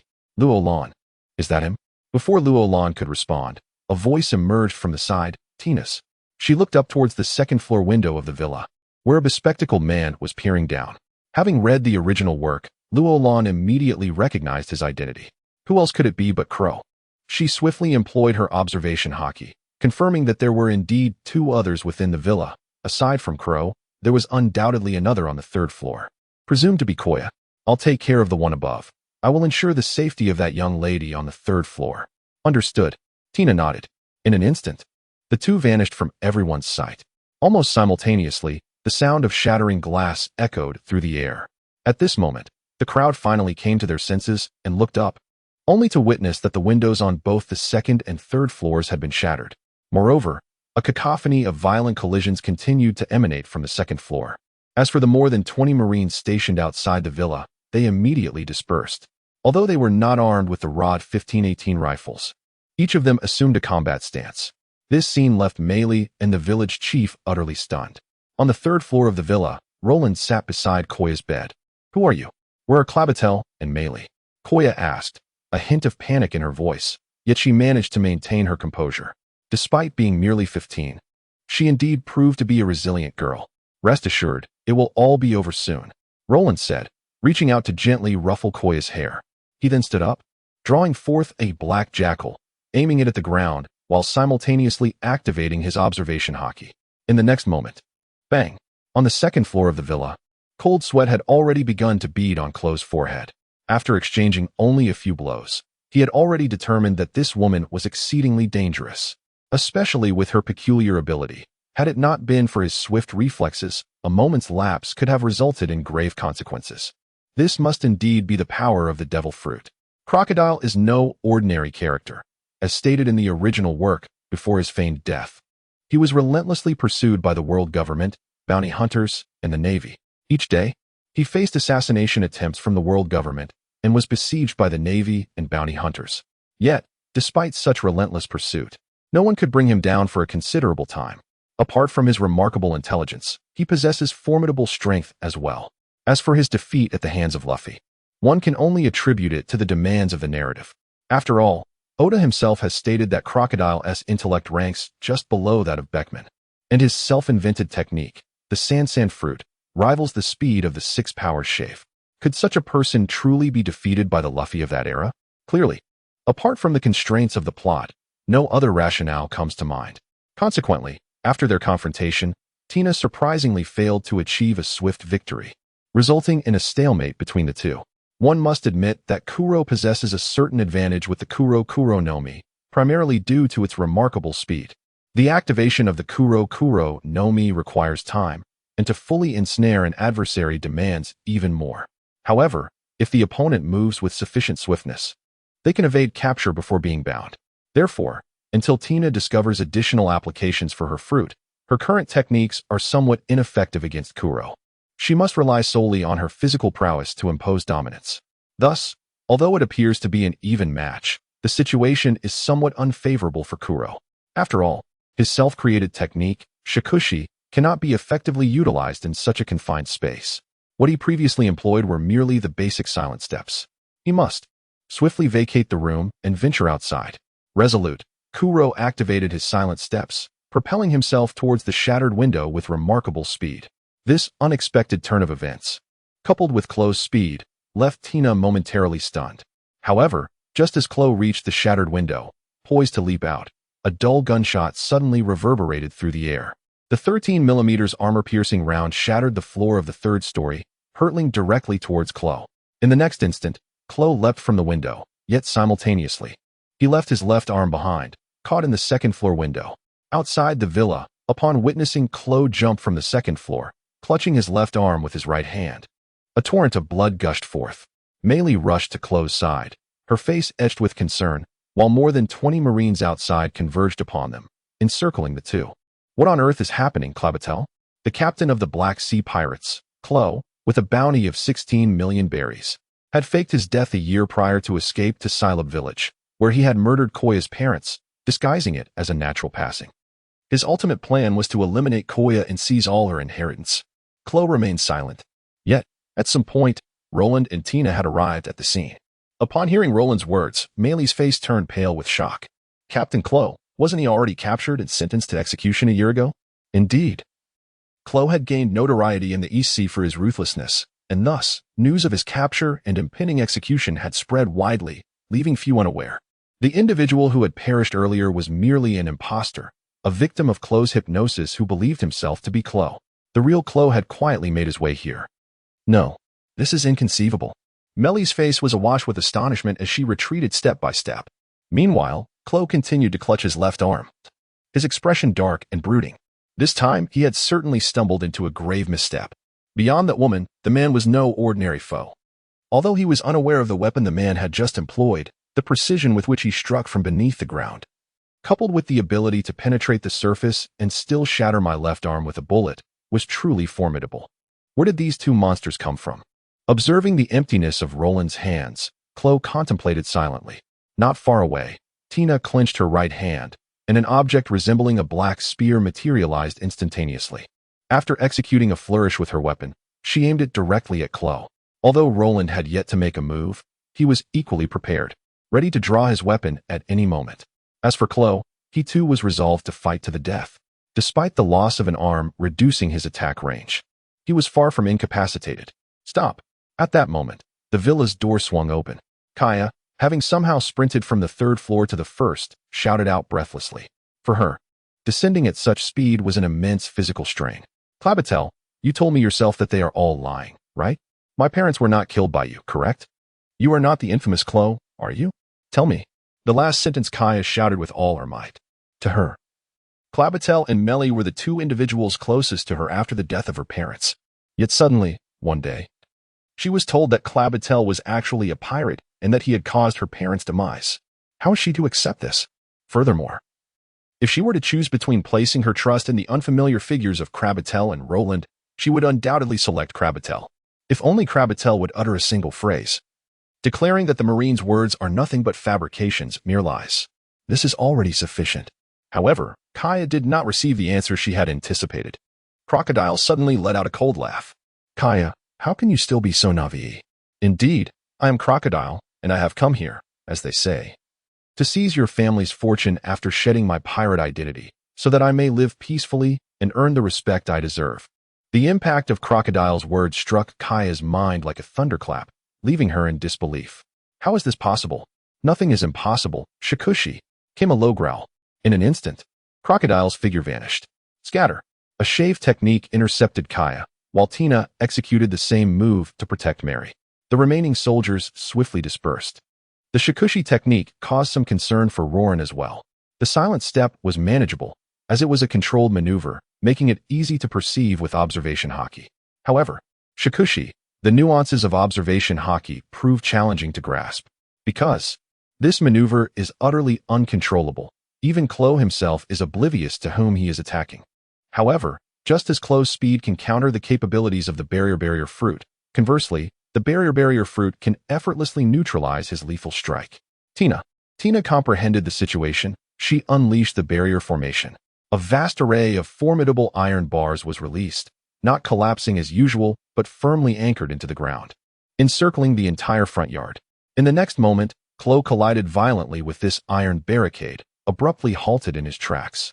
Earlier, Roland had advised Tina that the most effective strategy to deal with Chloe in an open area is to create obstacles. Once his lethal strike is initiated, it becomes uncontrollable, even for him, let alone any barriers. Tina's barrier fruit is indeed exceptionally suitable. First, she encircled the area with the barrier formation, then proceeded to conjure robust iron rods, scattering them throughout the enclosed space. In this manner, Tina effectively thwarted Chloe's lethal maneuver. At this moment, she executed her strategy flawlessly. After completing the initial step, she swiftly ascended into the air, conjuring a series of iron rods as thick as wooden stakes, which she relentlessly hurled downward. Soon, within the confines of the barrier crafted by her feathered cloak, dozens of iron rods stood erect. Chloe's face turned a deep shade of despair. This is utterly repulsive, isn't it? I surrender. With the last remaining strength in his arm raised, Chloe decisively capitulated. His greatest advantage lay in his intellect, which also constituted his inherent value. Indeed, a significant value. Thus, by surrendering and submitting, while the Navy may be uncertain in their actions, the world government would undoubtedly spare his life. In stark contrast, the two individuals before him presented a formidable challenge. The woman possessed the powers of a devil fruit, capable of easily countering his most potent abilities. As for the man, he remained shrouded in mystery. Chloe had yet to comprehend how he had so effortlessly severed his arm moments prior. In his current predicament, the prospect of escaping from these two was virtually non-existent. Consequently, the only viable course of action that remained was to surrender. Upon reflection, Chloe's logic was not flawed. After all, he had been recognized by Oda as the second most intelligent individual after Beckman. Were he genuinely willing to serve the world government, the elders would undoubtedly welcome him. Alas, it was Roan who had apprehended him. To present such a brilliant mind to the world government? Ridiculous. Seize him. Yes, Colonel. With a wave of his hand, Roan commanded the Marines to rush forward. Chloe offered no resistance, allowing the soldiers to fasten handcuffs and shackles upon him. Today, you have captured me, but tomorrow you shall stand before me and salute. Ha ha ha. Bound and restrained, Chloe felt no trepidation. In fact, he erupted into laughter. Yet, in the very next moment, his mirth was extinguished. Is that so? Immediate execution. The Marines of the 157th Division showed no hesitation. As two swiftly drew their swords and approached. After all, Roan had clearly stated that anyone who harmed civilians or Marines would not even qualify for imprisonment. This passage, however, is indelibly etched in the hearts of every Marine. No, you cannot execute me in private. I still have value. A sharp gasp escaped as two swords pierced through Chloe's body almost simultaneously. One penetrated his heart, while the other pierced his neck.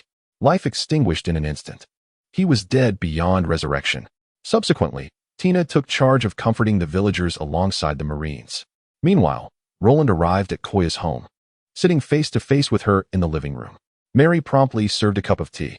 Rather than addressing Koya directly, Roland inquired, "Mary, I have heard that your dream is to design a ship with your own hands?" Taken aback, Mary paused.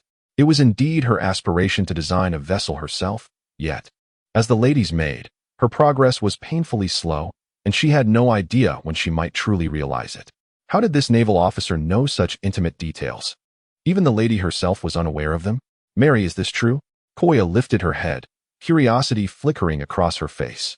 "Yes, miss, I do hold such a dream.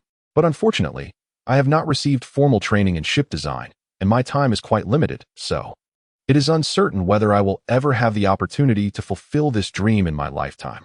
This statement left Luo Lan quite astonished. Mei Li had never studied shipbuilding and was entirely self-taught. Yet, 2 years later, this amateur managed to construct the Mary with the spirit of the ship? Good heavens, what terrifying talent for shipbuilding must you possess? No, this individual must be taken under my wing. I shall send them to the Naval Academy's shipbuilding department for intensive training. It is essential to understand that the textbooks and materials at the Naval Academy represent the pinnacle of knowledge in this world. Not only are sailing ships taught, but also ironclad battleships. Otherwise, how could an unremarkable construction be deemed S-class? Mary, if I were to tell you that there exists an academy in this world, unknown to the vast majority, where one can systematically learn everything from design to construction of a ship, would you wish to attend? No, Mary replied decisively, shaking her head. Why not? Isn't that your dream? Luo Lan questioned. If I leave, what will happen to Miss? Therefore I cannot go. There was no hint of struggle in Mary's gaze. Even Luo Lan had to marvel at this individual's unwavering loyalty to the Kaya family. It was undoubtedly at its maximum. However, this was anticipated, and Luo Lan held no concerns. It was a pity, though. that the Academy possessed the world's most advanced medical technology, capable of curing Kaya's ailment. He originally thought that if you were to attend, it could serve as a convenient opportunity. Alas, I shall arrange for others to care for Kaya instead. Luolan expressed his regret. Meanwhile, both Mary and Kaya were left in a state of disbelief. Colonel, can that truly cure Miss's illness? Indeed. Then I shall go. I will accompany Miss. Mary exclaimed with enthusiasm. Luolan then turned to Kaya. So, Kaya, would you like to join me? Will I be able to return? Kaya posed a critical question, one that differed from Mary's eagerness. After all, Luolan had previously mentioned that this was a place largely unknown to the world. Clearly, it was not an establishment one could visit openly. Thus, even if she were to be cured, would she be able to leave afterward? Kaya, I shan't deceive you. Whether it be 1 to 2 years, or 3 to 5, you will undoubtedly be unable to leave at will. However, just as Mary will learn shipbuilding, there are hundreds of disciplines available, all presenting the most elite knowledge in this world. After your treatment, you may choose to study as well. Therefore, your time will not be wasted. Luolan spoke truthfully to Kaya, for he had no need to deceive her, nor did he hold such contempt. If she truly did not wish to go, he would not force her. Very well, I shall go. After a moment of contemplation, Kaya nodded. Although she would be unable to return for several years, the prospect of healing her body and learning the most advanced knowledge in the world seemed to leave her with no valid reason to decline. At this moment, a fragment of the past flickered through Kuya's mind. It was during her time in the bedroom on the 3rd floor. Fear not. It will all soon come to an end. Luolan gently patted Kuya's small head and spoke reassuringly. For reasons unknown, Kuya felt an inexplicable trust in him. After attending to the aftermath in Zilabu village, Luolan escorted Kuya onto the ship. To be frank, he did not believe that Kuya would achieve great success in the future. Rather, it was simply the indomitable spirit of this girl in the original narrative that left a profound impression on him. Given that he was already here, why not lend a helping hand? At that moment, Luolan was unaware that this seemingly trivial act of kindness would later yield immense surprises for him. As for Meili, he would embark on his journey in half a month's time to assist Kuya with her affairs. After all, when he would return to Zilabu village remained uncertain, and the destination was equally ambiguous. Therefore, apart from retaining the house, all other assets needed to be converted into belly for transport. Who could say whether Luolan's life would require expenditure? Certainly, upon reaching the 157th branch, there would be provisions and accommodations aplenty, negating any immediate need for financial resources. However, Luolan chose not to elaborate further. It was prudent to take the assets along. Otherwise, leaving them behind with no one to oversee them posed too much risk. Who could predict their fate years down the line? Thus, he arranged for the intelligence department to take over in half a month, subsequently sending the assets to Rhodes Island. After all, the S-Class Super Navy Academy would require nearly 20 days for completion, would it not? Even if they were to arrive now, there would be no opportunity to commence their studies. Inside the Tana, in Luolan's quarters, the phone bug suddenly rang. This inevitably made Luolan exclaim that sometimes the telephone bug is indeed a remarkable piece of super technology.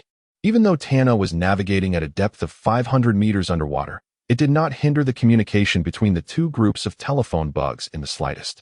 If this were placed in a previous life, it would undoubtedly be categorized as a strategic-level device. Once I managed to deal with Enel, I could indeed experiment by launching the transponder snail to the moon and see if it remains communicable. Perhaps I am overthinking it. Luolan answered the call. This is Luolan. Colonel, this is Ian. Is there a situation at Rhodes Island? Luolan furrowed his brow, instantly aware of the urgency in his subordinate's tone. Yes, our patrol submarine has detected a vessel traversing the calm belt, which has just arrived in the East China Sea. The ship has now circumnavigated Rhodes Island and is heading towards the prosperous region of the East China Sea. Based on our tracking and observation, we can preliminarily ascertain that this is a human trafficking vessel. Human traffickers? From the Grand Line? Continue to track them and activate the intelligence network. I need to ascertain whether this ship is buying or selling, as well as its identity. Understood. Luolan hung up the phone. He lightly tapped the touchscreen on the wall. Soon, the image of Tina appeared. Sister Tina, immediately instruct Tana to halt. We are not returning for the time being. Is there a problem? Tina frowned. Yes, a human trafficking vessel has just crossed the calm belt and reached the East China Sea. Currently, the No. 2 submarine from our branch is in pursuit, and Ian is investigating the vessel's background. Roland, be cautious with human traffickers from the Grand Line. There are only a handful of them, and they are not adversaries we can handle at present. Tina advised. What is the prospect for Branch 157? The future is undoubtedly promising, potentially powerful enough to rival the world government. However, at this moment, we are not strong enough. We only have 2 colonels with over 1,000 combat power, a few subordinates with hundreds, and just over 200 Marines with combat power exceeding 100. In terms of strength, one could stride confidently across the East Sea. However, within the Grand Line, such prowess pales in comparison. Tina, who has long been engaged in missions along the Grand Line, possesses a profound understanding of the prevailing forces in that realm. As for those involved in the human trafficking trade, a staggering 80% of the market is dominated by the warlord Don Quixote da Flamingo, while the remaining 20% is controlled either by some underground overlord or certain notorious pirates. In summary, among this group, the 157th Division is presently ill-equipped to confront any of them. Thus, Tina felt compelled to advise caution. There is no need for concern. By operating under the guise of authority, and by placing the adversary within a prosperous circle before taking action, we can ensure that no one will suspect us in the short term. Of course, we must first await confirmation from the intelligence department regarding the identity of our opponents. If indeed we are faced with formidable adversaries beyond our capabilities, I would certainly refrain from recklessly charging into danger. Roland shook his head. This brought considerable relief to Tina. However, she was oblivious to the murmurings in Roland's heart. Indeed, there was no intention to march towards death.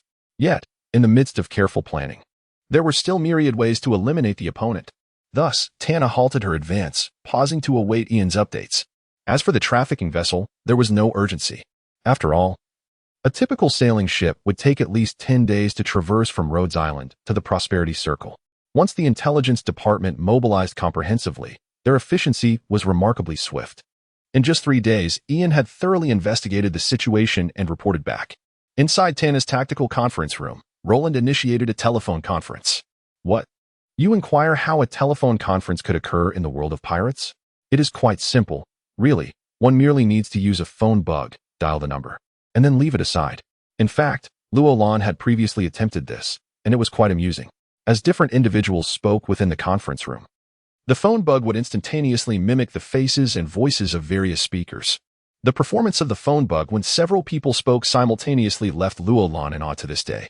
Colonel, according to our findings, 2 celestial dragons are set to arrive in the kingdom of Goya for leisure, to curry favor with them. The nobles of Goya have united to arrange a purchase of an array of slaves as gifts. It is said that the total expenditure even exceeds 1 billion berries. And the ship we discovered should be the one delivering these items. Curry favor with the celestial dragons? Indeed, these individuals have an affinity for slaves, particularly those of non-human races and beautiful female slaves. Such commodities are unattainable in the East Sea. Do we know which organization they sought to procure from? The Don Quixote family. It is indeed them. From the very beginning, Roland harbored such a premonition. This time, it seems to be connected to Don Quixote da Flamingo, and indeed, it is he.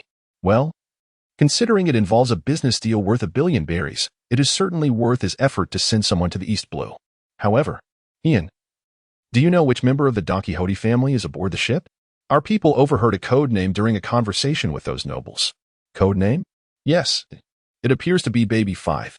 I have checked all the bounties associated with her family and found no matches, so no need to search further. I already know who it is. Roland interrupted Ian. Naturally, Baby 5 has never had a bounty, so it is impossible to find anything from that angle. However, this woman does not have a record of violence or plunder. In fact, she has never been targeted by the Navy, although I am not particularly interested in her, Ian. Let me ask you something. Colonel, please go ahead. Speaking of which, you are of age. Would you like a wife? What? Ian, currently in Rhode Island, looked utterly bewildered. Is Baby 5 beautiful? Quite so. Does she have a good figure?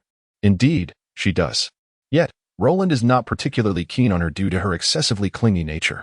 Nonetheless, adhering to the principle of not wasting beautiful resources, he decided to secure her for internal purposes. Thus, Ian became the prime candidate. After all, he has been a loyal follower for many years and deserves priority consideration. Roland truly worried for Ian's sake.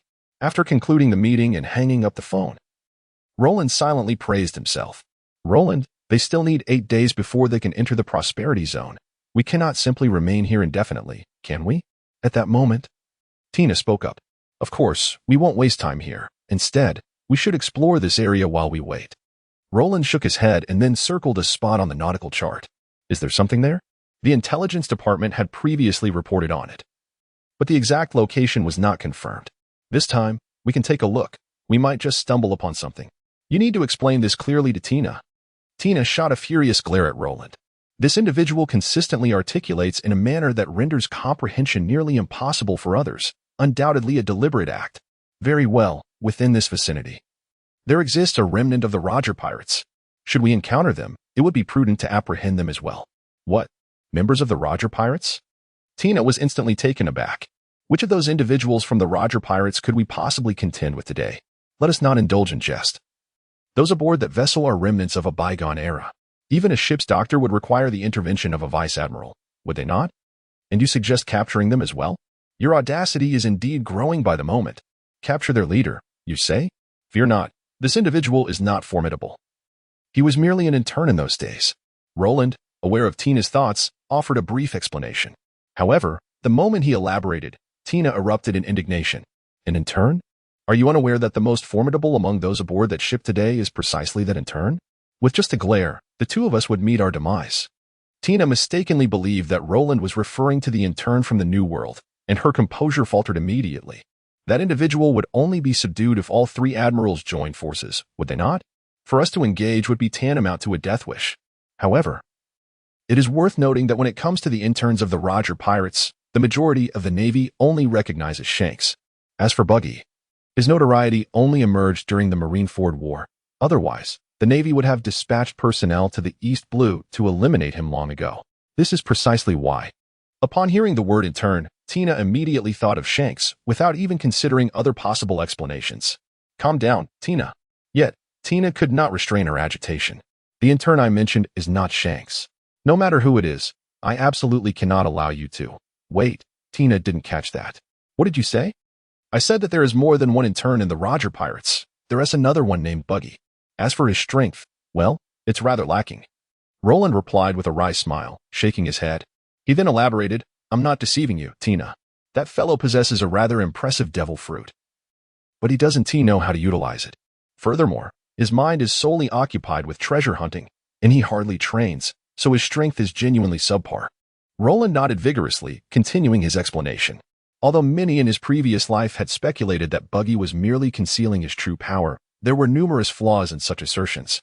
Regardless of what may transpire 2 years hence, 2 years ago, he was indeed lacking. Nonetheless, Buggy's devil fruit not only affects himself, but can also influence others or objects. Just this aspect alone renders it an extraordinarily formidable fruit. Moreover, such characteristics could yield boundless imaginative possibilities. Therefore, while this individual remains weak, it would be prudent to capture him and confine him in an underwater prison. When the time comes, one could eliminate him and seize the fruit. Is there truly such a person? Tina still expressed skepticism. Roland, disinclined to elaborate further, knew that once they found the individual, Tina would understand. With Tana's speed, they reached the target area in less than a day. On the bridge, Tina, as the captain, was directing the crew in their search for the objective. At that moment, Luo Lan also walked in. Sister Tina, how is it? It's not that simple. Do you have any idea how many vessels are nearby? How many? Within 100 nautical miles, there are over 5,000, and this does not account for those concealed by the island's master. Tina replied with irritation. Once we ascend, radar indeed proves to be an excellent tool. However, although it can detect all ships within 100 nautical miles under normal circumstances, it cannot ascertain which one belongs to the Baki pirate group. We can only deploy drones to approach each vessel for confirmation, not to mention those ships obscured from radar detection due to cover. It is essential to recognize that this area is densely populated with islands of all sizes in the thriving Eastern Sea. This task is far from easy. We shall not confine ourselves to the Buggy pirates. Any pirate crew that we encounter will be confronted under the banner of the Celestial Organization. If they all come forth, then let us take a few days to thoroughly cleanse this region. In truth, Roland does not particularly concern himself with whether he will indeed find Buggy this time. Since we are compelled to wait for many days, we may as well make productive use of our time. Furthermore, even if Buggy eludes us, we can seize these days to eliminate all the pirates in this vicinity. Thus, the pirates of this maritime region found themselves in dire straits. Those from Junlin possessed a minimum combat prowess exceeding 100, rendering them far beyond the capabilities of these East Blue pirates. Even the rare few with bounties in the tens of millions could scarcely contend with Tina. Nami was busily occupied as well. After all, with each pirate crew vanquished, someone had to account for the bounty and treasures aboard their ships, right? Without hesitation, Nami took on this responsibility, working tirelessly to the point of sacrificing her sleep. Yet she never uttered a word of complaint. Roland couldn't help but marvel at Nami's dedication. However, one day, when he attempted to persuade her to take a break from her duties in the supply warehouse, she shooed him away as though he were a thief. The following day, after Roland and Tina had swept through the pirates, a sailing vessel over 100 meters long gradually docked at the military port of the 153rd Division. Carp descended the gangway, nonchalantly picking his nose. "Captain!" Nearly 100 sailors immediately stood at attention, calling out in unison. This was none other than Captain Carp, the naval hero who had emerged from the East Blue and personally captured the pirate king, Roger. The sailors of the 153rd Division trembled with excitement. "Where is everyone?" Carp grumbled. The damned Sengoku had arranged for him to handle matters immediately upon his return from a long-awaited vacation to visit his grandson. What did he mean by on the way? That detour had cost him at least 3 days of his leave. He resolved to speak with that old coot about extending his vacation and returning to the headquarters 3 days later. After a while, with several sailors escorting him, Monka, bound in shackles with his mouth gagged, was brought forth. Was it really necessary to bind him so tightly? Carp inquired. Monka is exceedingly dangerous. A moment's carelessness could prove disastrous. Just remove the excess restraints and leave the handcuffs. Initially, the sailors hesitated, but upon reflection, they recognized Carp's formidable reputation. He had defeated the pirate king Roger. After all, they complied with his request. Captain Carp. Captain Carp? Once everything was settled, the sailors prepared to report to Carp. Yet, after several calls with no response, they scrutinized him closely. To their astonishment, Captain Carp had fallen asleep. The sailors stood there, their faces a mixture of confusion and disbelief. Unbeknownst to them, Monka, having been relieved of most of his restraints, now glimmered with a menacing light in his eyes. His arms bulged with tension. The Axe-Emperor Monka was about to make his name known today. Having once been hypnotized, Monka held no fear of Carp. Seeing the captain asleep emboldened him further. Whether it was a flaw in the quality of the handcuffs or sheer willpower, he managed to break free. With a powerful surge, he lunged forward, swinging his axe down. In an instant, crimson blood splattered the ground as the naval hero Carp fell, defeated. This scene stunned all the Marines present, leaving them in a state of shock for an extended period. When someone finally regained their senses, they witnessed a splash as Monka had already dashed to the shoreline and leaped into the sea. Dozens of armed Marines swiftly rushed to the spot where Monka had plunged, frantically firing their rifles at the surface of the water. If this scene were to be witnessed by Luolan, she would likely deride their lack of common sense. In any case, following a tumultuous upheaval accompanied by gunfire, everyone found themselves in a state of bewilderment. Vice Admiral Carp has been struck down, his fate uncertain, and compounded by the fact that Monka has made his escape once again. How should I report this to the headquarters? At the ship's gangway, 2 military doctors were sweating profusely as they prepared to bandage Carp's wounds. However, in the next moment, the Marines, who had just regained some composure, erupted once more. To their astonishment, Carp, who seemed to be on the brink of death, suddenly sat up. Did I doze off again? My apologies, I've been rather sleep-deprived lately, huh? He exclaimed. By the way, did any of you play a prank on me while I was asleep by doodling in red on my body? And where are the people Sengoku asked me to escort? Why haven't they arrived yet? At that moment, everyone's jaws dropped in disbelief. One could only marvel at the heroism of the Navy. In some respects, it was indeed impressive. The crowd couldn't help but voice their thoughts inwardly. Unbeknownst to them, in the near future, this very scene would become increasingly outrageous, leading to the long-vanished Monka being dubbed as the Axe-Emperor Monka. Even Morgans personally penned a gossip article comparing the Axe-Emperor Monka to the 4 emperors, referring to him as the hidden 5th emperor of the seas. Some even proclaimed him to be the foremost among the 5 emperors. After all, who among the other 4 sea emperors could claim to have knocked Carp down with a single strike? The incident occurring at the 153rd branch was unknown to Roland. At this moment, they were busily sweeping through the pirate-infested waters. Inside the Tana ship's bridge, Tina was at a loss. What is the situation with the pirates in the East Sea? The fitness pirate crew, the dance pirate crew, and what was that one called? The sleeping pirate crew? They are all such oddities. Tina thought to herself. Although there were indeed many eccentric pirate crews on the Grand Line, they paled in comparison to the bizarre ones she had encountered over the past 3 days. It seemed that many of them were not genuinely aspiring to be pirates. They simply chose whimsical names and set sail with pirate flags for sheer amusement. No wonder the East Sea Navy was so ineffective while the number of pirates remained high. Yet the prosperous region continued to be one of the wealthiest coffers for the world government. So this was the reason? Speaking of which, Roland also found it quite perplexing. To be fair, aside from the bounty-hunting pirate crews, many others fell into this category. In the eyes of many, a man should set sail upon reaching adulthood, and piracy represented freedom. This mindset was quite prevalent in the East Sea. As a result, various peculiar pirate crews emerged. Take the fitness pirate crew, for example. After capturing some individuals, they conducted a brief interrogation.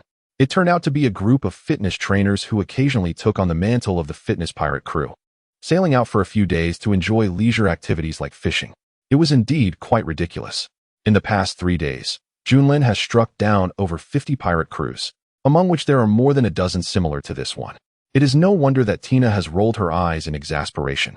Captain, another pirate crew has been discovered, but, at that moment, a sailor operating the drone on the bridge suddenly reported. But what? I redirected the drone's feed to the main screen. You may as well see for yourself, Captain. In the next instant, the image on the main screen transformed. It was a bird's-eye view, unmistakably revealing a pirate ship.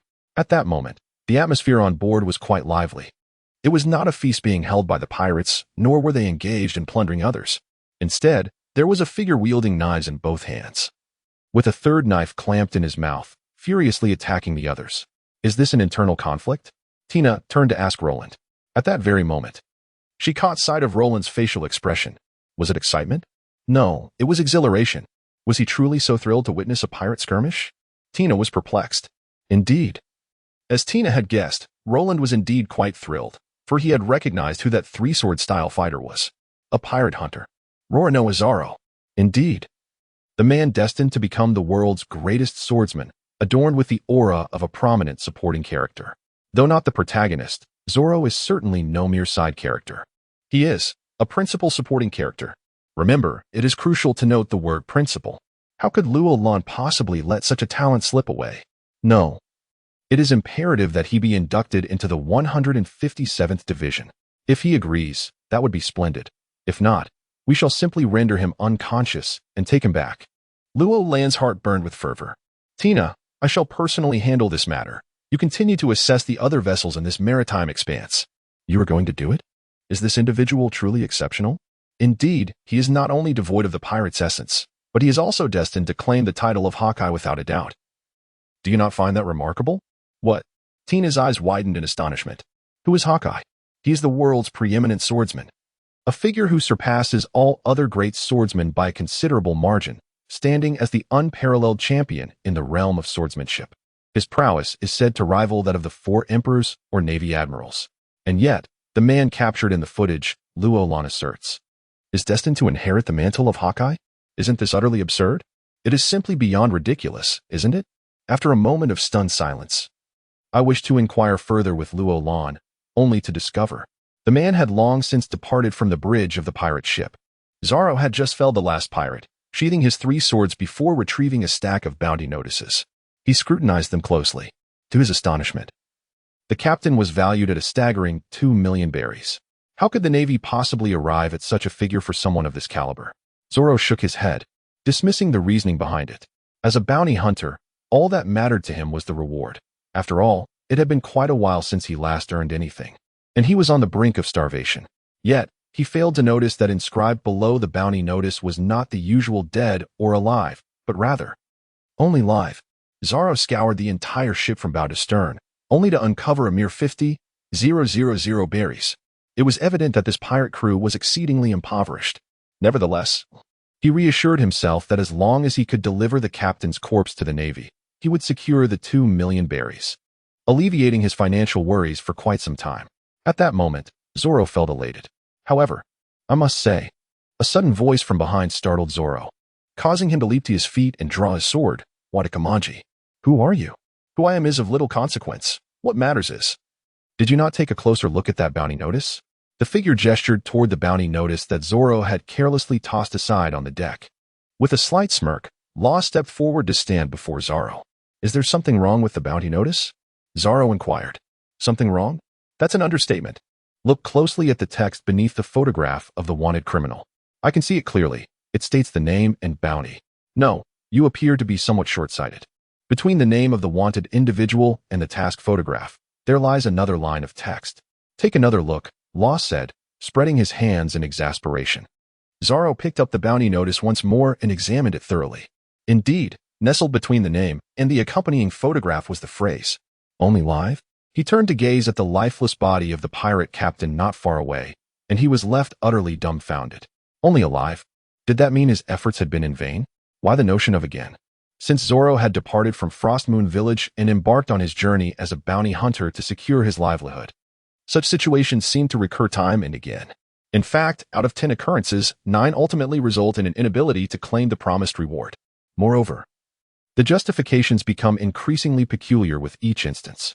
Most distressingly, even on the rare occasions when there are no issues, the rewards obtained are often meager sums, such as 100,000 or 200,000, and there have even been instances of rewards as low as a few thousand. This individual is truly unfit to be a bounty hunter. Who exactly are you? After a moment of despondency, Zoro regained his composure, pointing his sword, the Enma, directly at Roland. This individual is truly peculiar. Although we are at sea, with no other vessels in sight, how did he manage to board this ship? Furthermore, his attire bears some resemblance to that of a naval officer, yet diverges in notable ways, particularly the color scheme, while the Navy dons white. He is predominantly clad in black. I am Roland, here to recruit you. Have you not heard? Are you a pirate? Zoro shook his head and inquired. In this era, the vast sea is primarily inhabited by 3 types of individuals, the Navy, pirates, and others. If one does not belong to the Navy, it is only natural for them to be presumed a pirate. My allegiance is inconsequential. What truly matters is my ability to swiftly elevate you to the realm of sword masters. Otherwise, if you persist in your current state, even after several years, you shall remain a mere mediocre swordsman, forever incapable of attaining the status of a true sword master. Furthermore, consider the 3 blades you possess. Aside from the one that bears some resemblance to the famed YWNZ, the other 2 are akin to worthless debris. However, I can procure for you superior swords, perhaps even surpassing the renowned supreme great sword of 12 crafts. Only then will you stand a chance to challenge and ultimately triumph over Dracul Mihawk, seizing the coveted title of the world's greatest swordsman from his grasp. Who exactly is he? How does he possess such clarity regarding his aspirations? Yet, I must admit, having departed from Frostmoon Village for 2 years, despite engaging in numerous battles, my progress has become increasingly sluggish, reaching a complete standstill of late. Could he truly possess a method to resolve the dilemmas I currently face? If that is the case, then whether he is a pirate or not matters little. I could very well embrace a life of piracy myself. It is crucial to understand that Zoro's pursuit of pirates is not driven by a sense of justice, but rather a belief that this path would allow him to accumulate combat experience while earning a living. Can you genuinely fulfill these promises? Of course. Very well. I shall consent to join you, but you must accomplish a portion of your commitments within a year. Otherwise, I shall take my leave. No problem. Roland readily acquiesced. Once the Super Navy Academy is established, Zoro will be dispatched there to study the art of swordsmanship. Simultaneously, once the sword forging workshop is operational, bespoke swords can be crafted specifically for Zoro. Although an S-rank swordsmith is currently beyond my means, an A-rank one is certainly attainable. Roland is confident that with the system's construction and formidable architectural traits, paired with an A-rank swordsmith, the resulting blades will be of exceptional quality. By the way, what if I had declined earlier? If you had refused, I would have simply rendered you unconscious and taken you with me. Upon hearing this, Zoro felt a wave of exasperation wash over him. In the past 2 years, I have, to some extent, gained a modicum of fame and consider my abilities to be quite commendable. Do you truly believe that one can simply be rendered unconscious with a mere strike? What? Do you doubt it? After leaping onto Zoro's small wooden raft, Roland turned back and inquired with a smile. In an instant, a powerful kick obliterated the pirate ship. As if a massive explosive shell had struck it with deadly precision, the vessel was torn asunder, and countless splinters and fragments soared through the air, cascading down like raindrops. At this moment, Zoro's chin came crashing down heavily onto the small wooden raft. After all, at this juncture, his experiences were quite limited. When had he ever witnessed such a scene? Although the pirate ship was not large, merely a small sailing vessel constructed of rather inferior materials, it still measured over 30 meters in length, nonetheless. Is this object something that can be shattered with a mere kick? Very well. This fellow truly has a knack for knocking himself out. So, you are part of the Navy? Upon entering Tanakh, Zoro's jaw seemed to drop to the ground every 10 steps. Of course, one cannot entirely blame him. Even Tina, during her first encounter, did not escape a similar fate. After all, it felt akin to traversing from one realm to another, utterly incomprehensible how such a monstrosity could exist. Only after settling in did Zoro glean the origins from Roland, the Navy's South 157th Division. So, these individuals, along with this vessel, are all part of the Navy. Indeed, we are Navy, or rather, to be precise, we are a band of forgotten Navy personnel. The headquarters pays us no heed, and we do not report our actions back to them. Well, it matters not where you hail from.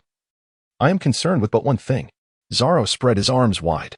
Indeed, whether Navy or pirate, Zoro was indifferent. I know about the way of the sword, correct? Precisely. Then allow me to inquire, what did Gungshiro impart to you regarding the realms of swordsmanship? From apprentice to swordsman, and then to swordmaster. Are you acquainted with my master? Suddenly realizing, Zoro's eyes widened. You know my master? Zoro's eyes bulged in surprise. Yet, it was evident he was overthinking. No. I merely know of him. I have never met him. I see. Now, has Gungshiro mentioned anything beyond swordmaster? No. Zoro shook his head. Not to mention anything beyond swordmaster. Even the mention of swordmaster was but a fleeting reference from his own teacher, lacking in detail. I understand. Let me briefly elucidate. First comes the apprentice, then the swordsman, which you are already familiar with, and after the swordsman is the swordmaster. During the apprentice stage, one primarily practices the fundamentals, and upon surpassing this phase, one may begin to learn various derivative sword techniques. As for the swordmaster, there exists a stringent criterion, the ability to cut through iron. When one can achieve this feat, they have one foot firmly planted in the realm of sword mastery. To fully enter the realm of swordmaster, one must also master sword energy and be able to release soaring slashes based on that energy. Only by achieving this can one truly be considered a sword master. Soaring slashes. This is a term that Zoro had never encountered before. However, he recalled an incident from his childhood when, late one night, he fortuitously witnessed his master and Shiro executing a formidable strike amidst the woods. A brilliant flash of white light surged forth, expanding in a fan-like manner before him. In a vast area spanning dozens of meters, every tree was severed. Reflecting on this moment, could this be what Roland referred to as the flying slash? And what of the swordmaster that followed? Zoro felt a burgeoning curiosity. For these were concepts he had never before contemplated. The swordmaster? That would imply a grandmaster, and your target, Mihawk, is indeed a grandmaster.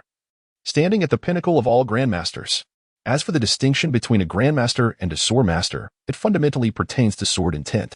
To illustrate simply, the flying slash of a swordmaster is merely a strike, while that of a grandmaster, not only is the sword aura more concentrated and potent, but it can also be manipulated with exquisite precision through sword intent, even allowing the sword aura to take form. More specifically, when you come to my side, there will undoubtedly be opportunities for you to learn.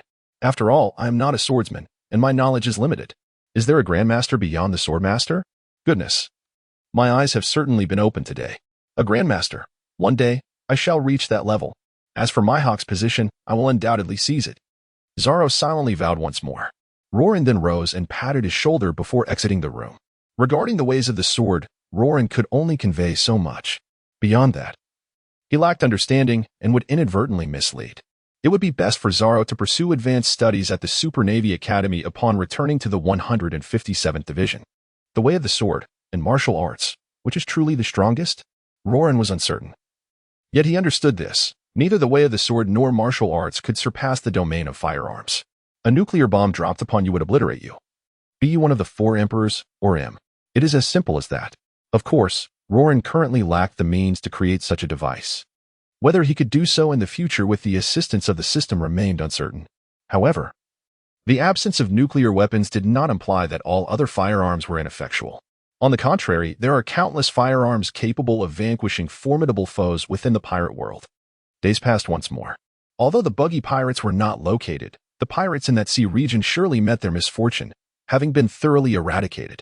The flagship of the 157th Division, the Tana, had once again arrived at the outskirts of the prosperous area. Simultaneously, a medium-sized sailing ship entered the prosperous East Sea from the desolate waters. On the bow of the ship, a woman with a cigarette clenched between her lips leaned against the railing. A gust of sea breeze swept by, and Baby Five wore a troubled expression. Just before her departure, her fiancé had met his demise once again. Why say again? Because he was her 58th fiancé. Like the previous 57. He had proposed to her less than a day before being eliminated by Doflamingo. This cannot continue. Upon my return, I must successfully assassinate Doflamingo. Baby Five resolutely vowed within her heart. At this moment, she remained unaware that a meticulously laid trap awaited her less than 5 nautical miles ahead. Meanwhile, Tana had surfaced to the ocean's surface. The original launch platform was crowded with Marines clad in black uniforms, and even Ian had made an appearance. Ian, did you remember what I said? No. Is the Colonel truly going to proceed like this? Ian's face reflected hesitation. What? You're unwilling to take advantage of a long-legged beauty? That's not my intention. However, she is a pirate. Fear not. You have seen the records. She is not engaged in arson, murder, or plunder. Most crucially, when Baby Five reached adulthood, Doflamingo had already become a warlord of the sea. In other words, she has never fought against the Navy. Roland clarified. If she had indeed harmed civilians or Marines, even if she were a beauty, Roland would show no mercy. This can be considered a stroke of luck for Baby Five. Back when Don Quixote Doflamingo was at odds with the Navy, Baby Five was merely a young girl and did not partake in the conflict. As she grew older, Doflamingo ascended to the rank of warlord of the sea, thus avoiding any further confrontations with the Navy. However, is it not rather despicable to exploit her character flaws to win her over? Oh dear. Roland abruptly pressed his palm against his forehead, no longer willing to indulge Ian in further banter. I shall inquire once more. Do you wish for Baby Five to be your wife? Yes or no? If yes, follow my instructions. If no, I shall eliminate her shortly. You are being offered a beautiful wife, yet you continue to hesitate. Have you no shame? In the next moment, Ian's expression grew somewhat awkward. Captain, you have stated that she has never harmed civilians or sailors. Isn't it rather unjust to eliminate her? No, in order to save her, I would willingly sacrifice myself, even if it meant for a lifetime. Upon hearing this, everyone in the vicinity rolled their eyes in exasperation. Very well. At this moment, Roland has seen through Ian's true nature. He is indeed one who both acts and speaks. Without further ado, he chose to disregard him. Sister Tina, once we board the ship, entrust Baby Five to Ian, while we swiftly take control of the entire vessel with our respective teams. Tina understood, but she couldn't help but question whether Ian was truly capable. A hint of disdain crossed her face, as Ian's earlier performance had been rather lackluster. Rest assured, I have already imparted the crucial lines to him. Unless he misremembers them, there is absolutely no chance of failure. Roland exuded confidence. Let us begin the operation. One pirate gazed at Baby Five's silhouette on the ship's bow, his eyes transformed entirely into the shape of hearts. Pondering if she would accept his proposal should he dare to ask. These words startled another pirate. Are you out of your mind? Do you not realize that anyone who proposes to Lady Baby Five rarely survives beyond a day? No, I must distance myself from this fellow. Otherwise, I might easily be caught in the crossfire. As he spoke, the pirate cautiously stepped aside. What is there to fear?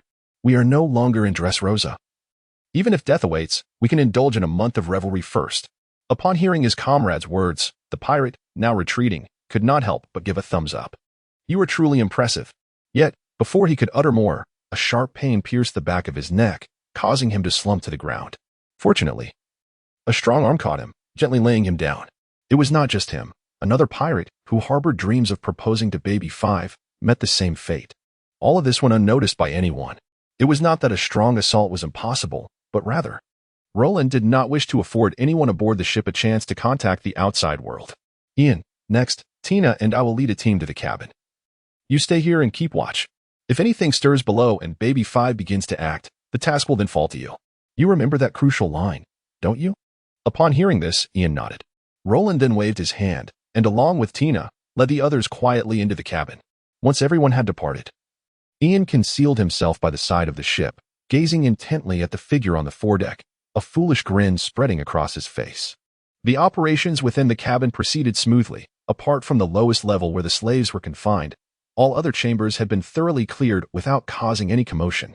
However, Ian's situation was changing. Baby 5, having soaked in the sea breeze, turned to head towards the cabin. Observing this, Ian wiped the smile from his face and focused on the task at hand, positioning himself directly in front of Baby 5. Who are you? I don't recall anyone like you being on the ship. I. Although Roland had already conveyed the crucial line to Ian. And it was merely a few simple words. At this moment, Ian's face flushed crimson, rendering him utterly speechless. If Roland were present, he would surely have kicked him several times for his embarrassment. In the next moment, a black scythe was poised at Ian's throat. It was only then that Ian realized this formidable black scythe was formed from Baby 5's right leg, which she maintained in a high kick stance. The leg of his future wife was indeed impressively long. Ian could hardly contain his drool. Yet, Baby 5's subsequent words jolted him back to reality. Not going to speak? Then there's no need to. With that, the scythe formed from Baby 5's leg began to move toward Ian's neck. I need you. What? At this moment, Baby 5 appeared as though ensnared by an immobilizing spell. Her body abruptly stiffening, utterly motionless. The black scythe hovered perilously close to Ian's neck, a mere 0.01 millimeters away. Do you say you need me? Indeed. I require you. Please marry me. The scythe resting against his throat gradually transformed back into Baby 5's alluring long legs. Marry me. When? Two rosy blushes ascended to Baby 5's cheeks. Ian was momentarily rendered speechless. Although Ron had previously informed him that this was a surefire line, he was astonished by its remarkable efficacy. Having remained single for over 20 years, he had never realized how effortlessly one could pursue a woman. How about some time later? Is today not suitable? Ian pondered, momentarily taken aback. Is it really that urgent? Of course. However, before Ian could respond, Roland's voice suddenly rang out. At that moment, Ian and Baby 5 realized that Roland and Tina were emerging from the cabin. Today, right here, immediately, Roland emphasized once more.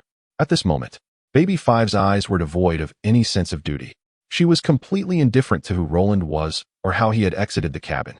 Her sole concern was when she could marry the man before her. On the other side, Tina was left utterly stunned. Although he was aware of the mission Roland had assigned to Ian, he had only followed Roland down for a brief few minutes, and upon his return, Ian and Baby 5 were already discussing marriage. This is simply outrageous. The absurdity is astonishing. Therefore, the prepared Roland promptly instructed his men to return to the small submarine and load the necessary items onto the vessel. Following a series of arrangements, a jubilant atmosphere soon enveloped the scene. After a simple ceremony, the couple was escorted into a newly adorned bridal chamber. With everything settled, they concluded their tasks. The next day, after transferring all the slaves to Tana and giving Ian a good beating, Roland and Tina commenced their journey homeward. What, you inquire, was the reason for Ian's thrashing? It was because this fellow, upon waking, immediately began flaunting his affection for Baby 5 without restraint. He simply could not cease, indulging in a ceaseless display of affection. The most egregious part was his lewd expression, which Roland found utterly unbearable, prompting him to deliver a sound thrashing. Roland, in this manner, has effectively drawn the ire of Doflamingo. He may not take this lightly. On the Tana's bridge, Tina expressed her concern. However, Roland remained unfazed. Firstly, it would take several days for news of the slave ship's hijacking to reach Doflamingo. Secondly, any investigation he might initiate would take nearly a month to unfold. After all, the distance from the New World to the East Sea is considerable. Moreover, it is unlikely that he would uncover our whereabouts in the immediate future. Even if he eventually discovers the truth, it is likely to be several months down the line. By then, will we truly fear Doflamingo? Upon hearing this, Tina nodded in agreement. Indeed, given their current rate of power enhancement, they would no longer fear Doflamingo in a few months. However, it was certain that he would send agents to the East Sea for inquiries, which might hinder their future operations. No worries, Roland replied, after we return. We shall send Smoker out instead. Yes, to the South Sea. He waved his hand dismissively, still unconcerned. In his view, if Doflamingo went to such lengths to investigate the East Sea, they would simply pause their activities there and continue to operate elsewhere. By the time Doflamingo pursued them to the South Sea, they would have already moved on, and he could take his time searching. Then, they would head to the West Sea, followed by the North Sea, and even venture into the Grand Line. Ultimately, with Tana's speed of 50 knots, Doflamingo would always be left trailing behind, unable to catch up. Ian, do you still wish to continue this endeavor? If not, you may leave immediately. Roland bellowed in his office. It had been 3 days since their return to the headquarters, and he was beginning to regret his impulsive decision to grant Ian a wife. Since acquiring a spouse, Ian had transformed completely. Aside from sleeping, he spent the majority of his time glued to baby 5. In fact, even during slumber, the two were inseparable. Now, it had escalated to the point where even visits to the office required both of them to appear together. Roland rubbed his forehead in frustration. He was experiencing a headache. This fellow must be dealt with. Tomorrow, Smoker will set sail with the 2nd Division. You will accompany him. Yes, Colonel. And Baby 5 shall remain behind to learn from Silas for a while. No way. They both exclaimed in unison. Bang. It shall be done regardless. That is my decision. Out. He slammed his palm on the desk with force. It is worth mentioning that Baby 5's fruit ability, when combined with the training from the 157th Division, would undoubtedly yield extraordinary results. After all, she could transform into various cold weapons or even some basic firearms. Ultimately, she was at a disadvantage due to her lack of knowledge. She must first understand the structure of the weapon she wishes to create. If only I could learn a thing or two from Silas. In the future, with my left hand defending against close-range attacks and my right hand launching missiles, topped with a formidable Ivan, I must ask, who else could compare? Thus, knowledge is indeed a precious asset. One cannot suffer losses nor be deceived by ignorance. Just as the door closed behind the two, and Romulan hastily ushered them out, the phone bug sprang to life. This is Romulan. The Colonel, this is the Intelligence Department. The vessel we dispatched to retrieve the target in West Rob Village has reported that the individual wishes to bring an additional person. An additional person? Who? A 15-year-old boy named Usopp. Our operatives have investigated his background in West Rob Village. His father, Jesus, set sail long ago to become a pirate. And we strongly suspect that this Jesus is the chief sniper of the red-haired emperor. There is no doubt, it is he. Hiss. Upon hearing Romulan's confirmation, the phone bug emitted a gasp. Clearly, the revelation had startled the individual on the other end. This involves one of the emperors. Colonel. That person. No need for concern. Inform West Rob Village that they may bring him back. Understood. Usopp, you say? After hanging up, Romulan leaned back in his chair. Speaking of which, when I visited West Rob Village, I completely overlooked this fellow. In truth, Romulan had always found it perplexing how certain characters within the pirate world operated. Jesus abandoned his wife and child to pursue a life of piracy. While his wife was gravely ill, he might have been reveling at a banquet with Shanks, laughing heartily. Yet, the result. This Usopp, remarkably, idolizes Jesus without a second thought. Goodness, Romulan truly cannot comprehend it. Therefore, while this individual may prove useful, he must first undergo thorough education. Otherwise, even if he arrives, he shall forever remain a mere subordinate. However, I wonder what could have prompted Mary to suddenly wish to bring Usopp along. If I am not mistaken, it is likely that Usopp sought out Mary himself. But what could be the purpose of such an action? How peculiar. Remembering Kaya, Romulan donned his justice coat and exited the office. In the 157th branch, the Navy Hospital, though merely a 2-story structure, spans a considerable area. Coupled with robust architectural attributes and more than 20 specialized physicians from the system, it is quite impressive. The level of treatment here is truly commendable. Moments later, Roland entered a hospital room. Inside, a doctor was conducting a routine round, inquiring about the condition of the girl in the bed. Kuya, how are you feeling today? Brother Roland. Colonel. Upon hearing Roland's voice, both Kuya and the doctor responded. I feel completely recovered. What? Completely recovered? Roland was taken aback. It had only been 3 days, after all. Although he had been preoccupied with various matters and had devoted his remaining time to intense training, he had not closely monitored Kuya's situation. But to heal in just 3 days? This should be impossible. Kaya, please do not overexert yourself. Ensure you are completely recovered before being discharged. Do you understand? Brother Roland, I am truly fully recovered. If you do not believe me, you may inquire with Director Orson. Kaya's indignant expression is quite endearing. Roland then turned his gaze towards Orson. Orson, A-class talent. Loyalty, 100, permanently locked. Expertise, medicine. Orson is not an ordinary physician. He is the director of the Naval Hospital. Until I can afford an S-class talent, an A-class is undoubtedly the pinnacle. Moreover, based on Roland's assessment, an A-class talent can already rival the heights of this world. In other words, Orson's medical expertise, when placed within the realm of pirates, is unquestionably at the zenith. Of course, there are certain fields within the pirate world that boast talents surpassing this pinnacle, such as the realm of research. Vegapunk is an exceptional being, on par with the likes of Seraphim. Colonel, Miss Kaya's condition is actually congenital. Congenital? Yes, and it is highly likely due to premature birth. Premature birth has led to a frail constitution, fatigue, and susceptibility to illness, correct? Roland, despite lacking formal medical training, is knowledgeable. He has indeed heard of the frail constitutions resulting from premature births in his previous life. Indeed, as the colonel stated, it is not particularly difficult to treat in this world, and there are several methods. The first, simplest, and most direct approach is to have Miss Kaya consume a devil fruit, preferably of the Zoan type, while other types could suffice. Only the Zoan type would directly enhance physical strength. Thus, for optimal results, the Zoan type is most suitable. Furthermore, physical exercise can also strengthen her constitution, gradually addressing her congenital frailty. However, this method is rather cumbersome, it is time-consuming, and necessitates the guidance of a professional. Given Miss Kaya's prior condition, it would be quite challenging for her to gauge the appropriate intensity of her workouts. The final method, one that only our 157th branch can provide, is do absolutely nothing. What do you mean? The first two methods were discussed earnestly, yet this third suggestion seems to trivialize the matter. Colonel, have you forgotten what we eat in the cafeteria daily? The cafeteria? Wait a moment. So do absolutely nothing means that? Precisely. What Kaya needs is to enhance her physique, and within the 157th branch, achieving that is not difficult. As Orson mentioned, by simply eating well and doing nothing, her physical strength will flourish. Before the effects wear off, achieving around 200 in physical prowess should be quite feasible. Indeed, it requires no effort at all, although it is merely a matter of 3 days.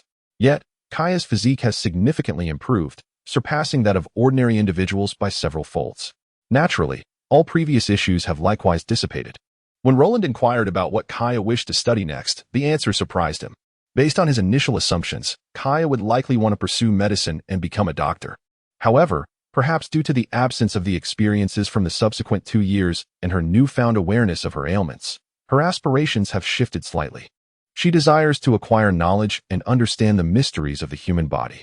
Well, although it still relates to medicine, it is no longer her sole focus. Rather, another profession seems to suit her better. Roland, I am ready to compete with you. As soon as she stepped out of the hospital, Roland heard a spirited exclamation. Well, there was no need to look, he already knew. This must undoubtedly be Baby 5. After all, this woman is truly relentless, launching surprise attacks on me almost daily. The reasons she provides are often quite absurd. For instance, it is already afternoon, yet she insists on holding a meeting with Ian, refusing to let him go home. Furthermore, she has the audacity to make Ian work for over 10 hours each day. This must be reduced to merely 1 hour henceforth. In essence, Baby 5 appears to harbor a deep-seated disdain for Roland, and whenever that sentiment arises, she resorts to her stealthy strikes. Although, each time, she ultimately fails. So what is the reason this time? After deftly evading her attack, Roland asked, somewhat exasperated. You forcibly separated a newlywed couple for an entire month. And you still inquire why? Baby 5 continued her assault. Very well, it seems those incidents from the morning are indeed the cause. Roland was left completely speechless. Let us do this. If you tell me one thing, I shall agree to accompany Ian. Really? The 6-barrel Gatling gun that had just transformed in her right hand reverted back in an instant. She gazed at Roland with a look of astonishment. Of course it's true. All right, what do you wish to know? I assure you, I will handle it. It's merely a simple inquiry. There is no need for you to do anything. Roland shook her head. Life paper, oh, I see. Didn't you inquire about it before coming here? I haven't done so. Upon hearing the term life paper, Baby 5 interjected. After all, prior to returning to branch 157, Roland had specifically asked her if she had ever produced life paper. No, I meant to ask how life paper is actually made. Even as a transmigrator, Roland was equally ignorant of the crafting process of this item. After all, the original pirate narrative did not elucidate this matter. The only thing she knew was that it required her own nails, along with certain other materials. I am aware of that. It is said that on a certain island in the New World, there exists a particularly unique tree. By using the materials from this tree, combined with the target's nails, one can create life paper. The reason for using nails instead of any other part of the body is that it affects the paper's manufacturing process. Goodness. So that is the rationale behind using nails. Yet, it seems somewhat comprehensible. It is akin to the conventional paper-making process. If one were to toss a piece of meat into the mixture, it would undoubtedly fail to yield paper. However, grinding nails into powder and mixing them in would not have a significant impact. If my understanding is correct, that is roughly the essence of it.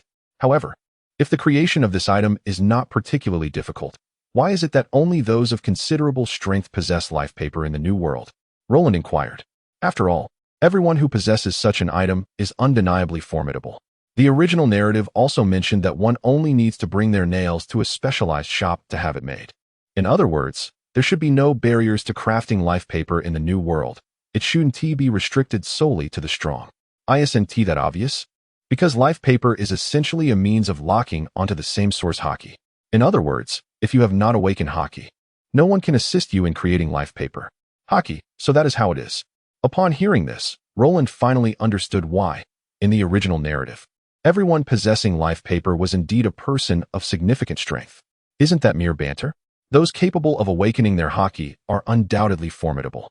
This may also explain why Baby 5 lacks a life paper. After all, she has not awakened her haki. Let me confirm. It is indeed true that those who have not awakened their haki cannot possess life paper, correct? Yet, it appears I am not entirely excluded from this notion. Roland found herself at a loss for words. After much deliberation, I reached a conclusion, only for you to suggest that it may not be so. I recall hearing Doflamingo mention that with certain sacrifices, even individuals devoid of haki could create life paper. However, the price for such an endeavor is beyond the means of an ordinary person, seemingly requiring at least 1 billion berries. As for the veracity of this claim and the specifics of the process, I remain uncertain. Roland nodded in agreement. This news is significant, yet it lacks urgency. At the very least, the conventional methods for producing life paper are already known. The challenge lies not in the technique, but rather in the materials. Indeed, it pertains to those unique trees found within the New World. Regrettably, Baby 5 is unaware of their whereabouts, and it seems that this information is a closely guarded secret throughout the New World. Consequently, only specialized shops possess the capability to fabricate life paper, or one might occasionally find exorbitantly priced materials surfacing in the black market. Aside from that, there are no alternatives. If one were to inquire why Roland places such importance on life paper, the reason is rather straightforward. When wielded properly, it serves as an advanced navigational device, one that provides precise guidance. For instance, if one could procure a target's nail, it would enable the production of a multitude of missiles. No matter where one attempts to escape, the missiles would follow with pinpoint accuracy. However, these thoughts are merely Roland's fantasies. Whether they can be actualized depends on Salaz's research. Yet, without access to the necessary materials, Salaz's endeavors to study them would be futile. Roland, do you have any further questions? If not, I can accompany Ian tomorrow. She remarked. Please do. Your excursion to Hohasmog is far more preferable than remaining here at the branch. Roland waved his hand dismissively. Yet, Baby 5 departed with palpable excitement. Bouncing along. Although she was oblivious to the location of those trees, it was likely that the world government and the Navy possessed some knowledge. Should she? She gazed up at the sky, feeling a tumult of emotions within her heart. After a moment's contemplation, Roland averted his gaze and shook his head in resignation. It was impractical to pursue that line of thought in the short term. He then retrieved his transponder snail. Brew brew. This is Aunt Crane. Aunt Crane. You little rascal, it has taken you a year to finally call me? Apologies, Aunt Crane. Roland replied earnestly. Now what do you need?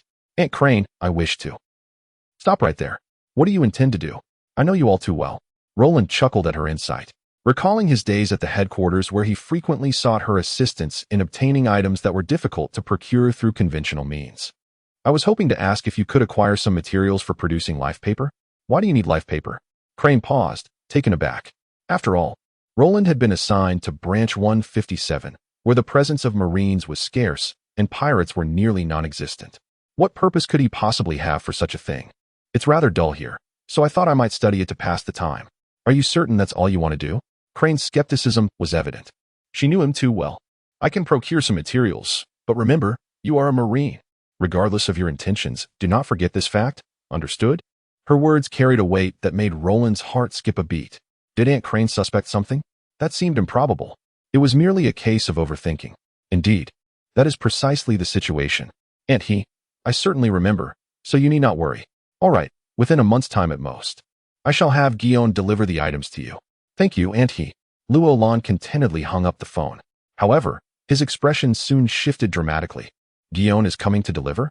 Goodness, with her abilities, once she sets foot on the island, won't her observation hockey instantly encompass most of the territory? This is truly exasperating. I must make a call to Aunt Crane and request a different delivery person. Is there still hope? New World. Dressrosa. The King's Plateau. Doflamingo. Our ship bound for the East Sea has encountered trouble. What happened? Upon hearing Torbel's words, Doflamingo maintained an air of calm, as if it were merely an inconsequential matter, and inquired nonchalantly. We have lost contact with Baby 5. Have we sent someone to investigate? Our people in the East Sea have been dispatched to trace Baby 5's last known location, and we should have results within a few days. Toribol nodded. Inform me once there are results. Those who dare to disturb our Don Quixote family's operations certainly possess audacity. After Toribol departed, a chilling expression overtook Doflamingo's face, an aura of menace radiating from him. 2 days later, the shipyard of the 157th Division was completed. Roland acquired 1 A-grade shipwright, 2 B-grade shipwrights, 10 C-grade shipwrights, and 200 D-grade shipwrights. Once again, nearly 20,000 points were expended, causing Roland considerable distress. Moreover, this was still insufficient, as the 2 vacant specialty slots needed to be filled.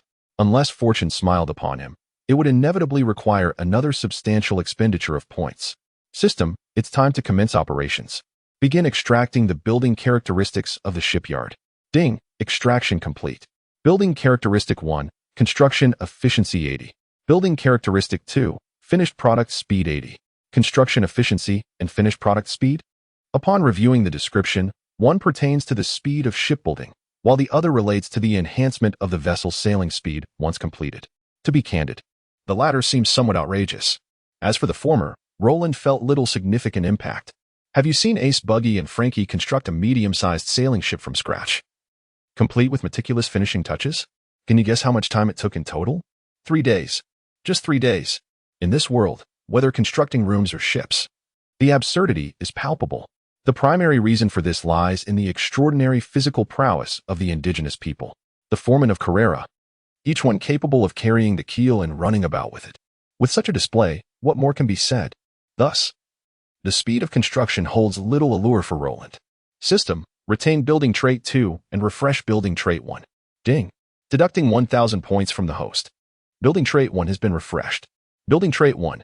Impact resistance of finished products increased by 70. Refresh again. Without a moment's hesitation, Roland declined. Defense? If truly confronted by the formidable beings of this world, even an increase of 70 would be futile. Even 700 would serve no purpose. It is merely an impressive fade, a characteristic of little practical value. Ding. Deducting 1,000 points from the host.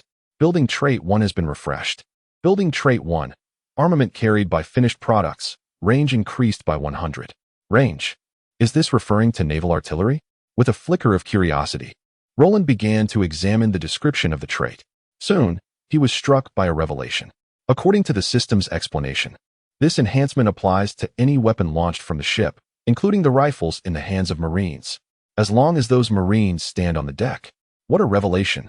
He had just heard from Silas that the latest sniper rifle had been developed and was ready for mass production. It employs 12.7 caliber ammunition, with an accurate range that can exceed 2 kilometers. If this were mounted on a warship, it could precisely eliminate targets over 4 kilometers away. Furthermore, even beyond the range of precision shooting, it is merely a matter of skill. According to Celis, the maximum range could even exceed 6 kilometers. Imagine deploying this on the open sea, coupled with a 100-fold range enhancement. The vision is too splendid to fathom. System, engrave these 2 items, Roland commanded. Ding. Engraving complete. Roland nodded, a look of satisfaction gracing his face. He then brought the A-class shipwright, Kilo, into his office. Kilo, are you capable of designing ships? I can manage simple designs, but anything overly complex is beyond my expertise, as design is not my forte, Kilo replied. Roland nodded in acknowledgement, having anticipated this. After all, within the system, there exists a ship design bureau. However, the construction queue was long, and he had yet to commence building. What if I ask you to create a ship that isn't too intricate, just larger and spacious enough to accommodate cargo, if there are no other substantial requirements? That is quite straightforward. Kilo responded. All right, gather everyone and construct one. How long will it take? 1 day? Kilo replied after careful consideration, taking into account the manpower at his disposal. Roland was taken aback. What? He was astonished. However, upon reflection, his request was simply for a ship that was sufficiently large, able to hold ample cargo, and functional. Speed was not a concern, and even sails were unnecessary. A few auxiliary wheels would suffice. After all, Rhodes Island was merely 3 nautical miles from the windless zone and had no need to venture elsewhere. Even a speed of 1 knot would be acceptable. In this case, the shipyard's over 200 shipbuilders would indeed suffice for a day. After all, in the original work, 2 individuals managed to construct an extraordinarily intricate vessel within 3 days, complete with exquisite finishing touches. In comparison, the ship I desire is astonishingly simplistic. Colonel, there remains but one question. What question? We lack the materials. Roland suddenly realized the gravity of the situation. Indeed. How could one build such a sizable ship without the requisite materials? Could the vast expanse of forest on the island provide the timber needed? Unfortunately, no. Particularly for the keel, utilizing wood from Rhodes Island would not meet the necessary standards for strength and resilience. Forcing its use would significantly diminish the ship's lifespan and render it incapable of withstanding adverse sea conditions. Upon hearing this, Roland let out a slight sigh. This situation is troublesome. Yet, he soon seemed to contemplate something. Cairo, you mentioned that it would affect the lifespan. To what extent, specifically? Well, based on my estimates, even if it were to sail exclusively in calm waters, its lifespan would be at most around a year. A year? Do I need this ship to last a year? Not at all. It is merely a temporary vessel to facilitate my hunting of sea kings in the windless zone, allowing me to bring back their flesh and blood. Furthermore, the port possesses a self-repair feature that recovers one of the ship's overall damage each day.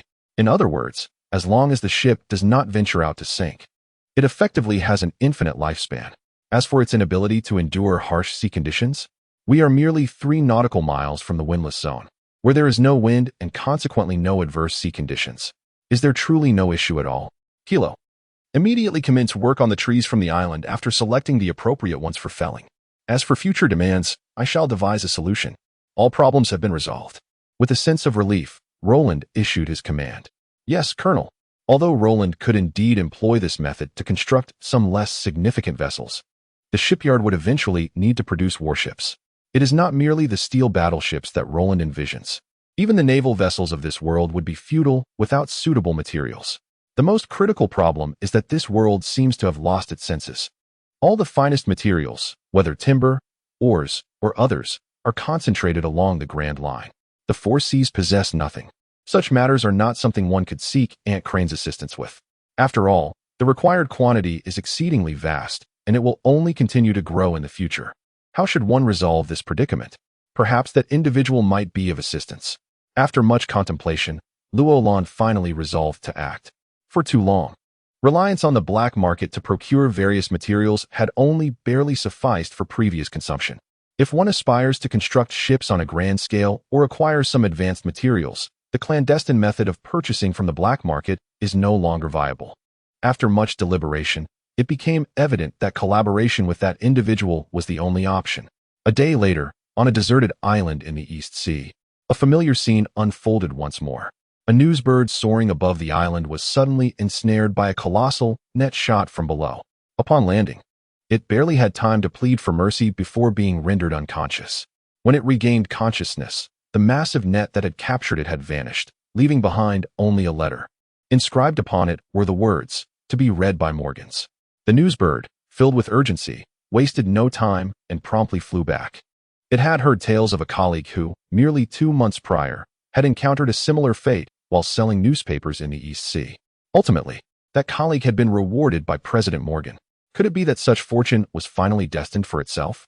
With wings flapping furiously, it soared with a speed that felt as though it might ignite. At that moment, all it desired was to return swiftly, even if just for a fleeting second. Indeed, a few hours later, that letter found its way into Morgan's hands. This note is all too familiar to Morgan. Immediately, he rewarded himself with a newsbird and began to peruse its contents. A face-to-face meeting? How intriguing. This is exceedingly fascinating. Let me unveil who you truly are. 2 days swiftly passed. The swordsmith's workshop has also reached completion. The structure is not substantial in size, and its construction spanned merely 3 days. Following the issuance of the commencement order from the Ship Design Bureau, Roland began the extraction of the architectural characteristics. Fortune smiled upon me this time, requiring no refreshment. The engraving was completed effortlessly. Architectural Trait 1, Product Compatibility increased by 50. Architectural Trait 2, Product Quality enhanced by 80. The first trait signifies that upon forging, the blade's compatibility with any individual is augmented by an additional 50. The second trait purely denotes an elevation in quality. Furthermore, aside from these traits, Roland also procured 1 A grade, 3 B grade, and 20 apprentice-level swordsmiths, costing over 10,000 points. Roland could not help but lament how swiftly points dissipate.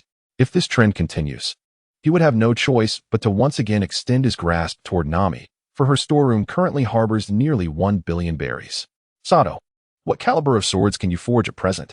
Roland inquired of the newly recruited A-grade swordsmith, Sato, with the materials presently at the branch's disposal. Only ordinary quality blades could be crafted. To achieve renowned sword caliber, or even superior, better materials were imperative. Thus, they returned to the issue of materials, a matter that left Roland quite exasperated. Counting the time, the meeting with Morgans was set for tomorrow. He hoped to reach an agreement that might resolve this dilemma. Sato, lead your team to forge ordinary sabers, ensuring each frontline Marine receives one. As for acquiring superior materials, I shall address that shortly. Understood, Colonel, Sato responded, promptly rallying his team to commence their work with fervor. That evening, Tana returned to the island of Rhode Island. As Smoker disembarked, he began to voice his grievances incessantly.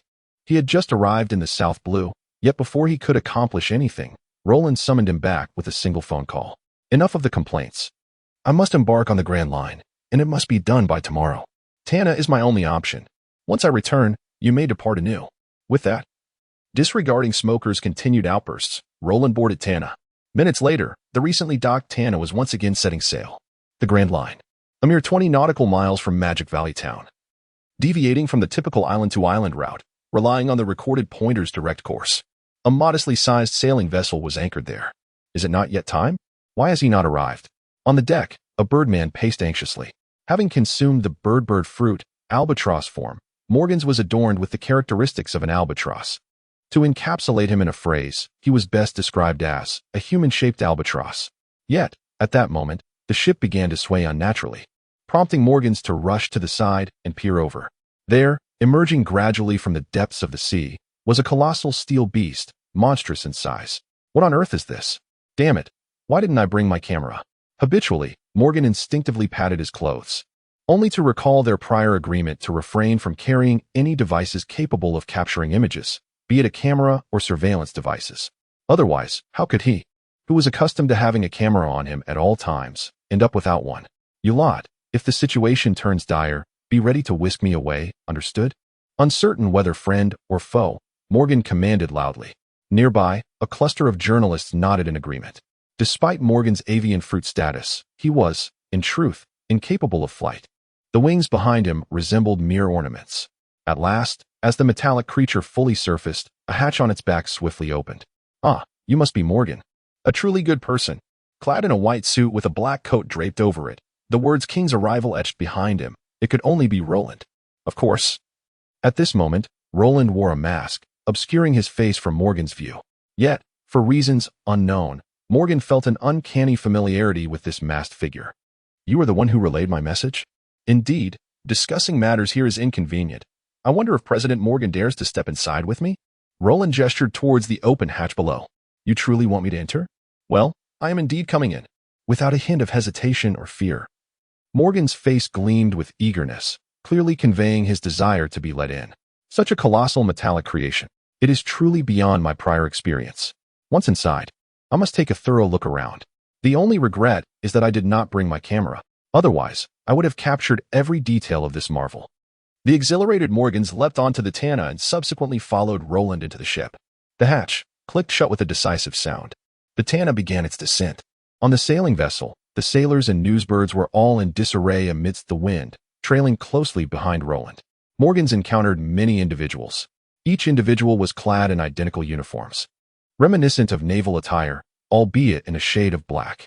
In truth, one could argue that the design of Roland's regal cloak bore a striking resemblance to the Justice cloak of the Navy. The only distinction lay in the color. with one symbolizing justice and the other, sovereignty. For a fleeting moment, Morgans entertained the notion that this might be a clandestine creation of the Navy.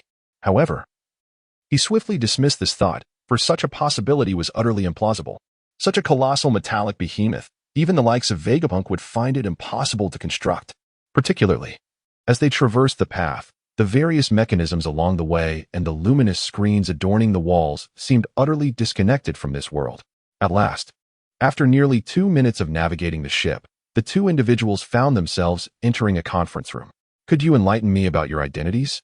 Morgan inquired as soon as they took their seats. "There's nothing to conceal. Our organization is called Dominion."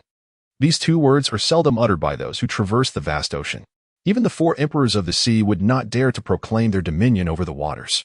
The organization known as Junlin harbors grand ambitions, Morgan thought to himself while diligently jotting down notes. "Morgan, I do not wish to squander time.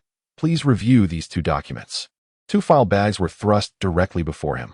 Morgan set aside his notebook and pen, picking up one of the file bags to examine its contents. Minutes passed before he reached for the second bag, and after a few more minutes, he suddenly lifted his gaze, disbelief etched across his face. "Is this real?" "Indeed." "Are you interested?" "My interest is piqued." "What is your asking price?" Morgan's excitement was palpable. For him, reporting news was the greatest joy in life. And the 2 documents provided by Roland were enough to fuel a month of sensational coverage, especially of the explosive variety. "Not so fast. I have many more documents that are equally, if not more, exhilarating." Roland reclined in his chair, crossing his legs, appearing utterly unhurried. "I will purchase all information at twice the market price. How does that sound?" Roland shook his head. 3 times. He still shook his head. 4 times, no, 5 times. "If you want more, then we can leave it at that." He proposed a price 5 times the industry standard. But was Roland truly interested in mere currency? Certainly not. "Morgan, the price can be as you suggest, but the payment method must be adjusted." "How so?" "I do not desire cash. Instead, I require these." As he spoke, Roland pushed another document forward, detailing hundreds of materials along with their respective prices. "I want these items, after each transaction. I need my share exchanged for the corresponding materials, to be delivered to my specified location. Furthermore, should I have additional needs, you must assist me in procuring those as well. Of course, I will cover the cost for any extra supplies." After stating his terms, Roland regarded Morgan, patiently allowing him to digest the information. "That is acceptable, but I will take a 30% cut, after all. Assisting you in sourcing from the black market and handling logistics requires considerable resources. 30% is agreeable." Roland nodded. It was important to note that the 157th branch had been operating in the black market for over a year, either acquiring goods or dealing with stolen items. Thus he was well acquainted with these matters. A 30% cut was indeed quite fair. "Now that we have settled the terms, could you disclose how many documents of this caliber you possess?" "In terms of this level, I should have a few hundred." "A few hundred?" Morgan was taken aback. "Do you need to exaggerate so?" Calculating in his mind, he realized that even if he presented just 3 pieces each month, it would ensure a continuous stream of sensational news for several years, solidifying his position in the journalism sphere. Examining the 2 documents in his possession, one detailed an obscure pirate from the Whitebeard Pirates, astonishingly noting that he had left a scar on the face of the red-haired Shanks, and that it was not due to any negligence on Shanks' part. More astonishingly, it claimed that this individual possessed a unique physique enabling him to consume 2 different devil fruits simultaneously, making him a dual fruit user. The second document was even more outrageous, suggesting that Shanks had visited the East Blue and, in the absence of Garp, had fervently indoctrinated his grandson into the pirate trade. To achieve maximum impact, Shanks allegedly sacrificed one of his arms in the process. Each of these revelations was bound to create a stir with the potential for prolonged sensationalism. Moreover, Roland had previously mentioned he had even more explosive material at his disposal. "Of course, I cannot provide everything at once. Initially, I will give you 10 documents."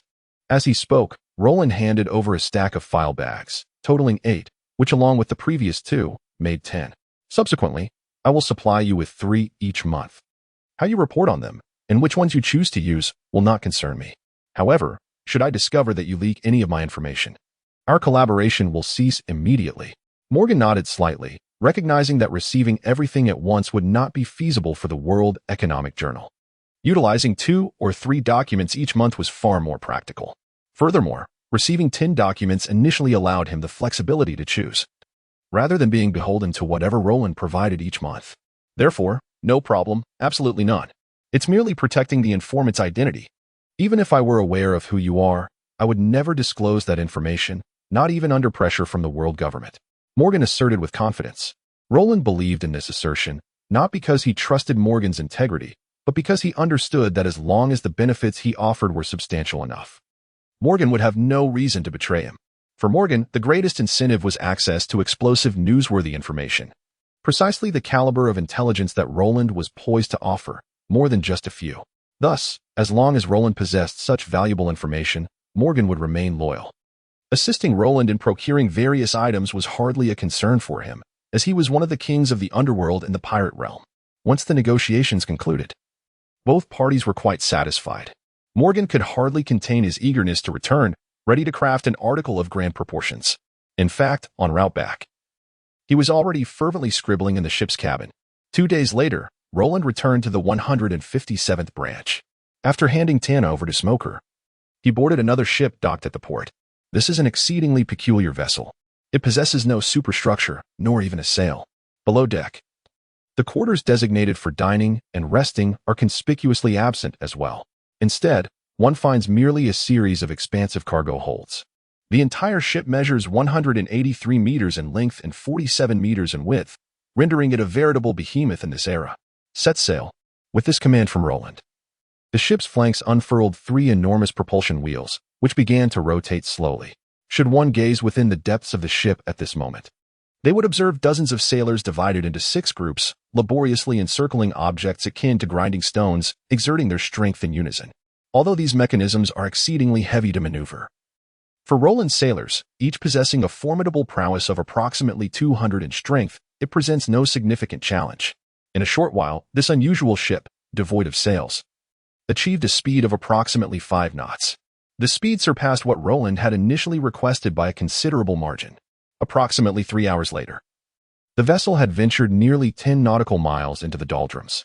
Along the way, there were several encounters with sea kings, yet invariably, they were either repelled by Roland or rendered unconscious.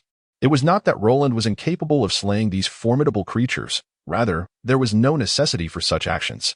After all, the sea kings represented a precious resource, and hunting them was to be conducted with restraint.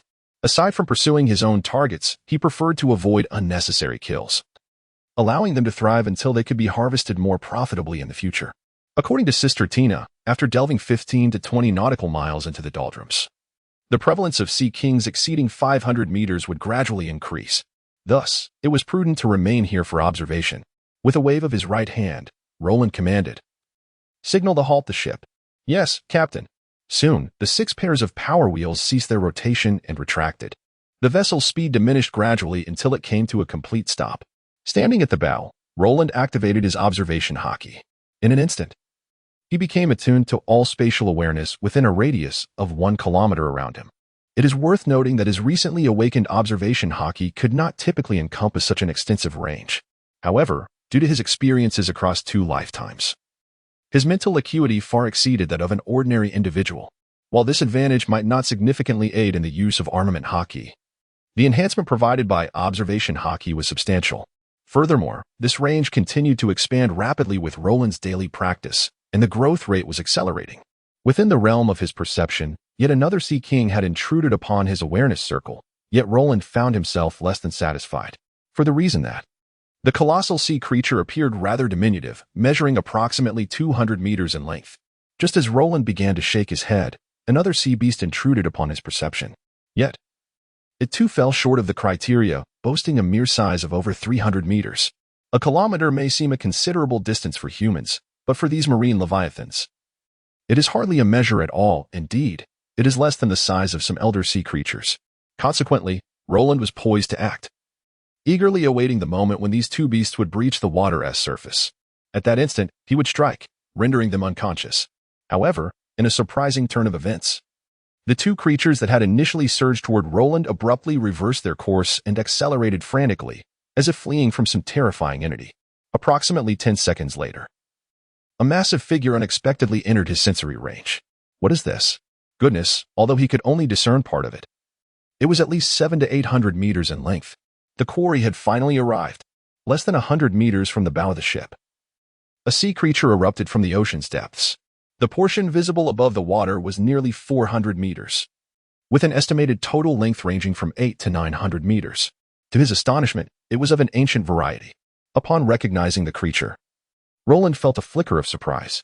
While many are aware of the existence of ancient varieties of devil fruits, few comprehend that the potency of sea creatures is not solely contingent upon their size. It is also influenced by their species. Virtually any species that exists in this world or has existed can be found among sea creatures. For instance, common animals such as pigs, cows, sheep, and rabbits are prevalent, while rarer species include tigers, lions, and leopards. Naturally, there are even rarer beings, those that are long extinct but once roamed the earth. Just like the creature before him, the saber-toothed tiger. Indeed, the elongated fangs and certain feline traits unmistakably identified it as such.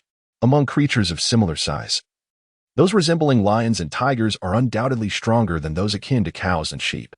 Furthermore, ancient varieties are inherently superior to their more contemporary counterparts. In other words, this 800 or 900 meter sea creature undoubtedly ranks among the most formidable of its kind, potentially even surpassing some that exceed a kilometer in length, simply because it is an ancient variety resembling the saber-toothed tiger. Casting a glance at the great vessel below and the diminutive figures aboard, the saber-toothed sea creature regarded them with disdain, opening its cavernous maw to charge forward.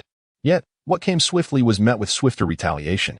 Roland executed a powerful kick, propelling the beast away with tremendous force, sending it crashing back into the ocean. What? Is it already defeated? Was it supposed to be formidable? As he sensed the absence of life from the creature through his observation hockey, Roland widened his eyes in disbelief. Well, the last time he had hunted sea beasts, his power level was merely a few hundred, but upon departing a few days prior, he had already measured over 2,600. Now, he estimated it was nearing 3,000. It seemed quite reasonable to vanquish an 800 or 900 meter sea creature with a single blow, even if it were an ancient variety. Stop gaping and get to work, Roland called out, prompting the hundreds of stunned sailors on the deck to spring into action. One by one, they leaped onto the fallen sea creature and commenced their butchery. With swift strokes, they severed a 1 meter square chunk of flesh, which a sailor then tossed onto the deck of the ship several meters away. Subsequently, the sailors remaining on deck hurriedly transported the bounty to the lower cargo holds, each gaining around 200 in power level, enhancing their efficiency in the process. The efficiency has improved at least tenfold compared to the last time. Observing the bustling scene, Roland nodded in satisfaction. Simultaneously, he maintained the utmost range of his observation hockey, vigilant against any potential intrusions from marauding sea kings seeking to claim the spoils. An hour later, amidst the flurry of activity, approximately a quarter of the sea king's flesh had been loaded onto the ship. The lower cargo hold was not the only space utilized. The deck was also completely filled. Additionally, the two formidable fangs, each exceeding 30 meters in length, now lay sprawled across the deck, occupying a significant amount of space. Roland couldn't help but marvel at the sight. The vessel, alas, is still rather diminutive. As for the remaining flesh and blood, they must be left behind, a boon for other sea creatures. Regardless, the current effects are limited. This should suffice for everyone until the effects completely dissipate. Return to port. Aye, Captain. The 6 auxiliary power wheels unfurled once more, beginning their slow rotation. Laden with a ship full of spoils, the journey back commenced. Despite the initial 3-hour voyage, the return took a staggering 7 hours due to severe overloading. The speed barely surpassed 2 knots. Throughout the journey, the ship emitted distressing creaks under the strain, causing Roland considerable anxiety. Upon returning to the harbor, they were met by the A-class shipwright Cairo and the A-class blacksmith Sato, who had been awaiting their arrival. Cairo was left utterly speechless. Captain, you truly dared to burden this ship with such a load? If I am not mistaken, the keel must have surely cracked. None understood this vessel better than Cairo. It was not built to withstand any substantial upheaval, merely able to float on the surface and navigate calm waters. Yet, here it was, completely filled with cargo and with heaps piled upon the deck. It was nothing short of a miracle that it had not sunk. Roland felt a twinge of embarrassment under Cairo's gaze and scratched his head. He had entirely forgotten about that detail. Nonetheless, it mattered not. Any issues with the keel would resolve themselves with daily automatic repairs while docked, and Cairo could arrange for the rest of the necessary repairs. After coordinating with Cairo, Roland turned to Sato. Sato, did you see those 2 fangs from the sea creatures above? Indeed, Captain. I previously tested them. They are harder than steel. Do you think they can be forged into blades? It's hard to say. I must examine them first. Very well. Luo Lan nodded. The intention behind bringing back those fangs was to explore their potential for utilization. If they proved unsuitable, it would not be a great loss. Soon, Sato approached one of the fangs, examining it first with a magnifying glass, then tapping it in various places. After a considerable amount of effort, he declared, Captain, I have conducted a preliminary study, and it appears feasible. We will need to test it further to confirm. A spark of eagerness gleamed in Sato's eyes. Luo Lan smiled and nodded, allowing him to proceed while leaving 30 sailors to assist with the transport. 2 days later, on a clear morning, a ruckus erupted in the training grounds, where Ace and Zoro engaged in a heated dispute over the superiority of martial arts versus swordsmanship, leading to a brawl. Outside the training area, hundreds gathered to witness the spectacle, some cheering for Zoro and others for Ace. Luo Lan could only shake his head with a wry smile. The disparity between Zoro and Ace was quite pronounced at this juncture. After all, Ace had refrained from participating in several missions, dedicating his time to rigorous training within the center, and had amassed a prowess exceeding 1,500. Meanwhile, Zoro had only recently arrived. Having consumed less than 10 days' worth of sea creature flesh, his prowess hovering around 500. Furthermore, he had yet to master the technique of cutting through iron. Without a doubt, Ace's achievements had placed him well beyond Zoro's current capabilities. Thus, the outcome seemed predetermined. At that moment, Sato dashed over, clutching a long box, breathless. Captain, there you are. I finally found you. Behold, this is the first blade we crafted using those fangs. It is named Bloodfang. Bloodfang. Luo Lan opened the box to reveal a knife resting quietly within. The crimson sheath bore an exquisite beauty. He picked up the knife and slowly drew it from its resting place. At this moment, a potent aura of blood suddenly permeated the air. Even an ordinary person could detect the metallic scent of blood wafting through the atmosphere, hinting at its overwhelming intensity. The blade, gleaming in a silvery hue, bore several crimson strands clinging to its surface, exuding an otherworldly essence. What astonished Luo Lan the most was the realization that, despite not being a swordsman and having never studied the art of the sword, holding this weapon in his grasp bestowed upon him an inexplicable sensation. Indeed, it felt as though there existed a profound connection between the blade and himself, as if it were tailor-made exclusively for him. This is an enigmatic sensation. However, Luo Lan soon comprehended the source of this feeling. One of the architectural characteristics of the swordsmith workshop, the finished product's compatibility increased by 50. Goodness. Even in his hands, it felt so harmonious. If it were to be given to Zoro, wouldn't that be even more astonishing? After all, that fellow has an extraordinary affinity for various demon blades. And this blade, Bloodfang, from what I can see, it should also be classified as a demon blade. Right? Sato, what is the grade of this sword? Reporting to the colonel, this is also a puzzlement for me. Based on the quality of the materials and the subsequent forging process, it should theoretically rank at most at the pinnacle of fine swords. However, upon actual forging, it has astonishingly reached the level of a great sword of the 12th order, and it is among the superior category of great swords. A look of confusion mingled with excitement appeared on Sato's face. As for Luo Lan, he was well aware of the reason for this phenomenon. Wasn't it precisely due to the workshop's second characteristic? Indeed, the quality of the finished product increased by 80. This enhanced Bloodfang from the pinnacle level of fine swords to the superior grade of great swords. Ah, just as I was feeling a bit bored with this sparring. Zoro, Luo Lan shouted loudly across the arena. Both of them had initially assumed their stances, prepared for battle. However, upon hearing Luo Lan's call, they were compelled to halt. Luo Lan, what are you doing? Zoro exclaimed, removing the sword Wado Ikamanji from his mouth, his face a mask of displeasure. After all, interrupting a duel is considered quite rude. Nevertheless, Luo Lan paid no heed to such decorum. He tossed Bloodfang with his left hand, and as it traced a graceful arc through the air, it spun rapidly towards Zoro. This sword, named Bloodfang, is now yours. Zoro raised his left hand, effortlessly catching the blade. He then slowly drew it out a fraction. Hiss, this sensation. If Luo Lan felt a mysterious connection with Bloodfang, then Zoro's experience was as if the sword were an integral part of his own body, devoid of any sensation of gripping an external object. Regrettably, Luo Lan could not directly observe Zoro's compatibility data with Bloodfang. Otherwise, he would undoubtedly witness its value soaring from the original 80 to a staggering 130 before finally stabilizing. Come on, Ace. Let us see whose martial prowess is superior, yours or my swordsmanship. With Bloodfang in hand, Zoro felt a surge of confidence. He pointed the blade towards Ace and shouted. Meanwhile, Roland shook his head and turned to leave. Colonel, aren't you going to watch? Sato inquired, taken aback. Since we already know the outcome, what is there left to observe? Is that so? Indeed, it has nothing to do with the sword.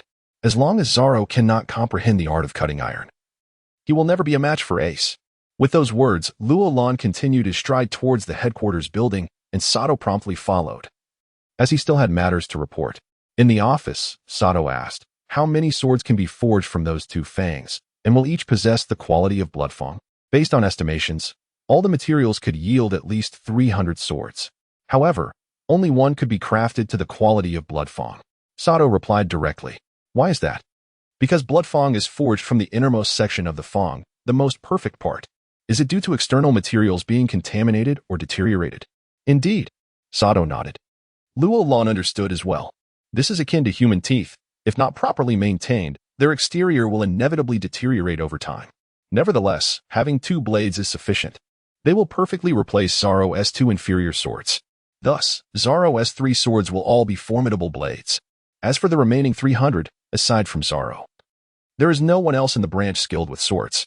It would be prudent to distribute them all to the front lines, assigning them to the Marines of the Jurisdiction Action Team. After all, they occasionally need to revert to naval uniforms for operations and cannot neglect the ROD 1518 model. Therefore, in addition to rifles, they should also be equipped with superior swords as weaponry. Well, it is settled. Sato, how long will it take to forge all the swords? If everyone puts forth their utmost effort, it can be completed within 10 days. Excellent. Then we shall proceed with 10 days. Yes, Colonel. After saluting, Sato exited the office, while Roland approached the floor-to-ceiling window, which conveniently faced the training ground. At this moment, the crowd of onlookers had dispersed. The entire training ground was left with only Zoro. He sat cross-legged on the ground, his bloodthirsty blade sheathed, resting horizontally across his legs, embodying a state of sword meditation. It seems this young man, despite his defeat, has gained quite a bit. Roland chuckled. Just then, Zoro stood up, strode to the center of the training ground, and once more unsheathed his bloodthirsty blade. Then with a single stroke, he slashed at the power testing device before him. Visually, the motion appeared unhurried, even giving an impression of softness, as though it struck something yet also nothing at all. Zoro slowly retracted his blade and turned to leave. Mere seconds later, one of the sturdy iron pillars supporting the testing device suddenly revealed a smooth cut, causing the entire apparatus to topple to one side. Has he finally mastered the art of cutting through iron? Witnessing this scene, Roland displayed a look of satisfaction. However, his expression quickly darkened. He picked up the phone bug on the desk and dialed. Bleep bleep. This is the gendarmerie. I am Roland. Immediately arrest Zoro and confine him for 3 days. Colonel, what is the reason for the arrest? Deliberate destruction of the power testing device on the training ground. What? Understood. We will proceed at once. Also, inform him that in addition to the 3-day confinement, his wages for the following year will be forfeited to cover the repair costs. Yes, Colonel. In Branch 157, Training Center. In a confined space designed for individual training, subjected to 20 times the force of gravity, a figure moved swiftly, creating a series of afterimages. Finally, after several minutes, countless afterimages coalesced into a solid form. Huff.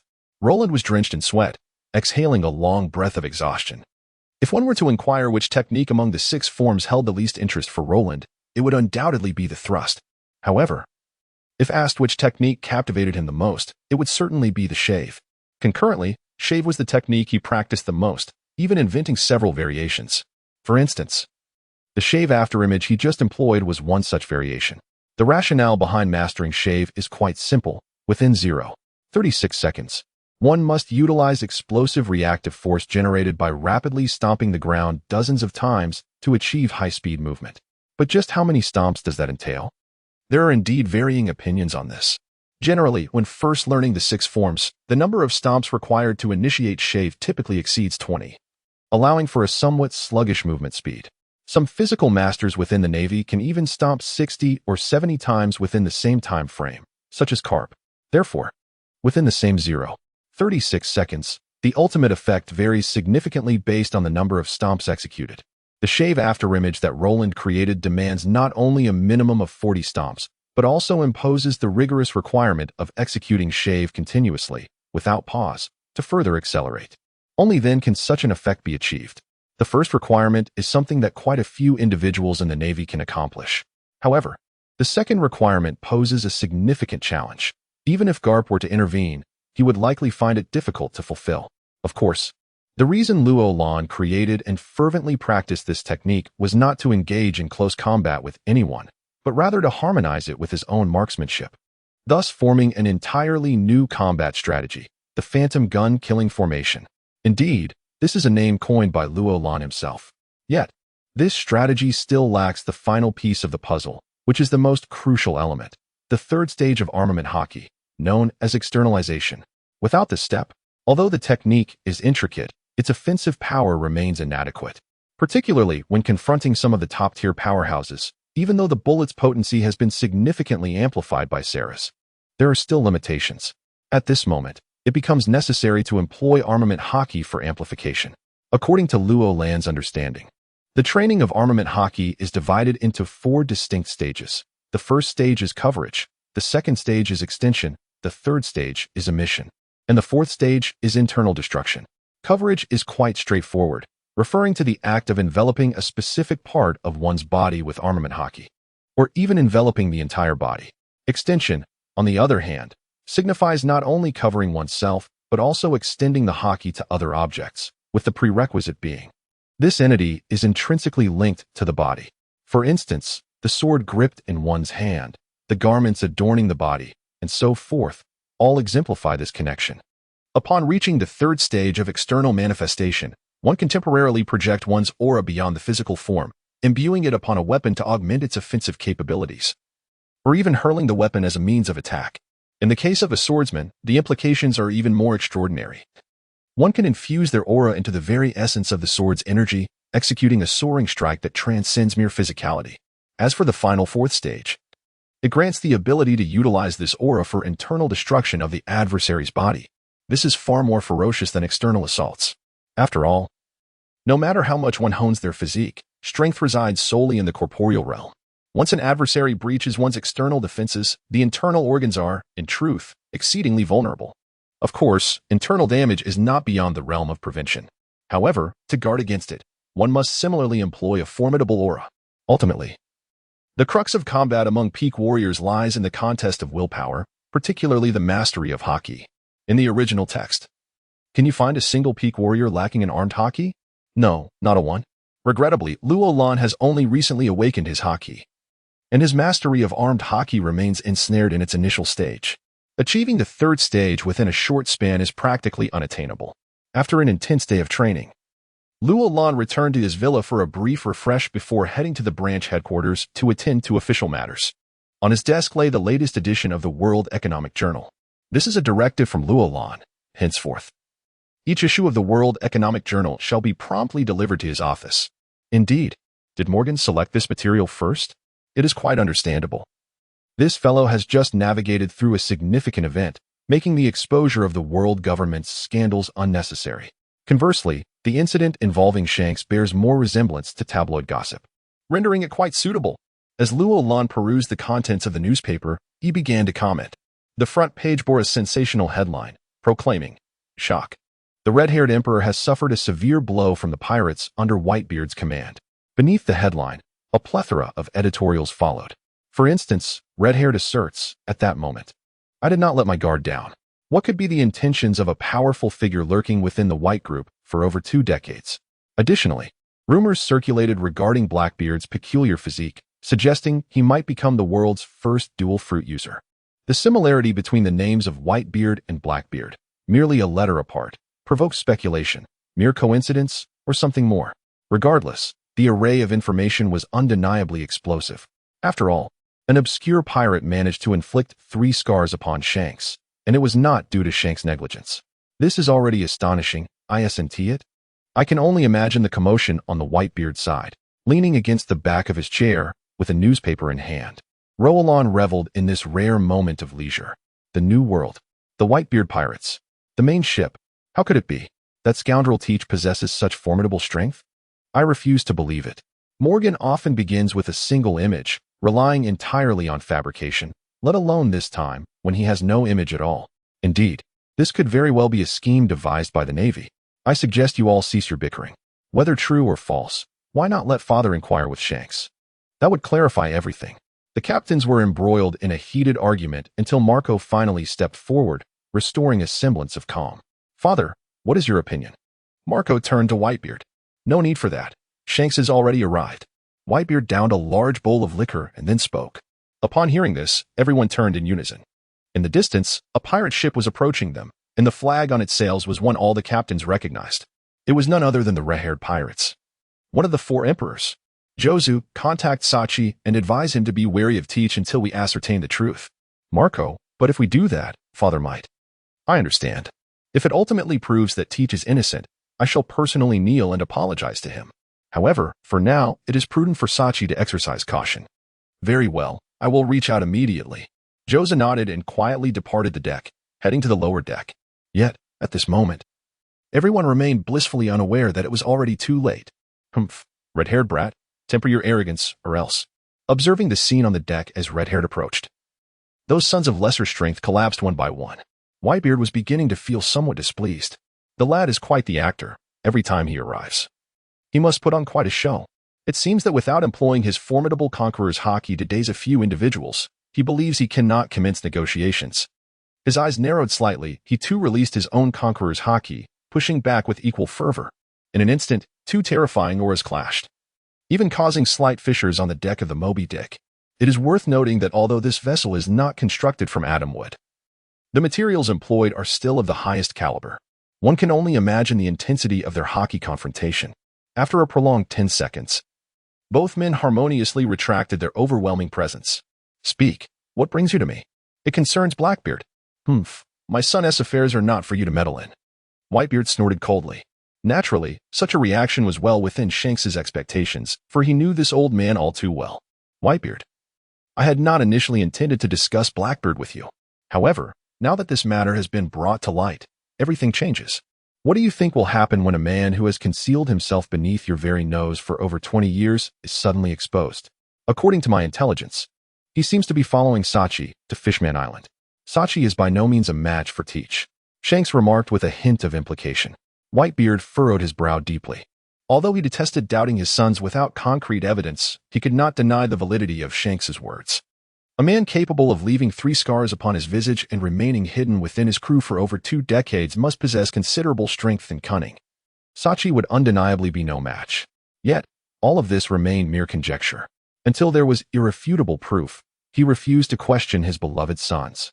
Just then, Whitebeard noticed Jozu hurriedly approaching Marco, appearing anxious as he whispered something. Marco's expression suddenly shifted. Jozu, what has happened? Why are you in such a fluster? Whitebeard bellowed.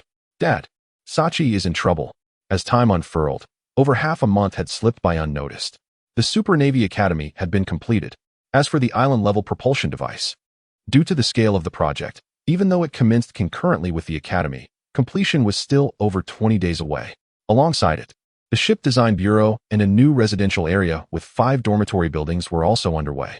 The current personnel comprising Marines, researchers, and workers totaled several thousand, the majority of whom lacked proper housing and were forced to erect temporary tents. This situation was somewhat unacceptable. Moreover, these makeshift shelters lacked the structural integrity of permanent buildings. With an increasing influx of individuals anticipated, Roland meticulously planned a vast area within the jungle specifically for residential development. After all, those dormitory buildings were affordable and quick to construct, enabling mass building without significant delays. Consequently, Roland ordered the construction of 12 5-story C-class residential buildings and a villa district for officers, all of which were fervently underway. As each building neared completion, numerous individuals joyfully moved in with their belongings. In addition to construction, the recruitment of personnel nearly drained Roland's points. Initially, the few instructors provided by the system for the Super Navy City proved insufficient. Reluctantly, Roland had to purchase an A-class instructor as the chief instructor and over 100 C-class instructors assigned to various disciplines. He had aspired to employ all B-class instructors, but the cost of acquiring over 100 was simply prohibitive. Thus, he had to settle for C-class instructors for the time being. Similarly, The Ship Design Bureau was allocated an A-class talent, accompanied by 2 B-class and 20 D-class apprentices. In summary, after configuring these personnel and imprinting the characteristics of so many buildings, Roland found himself utterly depleted, with barely over 3,000 points remaining. He lamented his impoverished state. It seemed the time had come to acquire the billion berries that Nami possessed. With a sigh, Roland contemplated this scheme. Ship Design Bureau level, C. Building Feature 1. Design Capability 50. Building Feature 2. Rigor 80. Both features were tailored for designers. Roland was quite pleased with such results. His visit today was prompted by Roy's report that he had completed the design for the branch's first generation of warships. In the director's office, alongside Roy and Roland, were the shipyard foreman Kalo, the head of the scientific department Silas, and Tina, who had just been appointed as the deputy branch director. Colonel, the warship we have designed this time is unlike any before. It is entirely constructed from steel and employs several cutting-edge technologies provided by the scientific department, including a comprehensive power system, weaponry, and long-range reconnaissance systems, among others. As soon as Roy spoke, the others remained indifferent. However, Tina was taken aback. Wait a moment. Director Roy, did you just say it is entirely constructed of steel? Indeed. Roy nodded in affirmation. But steel cannot float on water, can it? Evidently, this concept was beyond the comprehension of the native inhabitants of the pirate world. Observing the incredulous expression on Tina's face, Roy couldn't help but offer a wry smile. Colonel, does an empty vessel share the same waterline as one laden with cargo? Of course not. If the ship is overloaded, it will sink considerably deeper into the water. Tina replied directly, thinking to herself that this was common knowledge. Yet, Roy smiled again. So, Colonel Tina, have you ever considered why, upon sinking to a certain depth, it ceases to descend further instead of continuing until it is completely submerged? This was something Tina could not elucidate. This phenomenon is well known to nearly everyone. However, no one has ever pondered the reasons behind it. The explanation lies in the fact that the weight of the water displaced by a vessel is equivalent to the buoyancy it generates. When this buoyancy exceeds the weight of the ship, even a vessel constructed from steel can float upon the surface. Of course, a solid iron block would not achieve the same result, as the equivalent volume of water would surely outweigh the iron.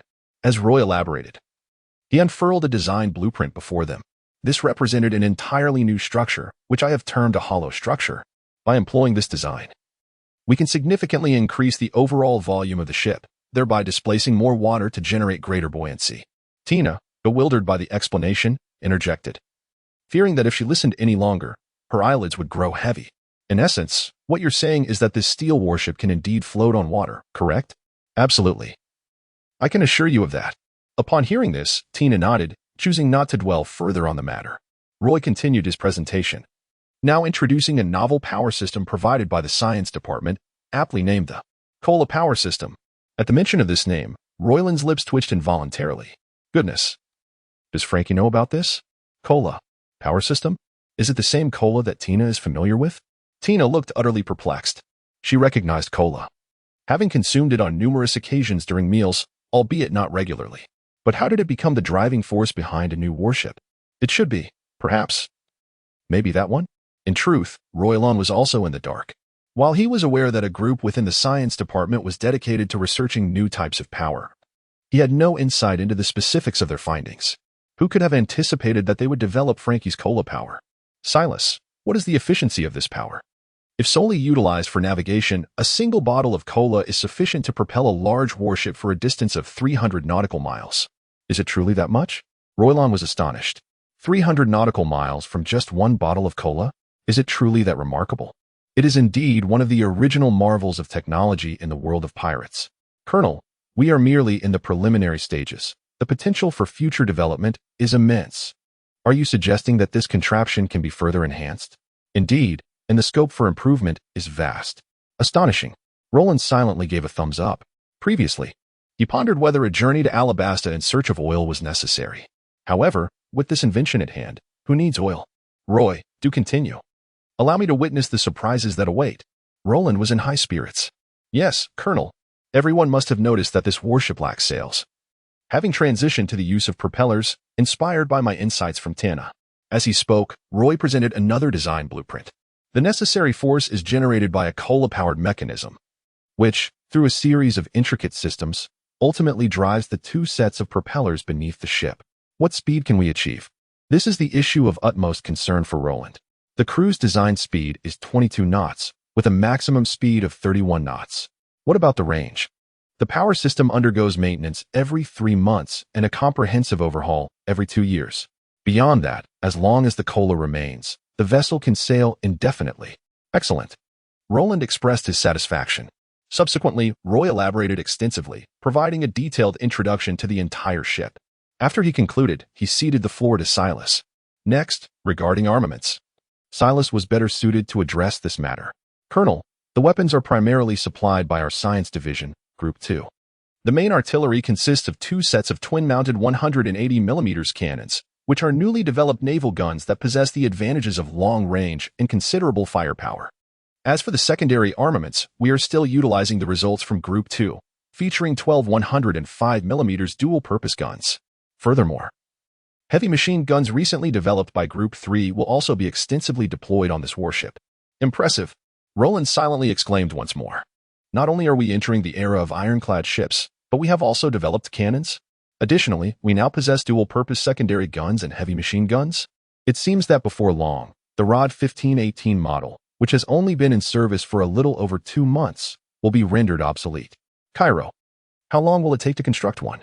Colonel, we have never built such a vessel before. The first batch may take a bit longer, estimated at around a month. At most, we can commence work on 2 vessels simultaneously. Cairo pondered briefly before providing a preliminary estimate. This is distinctly different from the traditional shipbuilding industry of the pirate world, as it necessitates the collaboration of several departments to accomplish. After all, those power systems, control systems, and weapon systems cannot be fabricated by a single entity. Has a cost assessment been conducted? Yes, Colonel, if we solely consider the material expenses. Each vessel amounts to approximately 380 million berries. What? So inexpensive? Roland's eyes widened in astonishment. He did not perceive 380 million as exorbitant. Rather, it seemed remarkably affordable. It is important to note that for a medium-sized warship from the Navy headquarters, a mere 2,000-ton sailing vessel, the cost is a staggering 100 million berries.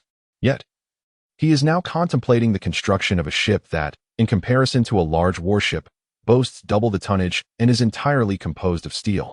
All for only 380 million berries? Ahem, Colonel, timber, particularly premium wood utilized in shipbuilding, is even more costly than steel. Upon hearing this, Roland experienced a moment of clarity. Indeed, in the original narrative, the wood used for the keel and other critical components of the protagonist's ship alone amounted to an astonishing 300 million berries. This does not account for other types of timber. After all, Espegu and Franchi have covered all expenses. Otherwise, the entire vessel would cost no less than 500 million. Although the Navy's large warships would not indulge in the luxury of using adamantium wood, the quality would undoubtedly be exceptional. After all, inferior timber would not withstand the ravages inflicted by the ship's artillery during combat. In light of this, the cost of 380 million for each steel warship, devoid of those exorbitant wooden materials, seems rather reasonable. Let us commence immediately. As for the funds, you submit the request, and I shall authorize it. Understood, Colonel. Originally, I had contemplated extracting a few billion from Nami's resources, yet before I could even initiate my plan, the mere procurement of 2 warships would consume 760 million. If I were to pursue further, it could jeopardize the normal operations of the branch, especially considering that the 157th branch supports over 3,000 personnel. Never mind. I shall devise alternative strategies for the points system. That afternoon, when Silas and the others presented the signed request from Roland to demand funds, Nami erupted in anger. What? 760 million berries? Do you think I'm running a bank? Let me make it clear. I have no berries to spare, only a life to take. Fortunately, Tina accompanied them and managed to pull Nami aside for an extended discussion. Reluctantly, she eventually retrieved a staggering sum of 760 million berries from the storeroom. Tina, we had an agreement. The next time Roland comes here to fleece berries, you must help me teach him a lesson. Rest assured, Tina always keeps her promises. Upon hearing this, Nami finally surrendered the 760 million berries to the trio. Subsequently, the ROD Shipyard, Ship Design Bureau, Science Department, Manufacturing Department, and Intelligence Department all became abuzz with activity. Various raw materials were continuously funneled through the black market to designated locations. The Intelligence Department then discreetly participated, transporting the materials and batches to Rod Island under the radar. However, Roland had overlooked a crucial matter. Beep beep. Inside the office, the phone bug suddenly rang. This is Roland. I am nearly out of the windless zone. I should reach your location in no more than 2 hours. Click. With those few words, the call ended. How could I have forgotten this? Just by the sound, Roland recognized the caller, Vice Admiral Guillaume from the Navy headquarters. It was rumored that the headquarters had decided to promote her to the rank of Admiral Candidate, and they had even settled on a code name, Peach Rabbit. Roland jumped up in alarm. With her power, if she were to utilize observation hockey, she could potentially cover a significant portion of Rod Island. At that moment, he quickly grabbed the phone bug and dialed out. Beep beep. Who is looking for Tina? It's me. What is the matter?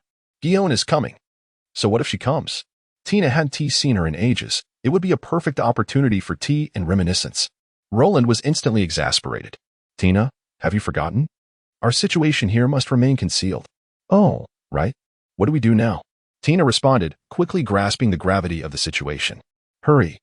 Help me evacuate the entire branch and have everyone wait on the eastern side of the island. Even if Guillaume's observation hockey is formidable, it cannot reach there. No problem, but what about you?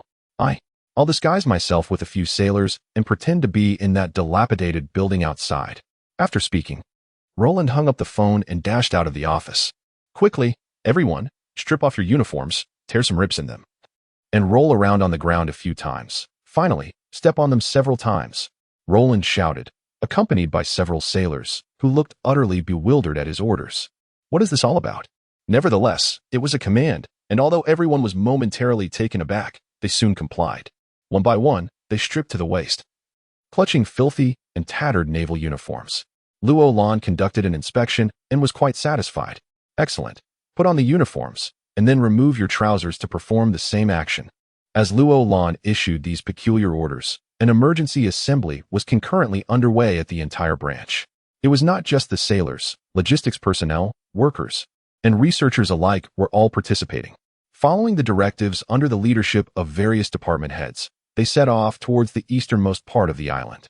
According to the shape of Rhodes Island, that location was the farthest straight-line distance from Roland. Not even a keen observer could cover it, let alone a general. After organizing the others, Tina also made her way to Roland. After all, she needed to make an appearance, didn't she? What on earth happened to you all? Tina exclaimed in shock. Not only the sailors, but even Roland appeared ragged and tattered. Sister Tina, given this environment, how clean do you expect me to be? Roland gestured towards the dilapidated building beside them. Well, that is certainly true. Living in such conditions for a year, it's only natural to be in tatters. I assent it. However, seeing that they all looked this way, she glanced at Roland and the others, then looked at herself. This comparison is rather excessive. Sister Tina, why not disrobe completely, and I shall assist you. Get lost. Over an hour later, a large naval warship, weighing 5,000 tons, arrived. Roland couldn't help but marvel at the wonders of this world, observing the formidable triple-barreled cannons on either side. Coupled with 2 rows of 12 guns at the bow and another 2 rows of 12 at the stern, one could not help but feel a sense of awe. Although they were all muzzle-loading smoothbore cannons, they were undeniably far superior to the sailing warships of his past life. The warship did not dock at the pier. Well, the dock had been gently demolished by Tina's vessel, and Roland had not bothered to repair it. Moreover, even if the dock had remained intact, such a large warship could hardly be accommodated. It had to anchor over 100 meters from the shore and send small boats to ferry people ashore. Tina. It's been a while. As soon as Guillaume stepped onto the land, he briskly walked past Roland to greet Tina, as if Roland were invisible. Indeed. It has been more than a year. Tina nodded. Although she and Guillaume had not reached the level of close friends at the headquarters, their relationship was quite amicable. After all, among the few female naval officers who had made a name for themselves in the headquarters, they all knew each other and shared a good rapport. You little brat. At this moment, Guillaume finally turned around, gazing at Roland. Hee, Guillaume, you have brought the items for me, haven't you? Spare me the flattery. Although, sister, he instructed me to deliver these to you, I shall not hand them over unless you provide me with a satisfactory reason. Very well, you know it yourself. This woman is quite difficult to deal with. Roland let out a slight sigh. I am simply staying here out of boredom, seeking something to study and pass the time. Study? Do you believe you can comprehend what I provide you? Ziyuan, do not underestimate me. Humph. It's not that I underestimate you.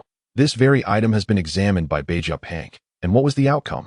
As for you, Ziyuan directly switched to a mode of ridicule in front of Luolan. However, despite her apparent disdain, her actions told a different story. She retrieved a package from her clothing and casually tossed it over. Inside are materials sufficient for 3 people. You should know how to use them, so I won't elaborate. Come, Tina, let's go sit on my boat for a while. After tossing the items to Luolan, Ziyuan promptly dragged Tina away. After all, she had observed the dilapidated building belonging to Luolan, which was hardly a suitable place for a pleasant conversation. Once the two boarded the small boat and set sail towards the warship, Luolan opened the bag in her hands. Inside, she discovered several pieces of bark, emanating a peculiar fragrance. Thus, is this the material used to create life paper? What tree is it exactly? Well, that is of little consequence. What truly matters is that a team from the scientific department specializes in genetic research. Let them examine this substance and ultimately clone a bit to cultivate in Rhode Island. That should be feasible, right? Well, that has settled then. Of course, it must wait until Guion departs. After all, at this moment, the entire branch has been evacuated due to the large naval vessels. Inside Guion's room, 2 cups of red tea exude a rich aroma. Guion, I haven't congratulated you yet. I've heard that your promotion orders will be issued soon. What promotion? My rank remains that of a vice admiral, merely with an additional code name, Peach Rabbit. Guion waved her hand dismissively. You're being a bit overly modest. Is that really just an ordinary code name? No, it signifies the designation of a prospective admiral. When a vacancy arises among the current 3 admirals, you shall be the next naval commander. Tina shot Guion a glance, then continued. Yet Guion merely shook her head. She understood well that whether or not she became a prospective admiral was inconsequential. What truly mattered was whether she possessed the strength of an admiral. Without such strength, even if a vacancy arose, she would not advance further. Conversely, if she did possess that strength, it would not matter if she were not a candidate for admiral. She could still ascend. The rank of admiral represents the face of the Navy, the pinnacle of power upon these seas. Thus, it is unrelated to military achievements or position. Ascension depends solely on strength. Yet, it was evident that she currently lacked such power. All right, enough about my affairs. Let us discuss that wretched boy. And you. What is going on with you? Guion's expression suddenly turned serious as she fixed her gaze on Tina's eyes and inquired. Tina did not comprehend the meaning behind her words, and her heart skipped a beat. Nevertheless, she endeavored to maintain her composure and retorted, Guion, after arriving on the island. I sensed with my observation hockey that although that wretched boy seems somewhat inferior to the elite vice admirals of the headquarters, he is certainly not weaker than an ordinary vice admiral, right? And you are quite similar to that wretched boy. Don't tell me that in just 1 year. Your physique has grown to such an extent. Upon hearing this, Tina was taken aback. She too had awakened her observation hockey. But was it not meant for sensing an opponent's attacks and predicting their next moves? Could it be that in the later stages of mastery, it possesses such capabilities?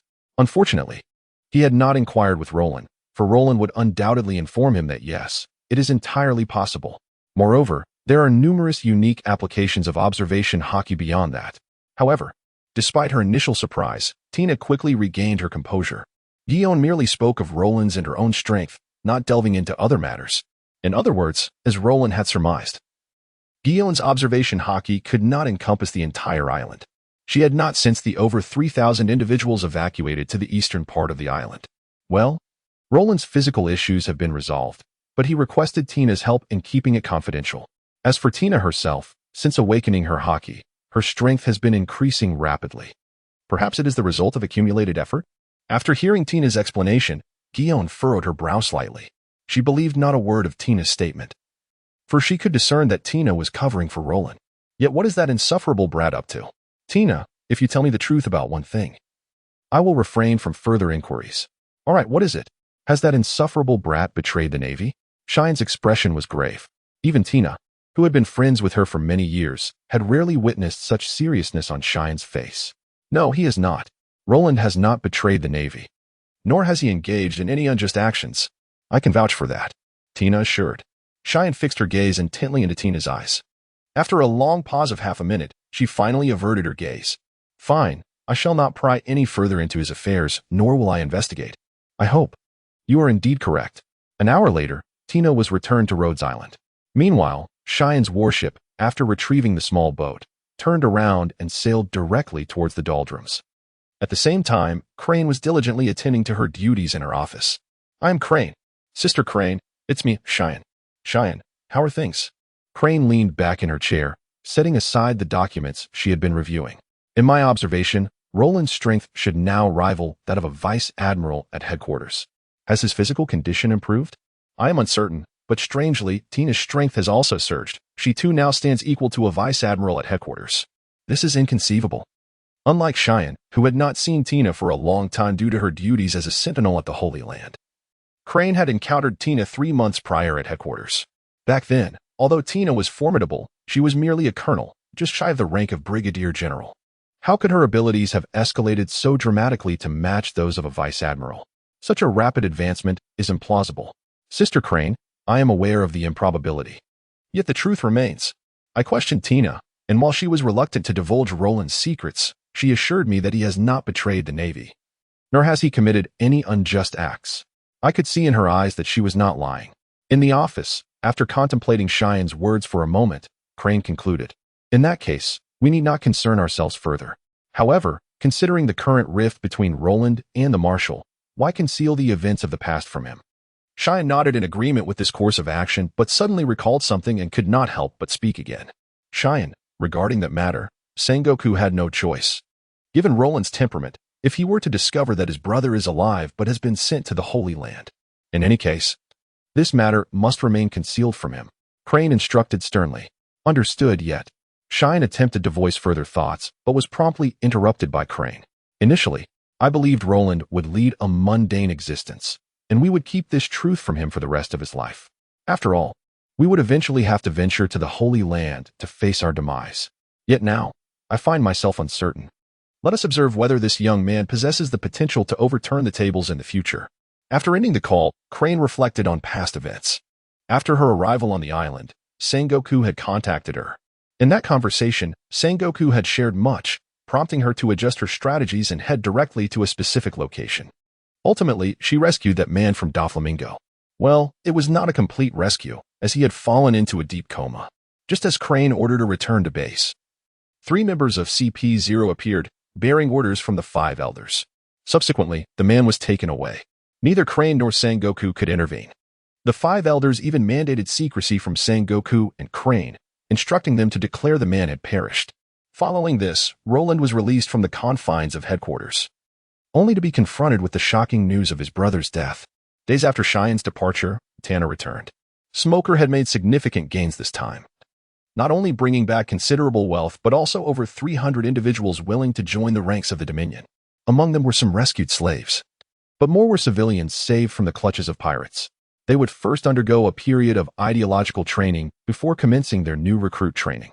Upon completion of their training, according to the new regulations established by Roland, each person would have the opportunity to choose a subject they favored and partake in examinations. Those who passed would be admitted to the Super Navy Academy for further studies. If they graduated successfully, Roland promised, at the very least, they would be granted the rank of ensign. Of course, entry was no simple feat. The majority of individuals in the entire branch had attempted it. Ultimately, only 187 out of over 3,000 succeeded in passing the examinations to gain entry into the academy. Indeed, among more than 3,000, only 187 managed to secure a place. This is primarily due to the relatively simple examination questions set for the inaugural enrollment of the Super Navy Academy. Otherwise, the number of applicants would have been even fewer, and significantly so. Speaking of which, the most popular subjects among the current enrollees at the Super Navy Academy are primarily 2, marksmanship and swordsmanship. This is largely because, when the academy was newly established, instructors from various disciplines showcased their talents. While the recruitment process may not have been overly thrilling, one cannot deny that these 2 subjects indeed possess a certain allure. One wields a sword with unparalleled prowess, while the other boasts the ability to achieve precise kills from 2 kilometers away.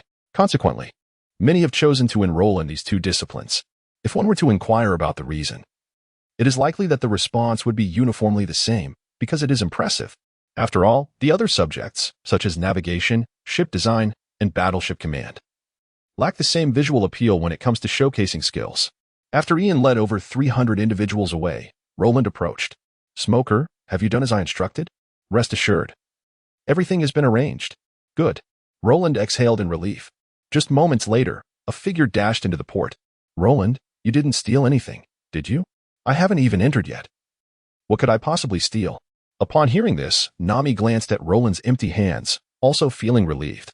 She then turned her attention to Smoker. Smoker. What did we gain this time? Not much. Only a little over 30 million berries. Although the total value of the assets is considerable. Having been sold on the black market, it should amount to over 300 million. Nami furrowed her brow deeply, as the initial qualification made her overly sensitive. Not much? Fortunately, Smoker's subsequent remarks eased her furrowed brow. 300 million in ill-gotten gains. Well, that's not too shabby. Without hesitation, she brought along 2 subordinates and swiftly entered the Tana to tally the goods. Meanwhile, at the dock, as Nami boarded the Tana, Roland promptly inquired how much was deducted. 360 million berries. All right, while it may not be substantial, it certainly helps. Roland nodded in satisfaction, his spirits lifted. More than 10 days later, 2 days ahead of schedule, a total of 18 days had passed, and the 2 brand-new warships were completed. Aside from Tina, who would be taking over for Smoker and leading the Junlin out to sea, nearly all the senior officials of the branch had gathered at the port. Wow, this is enormous. It might even surpass the size of those super battleships at headquarters. Smoker exclaimed. It is worth noting that during his management of Rogue Town, he had only overseen small and medium-sized warships. Thus, the visual impact of a vessel with a displacement that could exceed that of the large warships at headquarters was nothing short of overwhelming. Particularly striking were the 2 sets of twin-mounted main cannons. Although the barrels were not significantly thicker than those on the Navy's large warships, they were remarkably long. This left him utterly astonished. After all, the people of this world had yet to grasp the concept of cannons and were still employing smoothbore and muzzle-loading artillery. Roland, how far can these ship cannons fire, and what is their power? Moreover, where have the sails gone? Most importantly, I just realized this ship is made of steel. Previously, during the meeting, Smoker had not returned and was not well acquainted with the specifications. At this moment, he transformed into a curious child, bombarding them with questions. According to Celis, this twin-mounted cannon can achieve a maximum range of 22 kilometers. Of course, the further you shoot, the lower the accuracy. Generally speaking, to attain an average accuracy of over 10, the range should ideally not exceed 15 kilometers. What? 22 kilometers? Wait a moment, even if we shorten the range, the accuracy is only 10? Smoker was initially taken aback, only to subsequently scoff in disdain.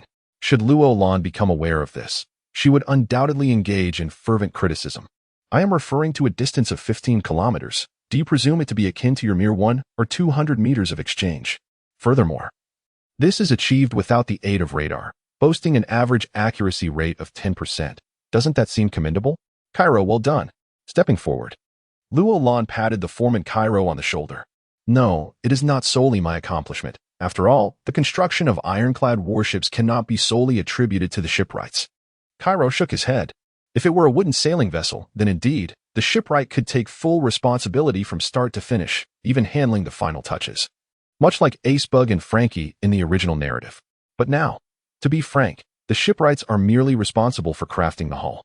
The remainder of the components is produced by various other departments and delivered for assembly. The shipwrights have no role to play in that. All right, you all have performed admirably. However, henceforth, I require you to adopt a method of incremental progress. Using these 2 warships as a foundation, I do not expect an immediate comprehensive technological overhaul. Rather, we shall improve one aspect at a time, constructing a vessel or 2 for testing. This approach will allow us to expand our fleet while validating and enhancing our designs until we achieve a target warship that satisfies all, at which point we shall proceed to large-scale production. After contemplating, Roland decided to draw upon the successful experiences of the past, implementing a method of gradual advancement. Each production batch would not yield an excessive quantity, yet each would incorporate improvements to test new technologies. Even if challenges arose, they would only affect 1 or 2 vessels. Simultaneously, one batch would follow another in continuous production until a significant milestone target ship emerged, at which point we would produce en masse, subsequently repeating this process. After listening to this, Roy pondered for a long time, and then his eyes suddenly lit up. Indeed, this method is simply magnificent. Yes, Colonel. The crew members boarded the ship. Roy, I recall that this device was not present in the original design, was it? Pointed out Roland. indicating the peculiar apparatus erected atop the ship's island. Indeed, it was not included initially, but after the battleship was launched and outfitted.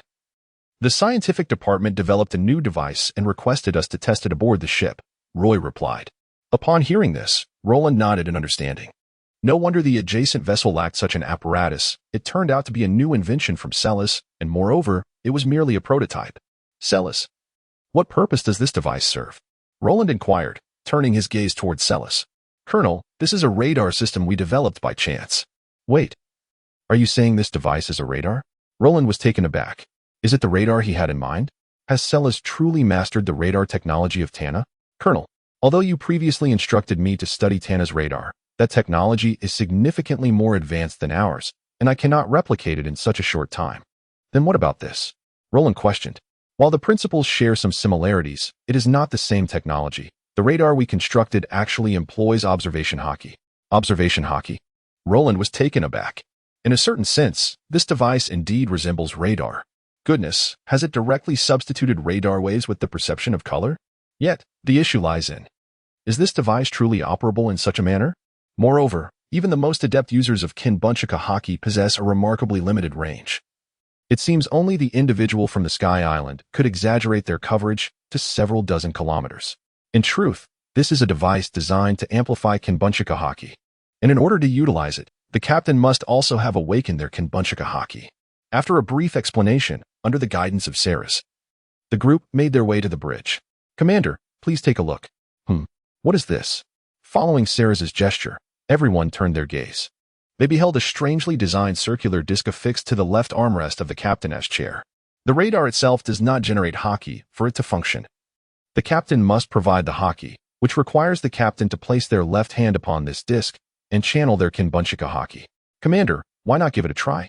Roland, unfazed, promptly seated himself in the captain's chair and placed his left hand upon the disc. However, one thing puzzled Roland. How does one output Kinbunchika hockey?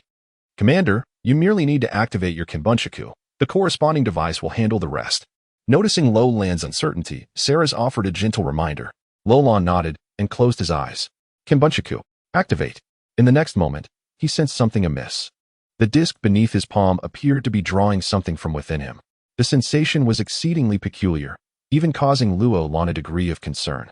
Colonel, rest assured. The extraction of hockey will not be detrimental to the body.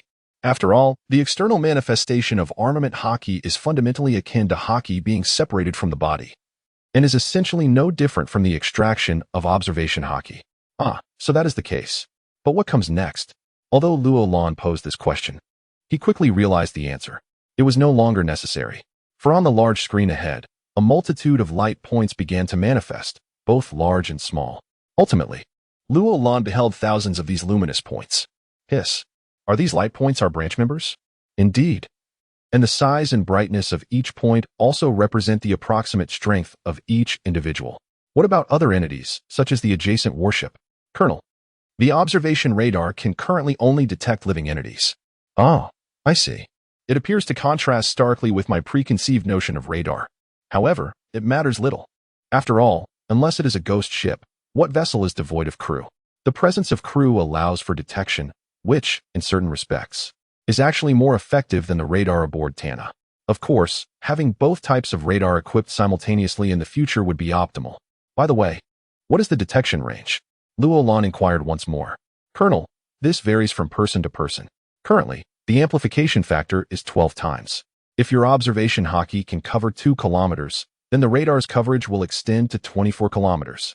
So that is how it works. Firstly, one must awaken their observation hockey. Secondly, if one's observation hockey is not robust, the coverage will likewise be quite limited. Thus, the operational range of the observation radar will not be extensive. 12 times, you say? If that fellow from Skypea were to come, could he not cover hundreds of kilometers? It seems that when we travel to Skypea in the future, it will not merely be about obtaining the fruits of gold and Inel, but also acquiring their method of cultivating the heart network. Roland, one of these warships is mine, isn't it? Just as Roland contemplated the matter of Skypea, Smoker could no longer contain himself. In his mind, one of the warships must surely belong to Tina, which meant the other could only be his. However, Roland merely regarded him in silence. Smoker, have you awakened your hockey? Not yet. Why bring it up? Did you not hear what Silas just mentioned? Without observation hockey, it cannot be utilized. Luo Lan retorted. You are the most disgraceful one in the entire 157th branch, and you were supposed to graduate alongside Tina. Look at Ace. He previously had no knowledge of hockey, yet he awakened it just a few days ago. As for you, you have known about hockey for over a decade, yet you remain unable to awaken it. How embarrassing. But even if this vessel is unfit, the one next to it is equipped with that radar contraption, is it not? Smoker countered. Temporarily. Remember, it is temporarily uninstalled. Ah, right. Even Tana is my vessel. I am merely allowing you to use it temporarily for missions. In any case, until you awaken your hockey, you will not have your own dedicated vessel. Upon hearing this, Smoker's countenance fell. If you do not give me that other ship, will it simply be left to gather dust? Of course, it will be assigned to Ian. But he has not awakened his hockey either, has he? That is of no consequence, for it is currently devoid of the observation radar, is it not? Smoker pondered, feeling that this reasoning held some validity, yet sensing something amiss. Wait, he recalled, that was not what was said to me earlier. Hey. Finally coming to his senses, he abruptly lifted his head, prepared to engage in a thorough debate with Luo Lan. Yet, within the bridge, there was no sign of Luo Lan. At the library of the Super Navy Academy, belonging to the 157th branch, dozens of books lay before Luo Lan, who was engrossed in one of them. The title of this book is The Art of Dominance, the Conqueror's Hockey. Thus, the awakening of the Conqueror's Hockey is intrinsically linked to the depth of an individual's spiritual strength. While it is true that each person is born with varying degrees of innate power, it is also possible to cultivate this strength over time. In theory, anyone could awaken the Conqueror's Hockey, right? Yet, the original text clearly states that this ability is inherent. One either possesses it at birth or remains devoid of it for a lifetime. However, the materials provided by the system are undoubtedly trustworthy. Therefore, the crux of the matter lies in the fact that individuals in the world of pirates are unaware of how to cultivate their spiritual power. Consequently, the strength of one's spiritual power at birth determines whether they can awaken this extraordinary ability later on. Yes, that seems to be the case. Luo Lan set the book aside, deep in thought. It is worth noting how comprehensive the educational materials and the library's collection within this prestigious academy are. In just a few hours, Luo Lan had already gleaned a wealth of knowledge. As for spiritual power, having lived 2 lives, Luo Lan's innate strength was formidable from the very beginning. Not to mention the unique characteristics of his villa, which continuously enhance his spiritual prowess. However, he had yet to achieve the final awakening. According to the Art of Dominance, the Conqueror's Hockey, while the strength of one's spiritual power determines the possibility of awakening, this merely serves as a qualification. The true awakening of the Conqueror's Hockey requires a catalyst. This catalyst, akin to a certain red-eyed clan, necessitates a profound stimulus. Just as Luffy first unleashed his Conqueror's Hockey when threatened with the destruction of the petrified Margaret. But where could he possibly find such a level of stimulation? Alas, what a headache.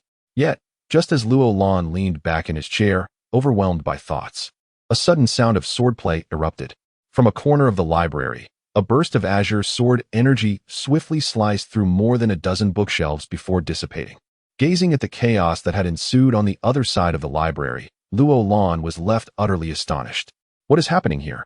Hastily, I rushed over, only to find a certain individual in a green belly pouch, sprawled on the ground, unconscious, with a drawn bloody blade in hand. Indeed, there was no need for further investigation. It was undoubtedly this fellow causing yet another ruckus. After all, every time he experiences an epiphany, regardless of the setting, he immediately unsheathes his sword to test it out. Such occurrences have transpired numerous times within the branch. At that moment, 2 B-level instructors hastily entered the library. Colonel, here. Not again with this troublemaker. Luo Lan, exasperated, pointed directly at Zoro sprawled on the floor. What? This rascal again? He has already been confined twice. Why is he here once more? The instructors wore expressions of indignation. After all, he was indeed a habitual offender, the kind that, despite repeated punishments, remained unrepentant. Colonel, I will confine him immediately. It's futile. He has already been confined twice. Luo Lan shook his head. Then what about making him wash the socks of all the sailors? That has been attempted as well, and every pair he washed was rendered utterly useless. In the end, the branch had to purchase new socks for all the sailors. Oh, right? Let's dock his wages. Still not feasible. The branch provides 3 meals a day, so he doesn't need any money. The 2 instructors exchanged glances, both breaking into bitter smiles. However, Roland conceived a clever idea. I've got it. You two should confiscate his tools of mischief. Colonel, do we really have to go that far? One of the instructors hesitated, visibly reluctant. No question about it. Execute the order immediately. Understood, Colonel. The two exchanged another glance and nodded in agreement. Subsequently, one began to rummage through Zoro's trousers while the other produced a dagger. This scene left Roland utterly speechless. What are you two up to? Colonel, was it not you who instructed us to confiscate Zoro's weapons? I am referring to his 3 swords, if you must know. Good heavens, you two, being bioengineered individuals from the system, how could you even conceive of such a notion? At the 157th Division, Navy Hospital, Zoro awoke from his slumber. As he opened his eyes, still somewhat disoriented, his memories began to resurface. Indeed, through his relentless efforts and the vast knowledge acquired from the academy, he had finally executed his first flying slash. According to Roland's earlier words, mastering the ability to cut through iron signified that he had one foot firmly planted in the realm of the swordsman, while mastering the flying slash indicated that he had completely entered the domain of the swordmaster. With a firm clench of his fist, Zoro's face radiated excitement. He yearned to unsheath his sword and unleash dozens of flying slashes immediately. However, where is this place? After surveying his surroundings, Zoro finally came to a realization. However, in the next moment, he encountered an even graver issue. Regardless of where this is, where is my sword? At that moment, the door to the ward swung open, and a military instructor entered. The instructor Zoro is well known, as he is the one responsible for the swordsmanship classes at the academy. Awake now? Very well. I hereby announce the colonel's orders. Due to Roronoa Zoro's reckless unleashing of flying slashes within the library, numerous facilities and books have been damaged. As a consequence, Zoro's tools of mischief will be confiscated for 3 days. Yes, those 3 swords of yours. After 3 days, come to me to reclaim them, and that is final. With that, the instructor departed from the infirmary, leaving Zoro in a state of disarray. It was not only Zoro who felt this way. All those who passed the assessments and ultimately entered the Naval Academy have made remarkable progress. For instance, Mary has systematically acquired knowledge of ship design, far exceeding the advancements of this era. Even the instructors have praised Mary, asserting that she will undoubtedly become the greatest ship designer in the future. Similarly, Nojiko has been studying marksmanship at the academy. Notably, this involves firearms rather than melee weapons. In a short span of time, he has made tremendous strides with handguns, rifles, machine guns, and sniper rifles, mastering various associated combat techniques. Moreover, Roland was astonished to discover Nojiko's shooting talent, which is surprisingly comparable to Usopp's. Overall, he even surpasses Usopp in terms of versatility.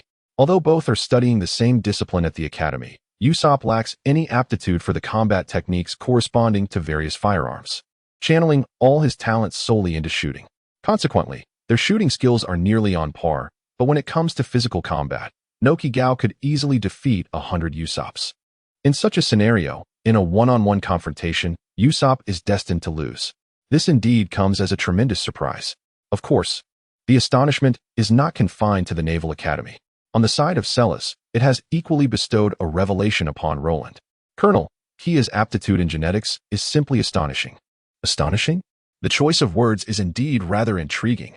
Particularly, the notion that the esteemed scientist Silas could be described as intimidating is quite remarkable.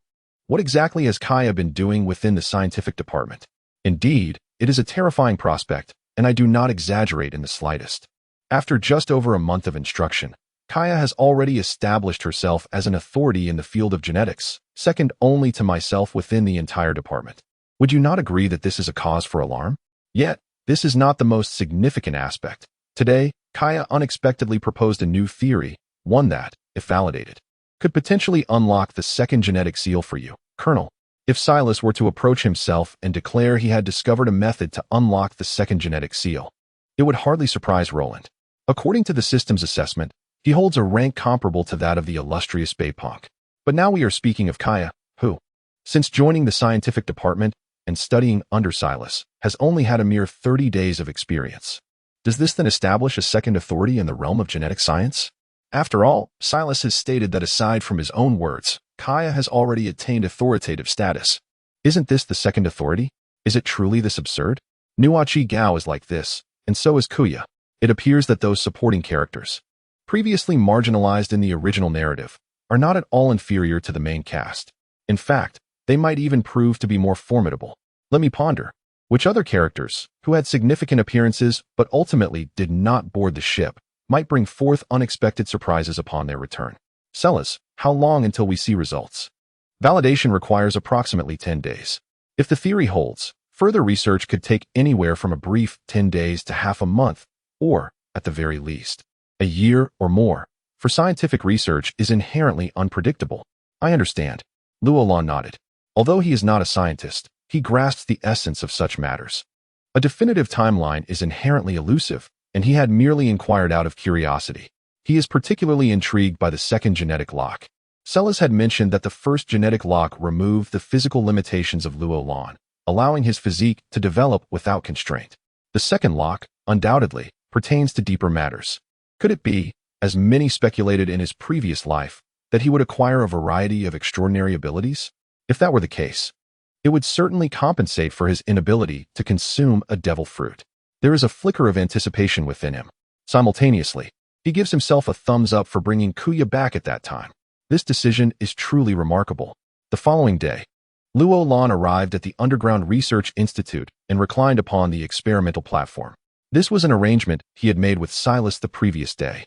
Rather than awaiting an uncertain opportunity, it would be far more prudent to actively forge that opportunity through technological means. Colonel, are you truly certain about this course of action? Should things go awry, it could inflict profound psychological harm upon you. Prepare all the necessary equipment. Observing Roland's head enveloped by an unusual apparatus, Silas harbored lingering apprehensions. After all, this verged on self-inflicted mental anguish. Rest assured, I am not so fragile. Very well then. Seeing Roland's unwavering resolve, Silas reluctantly acquiesced. He then pressed a button. Mere moments later, Roland's consciousness began to blur, until he completely lost awareness. When the light reemerged, Roland found himself in an unfamiliar locale. A colossal birdcage enveloped a vast expanse. With a sense of bewilderment, Roland proceeded forward. At last, he beheld others. There were two men, one gravely injured on the ground, while the other aimed a handgun at him. Suddenly, fragments of memory began to surface, and Roland finally recalled. Who are these two men? No. Bang. Everything has become too late. Suddenly, the scene shifts as if time were reversing, and Roland finds himself once again enveloped in that area overshadowed by a birdcage. Simultaneously, the recently revived memories fade away once more. Once again, he gazes around in confusion. Unbeknownst to him, the process of seeking understanding has been traversed by Roland dozens of times. Yet, each time, he only recalls the truth at the last moment, and is unable to intervene. Subsequently, he returns to the starting point, forgetting everything. However, although the memories are lost anew, each experience leaves a fresh wound upon Roland's spirit. At this moment, he bears a hint of weariness upon his face. Where's this place? It feels strangely familiar, yet utterly foreign. Over there, yes, in that direction, though the reason eludes me. I cannot shake the feeling that I must go there, and the sooner, the better. Dragging his weary body, Roland steps forward, inching toward the past. Why can't I remember anything? Why? A voice seems to resonate in his mind, urging him to recall, lest everything slip away, whether for him or for myself. What does this all mean?